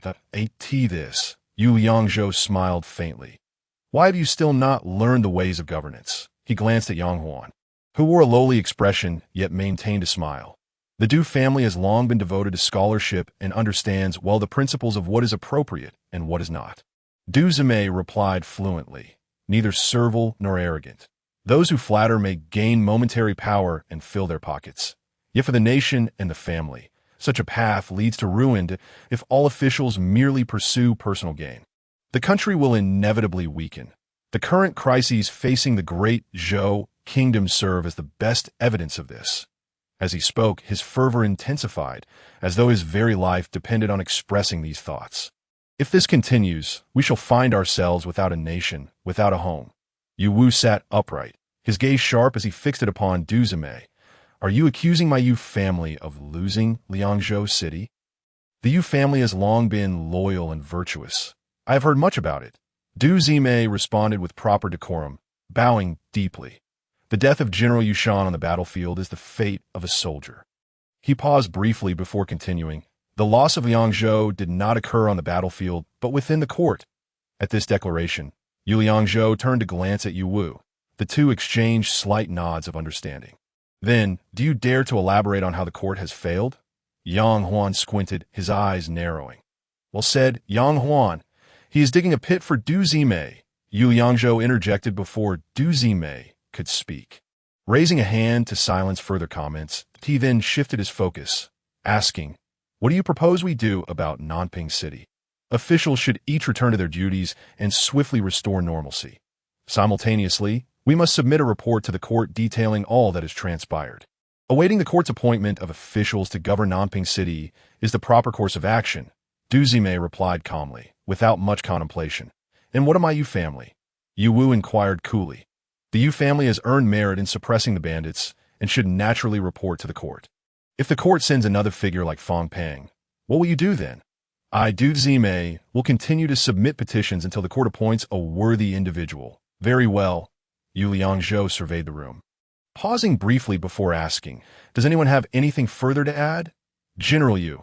Yang Huan's eyes darted as he approached Yu Liangzhou. This Du Zime is a pedant, merely spouting useless rhetoric. His intentions were clear.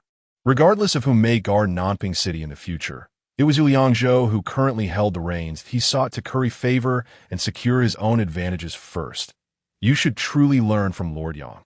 Yu Liangzhou deliberately directed his remarks at Du Zime, displaying a mysterious smile that Du Zime hesitated to respond, letting out a long sigh and shaking his head repeatedly. Yang Huan chuckled triumphantly.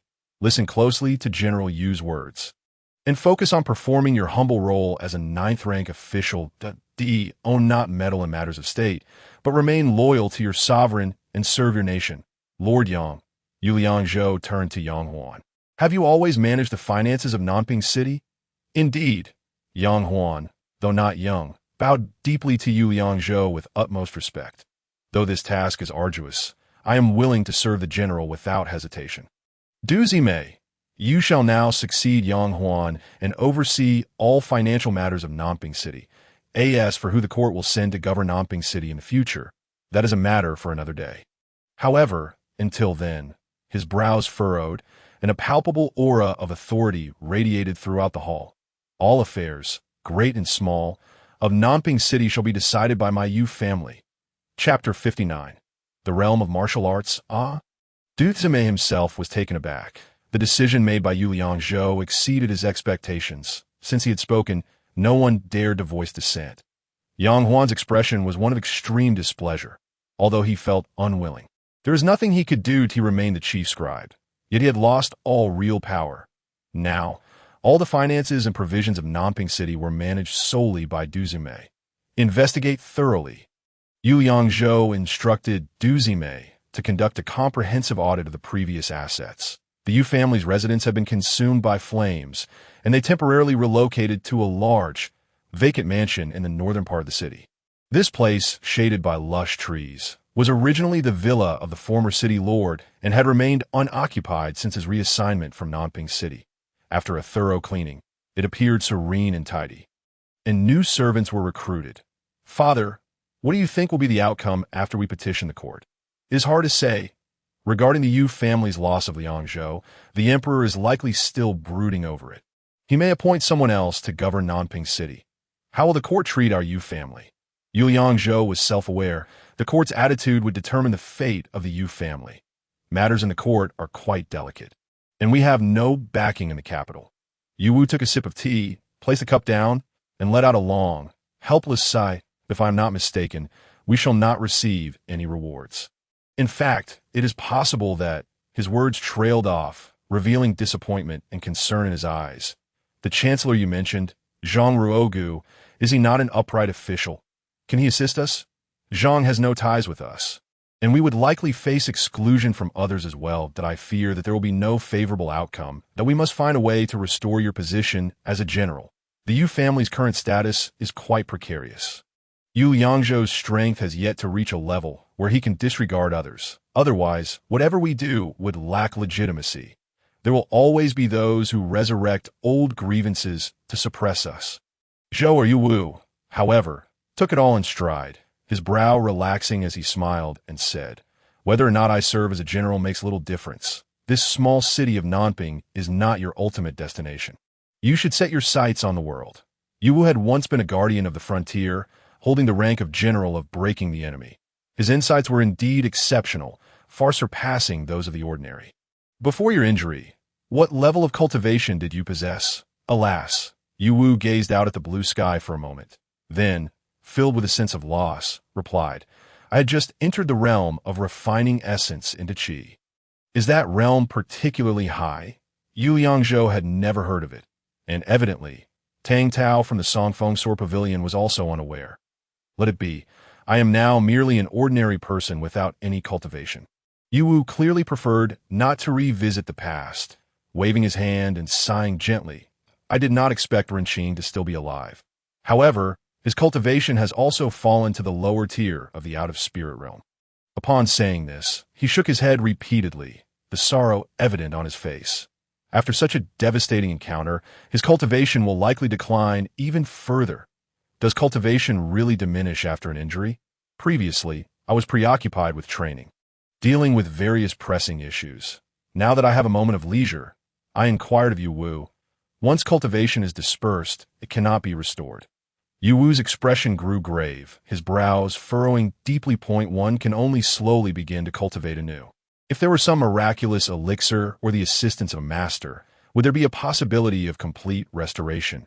Yu Liangzhou, undeterred in his pursuit of answers, pressed on, for who can say for certain about the affairs of this world? There are always greater beings beyond our own, and what is deemed impossible may simply be ignorance. The intervention of a sage could surely transform decay into the miraculous. Yu Wu smiled faintly, a mix of helplessness and self-deprecation in his expression. But how likely is that to happen? He did not finish his sentence, instead shaking his head and laughing to himself. Father, rest assured, perhaps a miracle does exist. Yu Liangzhou remained optimistic. After all, this world is filled with boundless curiosity and possibility for him. Previously, our Yu family was in dire straits. Have we not now risen from the ashes? You are right. Your ambition and courage are indeed a blessing for the Yu family. Yu Wu's gaze grew resolute as he nodded in approval towards Yu Liangzhou. Then, shifting the conversation, he asked, speaking of which, how did you acquire your martial arts skills? Who taught you? I would say that a master appeared to me in a dream and imparted these skills. Do you believe it? Facing his father, Yu Liangzhou had no intention of deliberately concealing the truth, that it was simply that elaborating would be of little use, and he was uncertain himself. Rather than speak incoherently, it was better to simplify the matter and gloss over it. Since then, I have comprehended these techniques that, of course, I believe what you say. The world indeed harbors wonders and mysteries beyond imagination. Yu Wu, seasoned by experience, would not dwell on trivial details. These sword techniques possess remarkable properties. Rich in profundity and immense potential, to acquire such martial arts is a rare stroke of fortune. Father, how can I break through the 10th stage, enter the realm of transformation, or even reach the higher realm of unparalleled mastery? Since we have broached the subject of martial arts, Yu Liangzhou seized the opportunity to gain insights from Yu Wu. With his knowledge, he was sure to garner significant wisdom. The realms of transformation and unparalleled mastery. Yu Wu furrowed his brow, seemingly unfamiliar with the concepts as he repeated the question, tilting his head in contemplation. That day when I went to learn swordsmanship, Tang Tao informed me of the realms of martial arts cultivation. Alas, Yu Wu slapped his thigh, as if struck by sudden enlightenment, and said, Tang Tao's understanding of martial arts is superficial and nonsensical. After pondering for a moment, he articulated slowly, it should be the realms of out-of-spirit, into transformation and heartlessness of the 5 elements. Following that, the next realm includes the awakened incomplete martial arts, flowing clouds and waters, and ingenious craftsmanship. Yes, those are the 2 realms. Yu Liangzhou's eyes brightened, and he sat up straight. How can I enter these 2 realms? In this world, there exist 5 natural attributes: metal, wood, water, fire, and earth. The next realm of 5 elements transformation allows one to cultivate attributes that correspond to their own characteristics, which can then be applied to techniques or even infused into spiritual artifacts. Having slain 2 experts of the out-of-spirit realm, you've already reached the pinnacle of the 10th stage, that a breakthrough is merely a matter of time. Yu Wu gradually rose and retrieved a book from the bookshelf. It was the historical record of Nanping County, found within Fong Pang's secret chamber.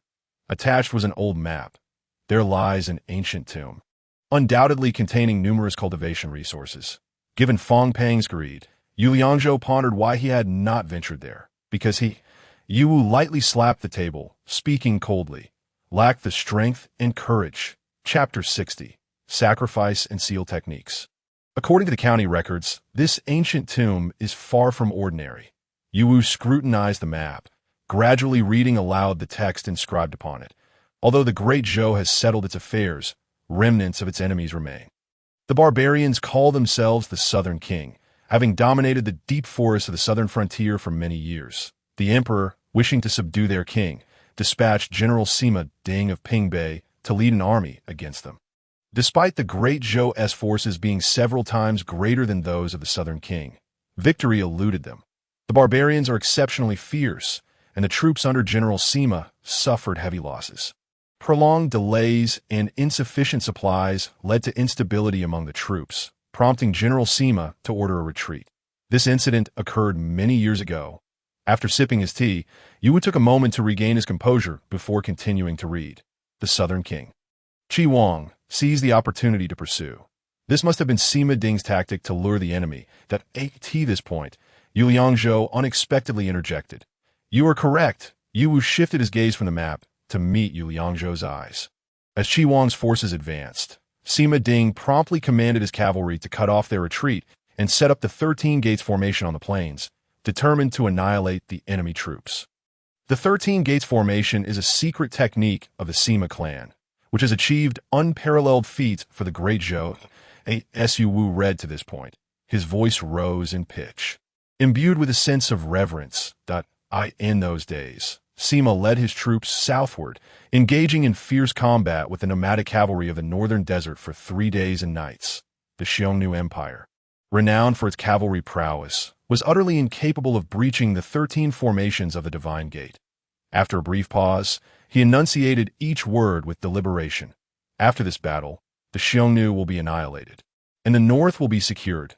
Did Father possess knowledge of this formation? Yu Liangzhou felt a surge of excitement, memories of exhilarating battlefield clashes flooding his mind. Unconsciously, his sword trembled, and waves of fervor surged within his chest. The Sima family, too, hailed from a lineage of generals, guardians of the northeastern borders of the Great Zhou for generations. Yu seemed to reminisce about those illustrious days, his voice growing somewhat agitated. The 4 great generals of the Great Zhou stood guard over the 4 cardinal directions: the Sima clan in the north, the Duan family in the south, the Murong clan in the east, and we the Yu family in the west. If they were tasked with safeguarding the northern borders, why venture southward to wage war against the barbarians? Yu Liangzhou's sense that the arduous journey from the north to the south would exact a tremendous toll. Why did the Duan family, responsible for the southern defense, remain inactive? That segment of history was long past, and I am not well versed in its intricacies.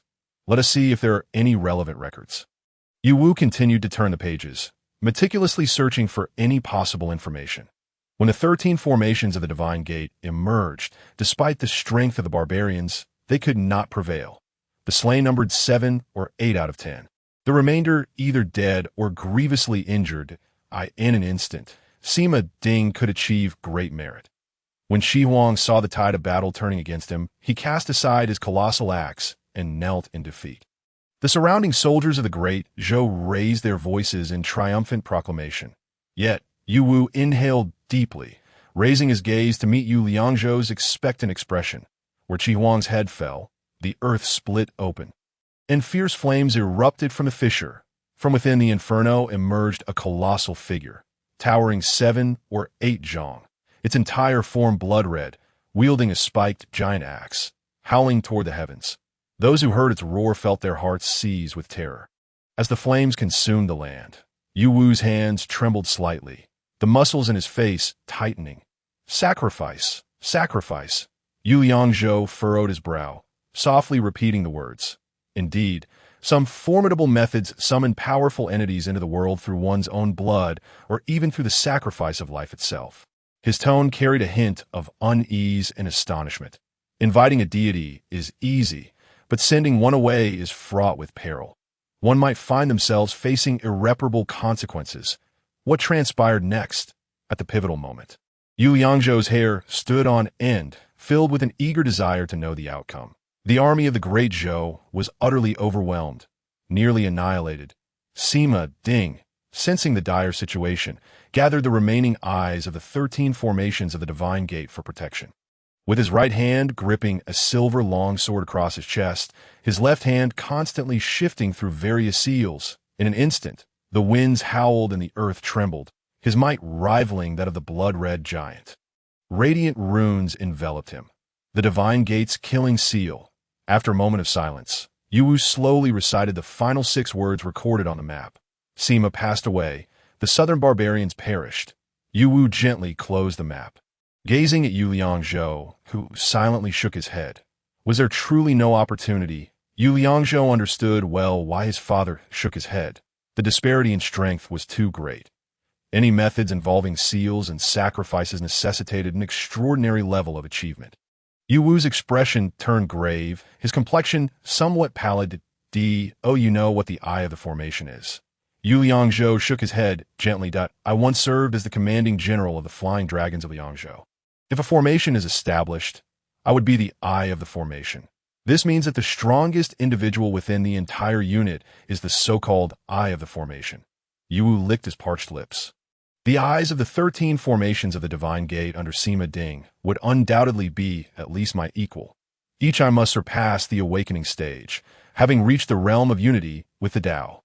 When 13 such formidable beings unleashed their power alongside Sima Ding to execute the Divine Gate's killing seal, Yuwu seemed to calculate the terrifying might within his heart, momentarily rendered speechless. It is easy to imagine the formidable existence that Shi Huang summoned through his sacrifice. And what realm did Sima Ding occupy? He must surely be at the pinnacle of the 4 realms. A master of the refined void united with the Tao. Yuwu answered without hesitation. Why is father so certain? Yu Liangzhou furrowed his brow in confusion, as the stages of cultivation are numerous. Why does Yuwu display such unwavering confidence in his assessment? The Sima clan, one of the guardians of the 4 directions, that a smile crept to Yuwu's lips as he chuckled softly.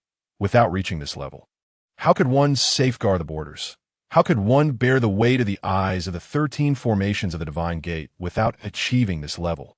After all, the Yu family was once among the 4 guardians as well. Yet, what he could not comprehend was why Yuwu was so certain that Sima Ding's cultivation was limited to the pinnacle of the united Tao in the refined void. Why could it not be at a higher realm? If it were to transcend even one more level, Yuwu stroked his beard, his eyes gleaming with longing. Then there would be no need to lead troops, nor would there be a desire for fame and fortune. He gently flipped his palm and remarked, that realm is the attainment of the Tao. It is transcendence. Thus, this ancient tomb is in fact the battlefield of that era, now merely shrouded beneath the forest. Yu Liangzhou yearned fervently for the chance to cultivate and attain the Tao. Diligently analyzing every possibility, if that is the case, then those formidable beings have long since fallen. What harm is there in my investigation? Your thoughts are not unfounded, but, Yuwu pondered aloud, one must be wary of unforeseen circumstances. Regret may come too late. Father need not worry. I shall exercise utmost caution. There must be ample resources for cultivation there. Yuwu hesitated, oscillating between shaking his head and nodding in agreement. I fear there may be some misfortune. Fang Peng and Li Tongshan dare not approach that place. The path of cultivation has always been intertwined with both fortune and calamity. Venturing there could lead to my demise if, however, one does not go. Yu Liangzhou's gaze sharpened. Then there will be no opportunity at all, and one can only remain at the mercy of others. Chapter 61. The general still stands. Yuwu had once been a general, charging into battle and experiencing the ravages of war.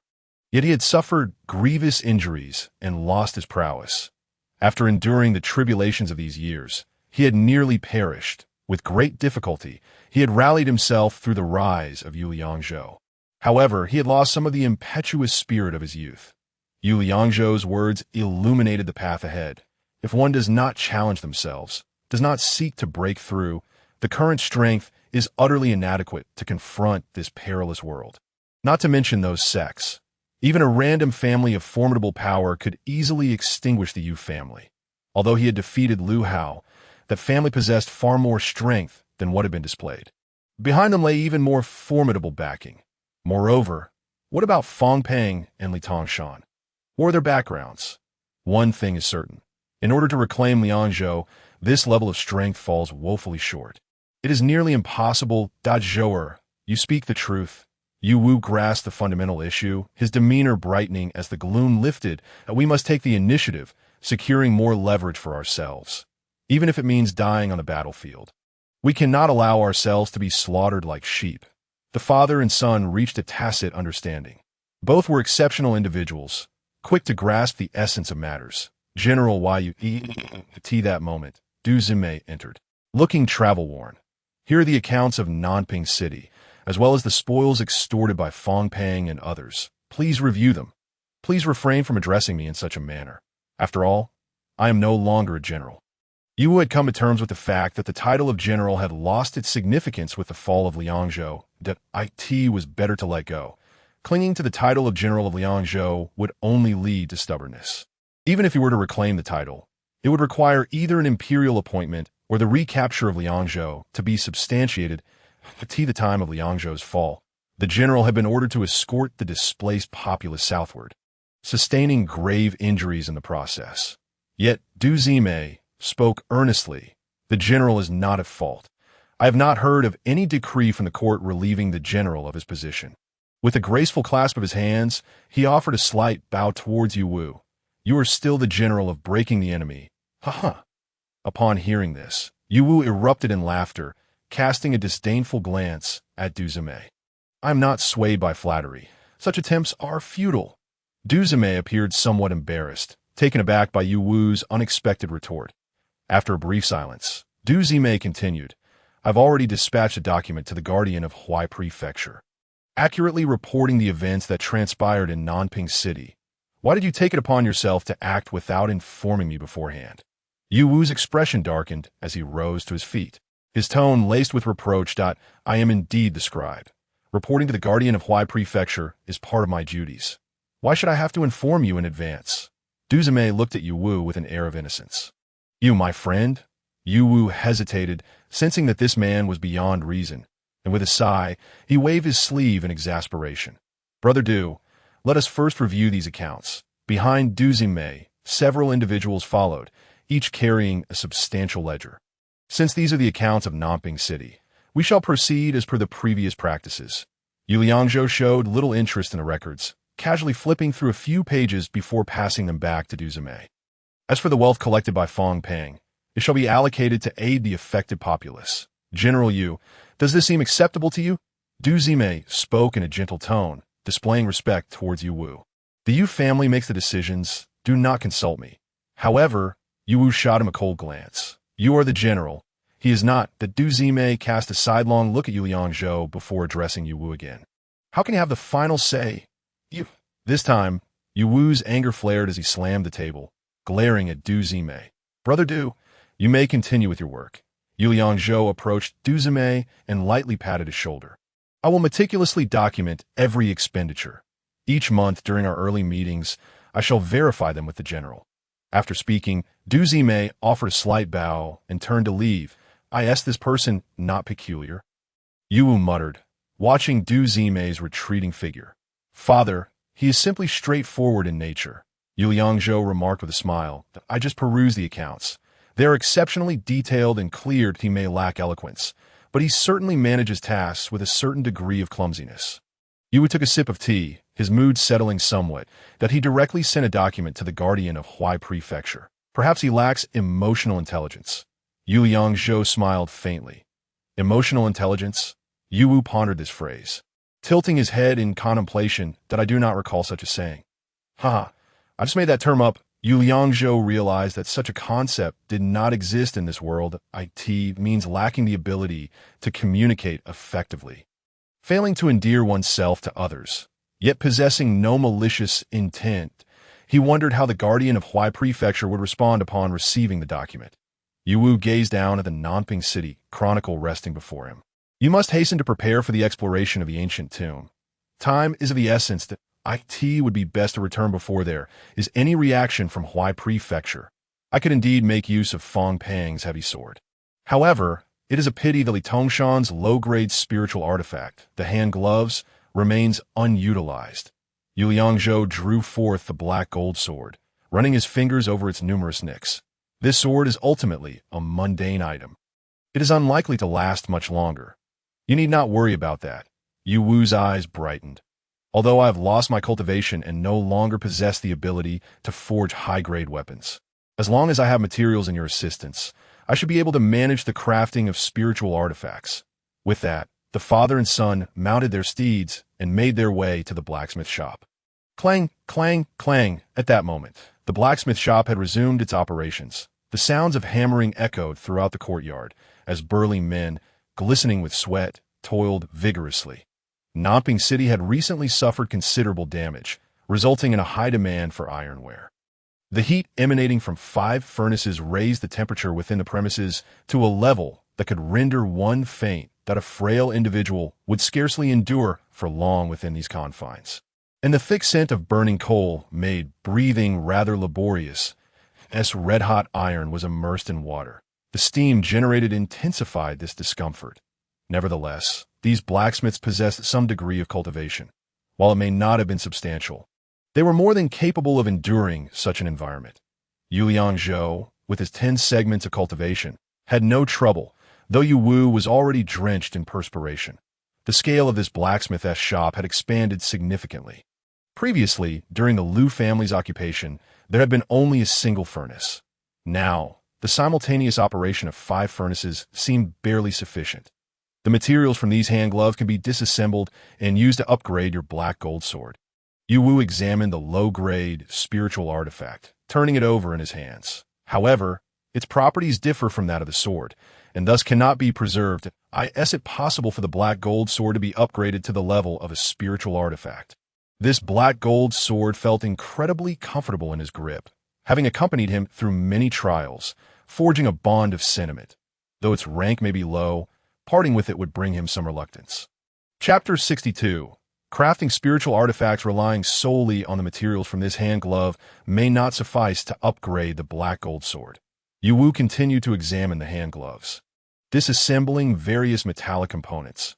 Now you have 2 choices. That he set the hand gloves down and reached for the heavy sword placed on the stone table. We must dismantle this heavy sword as well to adequately upgrade the black gold sword to the level of a spiritual artifact. What is the alternative choice? Yu Liangzhou inquired. Upgrade this heavy sword. Yu Wu caressed the sword's blade, feeling that its metallic essence indeed surpassed that of the black gold sword. However, I am uncertain if you would adapt to it. I choose to upgrade the black gold sword. Yu Liangzhou replied without hesitation that a sword previously wielded by Fong Peng would not suit me, and my own techniques are rather nimble and agile. The sword is my comrade, and we have formed a bond. Excellent. Yu Wu understood his son's sentiments and had merely posed the options in jest. He shared the same thoughts and, with a grand gesture, called out, "Brothers, stoke the flames of this furnace." A short, stout man rushed over, pushing a cart of coal. With practiced ease, he added fuel to the furnace, while another man gripped the bellows, vigorously pumping air into the flames. The heat surged forth, causing Yu Liangzhou to feel flushed. Yu Wu tossed the hand gloves into the furnace, followed closely by Yu Liangzhou, who cast the heavy sword in as well as the 2 spiritual artifacts entered the furnace. The once roaring flames seemed doused, dimming considerably. "Zhou-er," Yu Wu exclaimed urgently. "Use your aura to invigorate the furnace." Complying, Yu Liangzhou twirled his wrist, channeling his life force into the flames, with his newfound ability to control airflow. The fire surged dramatically, reigniting with vigor, sending waves of heat and sparks flying, causing those nearby to scatter in alarm. Whether it be iron forging, alchemy, or any other craft, it is inextricably linked to one's cultivation. Yu Wu gazed at the blazing flames, his face aglow with their light. After roughly the span of a tea session, molten iron began to flow from beneath the furnace. "Bring me the sword." Yu Wu quickly retrieved the black gold sword and placed it into a pre-prepared stone mold point. 2 sturdy men carefully raised the container filled with molten iron using iron rods and slowly poured it into the mold. In an instant, the black gold sword was engulfed in the searing liquid metal, its blade visibly melting away until it completely merged with the molten iron. After a brief wait, the iron cooled, revealing the shape of the sword. You take the hammer. Clang, clang, clang. Yu Liangzhou concentrated intensely, hammering each angle, folding the metal and then flattening it. Engrossed in the task, he became oblivious to the passage of time. "It is complete." The eyes of Yu Wu sparkled with excitement. After the iron shavings had cleared, a gleaming, obsidian-long sword appeared before him. The blade was slightly wider and longer than before. When Yu Liangzhou touched the sword's edge, he felt an exhilarating chill and a refreshing metallic scent. The blacksmith's assistants had never encountered such a sharp and exquisite long sword, and they gathered around an odd-low-grade spiritual weapon, Black Gold Sword. Attack 180. Agility 50. Wolf Blood Battle in 10 effect. Increases the likelihood of inflicting severe wounds and bleeding. Malevolence effect. Instills fear in undead beings. Heavy strike effect. When executing sword techniques, the blade gains additional weight. Yu Liangzhou gripped the Black Gold Sword, lightly swinging it a few times to acclimate to its new feel. Although the blade had gained some weight, it was far more manageable than the previous Black Gold Sword. Swish, swish. The blade was impeccably smooth, the chips having been expertly repaired, producing a crisp, clear sound as it sliced through the air. Truly, it was a magnificent sword. Yu Liangzhou caressed the blade, an indescribable joy swelling within him. To possess 3 attributes in a low-grade spiritual weapon was indeed extraordinary. Yu Wu wiped the sweat from his brow with his sleeve. It was a pity there were no 5 element stones. Otherwise, he could have added 1 or 2 attributes from the elements of metal, wood, water, fire, and earth. How could one obtain 5 element stones? Yu Liangzhou recalled what Yu Wu had previously mentioned. The realm of 5-element creation allows one to harness the 5 natural attributes. The most primitive method was to mine for materials to refine. Yu Wu picked up a red stone from the side. This is the raw, or the fire attribute, but its grade is too low to warrant inclusion. It would be better to wait until a higher grade one is available for refinement later. There were still some materials left. Perhaps he could also remold the 6th grade fine steel light armor. Yu Wu appeared quite excited, disregarding Yu Liangzhou's opinion, and proceeded to dismantle and reforge the light armor. 9th grade fine steel light armor. Defense 88, slight decrease in movement speed. Minimal release effect. Not bad at all. The 9th grade equipment also has special effects. Yu Wu looked extremely satisfied. Grinning from ear to ear, he had unexpectedly acquired the release effect for his gauntlets. Although the effect was minimal, it was better than none. I wish to visit Bai Changxing's clinic to prepare medicinal concoctions for you and Brother Renqing. I shall also gather some necessary herbs, and then we can set off. Yu Wu nodded in understanding, and the two hurriedly made their way to Bai Changxing's residence. After explaining their purpose, Bai Changxing retrieved a box. Old man Lu's coercion is no longer upon me. I now have the time to concoct potions for you. I have prepared everything for you. Inside the box lay an array of neatly organized pills, including those for restoring stamina and enhancing attack and defense. This is for use in critical moments. Bai Changxing produced a uniquely exquisite small vial. The 6th grade violent pill can temporarily amplify your attack power, but it will leave you with muscle aches afterward, he advised earnestly. Do not use it unless absolutely necessary. Yu Liangzhou personally prepared the medicinal concoctions for Yu Wu and Renqing. The golden, premium medicinal tonic was exceedingly rare. Even Bai Changxing could not produce it. General Renqing had recovered somewhat after his rest. Although his hands remained immobile, he could stand and move about. Take good care of your health. Yu Wu placed his hands on Renqing's shoulders. When the time comes, follow my son to reclaim Liangzhou City. Yes, Renqing spoke little, but that single word carried the weight of 1,000 troops. After resting for a day, Yu Liangzhou made the necessary preparations to set off. He brought along only Muta and Ajia, for they were the local inhabitants, familiar with the forest environment, which might prove beneficial. Little Silver wants to go with you. Yu Qingxi's Little Silver struggled fiercely in her arms, trying to reach Yu Liangzhou. It had grown considerably and gained much strength. With a sudden burst, it escaped her grasp and leaped directly towards Yu Liangzhou. Chapter 63. Strong virtue, take it with you. Yu Wu stroked Little Silver's head, regarding it as the 3rd member of the Yu family. Little Silver is no ordinary beast. Its intelligence is remarkably high, and its senses are keen.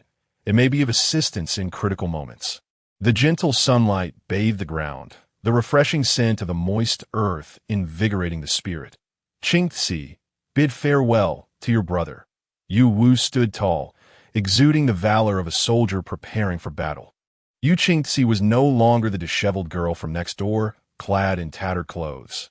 Now she donned a pristine, embroidered long gown, her figure tall and graceful, radiating the unique spirit of the Yu family. Her dark hair cascaded down her left shoulder, resembling a waterfall flowing from the Milky Way to the earth. She gently closed her eyes and slowly raised her right hand. Falling leaves danced through her delicate fingers, while a gentle breeze stirred her long hair. As Yu Qingzi opened her eyes, they sparkled with a purity reminiscent of the starry sky. The Tian Shan Mountains rise from the vast desert, winds and clouds stretching for thousands of miles. The long spear guards the borders, steadfastly protecting the soul of the great Zhou. As she parted her lips to sing, her melodious voice resonated, filling the air. Time seemed to stand still in that moment, with only Yu Qingzi's celestial voice echoing in the ears of those present. The soaring notes invigorated Yu Liangzhou's heart. Though it was a gentle female voice, it inspired a robust spirit that dared to face adversity. As the song concluded, its lingering notes continued to resonate in the hearts of all. The men of the Yu family guard the homeland. Yet the women, through song, rally the boys of the great Zhou before battle. This song, a legacy of the Yu family, is sung to send off warriors before they embark on their journey. Yu Qingzi's singing possessed such remarkable effects. Yu Liangzhou felt a powerful surge of energy welling up within him, as if he had consumed a strength-enhancing pill. Mu Ta gaped in awe, astonished and delighted, exclaiming, "It's simply enchanting." Jia clenched his fists, feeling his pain lessen significantly. This song is truly extraordinary. I, too, can sense a surge of strength. Why not let Qingzi attempt the trial stone? Yu Liangzhou sensed that his sister possessed a unique talent. You are quite right, Zhou. Yu Wu's eyes lit up with excitement. Aside from Renqing and Bai Changsheng, everyone else returned to the Yu family estate. The trial stone was kept at the Yu residence, and Yu Liangzhou took it out and placed it in the courtyard. "Qingzi, would you like to give it a try? All this time, I have been protected by my father and brother. If I can contribute to the Yu family, I would gladly do so." With that, she walked confidently toward the trial stone and without hesitation placed her hand upon it. As Yu Qingzi's palm made contact with the stone's surface, the dull runes began to shimmer, radiating white light. Under the expectant gazes of everyone, the runes ceased their glow. This is the normal reaction for entering a segment, indicating that a rank has been established. 7th segment? Yu Qingzi leapt for joy, her spirits soaring. "I'm actually at the 7th segment of singing." She clasped her hands to her mouth, exerting all her effort to contain her excitement. Think that singing could also have a rank. "I never expected you to be so exceptional." Yu Wu then joined his hands in prayer and exclaimed loudly, "Heaven truly blesses my Yu family. Father, I wish for Qingzi to accompany me." Yu Liangzhou retrieved the 9th grade fine steel light armor and assisted Yu Qingzi in donning it. What weapon or instrument should a singer use? I do not know. Yu Qingzi looked helplessly at Yu Wu.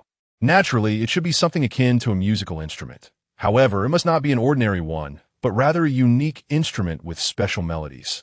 Originally, a singer possesses considerable support capabilities. Now, this is a rare opportunity. After entering her segment, Yu Qingzi obtained the skill, Rallying Song. Increases allies' attack power for a short duration, while slightly slowing stamina consumption. That will have to suffice for now, although there is no suitable instrument. Her singing alone can offer significant support.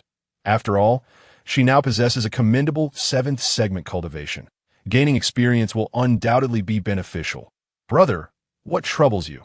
Moon Liangzhou gazed down at the adorably sprawled little Yin at his feet, seemingly lost in thought. "What is the matter with little Yin?" "I wish to see little Yin attempt the trial." Moon Liangzhou crouched down to gently stroke its diminutive head. Upon hearing this, Moon Wu could not help but chuckle, remarking that Zhou Heir's ideas were truly unprecedented. It wouldn't hurt to try. Moon Liangzhou picked up little Yin and made his way towards the trial stone. When its tiny paws made contact with the stone, everyone was left astounded. The trial stone surprisingly reacted, emitting a brilliant white light from its runes, which began to shimmer. This indicated that the trial stone had responded to little Yin. Could it be that a wolf could also enter the trial?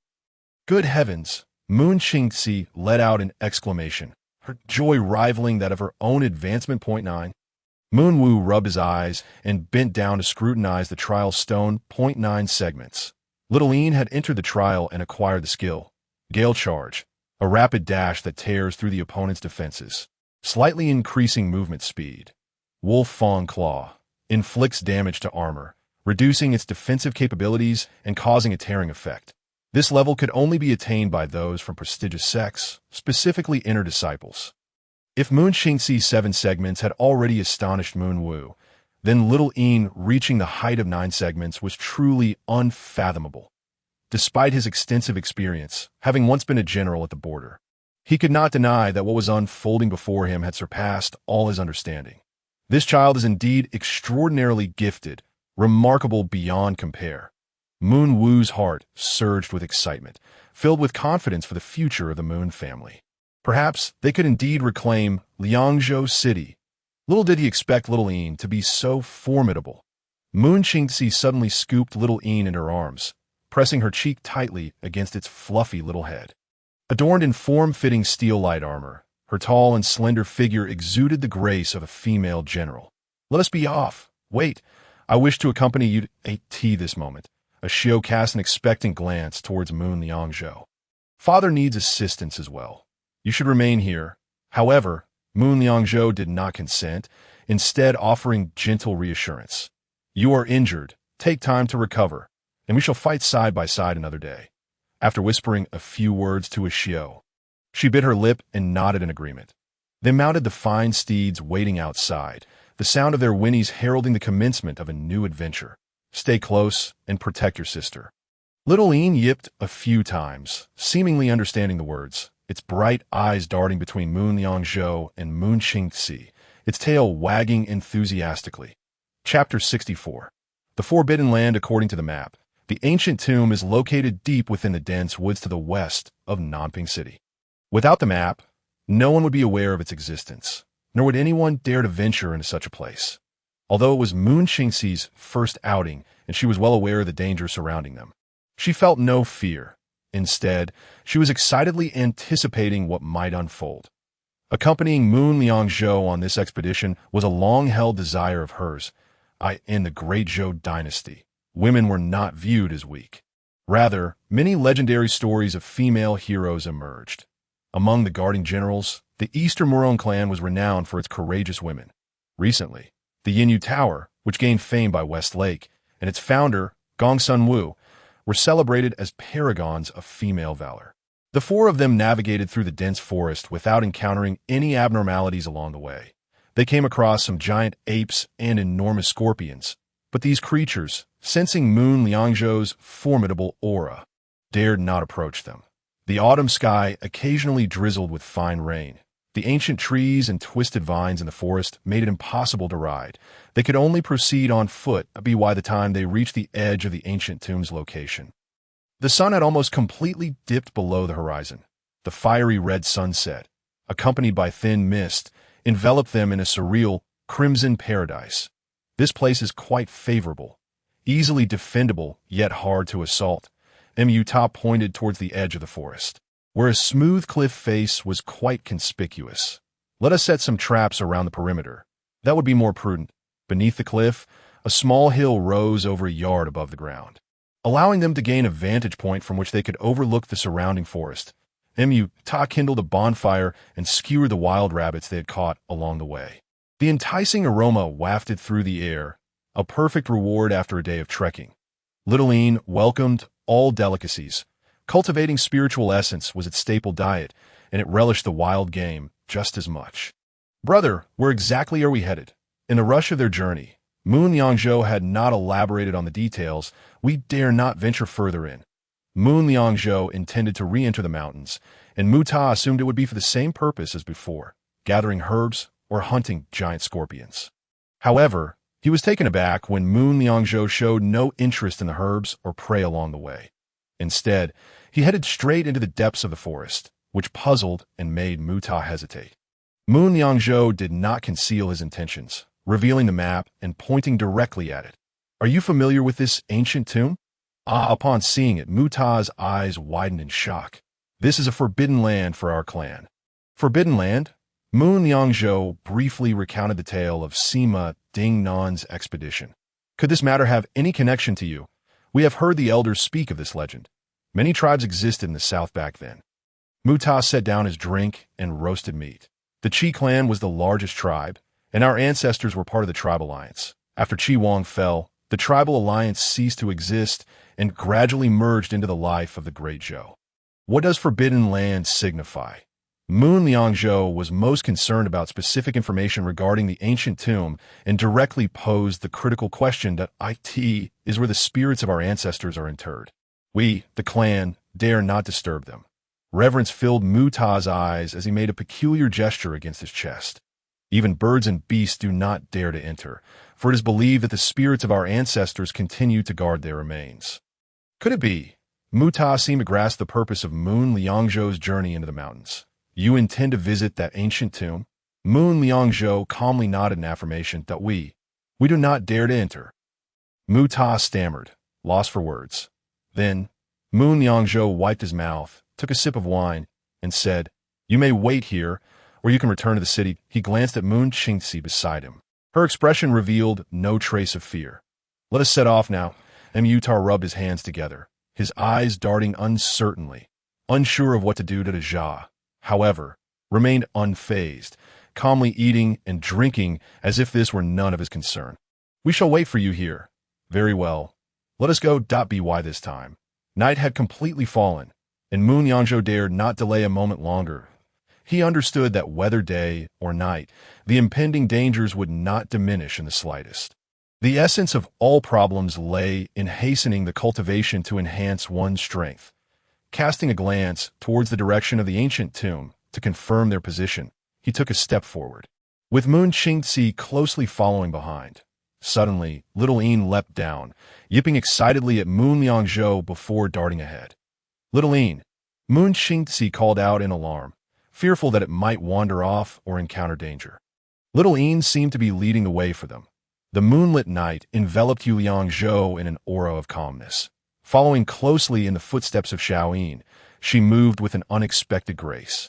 Unencumbered by obstacles, the silver strands of fur shimmered under the moonlight, resembling a guiding beacon illuminating the way. The dense forest was eerily silent, as the wooden tower had indicated, devoid of any traces of wildlife. The sound of their own breaths echoed clearly, mingling with the faint rhythm of Yu Qingxi's. The ground beneath them was remarkably level. Were it not for the thick canopy of trees, it would resemble an expansive plain. Though Xiaoyin was small in stature, its speed was astonishingly swift, a feat easily matched by Yu Liangzhou's cultivation. However, after a prolonged dash, Yu Qingxi found herself panting heavily, despite possessing a cultivation level equivalent to 7 segments. It was evident that her prowess did not lie in physical endurance. Her stamina and strength were only marginally superior to that of an ordinary person. It was unclear how long they had been running when Xiaoyin suddenly dug its claws into the earth, sending up a spray of dirt before coming to a halt. Yu Liangzhou and Yu Qingxi, trailing closely behind, barely managed to stop in time, nearly colliding with one another that a sense of danger loomed. Crouching beside Xiaoyin, Yu Liangzhou grasped the hilt of her sword, gently nudging the scabbard with her thumb. The blade of the black gold sword gradually gleamed to life, her eyes fixed intently on the darkness ahead. Xiaoyin bared its sharp fangs, emitting a low growl. Yet Yu Liangzhou discerned no apparent anomalies. Rather, an inexplicable tension began to permeate the air, which turned cold and biting.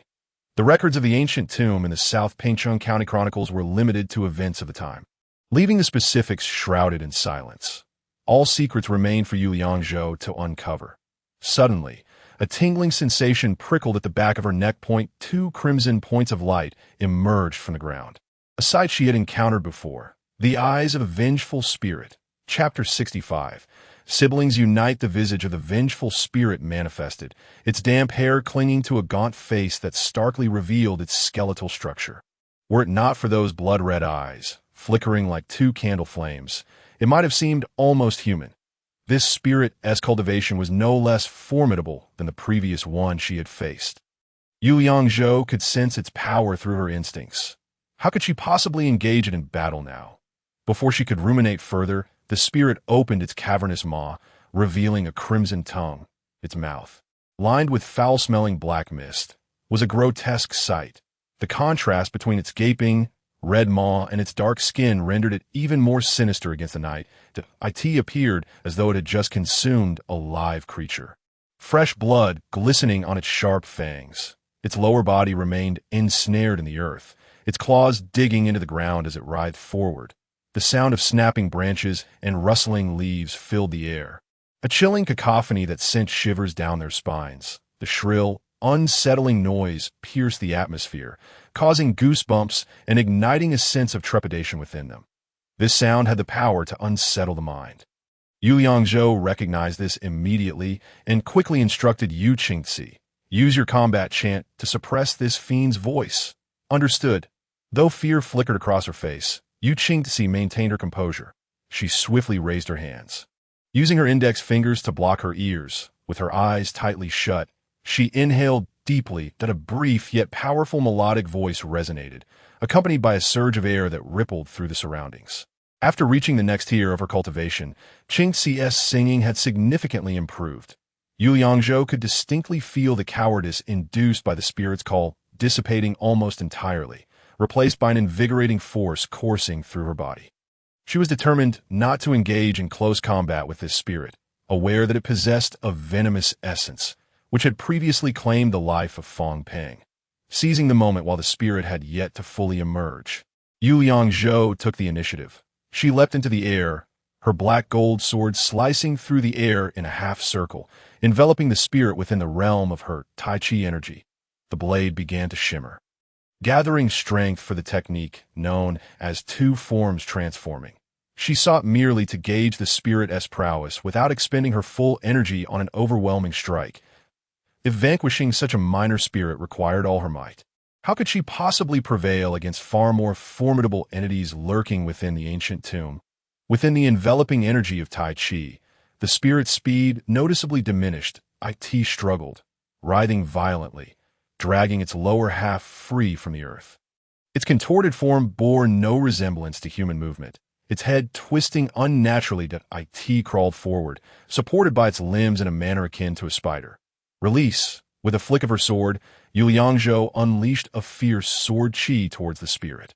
At that moment, the two forms transforming technique had grown considerably stronger, enhanced by the black gold sword's newfound capabilities as a spiritual weapon. As she released the sword chi, she felt an additional force accelerating the strike. Thankfully, she had braced herself, gripping the hilt tightly. Otherwise, the sudden speed might have caused her to lose her grip. Yu Qingzi's enchanting voice amplified their offensive, rendering the black gold sword even sharper. The exhilarating rush of slicing through the air was a delight. Smooth and effortless, this enhancement, which did not drain her own stamina, proved invaluable in combat, allowing her to focus entirely on delivering strikes without concern for her own energy reserves. The spirit, sensing the impending danger, grew increasingly agitated, thrashing its elongated, dark form in a frenzy. As it howled, it expelled a cloud of black mist to counter the sword chi. The moment the two forces collided, the black mist faltered, dissipating under the onslaught of the sword chi, which surged unimpeded toward the spirit's head. With a muffled thud, the ground trembled as leaves and soil were sent flying. The spirit, which had nearly stood upright, was forced to bend under the pressure. A more harrowing wail escaped its lips as the inky skin was sliced open, revealing dark red liquid that dripped steadily to the ground. Indeed, it was significantly stronger than before. Yu Yangzhou recalled that her previous attacks had scarcely harmed the spirit. Only with the aid of the silver wolf had she managed to inflict such damage. At that moment, Xiao Yin sprang into action. With a powerful kick of its hind legs, it lunged towards the spirit. The spirit, already constrained by Yu Yangzhou's sword chi and slowed by the Tai Chi energy, was caught off guard by Xiao Yin's assault, which it seized with remarkable instinct and ferocity. Yu Yangzhou felt the strength of Xiao Yin's attack, imbued with the primal ferocity of a beast. While she could manipulate the Tai Chi energy, she could not bestow its enhancements upon Xiao Yin. However, he remained unaffected by the slowing and immobilizing effects. Xiao Yin darted over the spirit's head, extending its claws, which glimmered silver as they carved a long gash across the spirit's skull. The spirit let out a heart-wrenching howl, and before it could catch its breath, Yu Liangzhou unleashed the two forms transforming technique once more. This time, she concentrated the sword chi into a narrower beam, directing it precisely into the wound atop the spirit's head. With a swish, the sword chi pierced through the darkness, striking the spirit's injury, causing its head to swell ominously. "Scatter!" Yu Liangzhou shouted, rushing towards Yu Qingzi. They quickly positioned themselves behind a large tree, with Xiao Yin circling back to their side. The spirit's limbs began to thrash violently, its head continuing to swell, the grotesque transformation rapidly spreading down its neck. It clawed frantically at its scalp, yanking out tufts of hair, its nails digging into the torn flesh. Pulling desperately, as if attempting to tear its own scalp away, streams of black-red liquid gushed from the top of its head. "How revolting!" Yu Qingzi shut her eyes and turned to lean against Yu Liangzhou. "Qingzi." Yu Liangzhou gently placed a hand on her shoulder and proclaimed, "You must observe. On the battlefield, there can be no trace of fear, no trepidation in the face of the enemy." One might have expected Yu Liangzhou to offer her some words of comfort, yet he uttered such resolute counsel. How could one dare to close their eyes in the heat of battle? Chapter 66. The Rift in the Earth Inn. Yu Qingzi opened her eyes, her gaze fixated on the grotesque visage of the malevolent spirit. She fought fiercely against the instinct to recoil, and Yu Liangzhou grasped her hand firmly. A wave of warmth and strength enveloped her, instilling a sense of safety within Yu Qingzi. Little Silver seemed to understand as well, resting its small head against Yu Qingzi's leg. The soft, furry sensation flowed into her heart like a refreshing spring. With their presence, Yu Qingzi felt an inner tranquility. With them by her side, she feared nothing. All dangers and fears would dissipate like mist. The malevolent spirit's head continued to swell, its body straining under the pressure. A viscous, red-black liquid erupted from its crown. With a thunderous crash, the stillness of the night was shattered. At last, the head could bear no more. Yu Liangzhou's sword energy cleaved it asunder, in an instant. It exploded, leaving only a haze of crimson mist in the air. The remnants of its limbs fell to the ground, twitching sporadically. Having slain a lower-tier malevolent spirit, she obtained Cultivation Essence X3. Yu Liangzhou's cultivation experience increased medium. Little Silver's cultivation experience increased medium. Battle upgrade. Enhanced allies' attack power. Duration extended. "Brother!" Yu Qingzi exclaimed, her excitement causing her to leap into the air. "I have gained greater insight into chanting during battle." A sense of elation surged within her. Witnessing the combat prowess of Yu Liangzhou and Little Silver, she absorbed a wealth of practical experience. After all, this was her first encounter in actual combat. And from the outset, she faced an adversary of a higher realm that if I were to confront this entity alone, victory would be achievable, yet it would undoubtedly demand every ounce of my strength. Yu Liangzhou sheathed his black gold sword. "With your assistance, this battle has been remarkably efficient. A clean and decisive victory. I shall strive even harder." With her initial triumph, Yu Qingzi's confidence surged. "Next time, I shall not falter in fear, nor shall I close my eyes again." Little Silver, splendid work. Yu Liangzhou lifted Little Silver, resting its head against his own. "You're truly a born warrior, striking precisely at the right moment." Its little tail wagged vigorously. Seemingly delighted by Yu Liangzhou's praise, "Be cautious. Avoid those toxic secretions." Yu Liangzhou maneuvered around the remnants of the malevolent spirit, continuing to survey the surroundings. "Woo!" Little Silver began to emit a low, mournful howl as the pair approached its side. A gaping chasm abruptly severed their path ahead, revealing a vast pit stretched over 100 zhang in length and more than 30 zhang in width. Its depth was unfathomable, shrouded in darkness. The ancient tomb should be located here. Yu Liangzhou had memorized the details inscribed on the map. He confirmed that this was indeed the site of the ancient battlefield from years past. This rift was the result of the sacrificial rites performed by Qi Wang Di Oui descent. Yu Qingzi posed the question not out of fear, but rather to seek Yu Liangzhou's opinion. It seemed they would indeed need to venture downward. Yu Liangzhou scanned the area and, glancing at Little Silver, continued, "Aside from this rift, there is nothing of value elsewhere.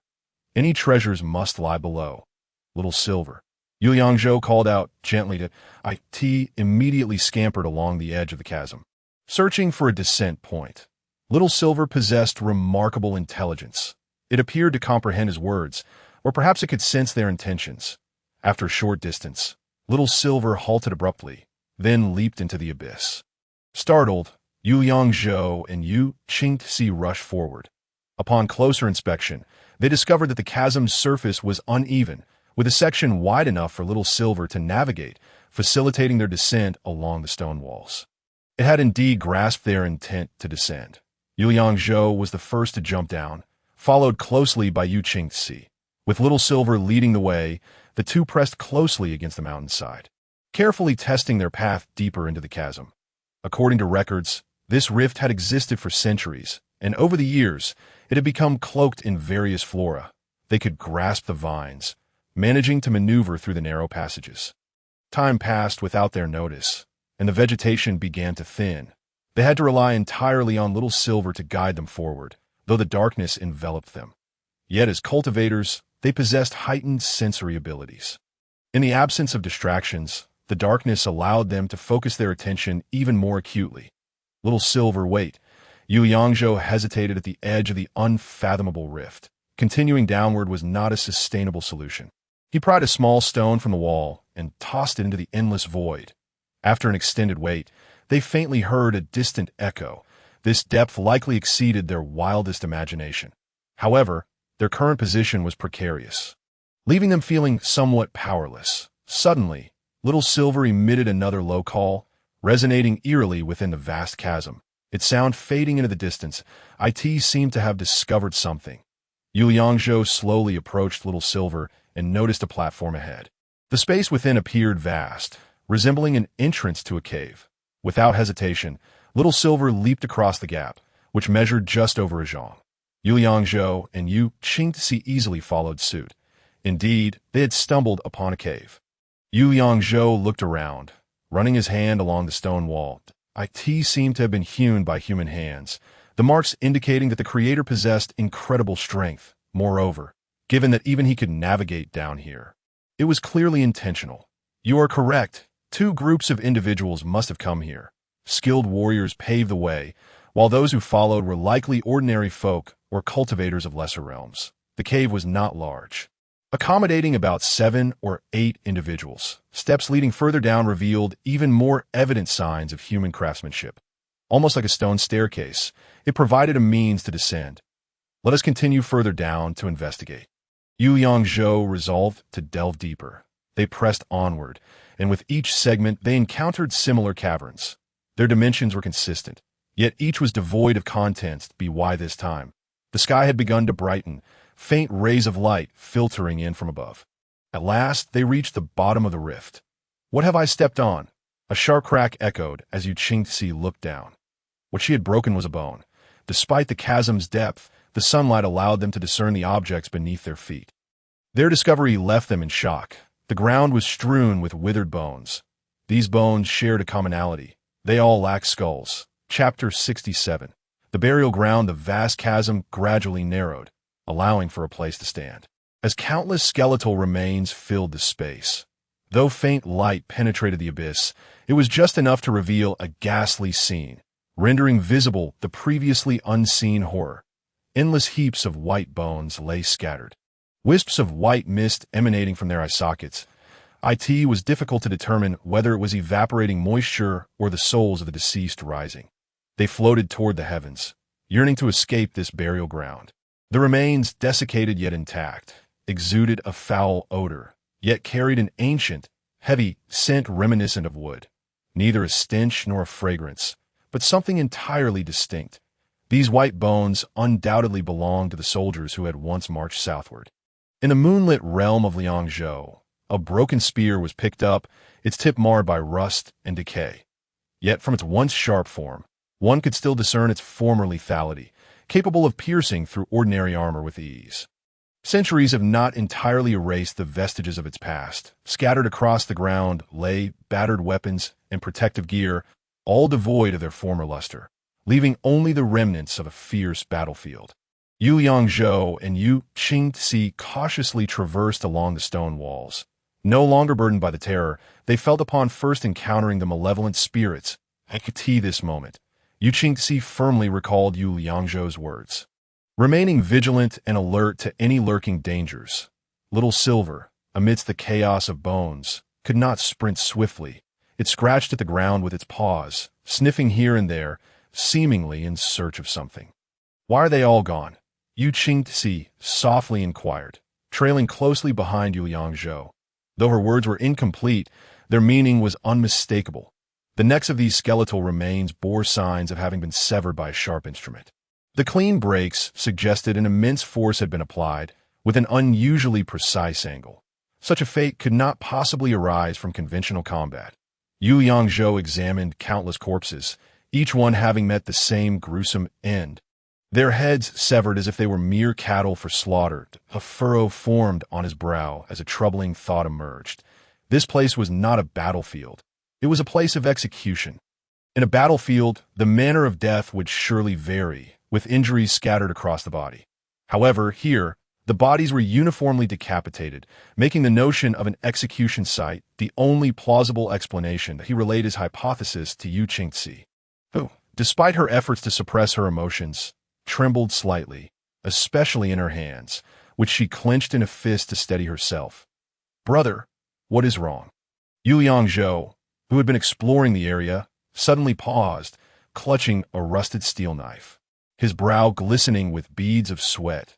"This place," he murmured, casting his gaze around the stone walls. His furrowed brow suggested he was bracing for imminent danger. "It is not an execution ground," he declared. Upon hearing his words, Yu Qingxi remained silent, unsure of what to say. Thump, thump, thump that a chill enveloped the surroundings, and his heart began to race uncontrollably. How could a condemned prisoner wield a weapon? How could armed soldiers simply await their demise? The sight of a collective decapitation, with no signs of resistance, was utterly bewildering, leaving him astounded by the sheer power that must have been exerted. Suddenly, Little Silver's sharp cries pierced the air as it darted its head around. In an instinctive reaction, Yu Liangzhou unsheathed his black gold sword, propelling himself forward with the speed of the wind towards the source of Little Silver's distress. Out of the corner of his eye, he caught sight of 3 figures emerging in the direction of the cries. However, upon reaching Little Silver, he realized those 3 figures were merely lifeless bodies, intact and unscathed. Their heads were still attached, and their attire did not resemble that of soldiers. Their garments, preserved from decay, hinted at a style reminiscent of the western regions, cloaked in dark military garb previously unseen by him. Yu Qingxi soon joined him at Little Silver's side, her pallid complexion betraying her trembling form as she struggled to discern the identities of the corpses. These individuals must have arrived later. Though their bodies had shriveled, their features were still recognizable, distinct from the headless skeletons that surrounded them. Yu Liangzhou discovered peculiar tools among them, reminiscent of those used in mining operations. Could it be that the markings on the stone walls were the result of their excavation?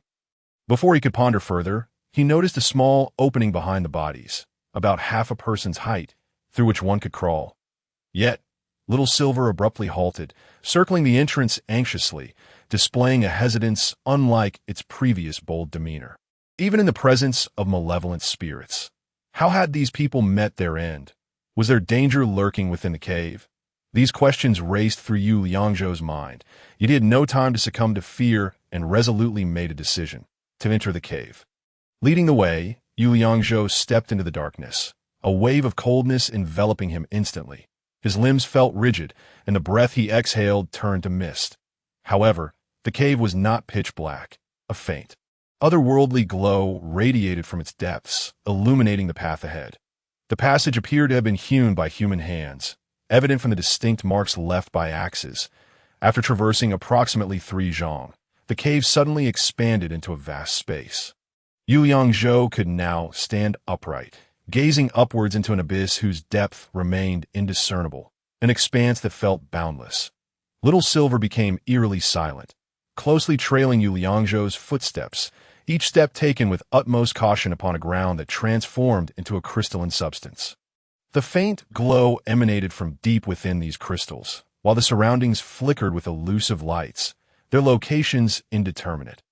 Everything within this place felt surreal, as if caught between the realms of dreams and reality. Just a few steps further, Yu Liangzhou sensed something amiss. He abruptly turned, only to find a passageway they had come from had vanished, leaving behind an endless darkness punctuated by flickering lights. Chapter 68. Breaking the formation, this was no ordinary space. In such an environment, it was imperative that they did not become separated. Yu Liangzhou halted, lifting little Silver into Yu Qingxi's arms. "Who goes there?" At that moment, a distant, ethereal voice echoed, raspy yet resonant, descendant of the Yu family. Guardian of Liangzhou, Yu Liangzhou. Without a moment's hesitation, Yu Liangzhou responded, recalling the information he had received prior. This was the battlefield of the Northern Protector, Sima Dingnan. The voice spoke in the language of the Great Zhou, imbued with a soldier's authority, prompting him to answer truthfully. How many years have passed? It is unexpected to encounter a descendant of a Yu family. The voice carried a hint of delight, drawing nearer to him. Do the individuals from the last visit have any connection to you? I do not recognize the persons of whom you speak. Yu Liangzhou replied honestly, admitting ignorance of the individuals referenced. We are but two individuals and a wolf. Having come to investigate based on information from the records of Nanjing County. Nanjing. The voice resonated close to Yu Liangzhou and his companions, as if conversing with a common person, given that Nanjing was merely a few dozen miles away. Within the territory of the Great Zhou, Yu Liangzhou seized the opportunity to inquire, "Might I ask who you are, and why you do not reveal yourself? Do you truly wish to see me?" An indistinct figure began to materialize ahead, yet its attire remained obscured. "Are you the Northern Guardian, General Sima Ding?"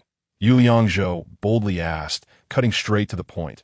The figure did not respond, and silence enveloped the air. Growing heavy, little Silver, nestled in Yu Qingxi's arms, emitted low, rumbling sounds of unease. "To think that you, a mere youth, would know my name." As the voice drew nearer, the figure became increasingly discernible. "Be cautious." In the face of an unprecedented oppression, Yu Liangzhou felt an overwhelming force that seemed insurmountable. He even sensed no need to mount any defense that in the past he would have drawn his sword without hesitation. Yet, even when confronted by two formidable opponents of the Transcendence realm, he would not have succumbed to despair, for he possessed the resolve to fight. However, this time, there was no battle to be had, for his adversaries were far too powerful, and the pressure they exuded only brought forth despair. "Ha!" The figure drew closer. How audacious to come here without even mastering the Transcendence realm. Clad in silver armor and standing amidst the darkness, his cloak trailed down to the ground, its edges tattered and worn, while his face remained obscured. "Should I be disappointed, old man?" His tone grew somewhat somber.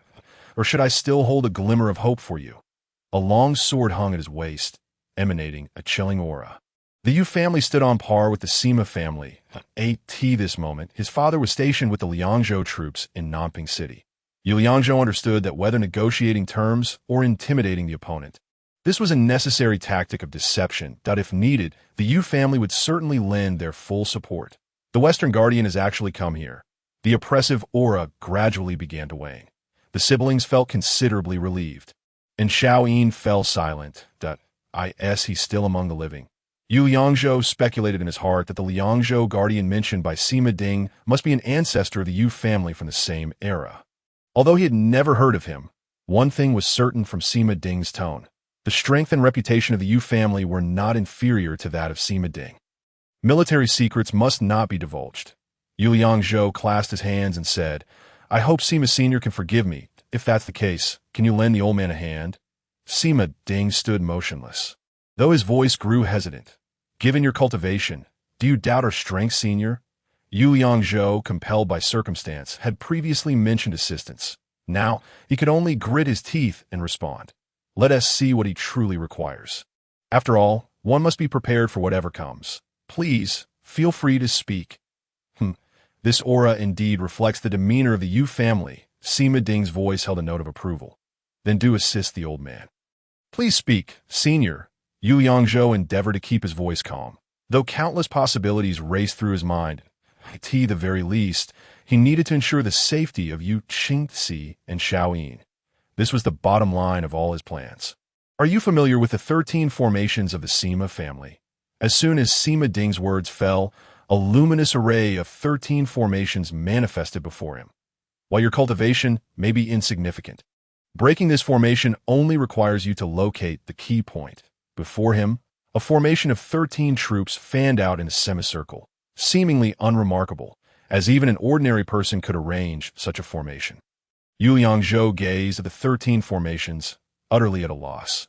Each flank had 2 squads of archers, followed by 2 squads of spearmen, and then 2 squads of shield dash-bearers. At the center stood a squad of heavily armored knights brandishing swords. Though the image was composed of light, the details were remarkably clear. Each unit was well equipped, their silver armor gleaming and weapons radiating a chilling brilliance, truly showcasing the tension of a battlefield. How am I to break this formation? Yu Liangzhou's mind raced through countless possibilities as he had no knowledge of formations. Just as he found himself at a loss, Yu Qingzi suddenly spoke up, "I will break this formation." Her usual cautious demeanor caught Yu Liangzhou by surprise. However, upon further reflection, it made sense. After all, she was the daughter of a military family and would naturally be familiar with matters of warfare. Before he entered Yu Liangzhou's body, he had been unwell and thus had no time to study such formations. Perhaps Yu Qingzi had learned about these from a young age, prompting her to take on this heavy responsibility.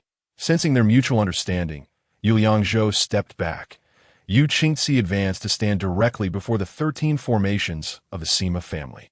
Attack! Sima Ding initiated the assault, and the troops sprang into action. The outer cavalry first split from both flanks, attempting to encircle the enemy's side. Yu Qingzi remained silent, her brow furrowing slightly. The troops before her began to move as well. Guided by her thoughts, she dispatched the spearmen to the flanks to suppress the enemy cavalry, while the shield-bearers formed a defensive line in the front, and the archers began firing to counter the enemy's advance. Is it really that simple? Yu Liangzhou observed. If this was indeed the 13 formations, then it seemed rather trivial. Just then, Sima Ding's troops suddenly shifted, moving in a peculiar pattern. They eerily bypassed Yu Qingzi's frontline defenses and charged directly into the archers' ranks. Sweat beaded on Yu Qingzi's forehead as her troops descended into chaos. She struggled to adjust the movements of each unit, but it seemed the enemy anticipated her every deployment, forcing her to scramble and causing her formation to become disordered. It appears the Yu family is merely superficial, Sima Ding remarked solemnly. Yet for one so young to handle matters to this extent is no small feat. Yu Qingzi's brows knitted together. Her hands gestured fluidly in the air, and the troops moved in accordance with her commands. Although Yu Liangzhou did not understand formations, he could sense that his sister's troops were unable to effectively attack the enemy, but could withstand the fierce onslaught. For a moment, the situation reached a stalemate, with neither side gaining the upper hand. Qingzi is indeed formidable. Yu Liangzhou felt a surge of joy in his heart, facing off against the northern General Sima Ding. She was merely slightly at a disadvantage. What kind of formation is this? Though he could not see Sima Ding's expression, he could sense his surprise from the subtle changes in his tone. Yu Qingzi's troops coalesced into a circular formation, advancing slowly towards the enemy, as if traversing an uninhabited realm. Why ancestors of the Yu family also passed down formations. She wore a relaxed expression as she gently wiped the sweat from her forehead with her sleeve. Surely, Sima Sr. recognizes this formation. Ha ha! Of course I recognize it. Sima Ding suddenly raised his hand, and with a swift motion of his sleeve, the luminous formations dissipated into nothingness after a moment of silence. He inquired, "Are you bold enough to enter the formation and duel? With no real troops, how can one duel?" In truth, Yu Liangzhou was unaware of what entering the formation to duel entailed. He could only grasp a vague understanding from the literal meaning. Yet he quickly devised an alternative question. That is easily arranged. Sima Ding stood like an immovable mountain, merely waving his sleeve once more. The surrounding space shifted, transforming entirely. Yu Liangzhou and Yu Qingzi found themselves in a vast, desolate terrain, surrounded by majestic mountains and dense forests in the distance. Everything here mirrored the real world without a hint of discrepancy.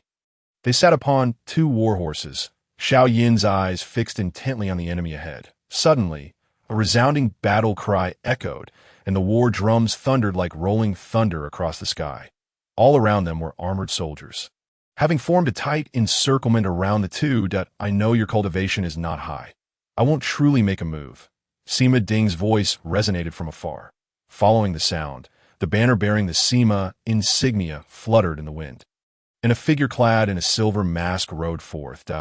If you can find a flaw and break out of this formation, you shall be deemed the victor. Qingzi, do you have a way to break this formation?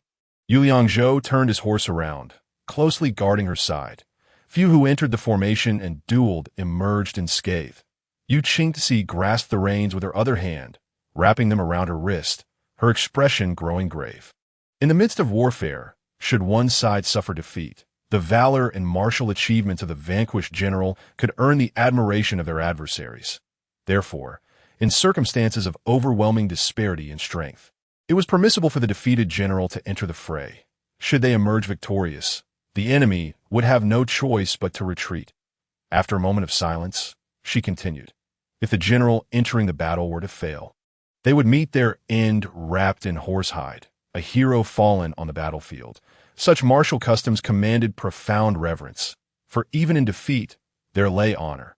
The warhorse beneath Yu Liangzhou tossed its head, its hooves kicking up clouds of dust. If they could achieve victory, it would be akin to the descent of a war deity. The chance of prevailing within the fray was exceedingly slim, a feat her father had never witnessed. The worry etched on Yu Qingxi's face was unmistakable. This tight encirclement offered no opportunity for escape. Was this truly the 13 formations of the Divine Gate? This was his first encounter with an army of thousands, and all he could see was a whirlwind of dust, utterly at a loss for how to proceed. How could this formation be broken? It must be. The only path to survival within the battle was to uncover the flaws in the formation. Dust had already settled upon Yu Qingxi's face, a wisp of hair dancing in the wind. One must not rely solely on brute force. And no matter how extraordinary one's cultivation, it would ultimately prove unsustainable. Moreover, the general at the formation's core possessed formidable skills, unlikely to be inferior to those entering the fray. She craned her neck to gaze towards the distant Sima Ding. They still had to confront the master of the formation, which left them with no chance of victory. Sima Ding had just stated he would not genuinely engage with them. Yu Liangzhou appeared somewhat composed, calmly asserting, as long as we can locate a flaw, we can break free from this formation. Yet we are already ensnared within it. After surveying the surroundings, Yu Qingxi revealed a troubled expression. With no means to discern the enemy's formation or the movements of their troops, they could only charge forward while searching for weaknesses. Yu Qingxi nodded in agreement. Subsequently, Yu Liangzhou spurred his horse, drawing his black gold sword and leading the charge. The soldiers, however, did not engage, merely obstructing their path. Such formidable strength. Yu Liangzhou sensed that the cultivation of these soldiers surpassed his own. Victory in single combat was challenging, let alone against an innumerable host. Just as Sima Ding had stated, they needed only to gallop through the formation to find an exit. Engaging in battle with these soldiers was unnecessary, which significantly reduced the difficulty of entering the fray. Perhaps there was indeed a glimmer of hope. Was this the gate of life or the gate of terror? No. This was Yu Qingxi followed behind Yu Liangzhou, muttering to herself incessantly. She pointed and gestured, reciting incantations as if memorizing a mantra. Lin, Bing, Doja, Jiezhen, Qian, Xing was uncertain whether this battlefield was real or an illusion, but Yu Liangzhou felt a wave of exhaustion wash over him. It was impossible to continue this ceaseless charge indefinitely. This method could not exhaust every possibility. His cultivation was already waning. This young woman exhibited considerable skill in formation. That moment, Sima Ding's voice reached them, tinged with disappointment. You truly lack practical combat experience. What a pity. Should they fail to breach this formation, their lives would be forfeit. Sima Ding's tone remained unsettlingly calm, so devoid of emotion that it rendered them speechless. Brother, Yu Qingxi sensed a formidable threat. Feeling the weight of Sima Ding's words brooking no contradiction, her eyes glistened with unshed tears. We cannot break through. Yu Liangzhou abruptly pulled on the reins, and the warhorse let out a long, Piercing nay, I can break this formation. Just at that moment of despair, a familiar yet distant voice echoed within Yu Liangzhou's heart. You are. A surge of surprise coursed through him, swiftly followed by elation. Are you at ease? Chapter 70. The path to liberation that he will not attack you. The source of this voice was unknown, yet only Yu Liangzhou could hear it. Close your eyes, calm your spirit, and follow me. Before the words had fully escaped, a tremendous force suddenly lifted Yu Liangzhou's body. In an instant, he found himself atop a small hill. Surrounding him were an array of unnamed wildflowers, vibrant and refreshing. There were no garish reds or purples, only the ordinary beauty of wild blooms. Yet each was a paragon of perfection, devoid of flaw. A gentle breeze carried the delicate scent of flowers, and gazing into the distance at the soaring, snow-capped mountains, he felt a sense of tranquility and peace that he had never known before. Yu Liangzhou. The voice of ease came from behind him, causing him to whirl around. She was clad in a flowing purple robe, seated cross-legged between two grand trees. The dancing shadows of the trees and the flickering light brushed across her face, rendering her extraordinarily enchanting. Come here. Yu Liangzhou found himself utterly defenseless against her words. Stepping forward to tread upon the carpet of flowers and grass as he ascended the slope, his garments rustled in the wind, and Ease pressed her palm down, signaling him to sit. The two settled cross-legged beneath the towering trees. The wind tousled Ease's long hair, nearly grazing Yu Liangzhou's face. Rest assured, neither Yu Qingzi nor Xiao Yin will come to any harm. Ease gently played with her hair, lifted by the breeze, and no matter how long we remain here, to the outside world, it will merely be a fleeting moment. Where is this place? Yu Liangzhou gazed up at the dense canopy of leaves above.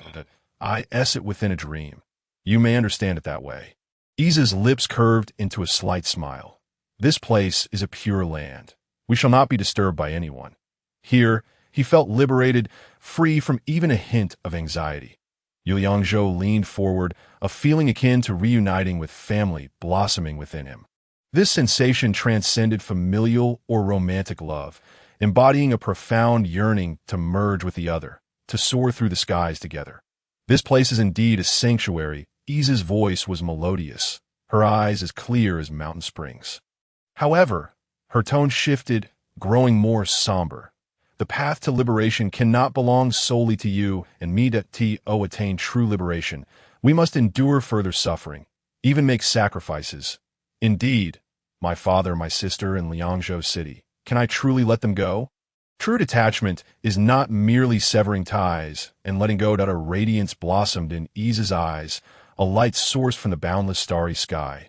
Untainted by this mundane world, it is about ensuring that those you cherish, the matters and things of significance, reach a good end. Only then can one be free of all attachments and ultimately attain liberation. Yu Liangzhou clenched his fists tightly, a newfound clarity blossoming within his heart. Those I ought to love remain unloved. The debts I owe remain unpaid, his tone growing increasingly fervent. The vengeance I must exact remains unavenged. It seems you have grasped the essence of the path to liberation. Ease gently caressed a small flower by her side. I shall assist you in breaking this formation. The one who set this formation truly Sima Ding. Yu Liangzhou inquired. Why do you ask this? Ease refrained from answering directly, instead posing a soft counter-question. Why would Sima Ding want me to break his formation? Yu Liangzhou articulated the doubts weighing on his mind. Moreover, Sima Ding had consistently concealed his true visage, his words often skirting around the crux of the matter. Indeed, Ease nodded gently. That person is not Sima Ding. He is merely a priest under Qi Wang, named Qi Luo. Originally, he perished in that battle. Yet, he possesses a peculiar ability, allowing him to survive for an extended period on minimal water and decaying flesh. It has been several hundred years. Then why does he not reveal his identity and ask for my help to rescue him? Yu Liangzhou genuinely could not fathom this. Though he possesses life, he is as repulsive as a rotting corpse, unfit for the light of day. By chance, 7 tomb raiders descended into the cave, and he absorbed their essence, allowing him to regain some of his cultivation. The 3 individuals at the cave entrance are indeed grave robbers. Yu Liangzhou has acquired the keen eyes of freedom. Chilo is currently ensnared by Sima Ding's 13 formation of the Divine Gate, which is why he has solicited your assistance in breaking the formation. Once the formation is dismantled, he will be able to escape the cave. Chilo has survived for several centuries by feasting on corpses. And in this pitch-black cavern, he has long since transformed into a mere shell of a being, capable only of wreaking havoc upon the world. What is his realm? Yu Liangzhou was just about to rise. How can I defeat him? If he would be at full strength, you would undoubtedly be no match for him with your current cultivation. Zazai remains composed, his tone unchanged. However, he has now fallen to the lower tier of the entry into transformation realm. Entry into transformation? Yu Liangzhou contemplated the disparity between the two. He is 2 entire realms above me. This is the strongest opponent he has encountered thus far. Chilo has learned certain formations from Sima Ding. You must first break the formation, then strike decisively to eliminate him. Suddenly, Yu Liangzhou felt an emptiness beneath his feet, as if he were plummeting into an endless abyss in the blink of an eye. He found himself back on the battlefield, with Yu Qingzi and Xiao Yin reappearing beside him. These cavalry are mere illusions, Zazai's voice echoed once more in Yu Liangzhou's mind. His abilities can only manipulate a select few soldiers. The rest are merely for show. Xiao Yin possesses the wolf tribe's summoning technique, but currently lacks the requisite cultivation. Have it howl towards the heavens, and I shall lend it my support. Xiao Yin. Display the might of your wolf howl to the adversary. Without a moment's hesitation, Yu Liangzhou commanded Xiao Yin loudly. Understanding his intent, Xiao Yin shook its head and raised its neck. After a few throaty tremors, its front paws dug firmly into the earth. A long and resounding wolf howl pierced the sky, even overshadowing the sound of the enemy's cavalry hooves. Following the howl, dust billowed behind them. A wolf pack. Yu Qingzi turned and pointed at the swirling dust, exclaiming that in mere moments, the wolf pack arrived behind Yu Liangzhou, their numbers rivaling those of Chilo's forces. You actually possess the summoning technique. The enemy general, beneath Sima's banner, began to stir, Chilo's hoarse voice echoing from afar. Engage him with the same formation. Once the illusion shatters, press forward to eliminate Chilo. Zazai's voice was short and powerful, igniting a fire of courage and battle spirit within Yu Liangzhou. Xiao Yin, command the wolf pack to attack. With Yu Liangzhou's order, the wolf pack bared their fangs and charged towards the enemy forces. Simultaneously, Yu Qingzi began to chant a battle incantation. Empowered by the chant, the wolf pack appeared even more ferocious, their eyes gleaming with a bloodthirsty light. They clashed with Chilo's cavalry, and in an instant, blood sprayed everywhere. These beasts moved with incredible speed, relentlessly pouncing upon the enemy. Both sides rapidly dwindled in numbers, and soon the casualties surpassed half. Several formations had been completely devoured by the wolf pack, exposing Sima's banner at the forefront. The figure impersonating Sima Ding, Chilo, remained motionless upon his steed, his face obscured. Yet Yu Liangzhou could already sense the murderous intent rushing towards him. Chapter 71. Breaking the enemy despite Chilo's stillness, the oppressive aura of killing intent enveloped him like a blood mist. The stench of blood prompted Xiao Yin to emit a low growl, its crimson eyes filled with murderous intent. With a swift motion, Yu Liangzhou unsheathed his black gold sword, his legs tightening as he urged his steed towards Chilo. Xiao Yin, like an arrow released from a bow, surged forward alongside Yu Liangzhou. You have seen through us, haven't you? Quite impressive. Chilo's voice dripped with malice, and he ceased his charade. Knowing the truth is of no benefit to you with your current cultivation. With no soldiers to obstruct his line of sight, he became visible. Riding alone, 4 figures stood in each corner, their cloaks concealing their faces, yet an air of lethal intent emanated from them. These were the grave robbers from whom he had siphoned vitality. Zazai's voice resonated again. These individuals are now his puppets. Puppets? Yu Liangzhou mused, and Zazai could hear his thoughts. Indeed, the secret technique of the southern frontier, the art of puppet manipulation. This technique is exceedingly cruel. Those manipulated suffer a fate worse than death. Yet their combat prowess is significantly enhanced. A genius madman once attempted to turn our ancient ancestor, Qi Yu, into a puppet. Did he succeed? Yu Liangzhou's curiosity was piqued. momentarily overshadowing the formidable foe before him. Of course, not if he had succeeded. Focus on the battle.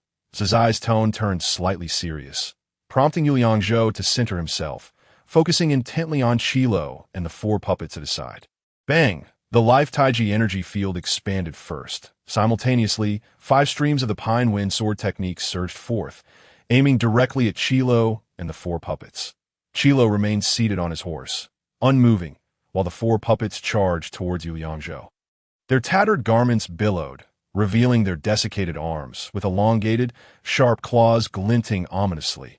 All 4 puppets were at the lower tier of the out-of-God realm. Yu Liangzhou sensed their threat, their cultivation surpassing his own. Though they were at the lower tier of the out-of-God realm, Zizai's gentle and composed voice steadied Yu Liangzhou's nerves.